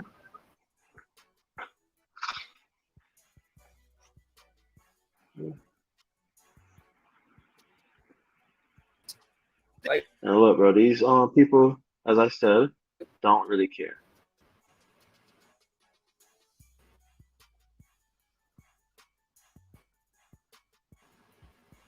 As you said, if everybody in the United States was just to disappear tonight, and tomorrow morning only the government is left around, you know, the first thing they'll try and do? Collect all the land so they can sell it. Yeah. Exactly. To bring it into this final topic for the night. With Haiti, I believe that they're man-making shit and sending all shit through that black country, the poorest one out of all the black countries, just to take over that shit too. Let's break that down and make that the new Afghanistan. It's a lot closer, and we ain't got to go that far or worry about anybody having beef besides knocking off some black folk. You remember? Yeah, we're gonna have what was the highest earthquake you ever heard of before the one in Haiti? I don't know what the fuck the power of an earthquake is. I don't know what the hell that shit is. I don't know. 5.0 on the Richter scale. I thought Haiti had a 7 or something. Ain't that higher? I don't know. Yeah. The highest the Richter scale goes was a 5.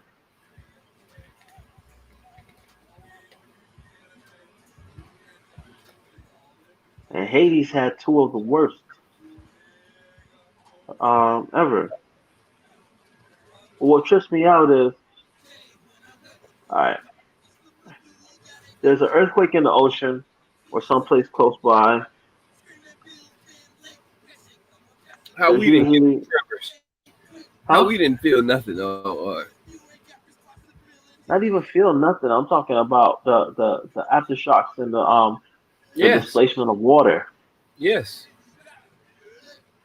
Yes. That was kind of like one statement, not as in aftershocks. And water, displacement of water, is the aftershock and the displacement of water, which is called a tsunami. And then the hurricane came. 2 hurricanes came through. Dog, they can steer all of this shit. they all this shit is damn near man-made, just like earthquakes. And so you believe in the HARP? The who? Satellite? The HARP satellite. What the fuck is that? It can superheat the earth or the water on the on Earth's and on the Earth, and can cause anything from hurricanes, tsunamis, earthquake, simulate earthquakes and things like that, and rain. Yeah, we've been making tornadoes and shit in fucking in school in elementary. So, I mean, I'm pretty sure they like. I mean, it's not a joke, but yes, they're man making all of this shit, and it just happened to hit just Haiti. What about Dominican Republic? Did nothing get broken up over there? Nothing, just nothing. Just somebody's over there playing with some heavy voodoo. Brother, I said the same thing. I was like, man, them people are damned. But I'm past the thinking that shit like that anymore. I can't think. But this is what trips me out, man. Like the first ever freed black people, like as in after the slavery times, they're the first group of people to become free. But they can't stand on their own. Right. You telling me that these people have survived for this long, and all of a sudden, like, nah, they have issues. Well, man, like it's. Remember how they tore up the Frenchmen, and they're the like one of the strongest black people besides Africans. Like, come on, dog. All of a sudden, that they have all these issues. So it gets all of a sudden an earthquake comes, then 2 storms come after. Like, come on, dog. Like, stop this shit, bro. The president get killed, and this and that. Y'all taking your eye off Afghanistan to put your mind on fucking Haiti, something closer to Takeover. And there's no green, what is their colors? Red, white, and blue. Stature. I'm with Haiti. No, none of that. I was seeing shit for Cuba. There's something happened. Oh yeah, Cuba. Oh yeah, that's why they're marching. And they still not getting no help, no aid yet. Nothing. Cuba? No. Huh? Oh, Haiti? Yes. They're having issues transporting the stuff. They're saying can't get people on the ground. Yeah. Like I said, if we can't get help to other people and we don't know when some shit that we are in control of is getting attacked, and we got people attacking the fucking Washington D.C. because they got faces like you accept them in, they take their mask off like the Taliban, like we're here, like bitch, we in trouble. And then when we be combating militant as black people to be strong, you want to bring out the Billy Club and goddamn fucking litigation to beat our ass down. well, you take all the strength up out of us. But yeah, we be the first person that if some shit jump off and be a room of fucking 12 white people and one black dude, them 12 white people gonna look at that black dude with some shit jump off like Tyrone. This is where you step up, bud. Right.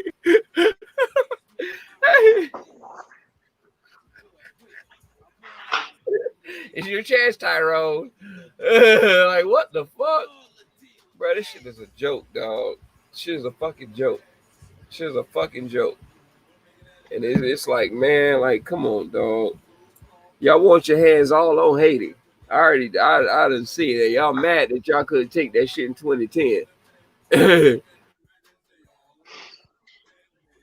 Really wasn't on that shit. So the rest of the world figure, however it goes, just like how we said, how China, a lot of them motherfuckers got control and got a stronghold on fucking Africa.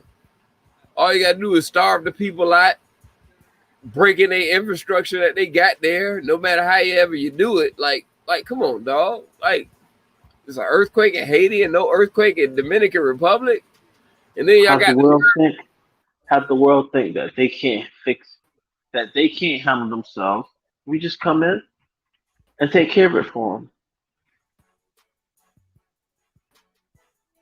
Take over that shit. The new age, what they call it, whatever they call that shit, conquering something. But yes, the new age of that. Divide and conquer. Divide and conquer.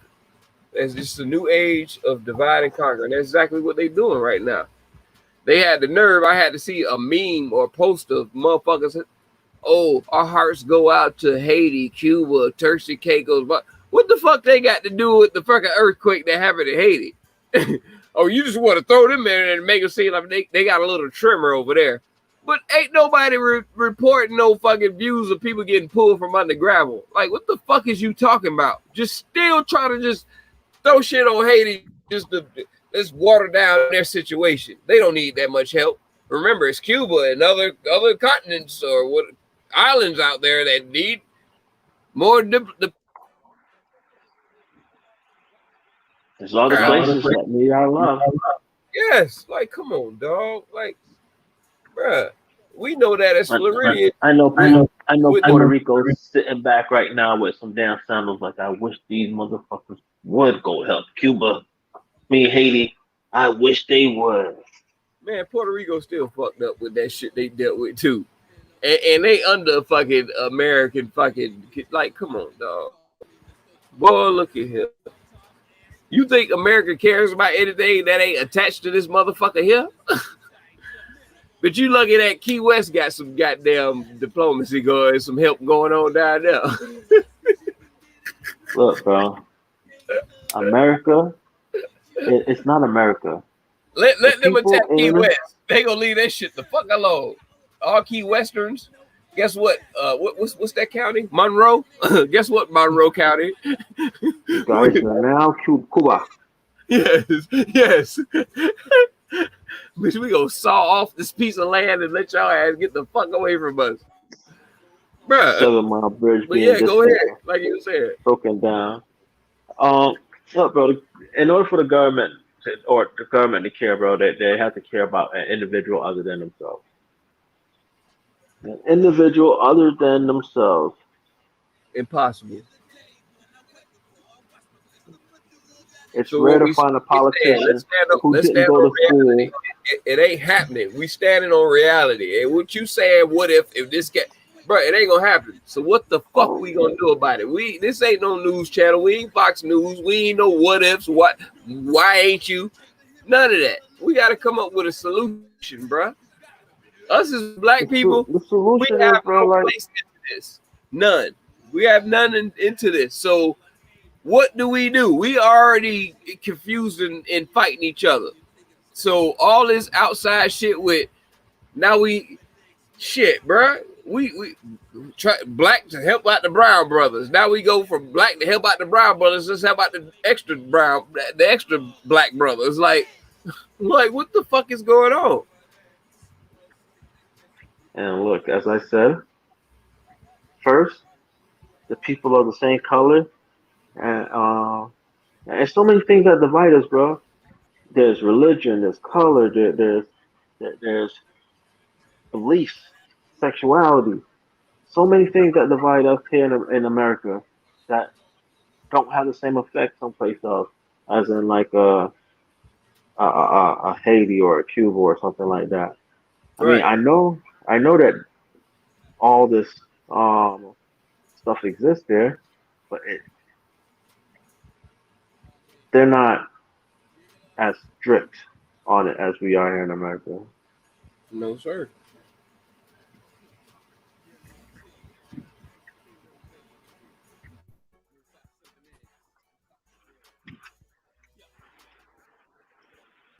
But God bless America.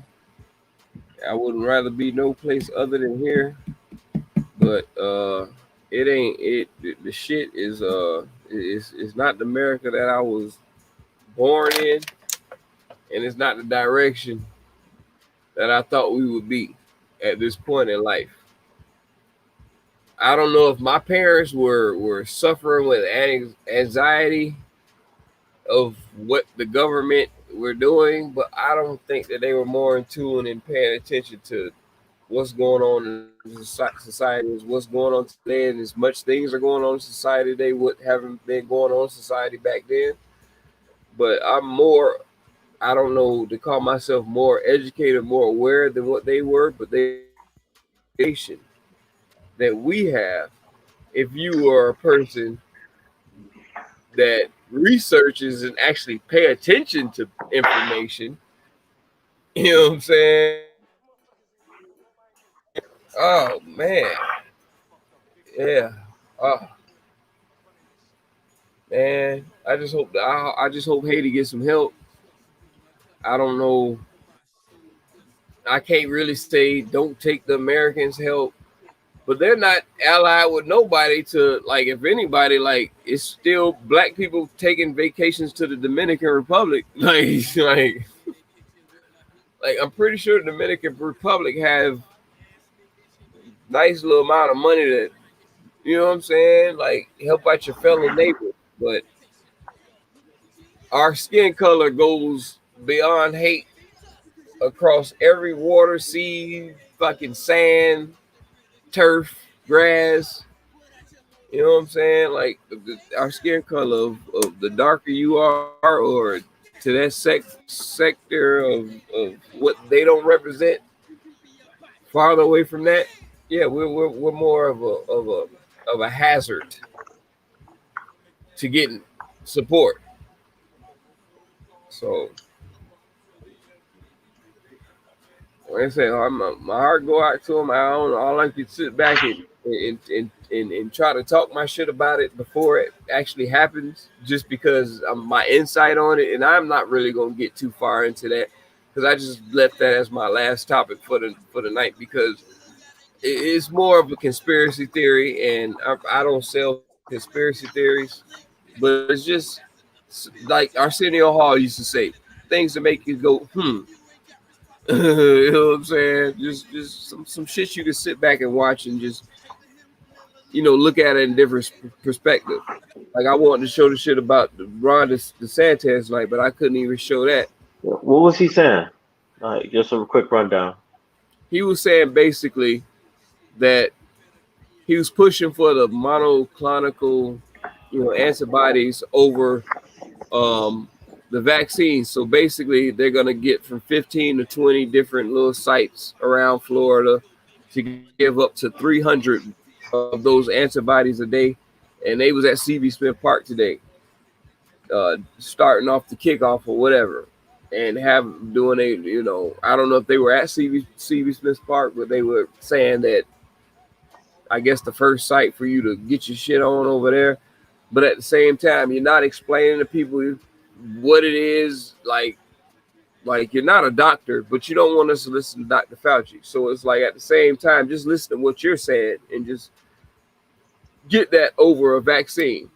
So when it came down to vaccine, he had someone come up and speak about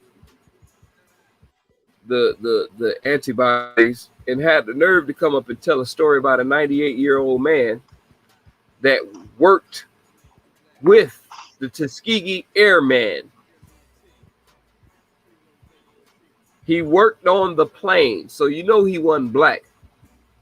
And you know he ain't It's a light-skinned dude. Wasn't it a light-skinned dude from Tuskegee? That worked on there, who worked on worked on the plane. No, you're right. It was a white guy. A short white guy.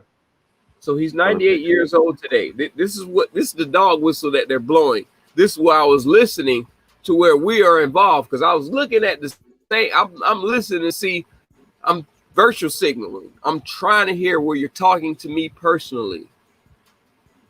So as soon as I hear Tuskegee Airmen, you know, so you're mentioning COVID and Tuskegee Airmen at the same fucking time. It says, why would you even bring that up? You say that he did that, and then he was in World War II. He survived all of that. He ended up getting vaccinated. Long story short, he got vaccinated, ended up getting a hip injury where he had to go to the hospital. Went to the hospital, got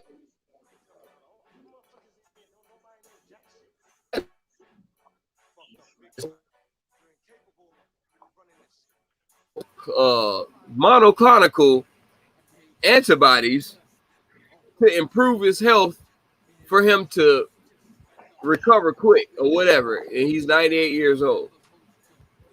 So you're pushing this shit, but not a vaccine. And you say Tuskegee Airman, and he didn't take the Tuskegee Airman shit that the niggas was shot up with. But he survived, but the niggas didn't. So you're virtual signaling saying, black folks, this is what we're talking about you. Tuskegee Airmen, we're not telling you to take the vaccine. We're telling you to take this. And then you know them top 300 people, or however it comes when they go get them antibodies, we can count on our fingers how many black people are going to get treated with that, because we're not going to go get shot up with that bullshit. Oh, definitely not. So there goes the confusion and the wrench in the spokes of the damn bicycle tire that throws the nigga ass over the fucking handlebars to make me want to go down to the clinic and get my shot today.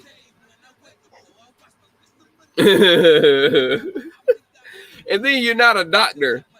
None of you motherfuckers up there are doctors, but you're talking about shooting somebody ass up with a fucking cancer, something that treats cancer. It's for cancer. It may help with COVID symptoms. I don't need no May, no Mayday, no month of May, no maybe, no none of that shit. None of that shit tested out on me. Get the fuck out of here, man. And you had to bring up virtual signal that Tuskegee Airmen shit. Why would you even say that? I didn't even know somebody was still alive from the Tuskegee Airmen shit. But you had the nerve to bring up a 98-year-old white man. Nigga, I thought, when you say Tuskegee Airmen, all I'm thinking about is black people. So for a white man, it's a lot. Okay, right, that's what I'm saying. So for you to bring up somebody who's a mechanic, and yeah, I know he wasn't black. So why would you even bring up that horrible fucking shit to say? Is that what is was it just, is that a good time in your history? Like, Who are you talking to? That's what I said.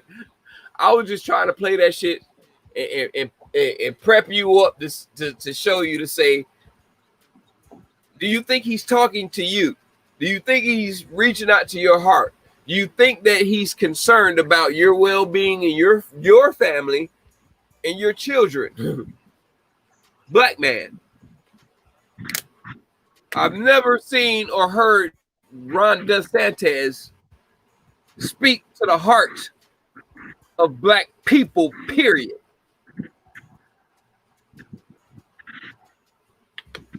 And you think he give a fuck about our vote? No, we don't fucking count. If we 14% of the goddamn America, what the fuck you think the percentage is in Florida compared to that percentage?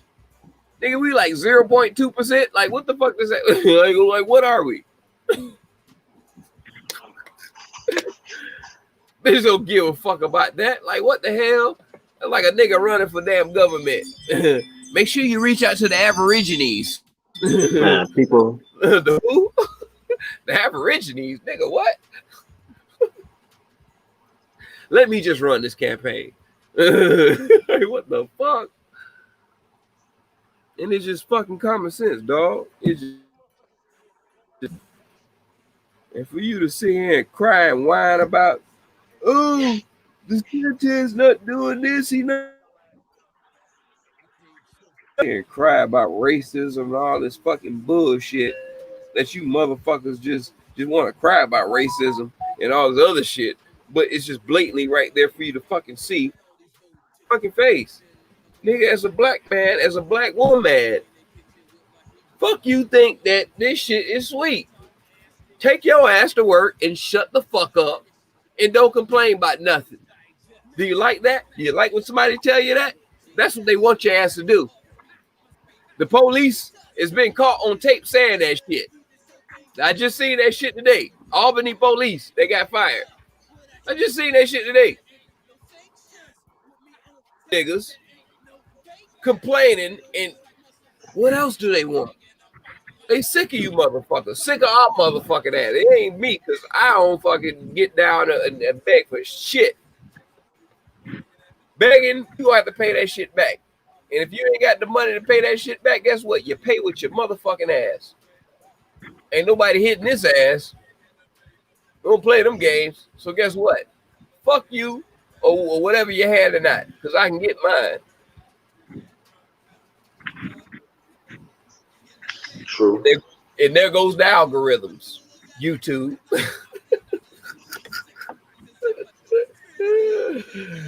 I'm saying my shit dropped like a motherfucker over here. These fucking bastards.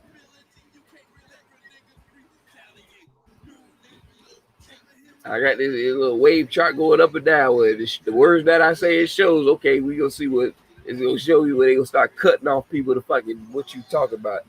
When they start dropping audience points where you can actually get somebody to watch this shit. I don't give a fuck. My shit already fucking ruined.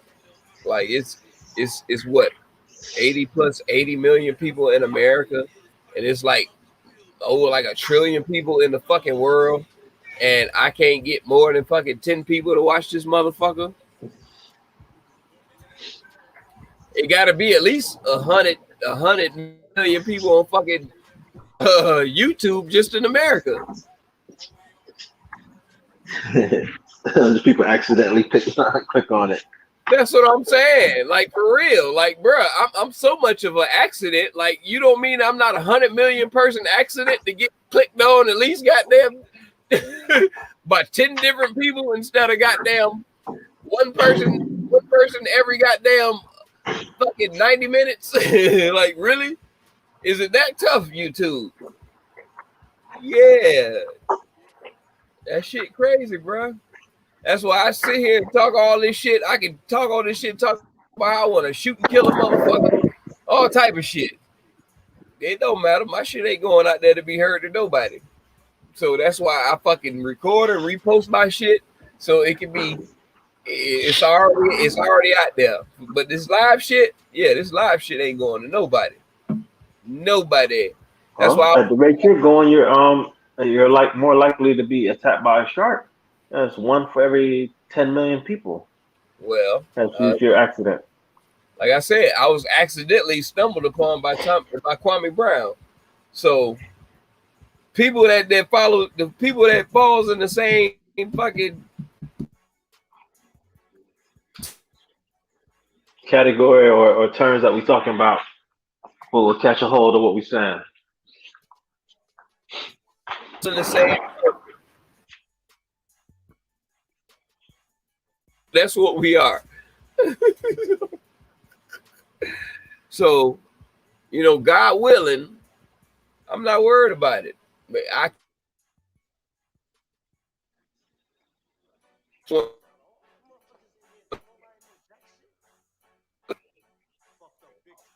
They turned on your music again. It's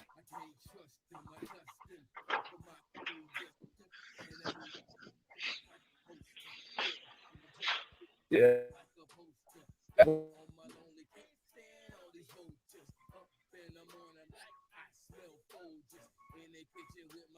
While you was saying that, them bitches cut my mic off right when you said that shit. I looked at that shit. They cut that shit right in the middle of me talking. You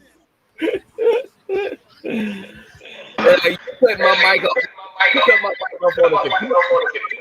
Hey, give me 2 minutes. I'm gonna step away for like a second. I'll be right back. And they cut my mic off on my computer, but they can't cut the mic off on what I got going on here. I got full power, energy, the whole 9 yards of internet on my end, but that's just the game that YouTube plays, man. It's not the first time. Before they just monetized and all this bullshit was going on, I've been getting demonetized since all my other accounts, as in Facebook and shit like that. So Facebook and YouTube are connected. So they just pass over information from past things that I've been already done and been already shunned about, previously before I even got to doing live streaming on YouTube. So it all connects into each other. And I've been suspended off of Instagram for like a whole year at a time and things like that. So yeah, it is what it is. And I just scream about support and shit like that because I'm just talking to really YouTube. Like all that support shit I be talking about is like, damn, it's really like that. I mean, at least if a person get a piece of glimpse to see what we do over here and what we represent as in single 100% fathers custody in the lives of their children, they don't want to hear no shit like that. They don't want to make it seem like we exist.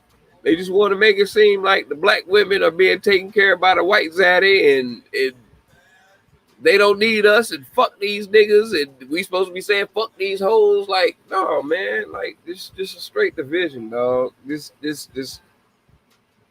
country was built on division.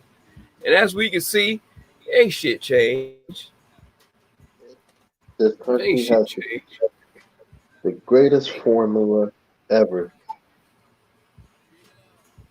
It will never ever be challenged because nobody is going to come together to realize every decision that you make that involves this government is just to fuck you. Every decision that you make that involves this government is just to fuck you.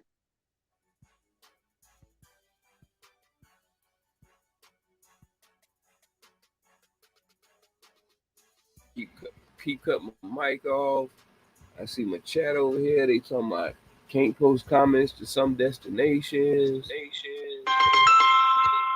I'll be right back again. Yes, sir. That shit is rough, man. And this is why, I try to do as much as I can and what I can. I got another YouTube channel. It's strictly sports, GRIMfathaHOOD Sportscast. I have that also. My first post I put up of that YouTube sent me an email saying it's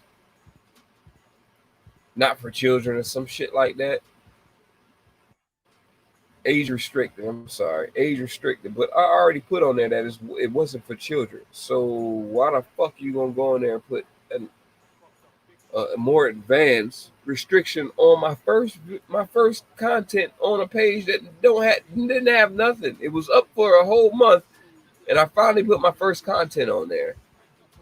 I mean, granted, it was a fight at a damn football game, but I mean, I'm pretty sure there's plenty of children at that football game seeing grown ass people fighting in the stands. I can't make this shit up, man. I can't beat them.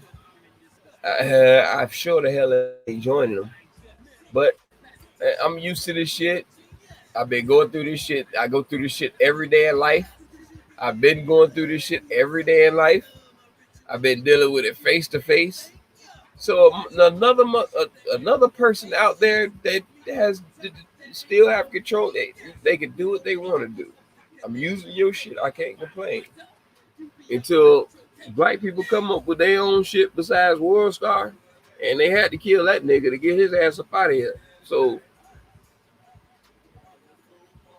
we have to put a white man ahead in front of the damn fucking company, so we'll get our head knocked the fuck off, so you'll know it's us running it, motherfucker, or owners. You know what I'm saying? Like, bruh.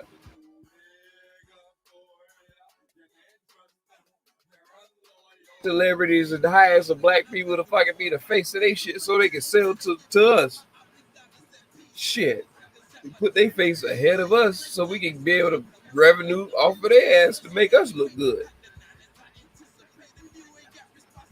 You think like me as having a company, being a electrician company or air conditioning company or a plumbing company or anybody who have a bunch of vans. You think I'm gonna put a black man on that motherfucking van?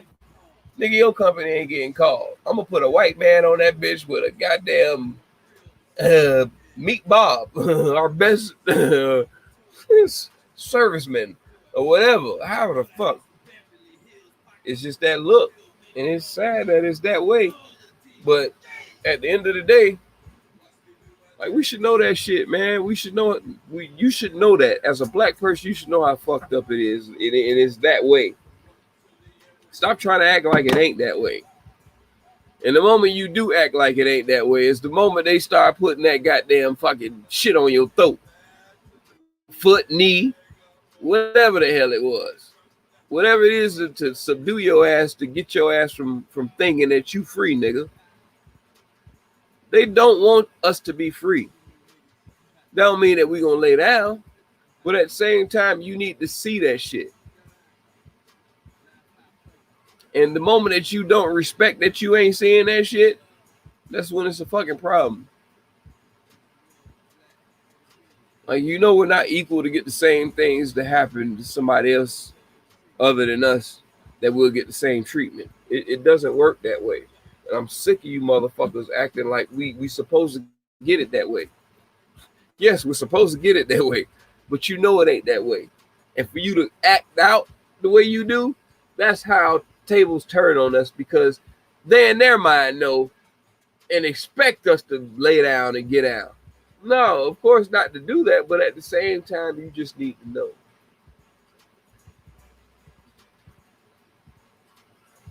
Maybe you have a different outcome in your life or situation that you deal with when you come across these situations. Because if life was fair and equal like that,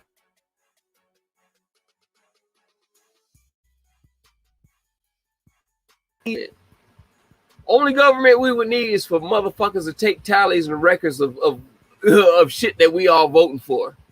Wouldn't that fucking make sense? But we all got to put it into one person or two people or to put in charge and put another people that's going to be the opposition. Why are we voting in oppositions to go against what's helping us out? Why would we vote for people to stand in the way of the people that's supposed to help us that we voted for?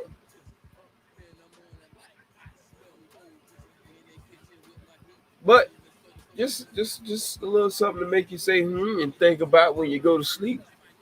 Cause this is that grim fatherhood and that raw and uncut, and that just don't give a fuck. And that's just how we rock around this bitch. So anybody who got a problem with black men who have 100% custody of their fucking children, child, however I explain it, just how the black men want to fucking get up here and sip wine and talk shit and kick their feet up because they been tired and they been taking care of the kids and fuck that nigga. I can do the same shit. I can stand on that same shit. But I ain't gonna sit up here and disrespect my opposition to sex because y'all want to make us look competent of things that we do, but I'm not gonna do the same thing to the woman. That's if I was, he's a bitch ass nigga. I gotta be all that. No, like it's different rules, different other. If I could deal with that shit by me not acting like saying anything outlandish of saying anything to disrespect the woman,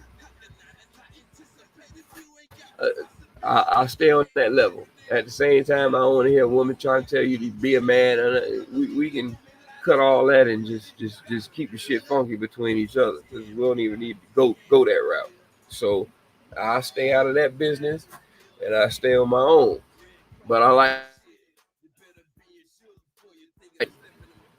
that it is black men out here who got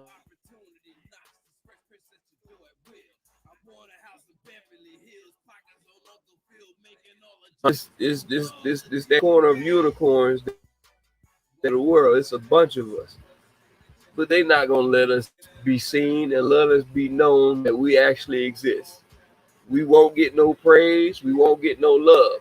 And if any woman see that we do exist, they're not gonna spread the word. We've been out here since March, April, doing the same thing that we do every damn week. We ain't took off nowhere. We still circling. We still circling the yard. You know what I'm saying? We still out here circling the yard, hoping that we get seen.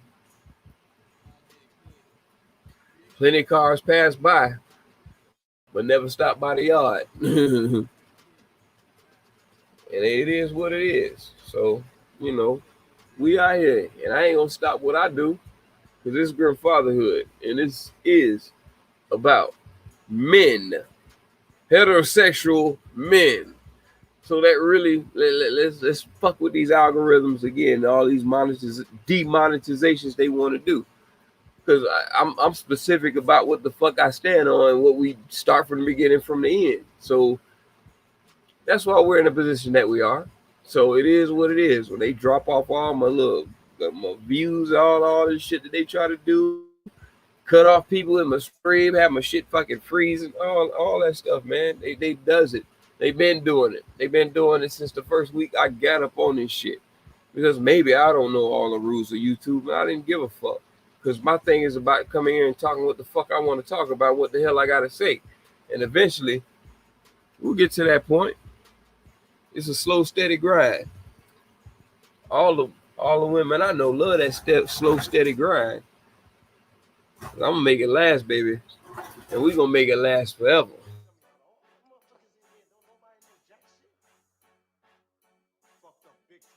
Keep me on your mind. So it is what it is. And that's what we're going to do here. We're going to keep you with that slow, steady grind and keep this thing going up. You know what I'm saying? Like I said, I got GRIMfathaHOOD Sportscast over there. I'm trying to refrain from the cursing and things like that. That'll be a content for all us heterosexual males to go ahead and check out sports and talk about sports and deal with sports without all that other stuff. You know what I'm saying? All that politics and all that stuff that really don't have nothing to do with men. Like, we talk a lot of politics about it. It's just it's in the same origin of talking politics, but I'm just saying as in talking about shit that really don't matter. You know what I'm saying? Stuff that is trying to bash somebody, bash another player, some shit that we're athletes. We're athletes, so it ain't no disrespect. So the shit that you do or whatever, we already know the strength, the strenuous shit that you have to go through. To you're a professional at what you're doing, and we'll always respect the professional over here. So basically, that's what the GRIMfathaHOOD Sportscast is about, and I always got to keep it about the heterosexual men over here taking care of our babies, our kids. It's number one. The women ain't the only ones who care about them babies, and I'm here to erase that narrative that men are not involved. I'm tired of seeing these small little viral clips of men doing stuff with their child. Like that's such a that should be normal. That should be normal. Like come on, man. We gotta go viral just for being shown with our kids doing some shit in the backyard. That's the point we've came to.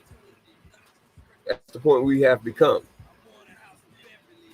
And that's the point that I ain't gonna stand on. I'm here to defend and go against all of that and show that what we are here and what we represent here at GRIMfathaHOOD. So with that being said, we will see y'all tomorrow on Thirsty Thursdays. Those shows are a little bit different, a little bit more ratchet. You know what I'm saying? I think I will, I'll be try to jump in and double dutch when I do, but that's why I will be starting to stream a little bit early and sneak my way in and double dutch into it like goddamn DJ Envy did. Goddamn, jump in when I know it's hot, or when it's not, or you know what I'm saying, when the algorithm ain't fucking with me.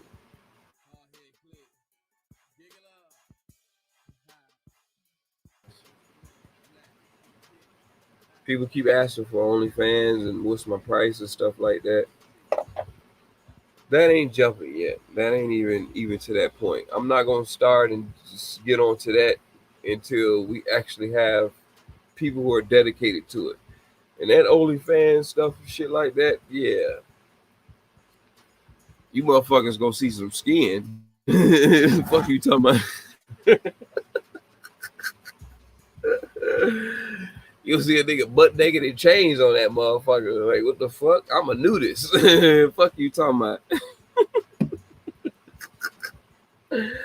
And trust me, my women know I'm a nudist. Shit. Yeah, but that OnlyFans shit, yeah, even my niggas though, like they be like, nigga, you ain't one of us. Yeah, you one of them old get freaky naked ass niggas. Like, I can't even talk none of that game around them because we're not on the same level. I don't talk no sexual none of that shit. What the fuck? How the fuck you power drive on? None of that shit around them niggas. I don't speak on that.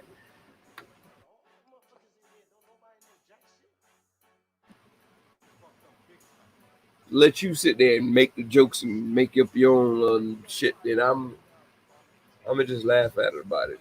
It is what it is. But with that being said, like I'm saying, Thursday is a little bit different. We a little bit more ratchet, and that's what we'll do tomorrow. And I'm gonna keep the stream going. Get back to the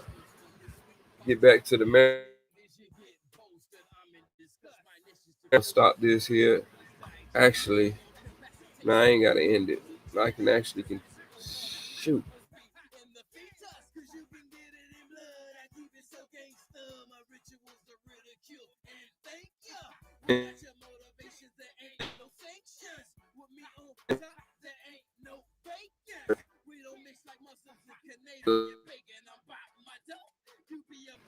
They keep cutting my fucking mic out, man, right in the middle of me talking. It's just so disrespectful. But yeah, I'm gonna keep it running for another 4-5 hours, or whenever YouTube or Facebook kick my shit off, that's when my shit ends. But I know I got a lot of content on here.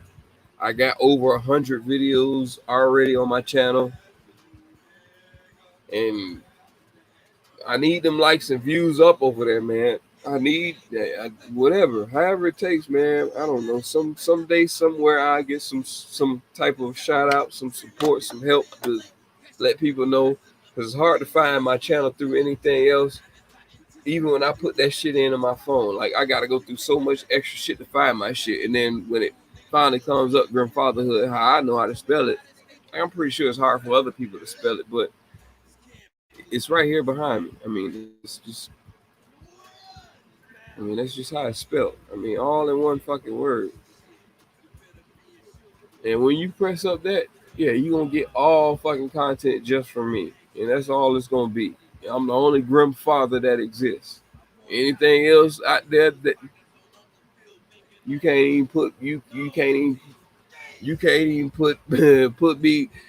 If GRIMfather did the crime, then guess what? I'm doing the time, bitch. Because I'm the only one, bitch. Ain't no another GRIMfather in this state. Ain't none of that shit. So it is what it is. Google me, bitch. But we up out of here, and I'm about to go into this marathon of what we doing of this here. And yeah, it'd be a quick commercial break. Give it 5 minutes, and we're gonna re-loop it and re-up it for y'all. But peace out to y'all. Thank you for tuning in from GRIMfathaHOOD Sportscast, rrpjewelers.com. We rocking in this bitch. Yeah, as you know, Grim 10, GRIM, all caps 10, no caps at all, but all capital letters, GRIM 10 to save yourself 10% off of your jewelry or anything you do when you go to rrpjewelers.com. I gotta say that because you know we Ari Bonnet. What did he say?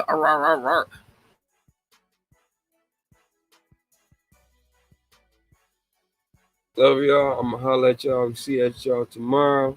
Give me about 5 to 10 minutes, and we will continue with the marathon. Peace.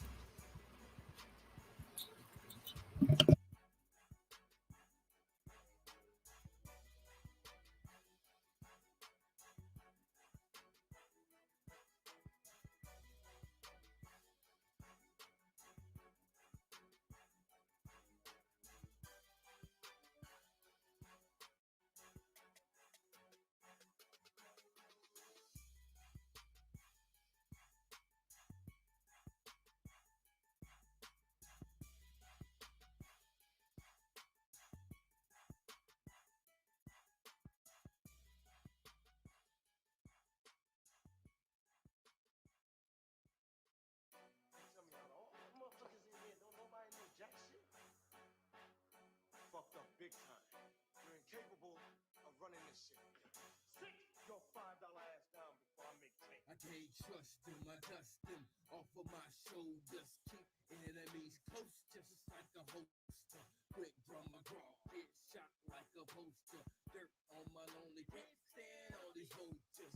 Up in the morning like I smell Folgers. In the kitchen with my heat, call me Mr. Toaster. You sweet pop-tart ass niggas, you get bolstered. I'm in disgust, my initials too flustered over this Reader's Digest. Minimal capacitation for your hood genius. Your visual of me must be in the fetus, cause you can get it in blood. I keep it so gangsta, my rituals the ridicule. And thank ya. What is your motivations? There ain't no sanctions. With me on top, there ain't no fakers. We don't mix like Muslims and Canadian bacon. I'm out my dough. You be about your cake, yeah. Watch me do my dance. You must take a chance if you plan on making that advance. Where are your so-called friends? The ones to the end when they get big, they have the win. Only on you can depend. When you get dividends, they all in when it's time to spend. Hey, that's a new nigga for ya. You can't trust them. They're unloyal. In the day. Hold on, before you get on that, brother. Now, you know we're in the day of you talking about cook and clean. No, you got to deal with cook or clean. Which one is more important to you? Which one is more important, cook or clean? Yeah.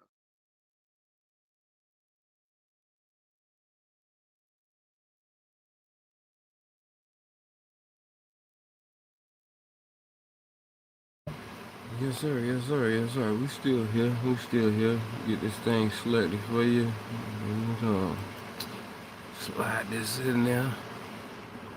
And yeah, y'all stay tuned, man. Please, thank you. Thank you. Like, share, follow, subscribe. GRIMfathaHOOD Sportscast, rrpjewelers.com. We rock.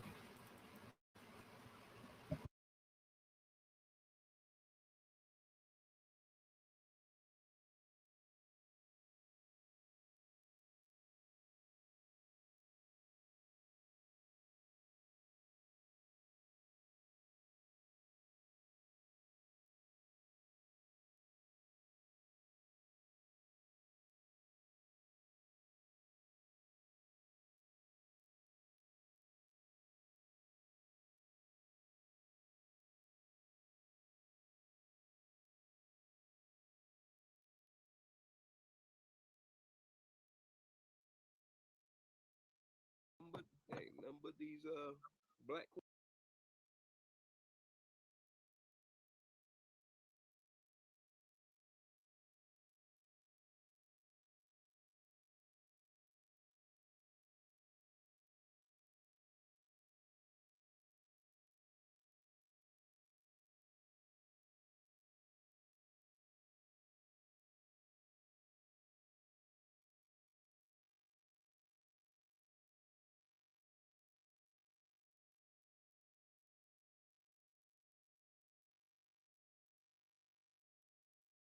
Hey, nothing but these black queens out here doing that shit out here eating the king. Just like I said, they ain't nothing but the black widow out here eating up all the fucking men. That's it. And letting the men replace the women, and let the men replace the men. And they ain't got the nerve to be like, oh, be a man about it. Okay. How? Yeah, bend over backwards. And then when you're doing that, oh, you're too soft. You need to strengthen your back. Like, what the fuck? I thought you wanted me to be flexible.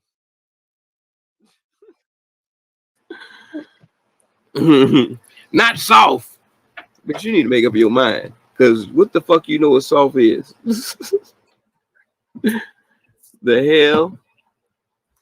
Yeah, but women need to stop that too. Like they always talking about they want a good man, but when they do get one, oh, he's soft, or they just utterly just destroy that man to the point where he stopped being a good man. Yeah, what's the point?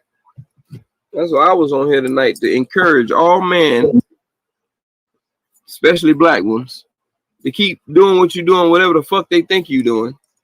If you're dogging their ass out, you need to fucking step it up and dog their ass out in their fucking face. No, I don't agree to that. Shouldn't me. Shouldn't me. At the end of the day, two wrongs don't make a right. That ain't a wrong make it right. That's just to get their ass off of your motherfucking ass. That's the whole fucking thing. Yeah, if you want me to keep pushing you, okay, let's totally get your ass out of my fucking face. If But that's what you think I'm doing. But what about those women that no matter how bad they're getting dogged out, they just won't let whoever it is go? I mean, that's a given. I mean, yeah, if that's your baby daddy or you got some kind of some kind of connection with that person, yeah, but that person gotta have that connection too. Yeah. It can't be one person feeling that damn like you can't make somebody do what they ain't doing. That's just it. You can't make nobody fucking do what they don't want to fucking do. Now, if a nigga just keep doing shit like that, he just need to really just I don't know. I mean, because honestly, like if a dude doing shit like that and he is that way, he just really need. If you got fucking 2-3 baby mamas and shit like that already, you just won't fucking just. Hey man, I ain't stopping this shit. Ain't no point in keep fucking lying to you and trying to pull you on and shit. You know what I'm saying? Just be straight up with it, because I mean they being straight up with us, just telling and snitching and if you ain't doing, they gonna screw you over. You know what I'm saying? It's just like ours is over pussy, theirs is over money. So it's like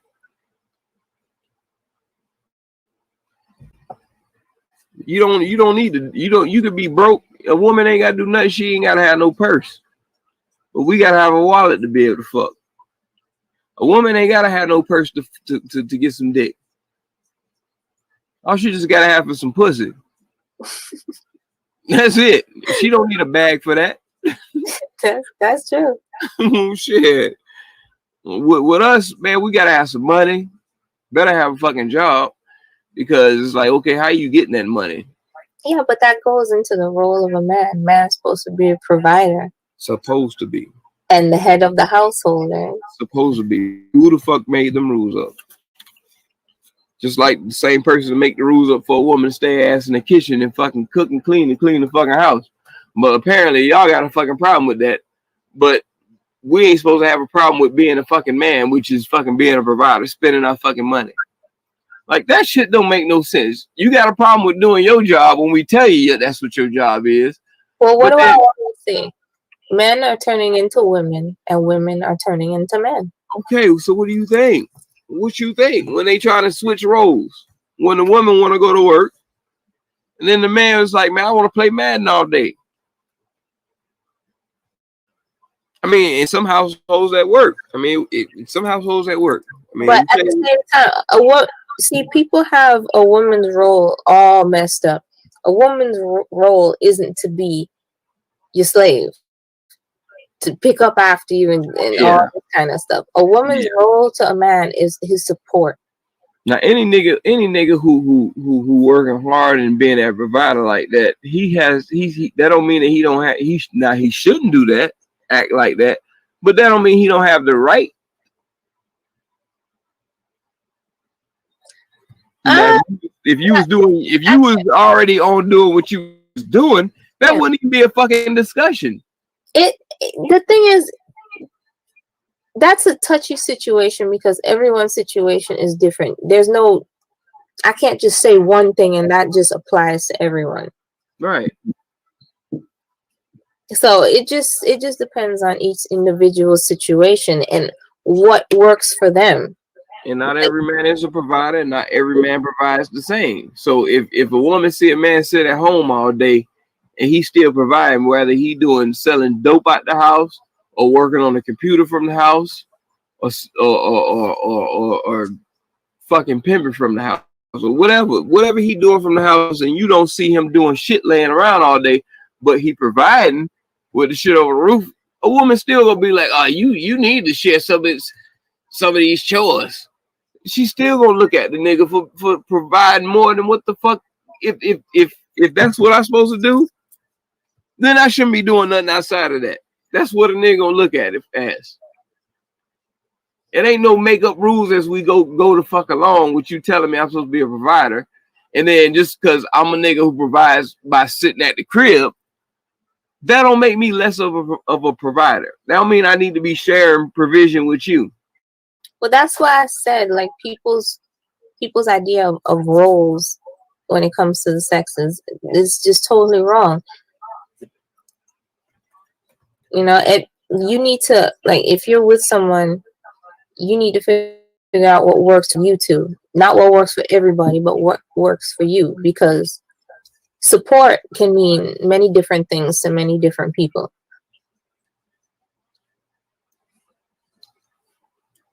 Yeah. I mean, depending on the situation is, some people look at it 50-50, 60-40, 30-70, however it go. You know what I'm saying? Shit, 90-10. You know, at the end of the day, the man is always supposed to be looked to take the higher percentage. 60-40. You know what I'm saying? The 51-49. We always got to take the high. We are obligated. Well, let's just state facts here. This is a fact of nature. Men and women are built differently. Men are naturally built stronger to sustain more. You know, women's bodies are different and they're made for different things. So men and women could never be equal in that aspect. Yeah, but that mouth gets y'all ass to talk that talk, but can't walk that walk. So It's like, I mean, that's the only thing that beats us out of that. You know what I'm saying? Your mouth gets y'all into some shit that we still gotta fucking, you know what I'm saying? Like, you can fucking talk a motherfucker into making us fucking get in trouble for doing and fulfilling the thing that you getting us in trouble for. Like, and not have to lift the fucking finger. Like, it's a different type of double standard that your double standard is a lot more stronger than ours, because all our double standards is nothing but emotions. All y'all double standards is shit that really can fucking detriment us and detriment y'all. Is all y'all double standards are physical. Ours is nothing but emotion. Like, so what? It's a messed up world out there. And that's how we get into this point where people think it's more fucking species than a male or a female. Like, now you just making up shit. I don't expect every girl to tell me that she it burns when she pees. But at least let me know. So let me go to the third quick one. I ain't get that with G. I didn't even get to the second one. What was the second one? Well, the second was about travel, but he asked. We talked about travel. We talked about that yesterday, about travel, about vaccination, about travel. So, which is the third one, which is a new loop in the whole thing. If a bitch tell you they ain't fucking you, and they ask you if you vaccinated, which is something kind of Elias is asking about the being vaccinated, going for a job and saying you ain't that or something, like, you know what I'm saying? That's how me and G got into it, because it's like, bro, we coming to that. Like, we started this, like, telling bitches you gay at work. Feel like it's gonna come to a point where they want some benefits off of that, to the point to it's like we gonna have to put that on the fucking prerequisite. You know what I'm saying? Like, so going back to getting pussy, same thing as having an STD or AIDS or some shit like that. A bitch like, or a dick. You know what I'm saying? Right, well, right. Big bitch should talk to you over vaccination over them having a dick. Hey, bitch. No. Again, it's more like you show up in the room with a bitch, and all of a sudden she starts taking body parts. You be like, yes. What the fuck? Yeah, but I mean,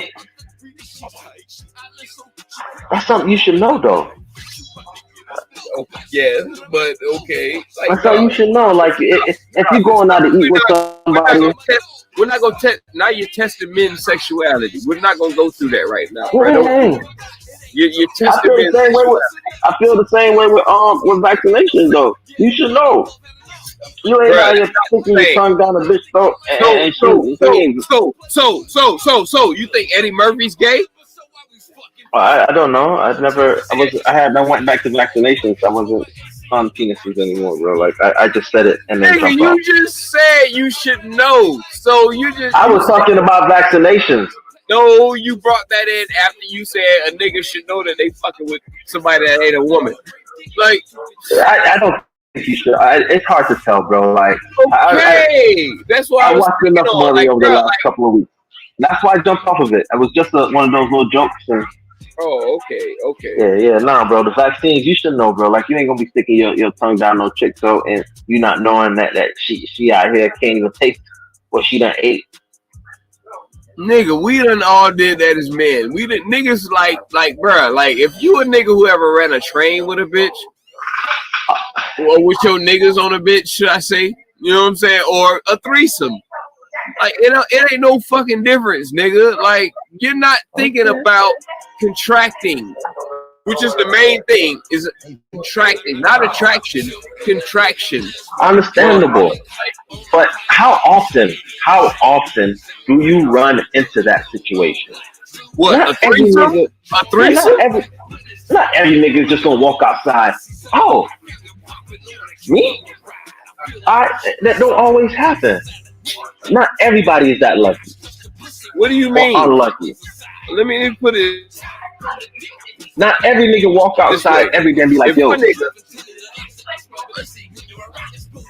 Okay, let me explain, brother. Let me explain. You get my business tied around my next thing. But let me tell you. If you a nigga who got a threesome, maybe on your second time having sex, correct? Say your second time having sex, you like, okay, yeah, one bitch took my virginity. The second bitch took my shit to another level with another bitch. You know what I'm saying? So how you coming? Pause. How you coming? You can't come across that way of saying, oh, not to expect the threesome or have my standards on thinking of that way. No, I didn't say that. What I'm saying is that, like, you didn't say that, but you were leaning toward that. It's the likelihood of that happening that way. Not too many niggas. That's like a being bit by a shark type of situation. Yes. Now the experience of it, yes, is far in between. The experience of that is far in between. Yeah, so niggas aren't just running around here dirty dicking bitches nowadays. Okay, so do you think every nigga? Okay, so you think every nigga's dirty dicking bitches around here? Every nigga's dirty dicking bitches. No, I didn't say that either. I'm just saying that niggas aren't. Not every nigga's running around here dirty dicking niggas. Some niggas have decorum. They put on their mask both ways. Thank you. And there's nothing wrong with it. And to be honest, bro, like the way how things are working out, bro, man, it gotta be one of them questions you ask, bro. Hey, sweetie, you ain't got no STDs, you ain't got coronavirus, and then you ain't got no old man, ain't it? You gotta ask them 3 orders. It don't matter if she got a nigga or not. If she got the virus or STD, that's his problem. So yeah, you leave it on the female. No, bro, I'm not. I'm vaccinated. Yeah, I walk around with condoms. I make sure I'm one of the masked up people. It doesn't matter. You still can contract and then give it to. Like, what are you saying? I'm aware of that. I'm fully aware of being able to pass the viruses around, even though you protect yourself. But my whole point is, I'm not the nigga that's running around here just all willy nilly. Hey, yeah? I don't like to party without my party hat on, bro. Like, either way, bro, I don't even go in the stores now without a mask on, and I'm vaccinated.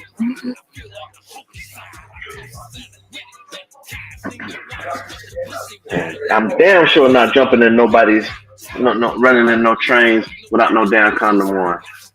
No way. Nigga, stop lying. Nah, bro. Not no train, bro.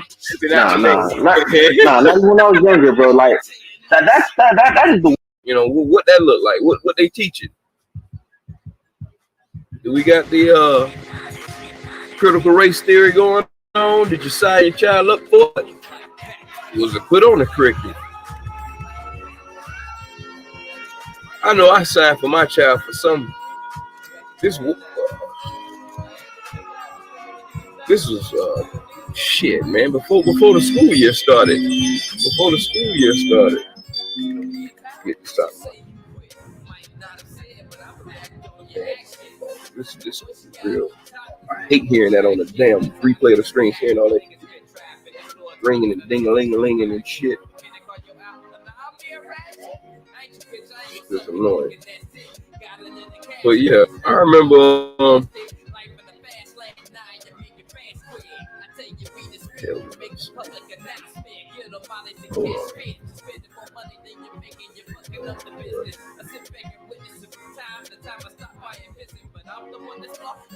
yeah.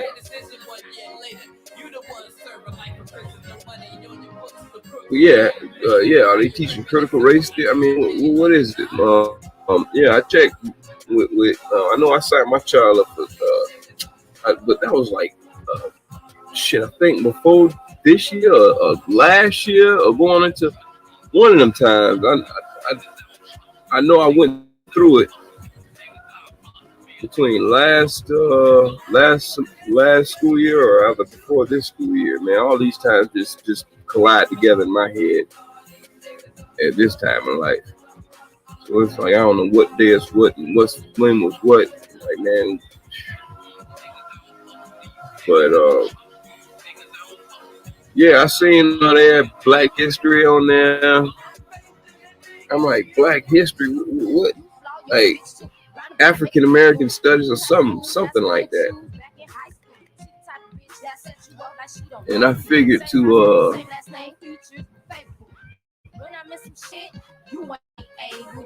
let them sign up for something like that.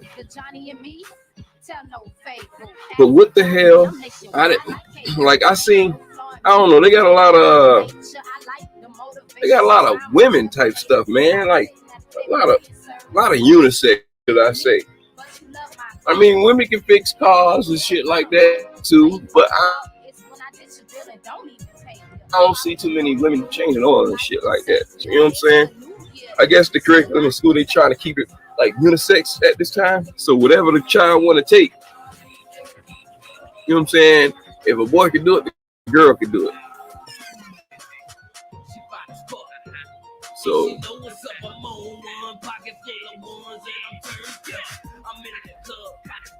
I guess that's what it's about.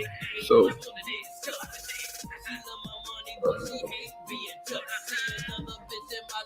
yeah, I guess that's what it's about. I mean, another thing.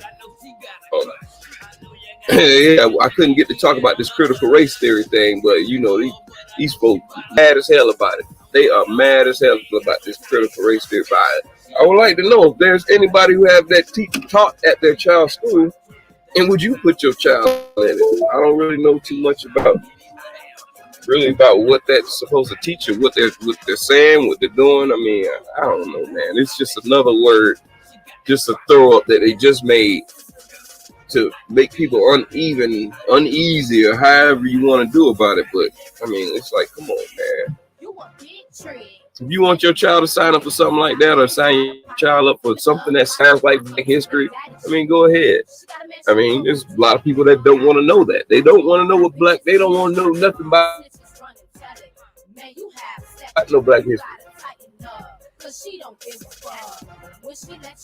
They just want you to remember the history of what's going on in these streets today with Black folks.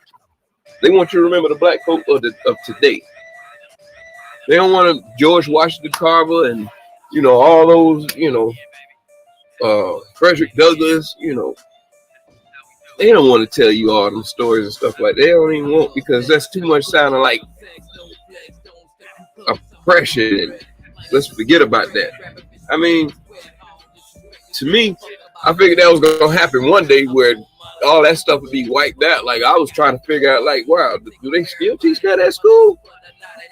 Like, are they teaching Black and, you know, are they still teaching that type of curriculum at school? Man, hold on, man. Now, this is not right. I could have sworn I had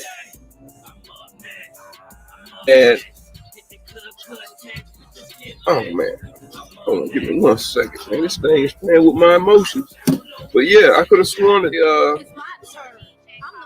you know, stop putting so many Black history and things like that into the books and letting the kids know about it.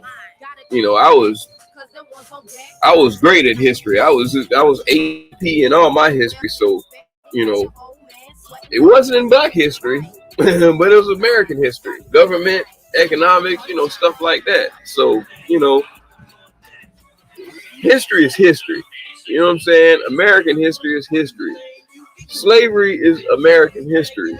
I mean, there's really no point to really put emphasize whose history it is, because if it happened here in America, therefore it's our history of America. It's not trying to tell people, oh, Black History Month. I really don't agree in all that. You know what I'm saying? I don't really think we need to be singled. If we're all equal, we don't need to be singled out. Period. You know what I'm saying? Like, and I see why white folks are mad with this critical race theory stuff, because it's like, damn, you niggas just won't stop. That's how they feel. Like, damn, you niggas just don't stop. You niggas just like, damn, boy, you always got some shit going.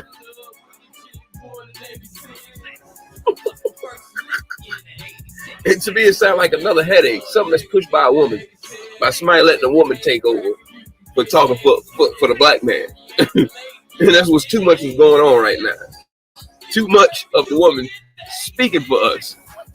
I mean, it's cool and all, but when you gonna learn, you know what I'm saying? I don't know. I guess when the men learn to step up more, or how we gonna do it. But yeah, man. However it is, history is taught. American history. If you know, I don't know. You check the curriculum on your child's school. You know, stuff. See what it is. You know, certain things that you might not want your child to take. You know, so I'd beware. Well, they'll be sneaking in some stuff in there. Let me take this damn mask off. I think I'm still on my intro of my show, so that's why I got this. But it's hard as hell. Sit there and have a conversation with this on your damn chin, like it's better just to put it over your damn face. But people ain't using these, man. I don't know. Things are spreading out here, and they rushing the kids back to school. So people who are political about the situation and talking about you ain't vaccinating and all this other stuff, and you sending your kid to school, and your whole household ain't vaccinated, and everybody ain't strong about it and will. I mean, I expect y'all to, you know, I don't know. This. I mean, it ain't no. I mean, just tread responsibly.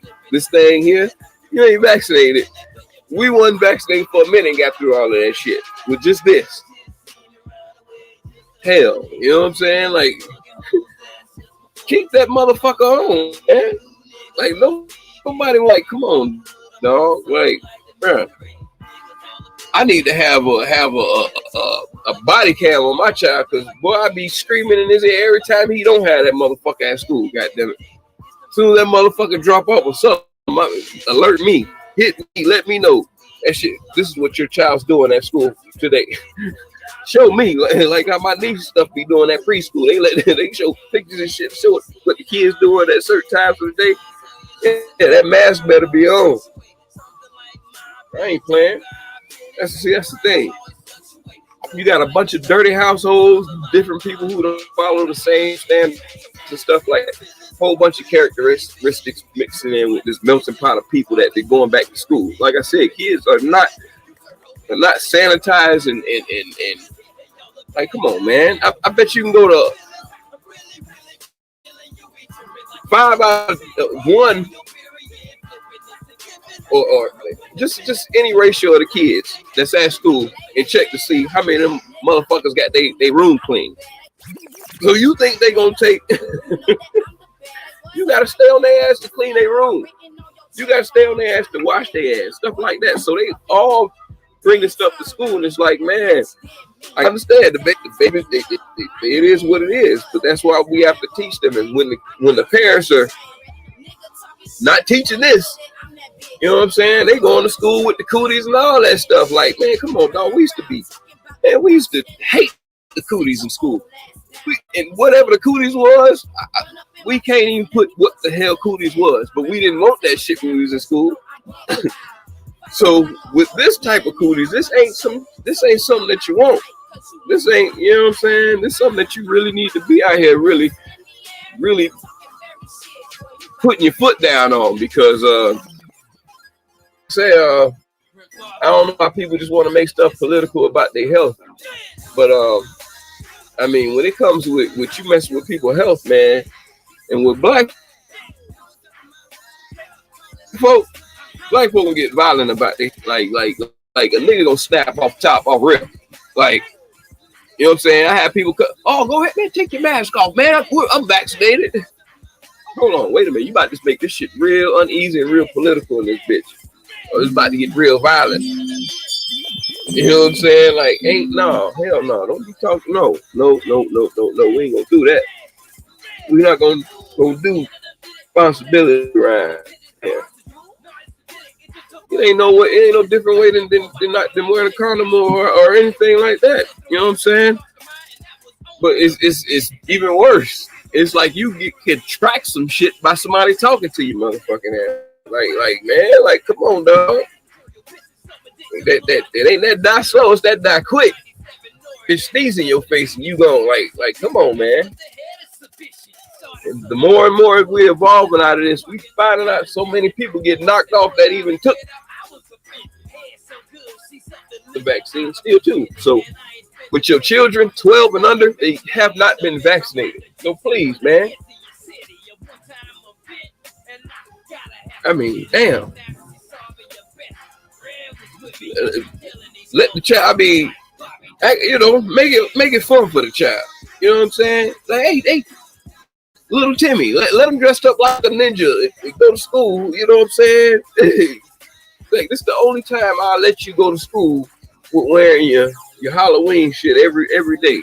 You know what I'm saying? Because it's just that off time. Like, who the hell are you to tell me that my child can't wear a ninja suit to school? The hell is you talking about? Why he can't sit in there with his Jason mask on his face? Like, come on now, we in that time. So it's not hard for you to make it fun for your child to put on a mask or you know, follow directions. I see it's hard for the adults to follow directions. But man, your directions are not, you know, not leading your child. Is just ignorance. I mean, you can be careless with your life and do whatever you want to, but sending your child out there with other people, or some people are just nasty and just, you know what I'm saying? If people got the audacity to hate on kids, I would specifically in my heart really have a real inclination that these people would know they have COVID and know that, oh, we're good, and send a kid to school just to spread it. You know what I'm saying? Like a prank or just some just people just sick like that. You know what I'm saying? Oh, since I got it, I don't want to be the only one. I don't want to die alone. Like, man, people are just sick like that. So it's like, yeah, you go ahead and choose to do that with your child, but just know there are some sick people out here, like mental illness. Like, remember that don't go away. That only increases the more that you people interact with other people. You know what I'm saying? Like, it seems like mental illness is contagious too. You know what I'm saying? It's like, and people are uneased about it. You know, so it is what it is. You know, if your child go to school without his mask, whatever, you know, it's. I mean, I can understand younger children. It's kind of hard for them to do that. So it's really up to the teachers to really kick in that extra work. You know what I'm saying? I mean, you signed up for being a teacher the same way as being a police officer. This is the type of work that you signed up for. This is the type of stuff you got to deal with. I mean, especially during this time, now all the kids are back at school. You should have decided to quit way long before what's about to happen. So, I mean, I hated that e-learning stuff because I never knew when the hell my child was in school. I just knew that he was on Xbox every damn period. So I'm like, damn, like, when the hell is work being put in? I'm wondering, like, but it is what it is, you know. Kids when they're put into their own, okay, they do work when they want to, no type of structure of keeping they mind focused on some stuff, you know, they're deterred from doing it. That's why us as adults, we've been deterred and we still being deterred away from our responsibilities. Just like how we were and just how our kids are. You know, it's no difference. It's no difference in that. To you hating ass adults. Knocking me off track what the fuck I was talking about you hating ass fucking adults. So this man, I'm just using him as an example because I don't like to speak about no other man, nothing like that. But I will speak about the positivity of a man. You know what I'm saying? Because that's what we do here to do is uplift the man. You know what I'm saying? That's it. And you know, niggas already know how. Hey. For those who know platform, you know how we get down. But anyway, like I'm saying, this man threw a shoe drive, and I mean, it was planned for, you know, how you catch beef, how you catch beef with niggas on the way up to making a shoe drive or doing something for the community.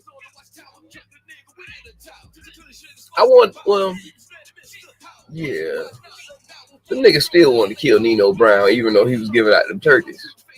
They still want to fuck Nino up. But it was Italians, like, wasn't it? Nino didn't. I don't know. I digress. But yeah, how you catch things from niggas over trying to help the kids? Then at the same time, only way I can see why a nigga get mad about something like that is if the nigga just better than you. You just outright just a nasty ass, hating ass nigga. It's just like, man, fuck that nigga, anything he do. But damn, on the kids, player, on the kids, that just be the day that you need to take a break on your hate. You know what I'm saying? Like, just, and if you don't take the break on your hate, don't fucking reflect on what's going on with the children, man. Like, who the hell does that? I'm looking at the live stream, and I said, oh yeah, let me make sure I hit the like button on this. It's wonderful, man. If I ain't there, at least I could help more people to see this wonderful thing going on right now. I mean, I've donated so much, and you know, he super chats, whatever. I super chat all the time. So I mean, until he just started putting up his cash up, but I don't have money attached to my cash up unless somebody send money there, and I don't send no money from I don't want my bank connected to no damn cash app. So if somebody want to send me some money, then that's the only way that I send out money to other people when they send me. So I don't never have nothing personally on no cash app. So any other way I can do it, super chat, send money that way, and you know, support, put the word out, hit the like button. So I'm looking at the like button. I'm like, damn, this man just got on. This man got 0.1000, you know, likes. I'm gonna say like 52 dislikes. Like, goddamn, who? You got 52 people that whip. Hopefully, it was 52 mistakes or something. I mean, so shoe drive came the next day.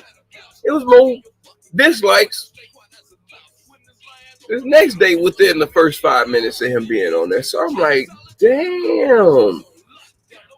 And people really this hateful on the kids. So when these kids out here get killed in these streets, and people kumbaya, we shall overcome type shit, really in the back of their head, they're like, oh, fuck them kids. You know what I'm saying? Like what kind of person are you? Are you a person that go to the vigil and kick over the candles?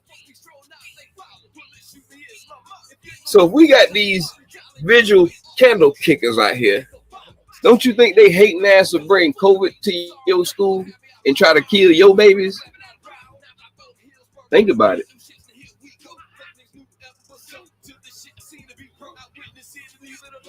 We got some hateful, spiteful people out here. And it's not even called for. It's not even called for. There's so many hateful, spiteful people out here. Yeah, I don't trust my babies around these other people. This is a time when you got to really hold on to your kids and really. Another sick thing I was hearing. These motherfuckers on here talking about trying to accuse the man of kid trafficking, human trafficking, kidnapping kids because he say he wanted to take the kids out on the boat, you know, fish or whatever. Like, that nigga, I ain't trying to human traffic. Like, what the heck? Who calls into a show and talk to somebody and says that loud and like, why would you even repeat something like that? Who are you? That's funny how people like to hide damn just voices in mirrors and smoke and shit like that. But oh man, that shit crazy. People try to fucking accuse and try just throw that in the universe. That's just a bad. Bro, you need to really get punched in your shit, boy. You niggas need to get two piece to heaven. just all hands on deck on a nigga. Just deck the hell out of a nigga, man. Send them straight to heaven. Just deck the hell out of them and send their ass to heaven.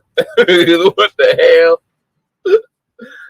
Get that hate about your system. I just can't. Boy, I don't see it. I don't understand it. And to make an allegation like kidnapping and child trafficking, like, bro, that's sick, bro. Don't be telling your secret fantasies out to the world and hopping on other people's platform and trying to hate on the next man. Like wow. Why do niggas even call to even talk to other people about the next man, like on somebody else's shit? Like, address that man. Like, why the fuck are you talking to somebody else about somebody? Like, then you got people in there talking about, oh yeah, I was all in the man chat and I was hate. Are you happy for being in somebody damn fucking chat? That man can't see yo. Oh yeah, he seen what I typed. That man can't, and that chat be going so fucking fast. How the fuck he gonna sit there when he spitting that damn flame at your ass? He's sprinkling that goddamn cooking on y'all ass and be looking at all that shit going so fast. Man, niggas just want to be seen. Want to be seen, want to be heard. Well, don't want to be seen and want to be heard. And like how mama used to always tell us, be seen, not heard. Shit, boy. Get your ass slapped in your fucking mouth around there. Fucking talking between some goddamn adults, man. Hell no, man. And that's what's wrong. You niggas need to get slapped in your damn mouth with that shit. Around here with all that girly mouth talking about it. Man, come on, dog. You can't not you're disrespectful about the kids. We don't play them games. Period. You put that hate, and deal with that with the man up, mano y mano. Period. What kind of fucking man? A type of nigga that sits on the toilet. I'm pretty sure. I bet you tuck your nuts and sit on the toilet. You probably ain't even got to do that. Probably piss on your balls when you sit on the toilet anyway.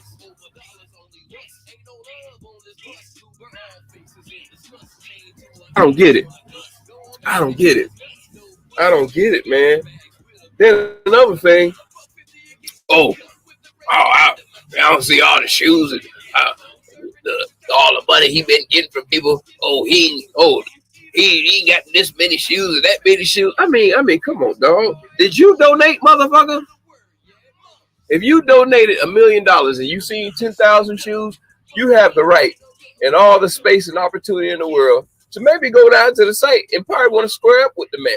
Because, I mean, that would be all in your right to do.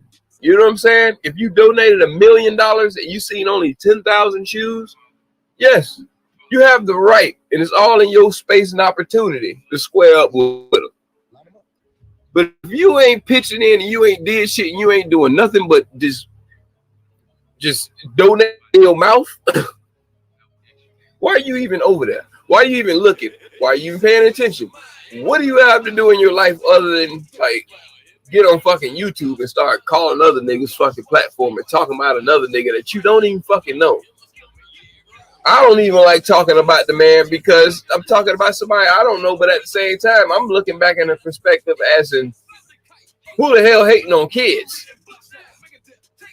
And I'm going to always talk about a man when he's doing something positive. A black man, definitely at that. You know what I'm saying? Like straight up. And that's the thing. We get destroyed out here, and this black man destroying another black man. I don't know. Well, you can't even really call them men because they're not men. They're disguised. They're disguised as men. Well, bro, I ain't even gonna go there. I ain't even gonna judge no man how he looks or whatever. But it is what it is. It is what it is. But attitude now, that's something I'm a fucking judge. Is your fucked up ass fucking hating behavior. I didn't even hear any women. Why wasn't any women calling in hating on the kids? Because you know why? A mama ain't gonna do no shit like that. Besides say some fucked up shit like, man, fuck them ugly ass kids, some shit like that. But that be really jokes women always say and shit like I've heard that plenty of fucking times. You know what I'm saying? And they can say that because they stress the fuck out with 7, 8 of them motherfuckers. While you was one of them 7 motherfuckers that didn't have no balls. You know what I'm saying? And got your ass whooped all the fucking time. You the type of nigga can't beat them, join them. Nah, you be like can't beat them, kill them type of nigga. That's type of niggas y'all are. You the type of niggas that you can't beat no homeboy with nobody because anytime this nigga doing good, you man hook your mans up with a job. You got a job, why you didn't hook me up with a job? What nigga? I ain't fucking you. Anything I do don't mean it's +2. Like, no, man. When I go to eat, nigga, I don't set out a second plate. Like, no, man, it's every man for himself. And if we men, we be men at work together, working towards. That's the only time we gonna be counted as 1 + 2. You know what I'm saying? That's the only way that's gonna equate is if you equaling the same thing that we putting in towards making this move. Ain't no point of having no fucking man by your side and you another man and this nigga ain't fulfilling his load of the damn share when we both are men. So who the fuck are you to be telling somebody or saying any type of shit when you ain't even fucking donate, you ain't pitched, you ain't hit a like button. I already know what type of nigga you are. You want to go around and just look at people and do good shit and just sit back. Oh, that nigga didn't even have fucking white sneakers. What? Another thing. You ignorant motherfuckers, man. Oh my gosh. One person said some shit about because he was giving haircuts out. Free haircuts. You know what I'm saying? Free haircuts. Seen a white boy in the shed getting his haircut. Had the nerve. Oh, he ain't doing nothing. Oh, what he helping out the white folks for? Oh, whoa, that shit really hurt. That shit hurt. That shit hurt my stomach right there. That shit hurt my stomach to hear that. That shit hurt my stomach to hear that. Now black people, we're supposed to be not racist, right? We're supposed to, Black Lives Matter is not supposed to be racist, you know, Marxist or whatever, you know what I'm saying? Remember that? We're not racist. Why would you say some black folks? Why would anybody in their mind say some shit like that? If we're the oppressed people, we're not supposed to, like, bruh, why are we oppressing? You know what I'm saying? Like, why is that? Why what must we hold down somebody else? Like, bruh, like, no matter, bro. Oh my God, that shit hurt, man. And that's what's wrong with, man. That's what's wrong with you motherfuckers, man. You can find anything just to bash somebody or just cut somebody's ass off of anything. That man, that racism shit, dog. Black folk, man, we can't stand on that. We can't never be the people to try to be the black KKK. Like, nigga, you will never stand on that. You will never be able to be allowed to fund nothing like that. You will never survive. So cut that shit out. That really is like some trolling shit. You know what I'm saying? Like, if you ain't a man to stand behind the fucking behind your face on the camera and say that shit in front of everybody so everybody know who to go cancel. Don't be all that typing in keyboard gangster ass shit, bruh. I'm just saying, people like that, yeah, just stay out the way, man. Just like, damn, bro, like you ain't got nothing else better to do than to go fuck with somebody else shit. This man had, and the nigga, I ain't even gonna say the nigga name who the shows it, who show it is that I've seen this on. They have people calling up, bashing this man about stuff. I mean, I see it with a whole bunch of other YouTubers battling each other out, talking about this man and that man. Like, what is that? What does this stuff get us? But hating on the babies, nigga. The kids can't.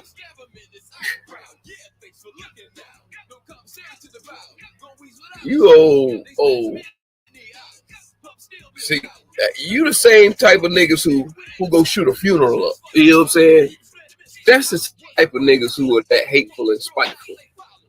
Those type of motherfuckers, man. That the kill ain't enough. You know what I'm saying? Oh, I'm gonna whack him and whack the family and blah, blah, blah. Like, come on, dog.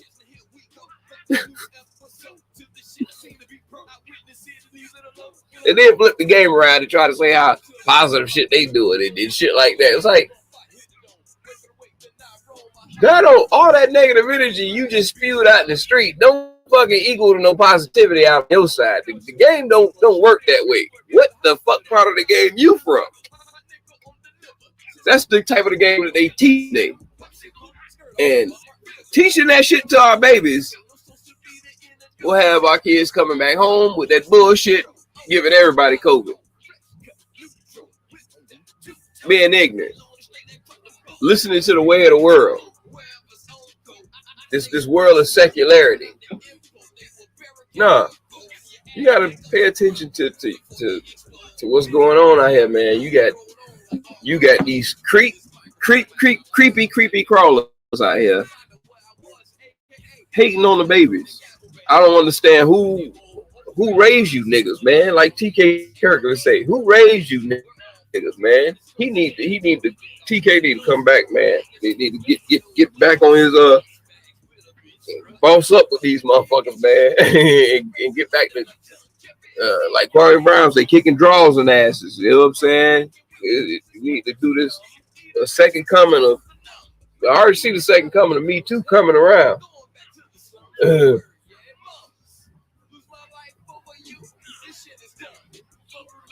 already see that shit coming. It's another level of people who Deshaun Watson, hopefully, you know what I'm saying? From that tier all the way down to other tiers and higher tiers and over tiers. Niggas I know in the street, all type of shit, man. Niggas thought that they was gonna get away with shit before COVID. Hopefully that shit'll die off. No, nigga, you still got to deal with that shit after COVID. Oh, she done recovered.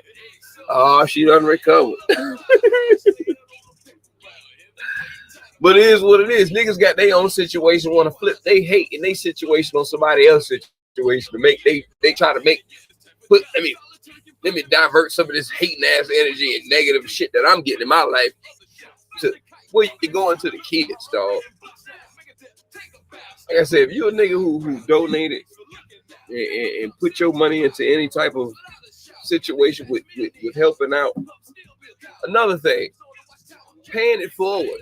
Like people, like bro, like I could have sworn that we was on this good paying it forward thing coming straight up out of or going into quarantine last year. Like we phase where everybody's doing this pay it forward thing. That's a wonderful thing because it actually happened to me last week. Oh, this is it. Nigga, you for one, I know you. I almost said so. For one, I know you ain't vaccinated. I know you ain't vaccinated. When the hell you got time to go get vaccinated? When you got all the time in the world. But until they start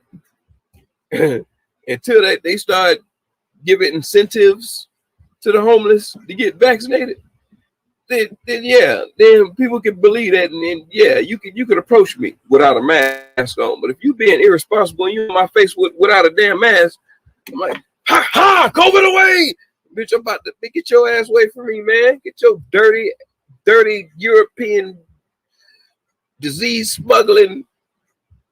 Get your ass away from me.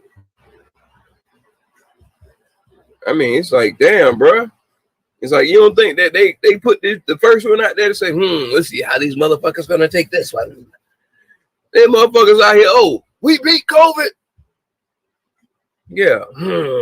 Let's put out a variant. Put that shit out there. Yeah, some new shit covered too. Yeah, all this shit that ain't approved for us to be taken. Y'all need to remember, vaccinations are for emergency use only. They started pushing that shit, but why the fuck ain't been approved yet?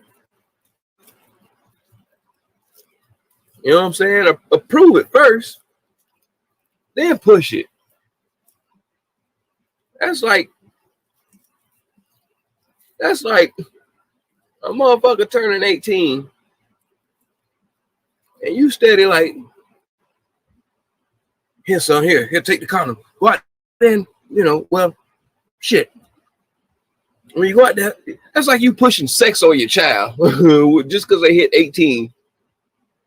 And it's like, damn, wait a minute. You be pushing that on that damn it, man. There's other shit in this world they can worry about than try to be pushing that on him. It's a lot of shit he need to know before sticking it in. You know what I'm saying? There's a lot of unknowns. There's a lot of unknowns for you to be. That's kind of peculiar to me, for you to be pushing something so hard.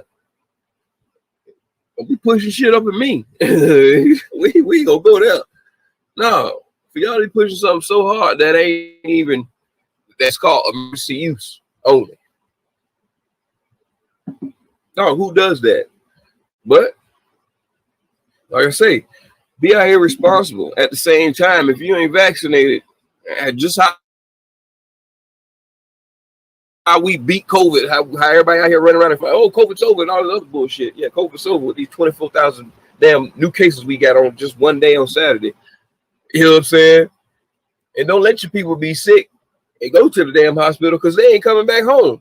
You know what I'm saying? They just gonna X their ass off and say they had COVID. So I'd chill the fuck out on that shit. You know what I'm saying? Like it's too much genocide going on right now. You motherfuckers falling for the okie doke.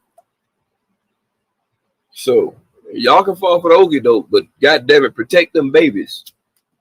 Shit, they don't know no better, and it's sad to see that the adults apparently don't fucking know no better neither. So you go through so many people, and that's a lot of problems all we have between male and female. We all go through relationships with people that we feel screwed over. And it's like, yeah, we don't even want to, and you have a bad situation turn out for that. So it's like, yeah, we will never have a structure between each other if it just keeps evolving for us to be just going into ratios of meeting bad people and don't want to fuck with people no more.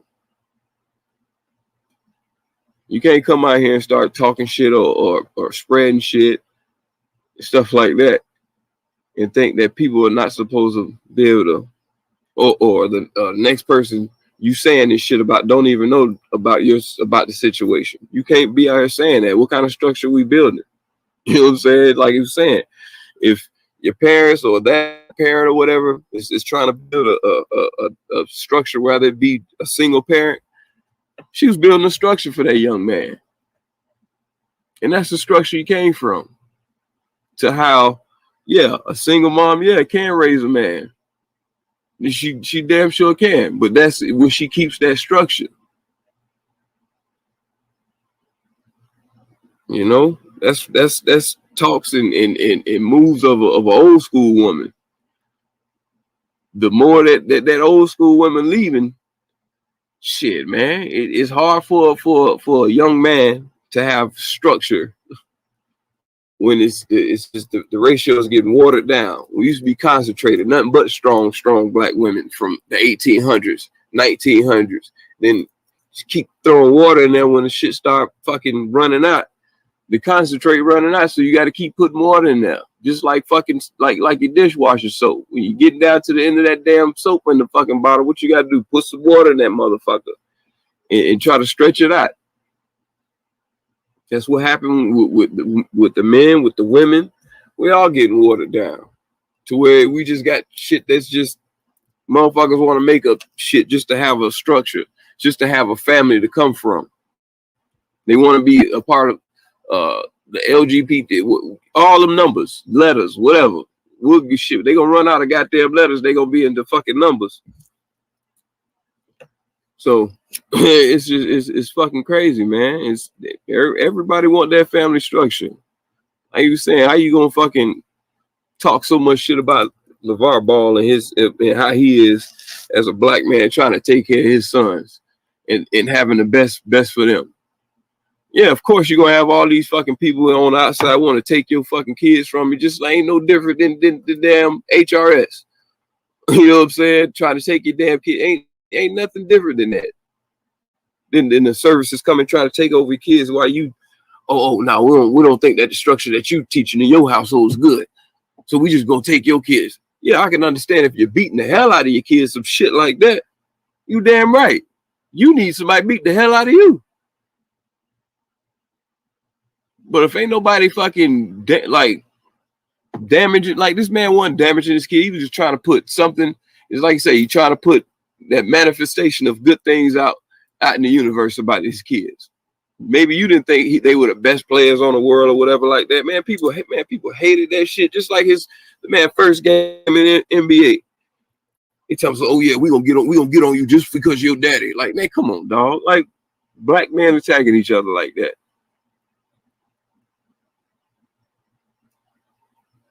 Black men attacking each other like that. This was like the first time in a very long time we see a father on goddamn on a platform out of nowhere. LeVar Ball. Everybody thought this nigga was crazy from the shit he was saying.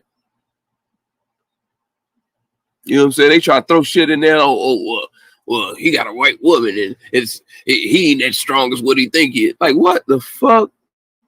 Bro, I used to hear all type of shit. They try to defame this man. Oh, his shoes fall apart. Oh, it take a long time for, black companies, you can't get your... These are black people saying this shit.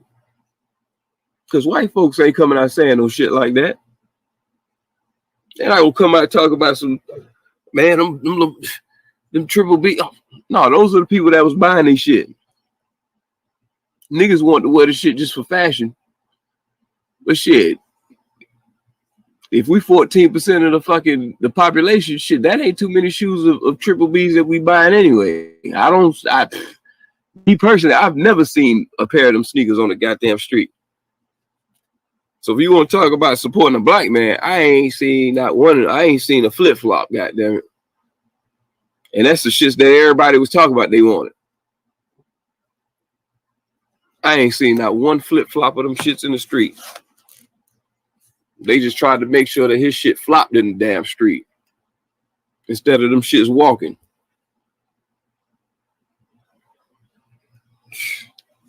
Shit fucking crazy, man. We just turn against each other, just fight against each other. Give all our money to Black Lives Matter. Like, what the fuck is that? Like, what the fuck is that? Some shit ran by some bitches? Like, are you serious, dog?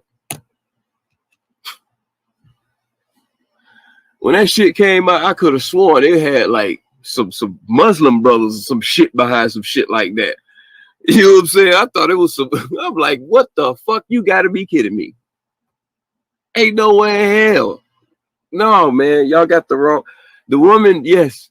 And I don't mean to be calling them no bitches. I'm sorry. But that's just a figurative of speech. But like, come on, dog. Are you fucking serious?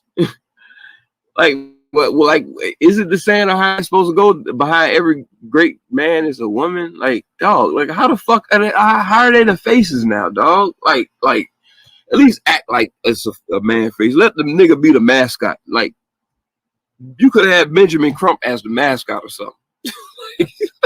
Like, what the fuck? Even though I don't want to see this nigga, I'm sick of him. I'm sick of looking at him. Like, oh my gosh.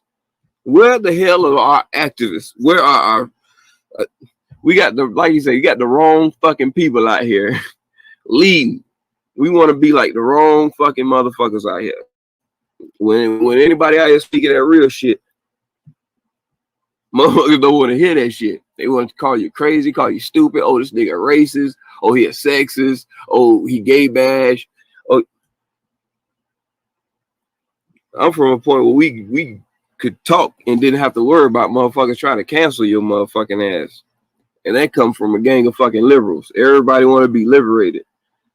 That's some old fucking female shit, dog. That ain't nothing but a bunch of females getting behind something, want to fucking, we're burning our bras. We want to be liberated. Now you got men who want to be liberated. We have no stance in doing that. We just have to be men and do our fucking job. How about that? Just us do our fucking job and let the women do their job.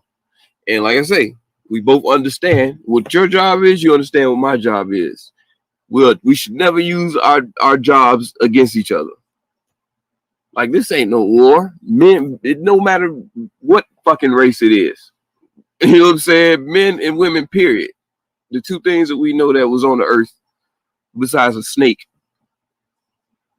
You know what I'm saying? At the beginning of time in the apple. You know what I'm saying? For those who follow our ideology of how stuff started, because everybody else have different ways of how the earth and all this stuff began. We only go off the stuff that we're taught here. You know what I'm saying? That's the only shit that we gonna go off of. So, learning the family structure. What's that shit? Neutral family or whatever the fuck that damn shit that they was trying to say with Donald Trump was saying, and it's really about how the white family is, like, how it's supposed to be a white picket fence, a boy and a girl, you know, 2 cars, you know, like basically like how the shit used to be. Like when you had a milkman fucking dropping your milk off at the fucking door, like shit like that. Make America great again. Like off shit like that. Like, I mean, yes, that's a great way of family structure. Even we were doing that. Black people had a structure like that. We had a black family like that. Same shit back then. That shit was destroyed. The more we had media, the more shit just got destroyed. When motherfuckers were doing Morse code, it wasn't too much hate you could send across. You really had to be a hateful, spiteful motherfucker to know Morse code. You really want to know what a motherfucker said.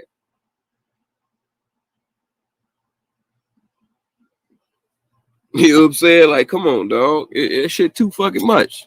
The more we got media where motherfuckers had an opinion and say something about something. Oh, I don't think we should have family. Or I don't think the mother should be in the household. I don't think the father should be. I don't think the grandmother should be. Like, come on, dog. And even going with that being said, with being raised by our grandparents, whether it be a grandmother, whether it be a grandfather, maybe it be by both of them. You know what I'm saying? Those are people, those are structures that, man, it's always great to know who your grandparents are, were, or, I mean, for the grace of God to have them in your life at some point to where you can be able to grab that. Just any little piece, because that'll last you forever over anything most likely you'll ever probably remember from you through your parents, because that's the way you can see how they were to try to say, oh, okay, I see, like, you know, or however it is. It's a way with your grandparents where it seemed like we always seem to respect them more than our parents. Like, like, you know what I'm saying? Like, we don't never, well, for those who do have grandparents, get around our grandparents and be like, when our parents around, they get like, okay, I want to go outside I know my mama say I can't go outside in the rain and play or go outside right after it's wet. But I know my grandma, she always let me go out there. Yeah. I'm going to go straight right in front of my mama while they in the kitchen talking such and such. Excuse me. I'm coming all nice. Grandma. Turn my back to my mama and say, Grandma, can I go outside? I don't even want to see my mama face behind me because I already know she looking. I'm not trying to catch that eye contact with her. Shoot, I'm looking at my grandma like, the hell? Same way I used to play with my grandma, with my granddad. Same fucking way. You know what I'm saying? They'd be in there watching TV. He'd have his beer sitting there on his recliner. And she'd know it. My grandma know I be coming to try to take sips out of his beer, shit like that while he sleep. So I wait till his ass be awake. And while they in there watching Wheel of Fortune, Jeopardy, so you know this between 7 and 8 o'clock at night. Shit, my bedtime was at 9 o'clock. Well, when I got a little bit older, but shit, 8 o'clock, 8:30. Yeah, you better have your ass in that bed and cut that night light on, and it shut that damn door. So I'd be in front of her and be while he awake and looking at him and waiting for her to say something. Cause he can have a little bit, cause he be trying to. He know shit. I hit that beer or whatever. Once I hit that burp, my ass is ready to go sit down somewhere. So I mean, it ain't no different than. I mean, the older you get, the more different how shit change. That shit ain't allowed no more. So this is how we just get to this shit to where I say you got women taking the head of shit that you think that men are supposed to be, but like you say, the women are telling niggas how they supposed to be, or what the fuck they supposed to be doing, or how they supposed to be a man. Like that shit don't fucking work like that, man. The whole power structure changed. Then y'all want to get mad, tell me, y'all want to trade places now. Y'all want us to get on a knee and ask y'all for marriage? Yeah, motherfucker. Why not? Like if it's 12 bitches out there that you are in the prospect line of that, and we out here courting and shit like that. I'm like, okay, I gotta pick to see which one I'm actually gonna pick. I'm flavor of loving you hoes out here. Like what the fuck? We about to go through. Who gonna win? Don't you fucking do all you can to fucking get that man when you know he fucking with other bitches, or if whatever the situation is, you know that you trying to win that man. So what the fuck is the difference between if y'all been together for so long and it's like, okay, yeah, this nigga not even being together so long, it shouldn't even take that fucking long before you like, okay, let me lock this nigga up. Because it's the same way when a nigga about to hit the fucking draft pick to be #1 draft pick lottery. Guess what? Your ass gonna be up under that nigga armpit every fucking second and every move he make. When that nigga want to go out and go and say, what? We need to get married. Okay, so if you saying we need to get married, why the fuck you won't go ahead and get the ring, get on a knee, and ask? Like, what the hell is so... You too strong to do that all of a sudden? Women are too fucking strong to do that shit? But you're strong enough to run Black Lives Matter, though. You're strong enough to take $90 million from people and don't know where the fuck the money went. You can connive and get around to the ways how you want shit. But when it comes down to shit that's just like, damn, just be a woman. Just be a woman about it. Aren't y'all the ones on your knees? Known to be on your knees? Like, what kind of shit is that to be? Oh, be a man about it. We're not known to be on our fucking knees. Like, fuck you talking about we supposed to be on one knee and... Okay, traditionally, yeah. Traditionally be a fucking woman, like I was saying. I was saying that shit earlier this week. If you want to stick to that fucking tradition, stick to that tradition of being a fucking woman then. If I'm gonna get on a knee. Other than that, no, this is a new day. Shit, we could be at dinner. I just slide that shit over there. Just open it. What is it supposed to mean? I'm gonna slide that ring right back on my way. You know what the fuck that's supposed to mean? The fuck? Oh, we gonna just play dumb in here now.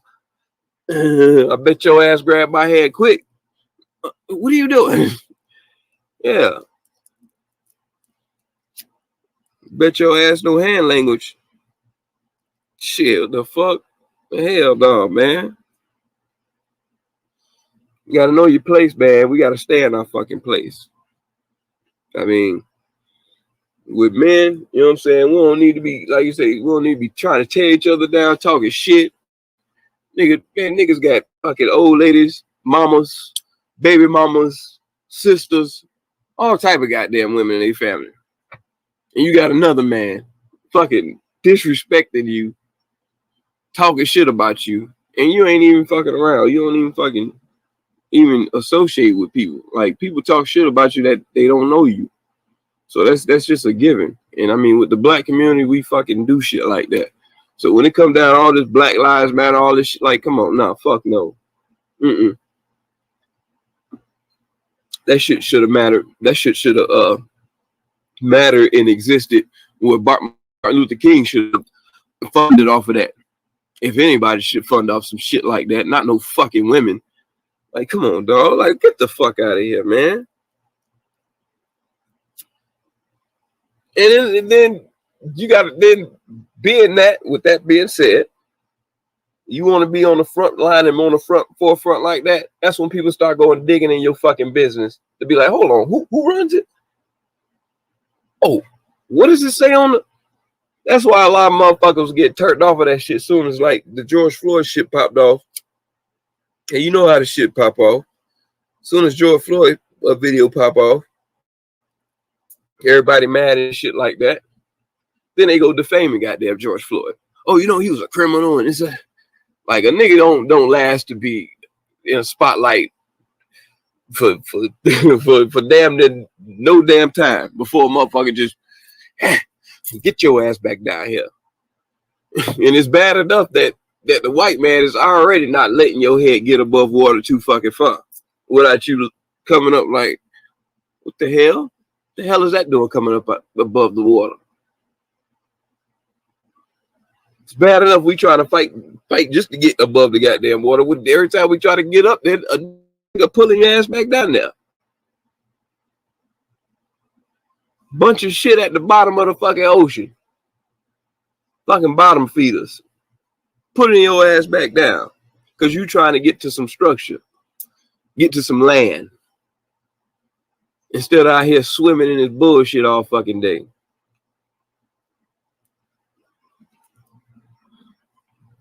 No, I want to fucking, I want to use my feet, walk around, see some shit. Not be down here at the bottom all my motherfucking life. Oh, you changed. You trying to live on land now? Yeah. There's some other shit out there than being down here at the bottom of the fucking ocean. Oh, they ain't gonna let you get on that land. They ain't gonna let your head come up out of this water. They ain't gonna let you breathe that air. Like, yeah, keep telling me that. Just keep telling me that. There's no other way than the way that you telling me. And that don't sound like it's a way for me. It seems like it's a way for me to stay down here with y'all. It's always gonna be, it's not a full ratio of a group of us getting to the top. Trying to stick all our heads above the water at the same time. You can't push all our heads fucking down. Some motherfuckers go get to that goddamn water. I mean, to that land. And get them full bodies up out of that water. Instead of everybody want to be, no, we just go stay down here. We good. Life is good down here. No, not for everybody. It gets crowded down there. It gets crowded. Everybody on top of each other with no type of structure of nothing. Everybody just want to be, just want to fit in of being any goddamn thing. And anytime something No, hell no. Where are you going? You one of us.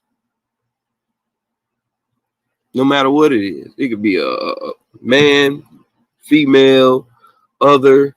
You know what I'm saying? Like, even with the black man, it's like now you have y'all don't want to. It's not good to make fun of trans women, but shit, you can't be caught with a trans woman. Like that shit don't make no fucking sense to me. You want to fucking bash people for being fucking to fuck gay people, but you want to bash people for bashing gay people. Like, I don't fucking get that shit. It's shit so fucking confused. People don't know what the fuck. So when the children come out in this world, they just expose the shit that it's just like, wow. I'm in a world full of colors. When everything was just black and white. You know what I'm saying? Shit, TVs came in black and white back in the beginning. That's all motherfuckers seen how life was just black and white people. That's what the majority of the people were here. And then it just spread with other cultures and things change. Everybody bringing a piece and add it to the pot. It's just a melting pot of people. And it does. It makes things better. I mean, it's just America is a structure of, that's what just makes America, period, is a structure of people. Everybody came here with a structure. Everybody that came here with, from wherever they came from a structure and brought their structure here. All pieces of the world brought it here. And everybody built a structure of what America is. Now, as of lately, you know, pieces of our structures just, it's like, man, we just can't keep patching pieces that, okay, we don't make that no more. So we're gonna have to use something else to try to hold structure in.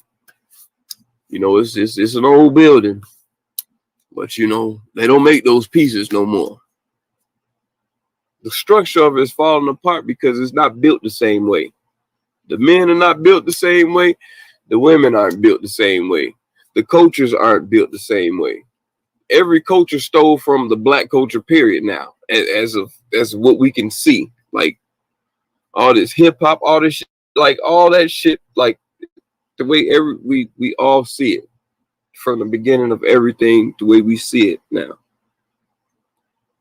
But for us to say that, or for us to let people know and see shit like that, then guess what? They want to challenge us, challenge what you know, or well, you know, he was a criminal, and you know they had to steal such and such. What?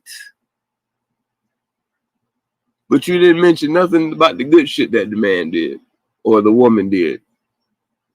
You know what I'm saying? You hear so much shit bad about Harriet Tubman and shit like that. Like, who's telling this story? You know what I'm saying? It's like, you know, and then with us, we have our great stories about her. So it's like, you know what I'm saying? It's like, yeah, make us, we stand proud about this, but then you had the white man just like, nah, you were a slave and you was this and that, such and such. Then we got to the part where it's like, we done kind of got almost even to where it's like, yeah, they don't talk to us like that no more. To where we just talk to each other like that, and now we can't even get even with them no more because we're beating ourselves down between each other. Well, we thought we was about to be equal and even with the white man, with the white woman. We're gonna start beating each other down to where other cultures just ended up coming here and coming on in, and they're like, damn, they still beating each other down. Like, goddamn. Well, I guess we just go take these positions and move on in here. And since they, I don't know, this place is a lot better than where we coming from. So we can just go ahead and take this opportunity while they sit there. Just, I don't know what their problem is, but okay, I see beautiful stuff here. Beautiful land. You know what I'm saying? I can really get used to this. What are they arguing about? We just keep tearing each other down to where we just, ended up being just a 14% of the population. Like, We've been brought over here in fleets and ships. They needed more of us over here for us to build America. So you don't think that we were a lot bigger ration of black people here back then? They were shipping us here by the loads. Like, that's just like, it ain't no different than getting cocaine from Colombia. You trying to ship tons of this shit to make a profit over here. So it was tons and packs of niggas being shipped the fuck over here for funds. So you can't tell me they weren't trying to ship other cultures over here. No, you know about them shipping niggas over here. So how the fuck we shipped out to be only 14% and we was being shipped in like that? Well, they got goddamn 5 people as a family and goddamn 60 niggas out there out in the field. You know what I'm saying? I was like fucking 5.5 niggas to each cracker in the house. Like, what the fuck?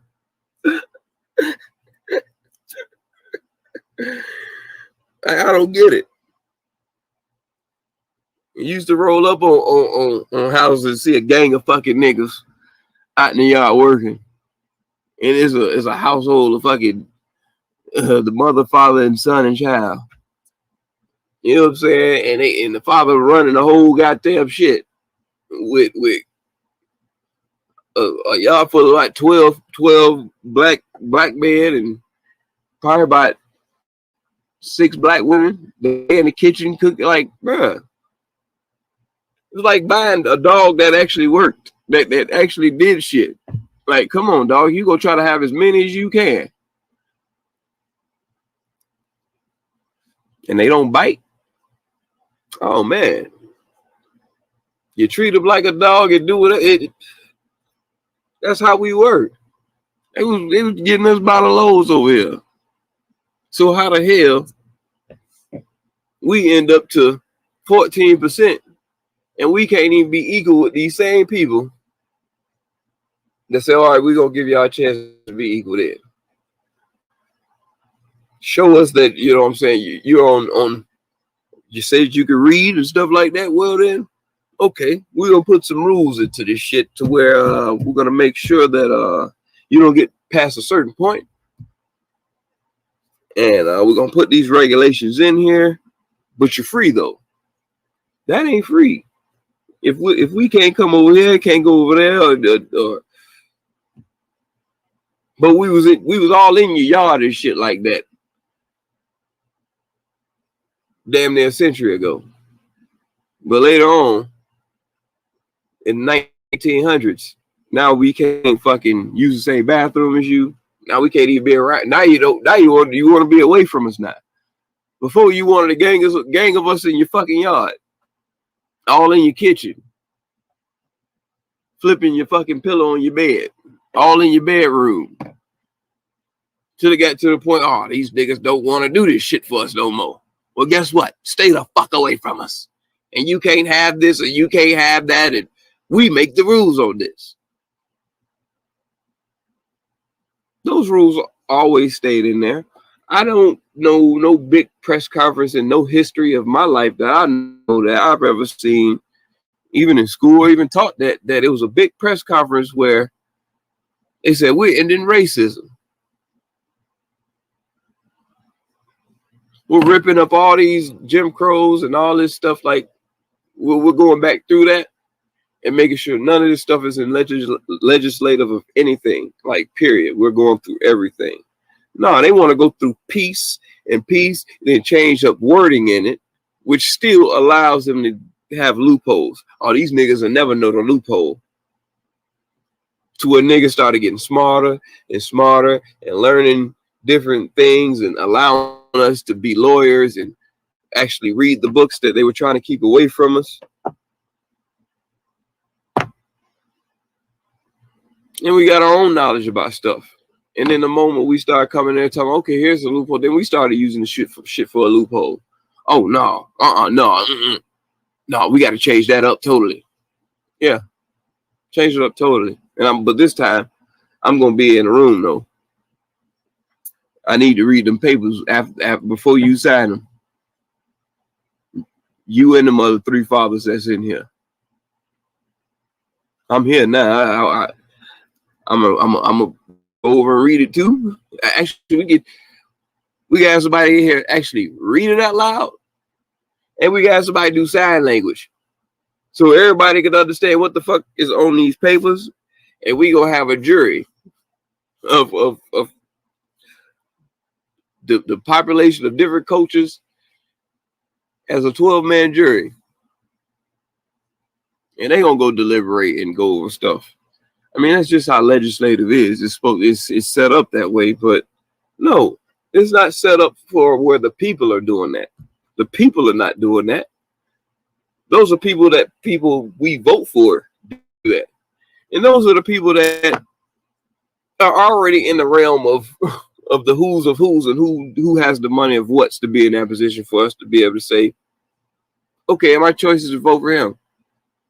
As you know, all those people that are like that never ever, they allow them to run a little primary, little bullshit like that, but they never get to the point where it's like, no, come on, Georgia just getting the first black fucking senator, like all way till today, the state that's been known as a black place, Georgia.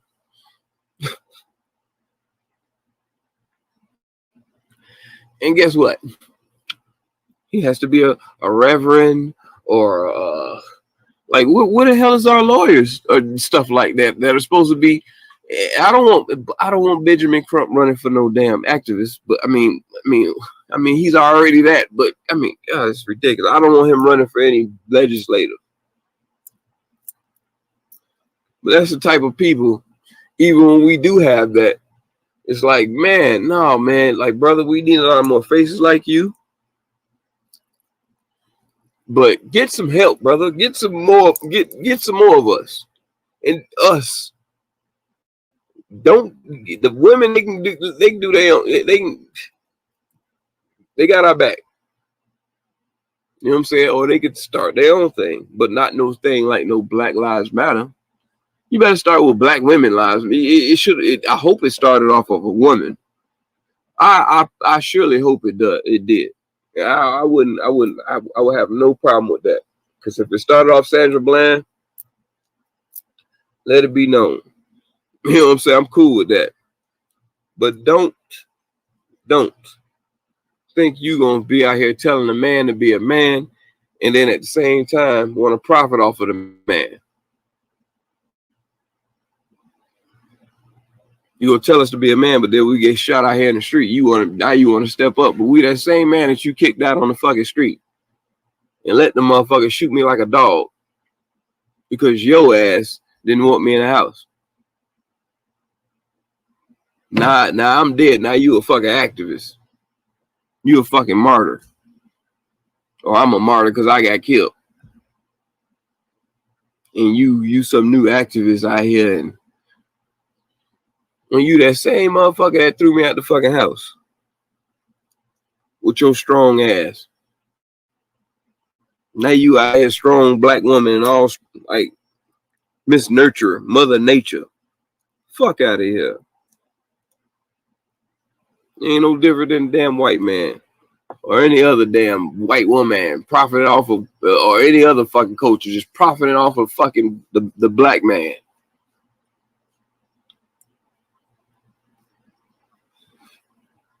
That's cool. Like I say, we shit get stomped on for however long, however y'all, we just keep tearing each other up. We'll have those structures up for whatever. We keep fucking doing that forever. Keep doing that forever. Keep it going. You know what I'm saying? Like it just separates for certain people like myself who just, you know, we gonna talk our shit, keep our shit into the way where we know where the fuck we came from, and can't nobody tell me or tell anybody else some shit about me that they don't fucking know. For me not to say nothing, that don't mean that shit is fucking true. Bitches don't fucking get involved into what another man want to be fucking talking about them or fucking another female. Like at the same time, ain't no fucking female better not be telling no shit about me besides to another fucking female.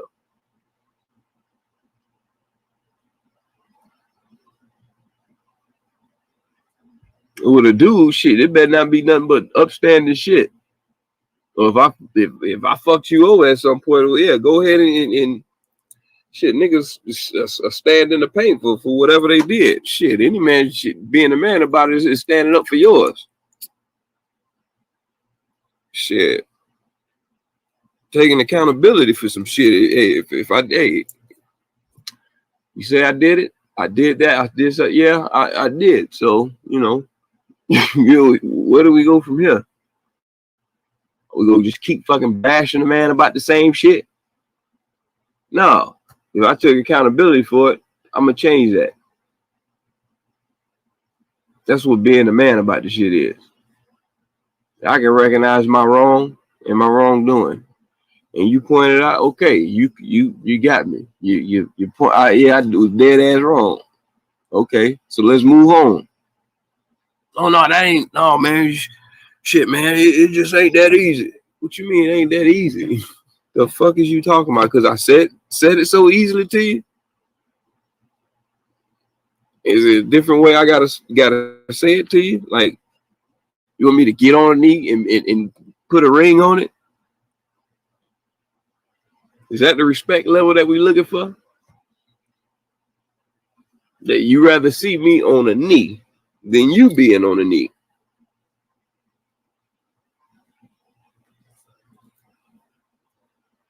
Going back to what I was saying. Women can't be around here saying they don't want to get on no knee. They don't want to marry a man like that. But you the first one trying to be goddamn. He first round draft pick. You try to be co first round draft pick. Goddamn it. You don't get drafted with him, motherfucker. But you gonna make sure that you goddamn trying to get that championship ring on his fucking finger. I won the man. I won the man. Yeah, you want to be seen. You ought to be all on Instagram, all this shit. Like, man, what the fuck, man? Hell no. If I'm in front of cameras, your ass is way the fuck out of cameras. That's it. Fuck you doing on Instagram. You supposed to be at the crib taking care of the shit while I'm out here working. Unless you got a fucking cleaning up the house show, doing chores show, showing what the fuck you doing at the crib while I'm out there taking care of shit. Because that's the whole life that you fucking signing up for. You signing up to be in a relationship like that, where you supposed to do woman duties. But then you want to act like you ain't supposed to be doing them fucking duties when you fucking signed, when you made this nigga marry your ass. You made him get on the fucking knee. To do what? Why? Fuck we getting on our knees for? Or knee for? Unless the fucking the American flag coming up on that pole. That's only shit. The fuck? Fuck you talking about?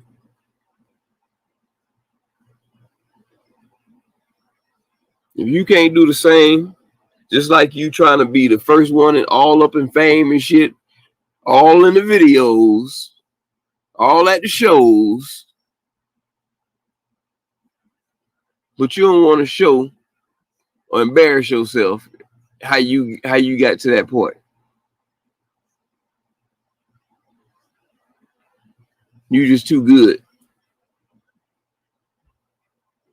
Now, for a man to do that and get on his knee, which is traditional, that's because they see a woman that they are not going to let get out of their sight. Period. It's like, damn, man, I know somebody, man, somebody gonna snatch this up. Whether I'm a first round draft pick, fucking 7th round draft pick, no undrafted, not drafted, fucking blew my fucking knee. You know what I'm saying? It don't even matter. You know what I'm saying? If she didn't care, it didn't matter. That even makes it even better. And that's what makes a man want to do that. He's not gonna look at her and make her fucking get on her fucking knee. Well, he already know that she don't even look at me as this person that's so much as provided. No, she don't even look at me that way. She look at, I provide too. I provide everything that you need. And it's like, damn, I'm missing all the shit that she's talking about. I'm needing. And she was right. This bitch ain't going nowhere. Speaking of, I got something to give you. Well, this will work for right now. Shit, like what the fuck? Yeah. Shit. You know, niggas. Shit, niggas do it first dates, third date, second meeting. It happens. Because they don't want her to get away. You know what I'm saying? They try to put in a woman's head these days when a nigga do some shit like that. Girl, he might be crazy. I wouldn't go for it. Just because a nigga ain't never fucking offered you his fucking rest of his fucking life on y'all first meeting, that don't mean that she can't get it happen to her.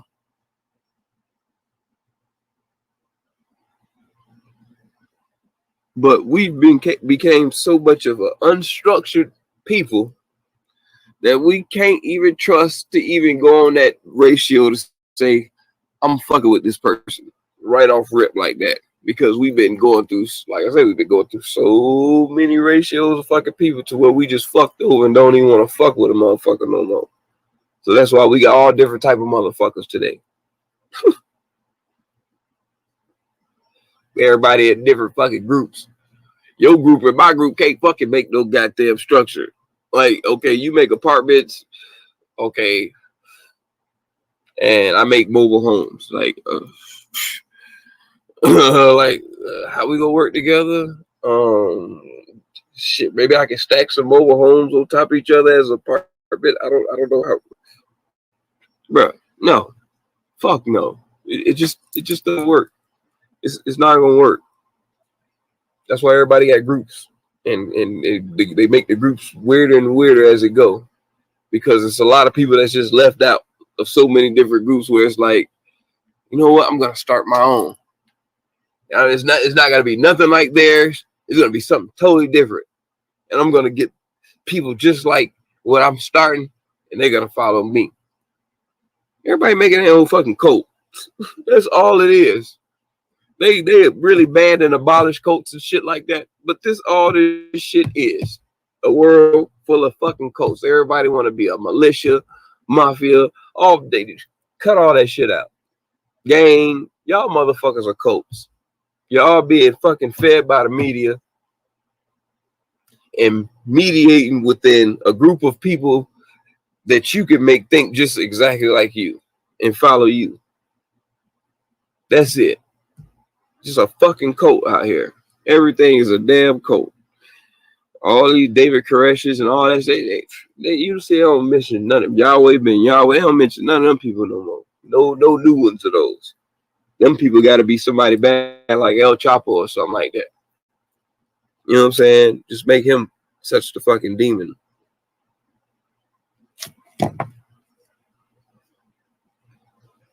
A lot of people that he helping out. Okay. They fighting and dealing drugs all in the city, shit like that. Okay. They moved to a city that they know the people ain't got no fucking structure of nothing. Okay, so what better than what I can give to them and let me use up their space since they ain't doing nothing with it? I can make life better for them. Who are you to come from the outside to try to tell him that he ain't doing better for them people than what they fucking was doing before him? Were you there? Were you living that? It ain't none of your fucking business. So how you go and get in somebody else's business for what the fuck they doing with they people? Mind your fucking business. We out here talking about what the fuck he doing, how bad he is. You don't even know that man like that.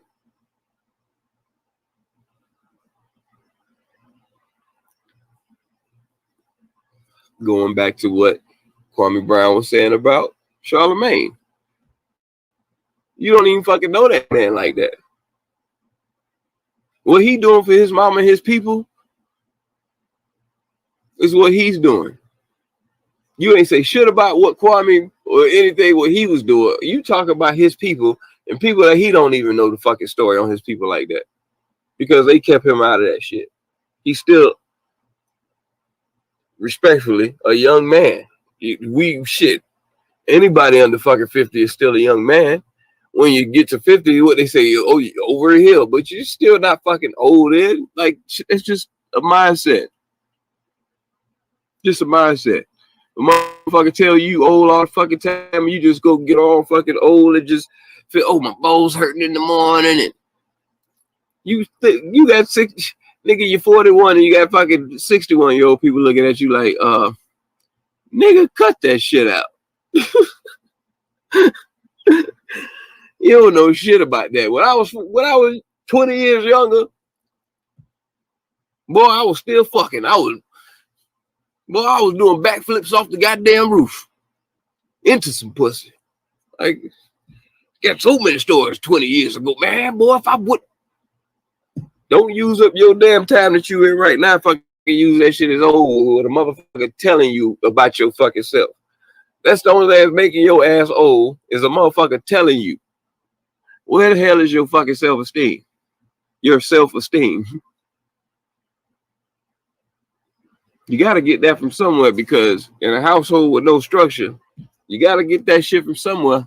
You better do something or you're going to be eaten up out here. And we need a lot of people to get eaten up out here because sometimes we just get overpopulated with the bullshit. To where too many weak ones is just fucking spread it out the damn population. Where it's like, damn, they just didn't die off. It just killed the real ones. It's too many motherfuckers that just start making up their own shit. Where it's like, damn, the real shit just don't exist no more. Now my ratio of fucking real is just fucking crowded down to a fucking a grain of fucking pepper in a batch of salt, in a whole fucking bag of salt, fucking 30-pound bag of salt. You ain't gonna find that nowhere. But it will always stick out. Pour that shit out. You gonna find it in there. All that shit you think is pure ain't nothing but pure bullshit. When you see that one black dot in there, that's that one thing that's gonna stick out. That real shit. You know, fucking salt could have came out all black. And fucking diluted the shit out of that motherfucker. Just to make it white. Just to make it white. There's one of them that just didn't turn all the way. You couldn't water that one all the way. That's that group that stay real. And that's that group hey, like I said, it's a whole 30-pound bag of salt. To find that one dot in there and find more in these other 30-pound bags, it's so much far in between. And the attitude in between people be the same fucking way. It's hard for me to find another black salt, another dot like me in the bag, another disinfected bag is what they want to say. A discontinued bag, should I say, not disinfected, a discontinued bag. Let's get discontinued because we found that one till it gets to the point they're not even gonna notice it. Fuck it, just leave it in there. They'll never notice it. Just put more salt on it. Put more white salt on there. They'll never find that black grain of salt in there. Yeah, it's just what they do. Put a group of bullshit up around you and just make up shit to make it seem that they more real than whatever. When they get pulled out on their bullshit, then that's what they want to fucking use a tactic that's so fucking bitch as in, oh, how dare you, or I'm suing, or like some old bitch made shit. Like, come on, dog.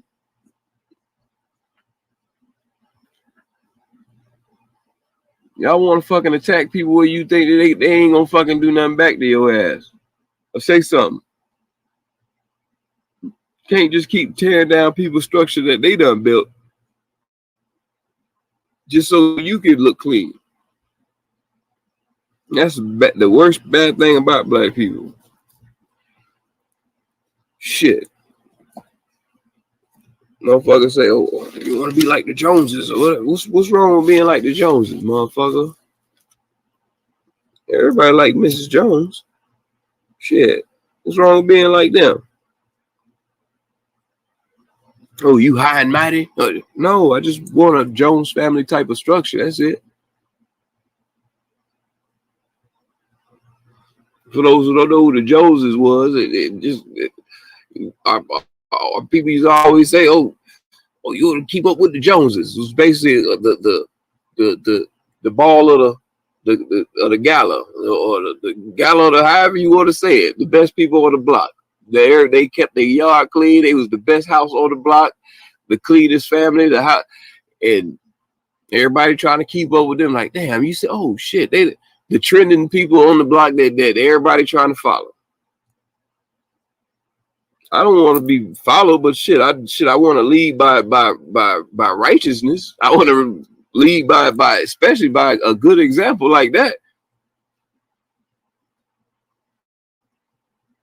If I want to have a wife and beautiful kids, and everybody has a structure of what they have to do, and a job that everybody has to do in the household, everybody knows, or whatever. What's bad about that? Owning your own, owning everything your own, owning your land, your property, having a family business together, spreading generational wealth between each other. What's so bad about that? It's just bad when it becomes in a black family. But it's so good for the Joneses, or for the neutral family, whatever that. I gotta look it up. The family that they were claiming as just so white or whatever, that was such a bad word that Donald Trump was saying. You know, there's nothing wrong with being that. Everybody needs structure, or come from some structure.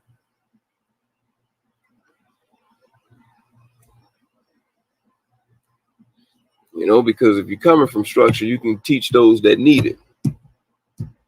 And it's gonna get spread some kind of way, and they're gonna get a piece of that from another piece from somewhere else, or if they don't ever learn another piece, they at least learn some from somebody who had it. And hey, it could be just the mother. She came from some structure. She came from some structure of mother and father. Oh yeah, some things don't happen. It's more as life goes. They were ordering the black family away, period. They would rather have two black men marry each other. Just keep defacing us. just keep extincting our motherfucking ass. You know what I'm saying? Like, come on, man. That's why I be like joking and shit like that when I be putting shit out, posting shit like that, because it's like, come on, man. This is what they want. We give it to them. Y'all want to fucking just bend over and just like, hey, this is what they want. Black women, this is what y'all want to drive niggas to do. This, and you get mad when you see that shit. You can't be fucking mad when you telling the nigga he ain't shit. If he ain't shit, then what the fuck you care if he fucking a white man? Oh, your baby daddy fucking a white man. She don't want to fucking hear no shit like that. Neither do the kids.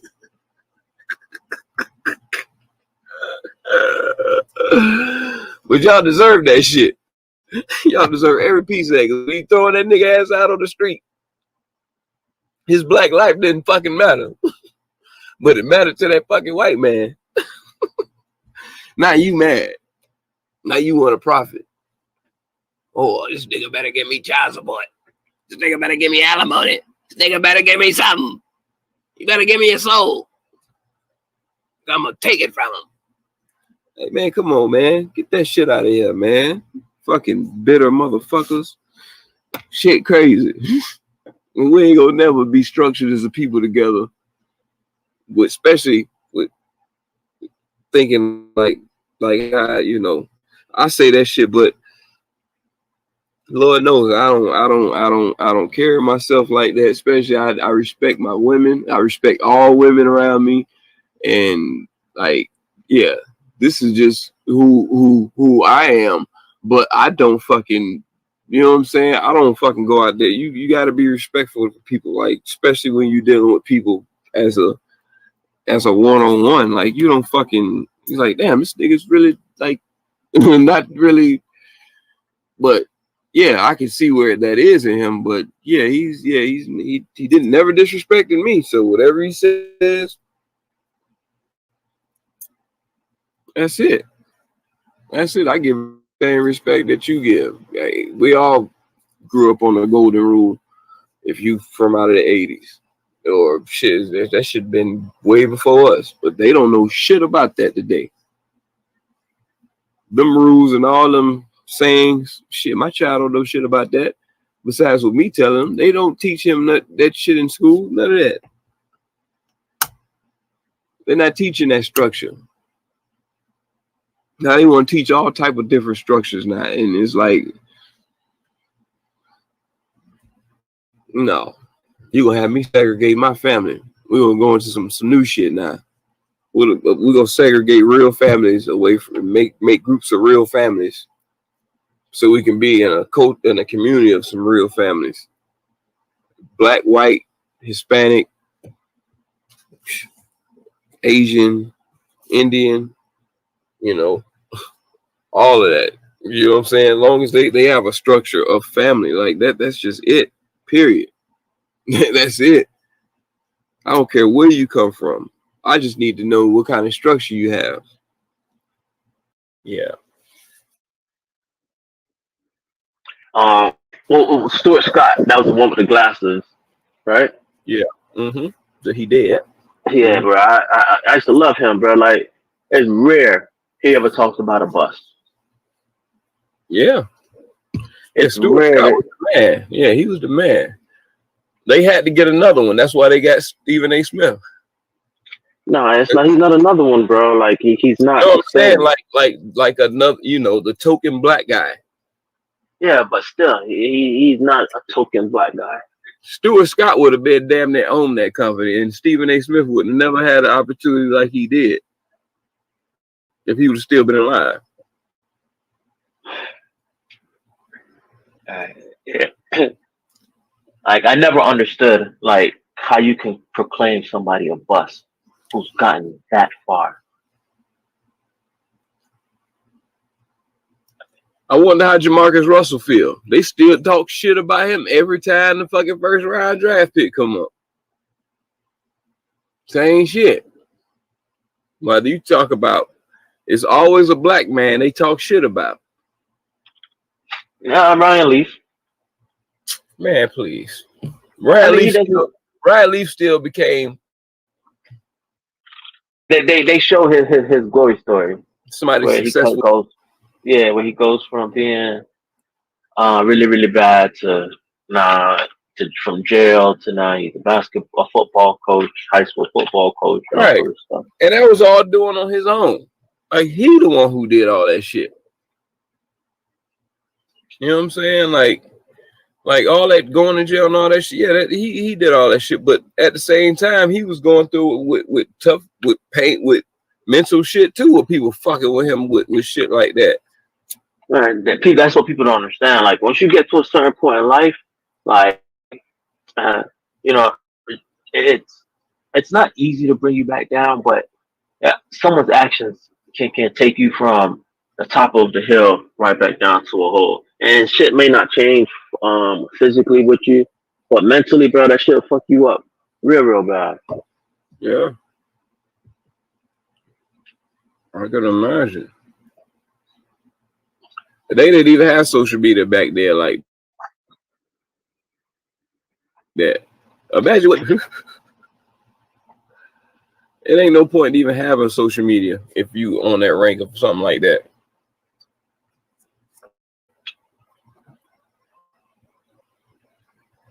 It's like, you know what I'm saying? They encourage all that shit though. When you get into the league and all that shit, they encourage. That's marketing. You have to get shit like that. When they pinning, these rookies against each other, the talk shit like that. Last year with Kendrick Nunn, what's his name? It was like the three best point guards, bro. Like, they was just had them little jits out there arguing and stuff, and they could have been just working with each other during the summer, trying to all get better. Right. And that's what he was saying. Like, that's what Kwame was saying. He was like, you know what I'm saying? They rather fucking see us all fucking beefing and shit like that. They didn't care nothing about nothing about that. Same thing with Matt Barr said. The same thing. You know, people said, you know, they rather see them beefing and shit like that. But before that, they didn't care nothing about, you know, until somebody else fucking say something. But it's at the same time, like, you can sit here and swing on me all day, keep making jokes, and I don't say shit. It ain't gonna never be no beef. Ain't nobody gonna stop saying, "Hey, bro, man, you might taking it too far." Yeah, why you talking about the man like that? Yeah, you go keep on fucking letting this man disrespect this man, and you go sit there and just be like, "Oh yeah, he is kind of a sorry ass player." You know what I'm saying? Just like any other nigga, like any in life, period. Until that other man finally say something like, "Hey man, enough is enough." Until that other man pop off. That's what I'm saying. Say something, cause like you can say something, and nigga may not even flinch on that, but once you react and they deem your reaction unwarranted, like you came too hard for that situation. They talking shit and you punch him in the face, even though like you know what he said may have required a punch in the face. Niggas gonna be like, "Oh man, you shouldn't have punched him in the face. You should have talked to him." Right. You shouldn't handle it like that. Yeah, no, the moment that the person steps sideways, how I choose to handle it's now my decision. You've taken that out your own hands by putting it in mine. Yeah. I don't get it, man. I don't get it. I'm a firm believer of your reactions matter more than what somebody did to you. But sometimes that reaction is deserved of being more than what that person did to you. Yeah. And if you steal from me all the time, and I just keep talking to you, "Hey, bro, man, stop taking my stuff. Stop taking my stuff." And you just feel that's okay because all I'm going to do is talk to you. The next time you take something, I punch you in your shit. You're going to think twice. Or you should think twice. Right. That shit don't make no fucking sense. It's like people keep pushing you until you finally fucking get lit. It's like, oh. Or you say something, you know what I'm saying? Now you want to take shit personal. You know what I'm saying? Now you want to act like you want to fight and shit. And it's like, bro, you been swinging on me forever. For me to say something back to you, that's why I don't even play with niggas like that. It's like, where the fuck you get that shit from? Where you even play? I don't talk to you like that. So I'm gonna just keep it how it is. And you realize that I don't fucking talk to you like that. Like, yeah, what the fuck you think you talk to me that way? Or talk about me? It's okay to tell jokes, it's cool to tell jokes. It's okay to be funny once in a while, but man, people take that shit too far. Yeah. When you realize you're doing stuff that's gonna hurt somebody's future, you taking food out my kid's mouth. It's no longer a joke. It's no longer. It's a little bit more than what you're doing. You know, it seems more like malice. Yeah, because when I get on you, shit, you gonna be wanting ready to fight. Because it's shit. If I get the joking, it's the same shit. That's why I don't even like the joking. When it's like, come on, don't even do that. I tear you up with if you want to get the joking. I ain't gonna stop. That's the problem. And I always tell niggas that shit, man. Don't nah. With the niggas I know like that. But outside of like, I don't know you like that. Yeah, no, and I don't try you like that. That don't give you no opportunity to do that shit to me. Like if I do that with my niggas in my circle, it's like, yeah, nigga, you can say the same shit about me, but at the same time, nigga, just know what you about to get into if you come for me. But come on, now, like there's some things that are jokes, and then there's some things that you know aren't jokes. Right. Like if I'm out here and we around people, whether they know your situation or not, and I'm like, yo, you know, let's say that you got your wife cheated on you or something, and in my head, that's why your wife cheated on you, bitch, nigga. Yeah, I bet you nigga got a big. That ain't no joke, bro. Like that's set to hurt your feelings. That's set to incite you. Now it depends. It depends. It depends how it's brought apart. It That's what I depends. said. It depends on where. That's what I said. The factor of where we are and the situation. Now, Right. if we amongst ourselves, and like it's just niggas that know the situation and know that like that's something that's not really like we done already joked about it before. Right. Got you. Yeah. And we joking now, like, you know, you done said something about me, and I know this is gonna be the killer of the killers is to bring this up amongst our friends. Yeah, that's cool. But if we out here in public and I'm just saying it just to incite you, yeah, I'm saying it because I'm mad at you, that's different. Right. Yeah, that ain't. Yeah, Moreover, that that's shit not is. that yeah. Moreover, that shouldn't even be a joke that you do because like When you you do, don't know. when your people do that in front of you, when they do that to you in front of people that don't know you, then them motherfuckers that don't know you think that they can fucking joke. You're like, damn, hold on, wait a minute, who's this motherfucker to get? And then you start to fucking crack it back on that motherfucker, and he don't be the main one who get mad. And it's like, I didn't even know you in the first fucking place. Like, nigga, now you came at me, bitch, with the smoke. And I just said, I don't know you from nowhere. So if I crack back, like, nigga, like, it ain't nothing personal. Yeah, But you got everybody. information on me that you laughing at. Like, the fuck? Nigga sit on the sideline. If a nigga tell a joke or whatever like that about, hey, you can giggle and laugh because it's your first time hearing it. Cool. But you better not jump in on cracking on me and I don't fucking know you. Like, You right. Unless I initiated the crack on you. If I was like, damn, cuz, why you laughing so hard? Shit. You know what I'm saying? If I engage with you and I don't know you, yeah. And if you laugh or whatever, that's cool. But if I come back around the next time around and then jokes go around or something like that, you be like, yeah, like you know, like when your wife cheated on you. You're like, what? Nigga, you don't even know me like that. Bruh, like that shit so crazy. That shit so crazy. That's why I don't like, I don't like to crack joke like get it to the dozens like that deep. You know what I'm saying? I crack a joke here and there, but most of the time I'm really like, if I say some shit, it's really some shit that happened. I'm not really trying to crack on nobody. Nigga, I'm just really saying some shit that happened, like, and it's not a joke. And when I'm saying it, it's like as into what we talking about.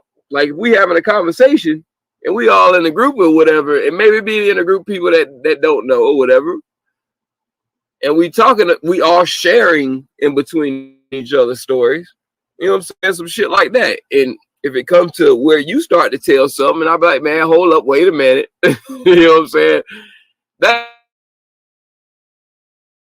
ain't particularly how I remember it. It's boom. We there. We all know the story. We all, you know, even if it's some people that's there that don't know if they're sharing their story also, we all get to know each other on that level to let new people in to be able to, okay, yeah, you can crack on me because I know some personal shit about you.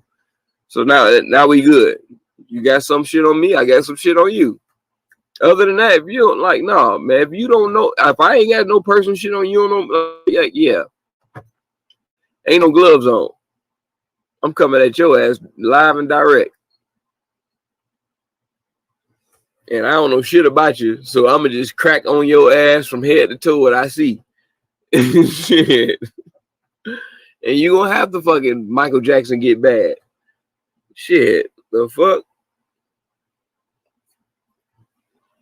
You just can't, you just can't, you can't say shit and ruin somebody's goddamn way of them getting money. That's one thing you just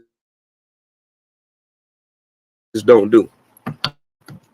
That's basically bullying people, or basically bullying because you backing somebody in the corner where they gonna have to do something to your motherfucking ass. Now you fucking up my money and how I survive.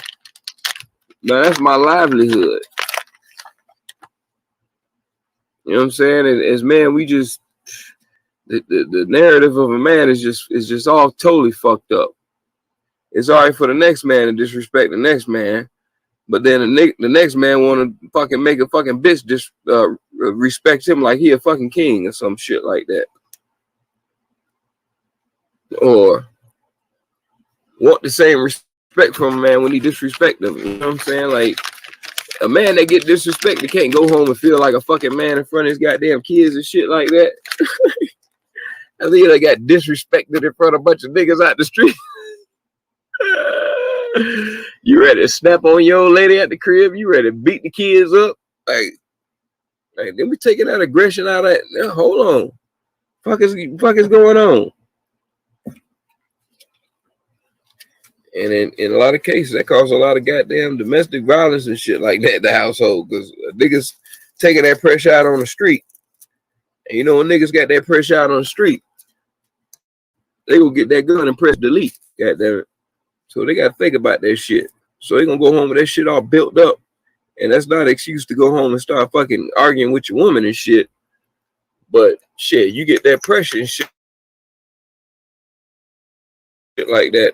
What's been home, and where it gets to a point where shit like that is affecting your household, then it's like, man, hell no, man. I see where this pattern going. I'm tired of these niggas fucking with me. Now this shit is fucking with my livelihood. I can't. You hit it on the nail, bro. It is a form of bullying, bro. Like, it's just like niggas just don't understand that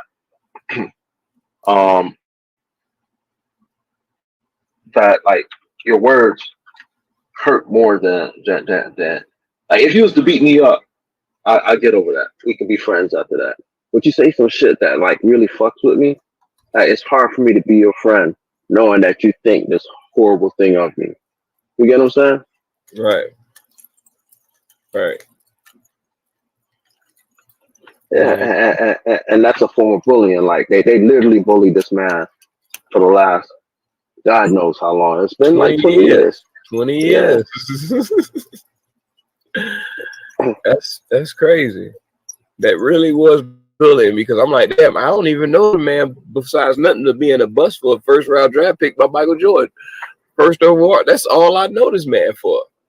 And I couldn't pay attention to the rest of his career to find out if he picked up better than what, because he's always been trashed. And it's like, damn. I really can't say nothing about it. All I can say is like, yeah, I remember when he was picked, and yeah, everybody was wondering like, what the fuck? I was happy he got picked up, bro. You know, little Jamaican shit. He's Jamaican, and all this other stuff. Like, everything about Kwame Brown said something like positive about what I was thinking about myself. Because at the time, I thought I was gonna play in the NBA. Yeah. See, he could, like he was saying, he could have inspired a lot of people, but killing his joy, the motherfuckers ruined it for him even being an activist to fucking push it for kids like you. You know what I'm saying? Like, that's what he's saying. They ruined it. And we just into a stage in the era of this world where it's like, man, it's like, shit so fucking sensitive and shit so fucking wrong. It's like a motherfucker just try to act like they have control over what the fuck you do or whatever the fuck you say, like, or what's somebody narrative of you. It's going that shit. It's like, man, you can't never get yourself out of that hole when people already fucking think some way about you. And it's been already told for 5 years straight, let's know 20 years straight. Motherfucker can't never get that shit up out their head or anything about you until you come out and fucking say something.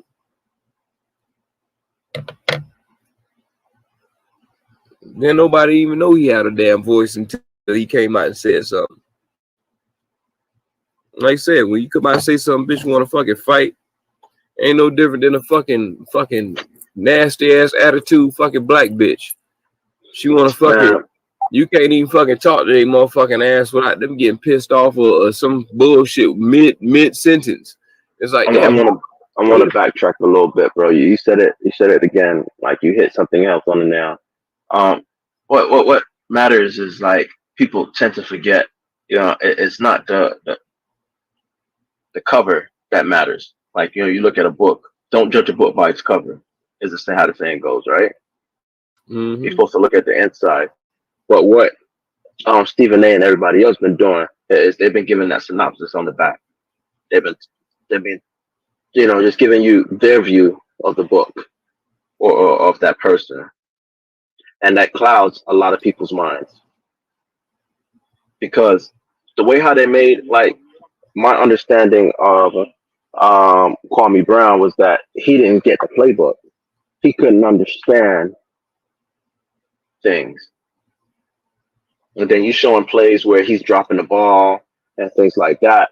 And it's a whole lot of things that, like, now that I'm older and I hear his side of the story, and over the last week, I've been kind of like dissecting what they've told me versus what I've gone through and what he's saying. And to be honest, bro, I'm on his side. Yeah, look what Shaq used to do to JaVale McGee all the fucking time. Shaq and the Fool, that's the whole series. Yeah, you know what I'm saying? He used to always get on that nigga and shit like that. That nigga had to come out and say something. Then it's like, this, how dare this nigga want to step up and say something? Nigga, you ain't gonna keep swinging on me every week, and we don't even talk. Like, you don't even check with me to be like, hey, bro, you need. We don't reach out to make sure I'm okay with the situation, man. Like, for all you know, I'm going home crying every night. Right, for real. Hitting that goddamn heavy bag every fucking night. Hey, what the You fuck? the reason why I'm working out. Yeah, for real. Working out and fucking cussing out my kids and arguing with my wife all fucking night. And to go back to Jamili, wasn't it just last year? Wasn't it just last year we were defending her on the fact that she said she did something too black. Yeah. She shouldn't have said what she said about Trump or whatever, but that was like 3 years ago. Yeah, no, it just felt like last year. And now, you know, a person who's telling you, look, bro, stop bullying me. I've tried to turn the other cheek. Yeah. For 20 years. I've given y'all a cheek every 10 years. Now it's time for me to say something, and your first response isn't, I'm sorry, but why am I so aggressive? Why would you paint that picture of me as the angry black man? But for the last 20 years, I have not shown not a bit of anger. Right. Not a bit of resentment. Nothing of an angry black man, because the first time y'all caught me a bus, angry black man would have been out there to show you that I wasn't a bus. Right. But instead, I waited until now, waited until I had a platform, and now I'm expressing myself. And the first thing you're going to say is that I'm angry for doing this?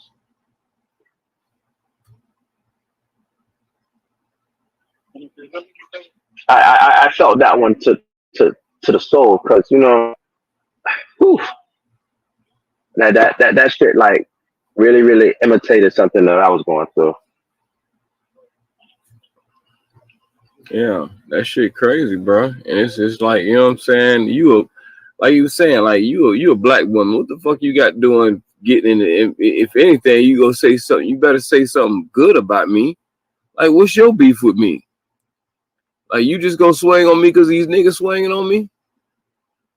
You know what I'm saying? The moment that I say some shit about your ass, they go, oh, how can you disrespect the black woman? It's like, what? This bitch disrespected me first. Fuck you talking about? Like, I don't give a fuck who the fuck or what color you are. Like, dog, you can't just be disrespecting people like and think that you can't get no damn repercussion. It is what it is. When you give out that goddamn disrespect, you should know you gonna get some shit back. And it's however you gonna handle it. Are you gonna handle it like a bitch, or you gonna handle it like a man? You know what I'm saying? Like, bruh, he been handling for a man for 20 fucking years. not fucking respond. and you see how shit go. Like you say, every time the fucking draft come up, motherfucker want to bring his fucking name up, female, and you fucking bitch. What did you do? Where did you play basketball at? Fuck, who the fuck? Like he said, bitch, it's men talking in here. Who the fuck allowed your ass to sit in the room and goddamn having a fucking opinion? That's what's fucking wrong. Cause your opinion is some shit to get niggas fighting and shit like that. Instead of you saying some shit that'll soothe it, like a nurturer you supposed to be. That's why you accepted into the sports game, to be a nurturer. Don't come in this shit on this regular shit the same way how these niggas do. Just because they didn't play basketball and you didn't play basketball neither, that don't mean that y'all equal. Because a dude gonna pull up on a fucking dude and want to fucking throw hands with his ass at the end of the day. You a female talking shit, never played a sport, and never dealt with a nigga who fucking played a sport. Some journalism shit to sports. And got the nerve to fucking badmouth people. No, don't badmouth people.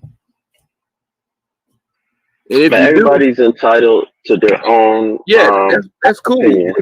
That's everybody's entitled to their own opinion. Everybody's entitled to make a judgment.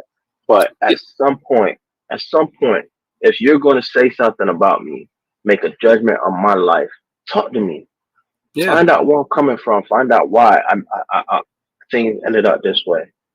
Rather than you sit here and continuously bash me, and you've never, ever sat down and talked to me on a man-to-man level where we can say, all right, you know what?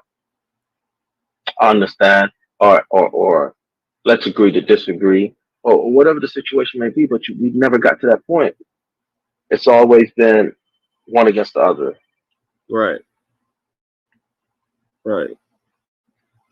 Yeah, see, I mean, that's completely understandable. I mean, that's completely understandable, but you know what I'm saying? You just can't keep, like I said, you just can't keep doing it, man. You can go ahead and say what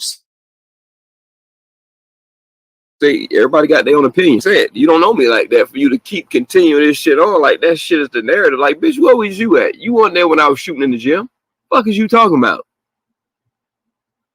You know what I'm saying? Now I'm on some aggressive shit, and then I'm just talking aggressive, and then you want to come out telling me that I'm being violent. I want now you trying to sick niggas out here to try to fight me now. Like I posted the other day, yesterday. I said behind every black beef, every black man's beef is a black woman. Period. You know what I'm saying? It ain't the saying ain't behind every good man is a good woman. That's for the white folks. They made that shit up. Our shit don't stand for that. Unless we talking about slaves and shit, and they really had goddamn the sense to know when the fuck to shut the fuck up when a nigga talking and shit like that. You know what I'm saying? That's not being control over nothing like that. People just knew they fucking place. Just like the problem of today. People just don't know they fucking place, and they all out of fucking bounds. Everybody feel like they got an input on certain situations. This whole situation is just one big pendulum, bro. Because how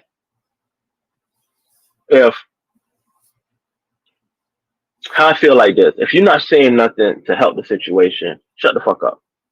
Yeah. If you're not saying nothing to help me get to a solution, shut the hell up. Right. To criticize me about the decisions I'm making in order to I guess you say better myself. Now, if I'm making detrimental decisions, like I'm choosing to go smoke crack rather than going to work, and now, okay, criticize me on that. But if I'm choosing to maybe go work 2 jobs so that I can, do better in life rather than me struggle at the one higher paying job that I had and I wasn't happy. Yeah. Criticizing me for making that kind of decision, that's not helping me. How about you help me find another good paying job and maybe I will. That'll help me. You got what I'm saying? That's true. Yeah. Yeah, no, but they supposed to be building us up though. Like friends, relationships, whatever. None of that shit don't build. They just started fucking put in a fucking like, oh, I'm here to put the negative shit, let you know, like okay, that's cool here and there once in a while, but bitch, all I hear is fucking the bad part the first. negative. Yeah, I don't need you to fucking sit there and fucking stroke my ego and shit like that. But God, dog, shit, when you know I done fucked up, let me know. Like, I don't need to get this shit at home or within my peers, especially within my peers. My peers, I would expect them to soothe the backlash that they already know I'm already getting. If not, just don't say nothing at all. I don't, you know what I'm saying? I don't need it. If you know what I'm saying, if you ain't got nothing nice to say, just shut the fuck up. Just shut up. I want to hear that shit. You know what I'm saying? Because at the same time, I'm gonna get mad too.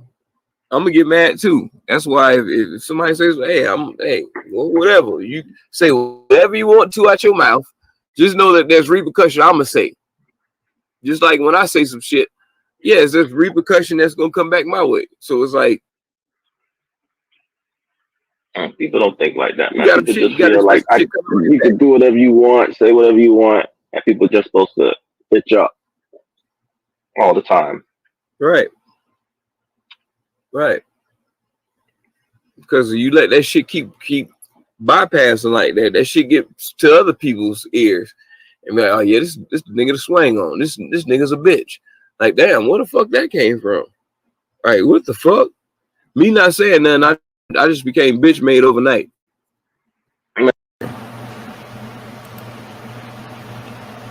Back at it. So yeah, man, we want to talk about entitlement. So basically going on that, with that being said, it's a lot of motherfuckers who think they're entitled to shit.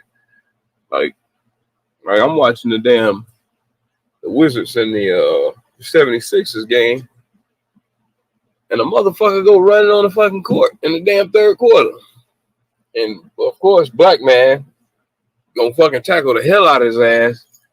You know, it don't look too good with them old Paul Blart fucking security guards trying to chase down a goddamn. You can't try to chase down a goddamn fucking streak or something. Nigga, how you security? And you can't chase down a civilian. Shit, you supposed to be securing the athlete, which is a lot stronger and powerful than you. I mean, as well. I mean, but at the same time, you're supposed to be there to protect them. Like, shit, it better be a bunch of y'all bodies to add up to one of them motherfuckers or something. Cause, bruh, this nigga got all the way out to the damn. I don't know where the fuck he came from, but the nigga got all the way out to the damn, almost to the damn free throw line before he got fucking tripped up and grabbed by his ankles. Everybody looking like, what the hell? They ain't even want to show the replay. I was pissed off at that shit. But this is how crazy you motherfuckers are, man. Bitch been fucking, man, they need to lock everybody ass back up. Put everybody ass back under quarantine, dog. You motherfuckers out here crazy. Like a bitch ain't shit, y'all. Man, I feel sorry for motherfuckers like y'all with all this entitlement and shit end up getting locked up. Cause boy, look here, you ain't got all them privileges and all that say so and all this do what you want to fucking do. That's how you get your ass beat the hell up in there. And you better hope it's by a deputy. Well, you better hope that it's by an inmate. Fuck that. Cause them deps gonna beat the brakes off your motherfucking ass. It's bad getting your ass beat up by authority, goddamn it. You can't do shit back besides goddamn lick your wounds. Once them bitches go over the top of your fucking head, they gonna put their biggest on your ass in one little frame room. And shit, they go fucking kick your ass up under the toilet.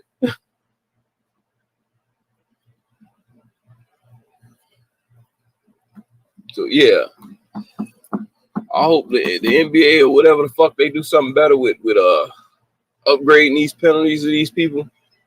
These motherfuckers here. You think I'm gonna spend $600 on a ticket?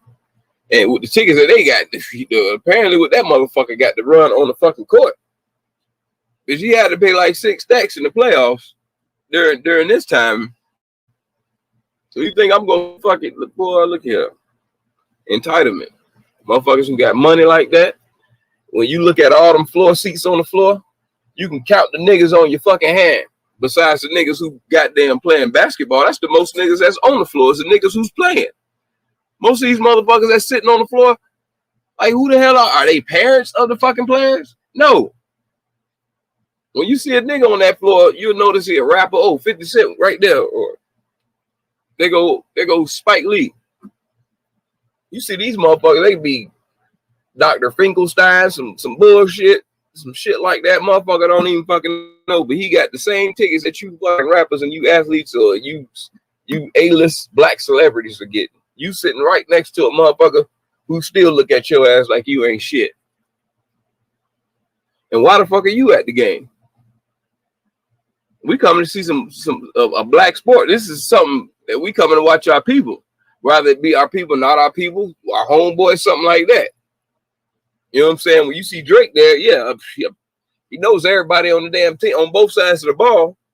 You know what I'm saying? Like, you people that's down there who are no names, whoever the fuck, whatever, don't nobody know who the fuck you are until they have to go into deep into some shit if you did something. Like with the lady cursing out LeBron and shit at the goddamn basketball game in Atlanta. Like, people got to do research on who the fuck you are after the fact. But you got excellent, great seats. It don't take much for these white folks to be able to afford to get seats and shit like that. It'll take a nigga his whole lifetime to be able to take his child to sit on the floor seats. In the playoffs, nigga, you privileged. So don't take advantage of that privilege by running your ass on the floor. And even if your ass did run on the floor, we done seen Spike Lee do the shit plenty of fucking times. Did you think any of them fucking basketball players felt any threat? Did you think that any of the security felt that he was a threat? You had Reggie Miller and shit going all in the nigga face. I mean, that was back in the day, but at the same time, we all know that that black man ain't no threat to nobody in here. When you white folks come to the damn game, and like, I don't know what the fuck your motive is. Fuck is you here for? For one, you don't want to see politics and sports, and you don't want to see us doing anything for our own people or standing up for our people. Should it be like that? Because the moment we stop entertaining you fools, you motherfuckers get entitled to be like, oh, we don't want to hear that shit. Nigga, just dribble the fucking ball. So now you think that you can fucking throw shit at people and disrespect them. I mean, y'all always been doing that and cussing, but like now it's just blatant just disrespect to where it's being caught on camera all the fucking time. And you can't ignore it. Because it's just blatant just disrespect in front of everybody. And it's to the point where people are like, man, hell no, bitch, no. Just like that motherfucker in Boston. Motherfuckers pointed his ass out. They like, hell no. That came from him. Fuck no, that wasn't, you ain't banning my shit. Fuck no. That was his ass. And he had a big ass smile. Coke with a smile. Just entitled. I don't get it. Y'all about to get all it, y'all about to fuck up everybody opportunity to go to the game. And I'm gonna say it right now. When football season come, it's gonna get even worse. It's gonna get even worse. They been doing it with football. Them motherfuckers at the football game way more rowdy than that fucking basketball game. Them motherfuckers out in the sun, out in the heat, drunk, belligerent. That's a bad combination. White watching some black man earn a living. Oh, they gonna act like it's a slave master and tell them, I pay your paycheck and all this other dumb shit. Like, Fuck. Yeah. Right. Right. You paying, you helping to keep the lights on the goddamn building. Shit like that. That's what that shit, that, man, the players don't see that fucking money. Shit don't go to them. That shit is to keep the team rich. I mean, so it can go get players and shit like that. But that, most of that money that come from the fans, y'all ain't buying no players. Because if that was the case, how come all the fucking teams that sell out Detroit sells out the Lions sell out every fucking yard they fucking tickets? So if that was the fucking case about you paying for the play, that means we would have been able to buy some good ass players then. If that was the fucking case, you fucking dumbass. You buying tickets don't fucking, that shit don't do nothing but fucking pay the bills in that house that you in, that y'all under, that you go to watch these niggas play, they earn a paycheck. They don't earn that paycheck if they ass ain't no good. So what you talking, I ain't gotta earn my check twice. I gotta fucking perform for to get on the team and then perform for you. Like, fuck you. Fuck you got going on. You got no ownership in nothing. Just entitled. Bitch, buy a ticket and you think you got some, you bought a share into the company. Better sit your ass down and share that fucking seat for this week. The hell you got going on? That shit, man, that shit fucking crazy. You see fucking white folks getting all in an uproar and yelling and shit and screaming at the game. What you getting so excited for? The hell? What's so exciting about this? By seeing a bunch of niggas battle each other, go at war with each other. What's so entertaining about that? But it's more y'all in that motherfucker watching that than the people on the damn court. The percentage of the people that's playing, which will be what, 90% black, you still overpopulated by white folks. On both of the teams, it's like 90% black between both of the teams, and the people that's coming to watch them are 90% fucking white. So it's like, man, it's like, bro, like none of these black athletes gonna have no time, no dealings to do with no fucking white people when they clock out.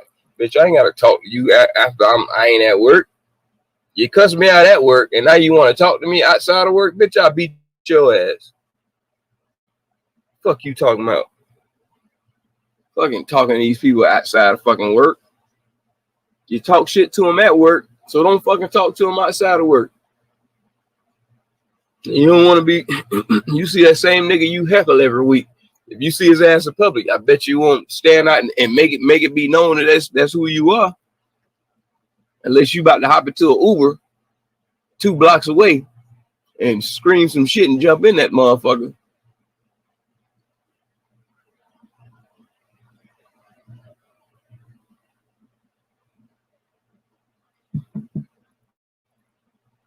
Shit, man.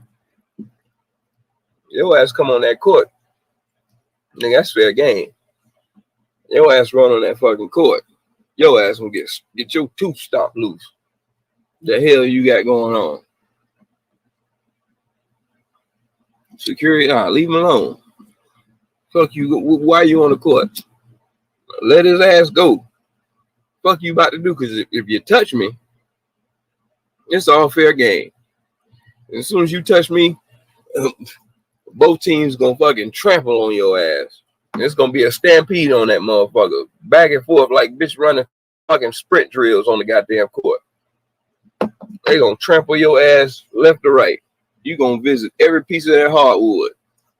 Every strip like you worked on that motherfucker.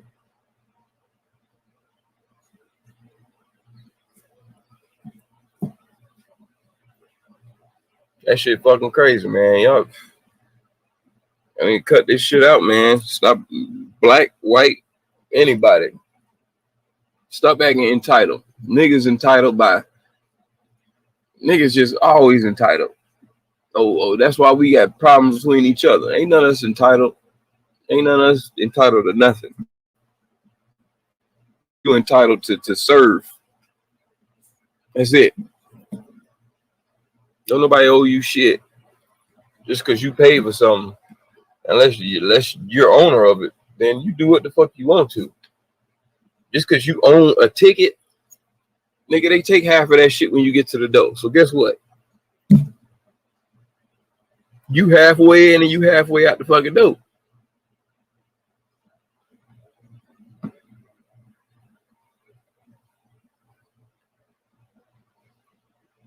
I done got into some shit with fucking people at a fucking Dolphins game. Motherfuckers throwing fucking trash and shit all the way from the top because I ain't got the same jerseys. Man, I cussed every last one of them motherfuckers out.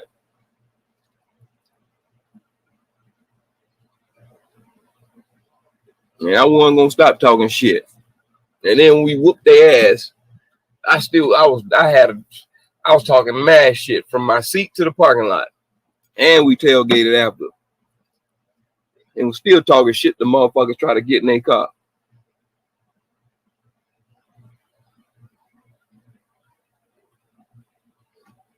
I mean, it is what it is. I mean, that's the fun about it. You get it. You talk shit to your fellow civilians.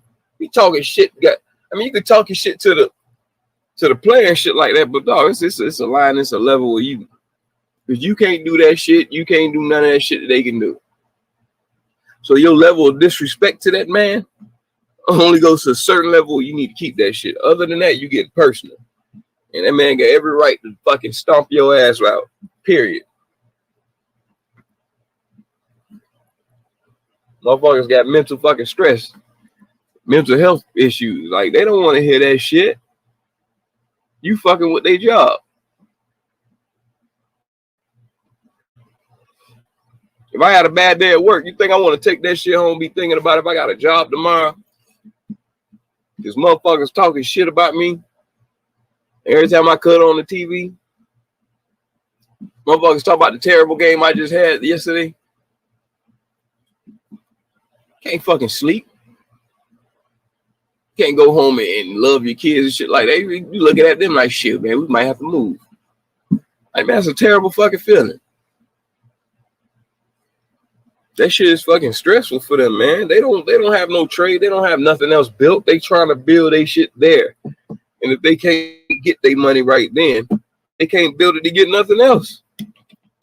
To be able to plan something. They don't go to fucking college to get a degree or earn anything. Man, a lot of them don't. So what? Whatever. That's their choice. You know what I'm saying? Just because they had a better choice than what you had to go all 4 years and go through. That's you. But don't go to this man's job and fuck up his goddamn job.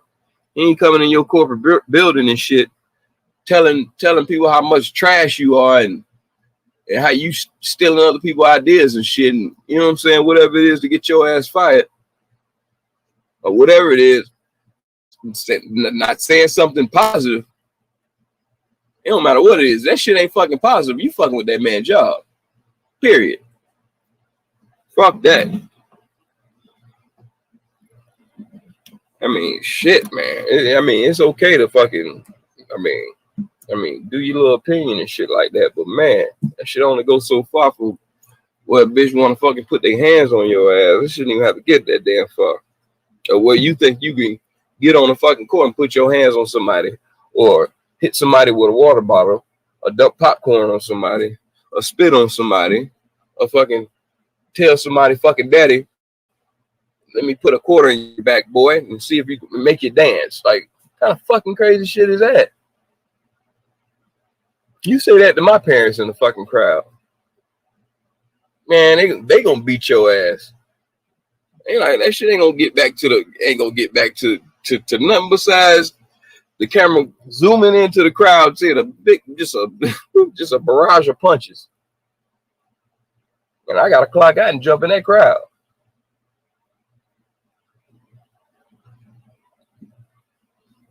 But shit, trust me, if a nigga parents is there, his family is there with them.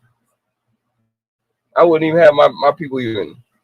No, y'all need to change that shit about the NBA. And fuck giving these skyboxes and all that. Y'all need to fuck that.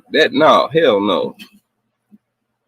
No, y'all want to make all your money and give it to all these big wig elite white folks Had them sitting up in the skybox, but you can't have the best player on your team have his skybox for his whole family throughout the season, or your top fucking players that you paying max contracts to.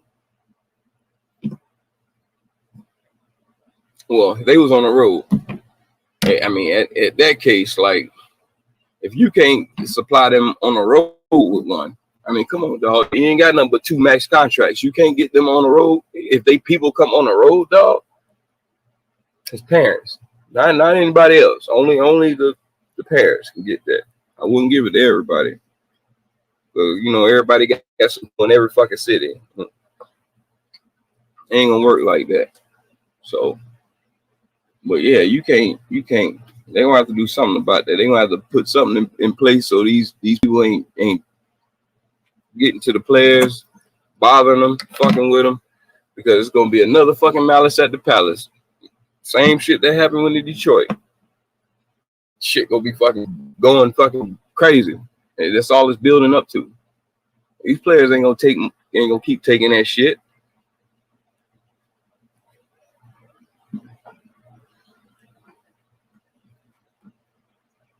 It's getting worse and worse. Now you got motherfuckers running on the fucking court. Boy, look here. If that ain't entitlement, I don't know what the fuck is. We going to break. rrpjewelers.com.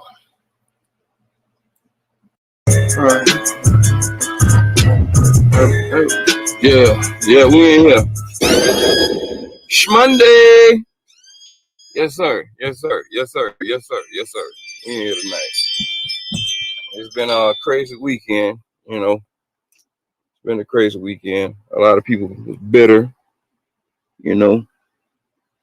And being a lot of bitter people over the weekend, as we all know. You know, for those baby mamas or shit, they need to come. I guess baby mamas day should be what, Mondays, the day after fucking Mother's Day.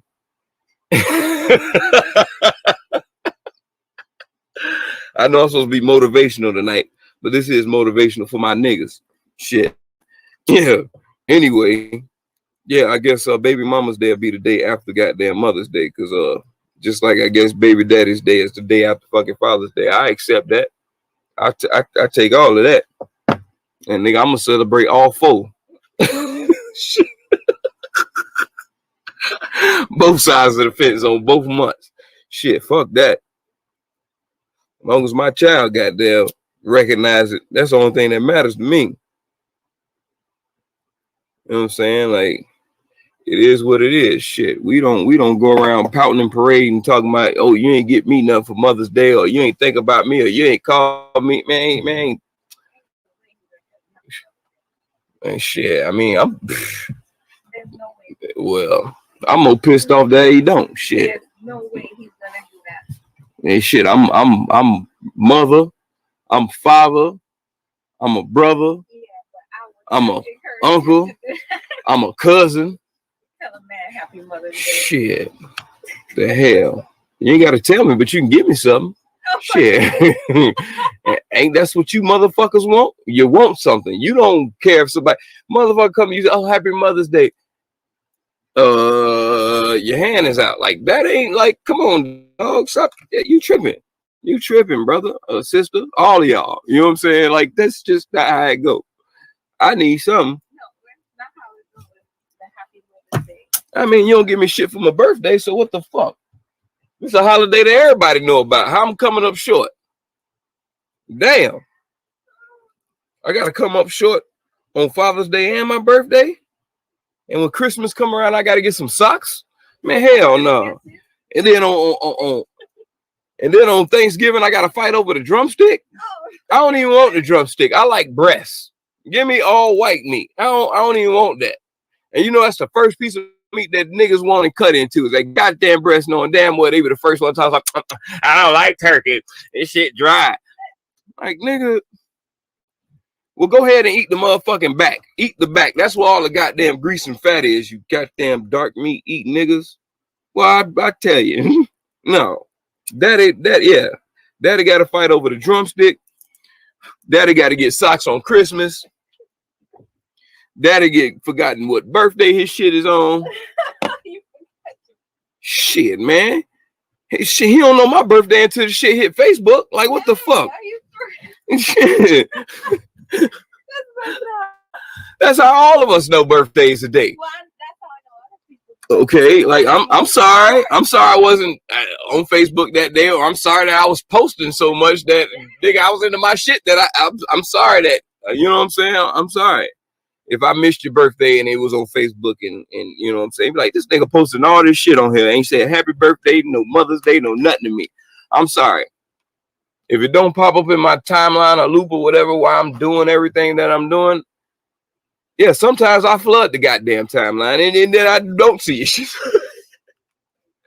I'm sorry. That's just not my fault. I'm still figuring out how all this shit works with tagging and all this shit. So yeah, man, I don't mean to be doing that shit and flooding other people's shit with all that. But you know, the people who you know who I know who I tag or whatever, those are people who usually within the circle of, you know, the show and what's going on. So other than that, yeah, man, yeah, like I say, this is Motivational Shmonday. Happy Baby Mama's Day. You know what I'm saying? That will be today. And you know what I'm saying? It is what it is. I shit, man. I represent that more than, you know what I'm saying? I'm gonna give Mother's Day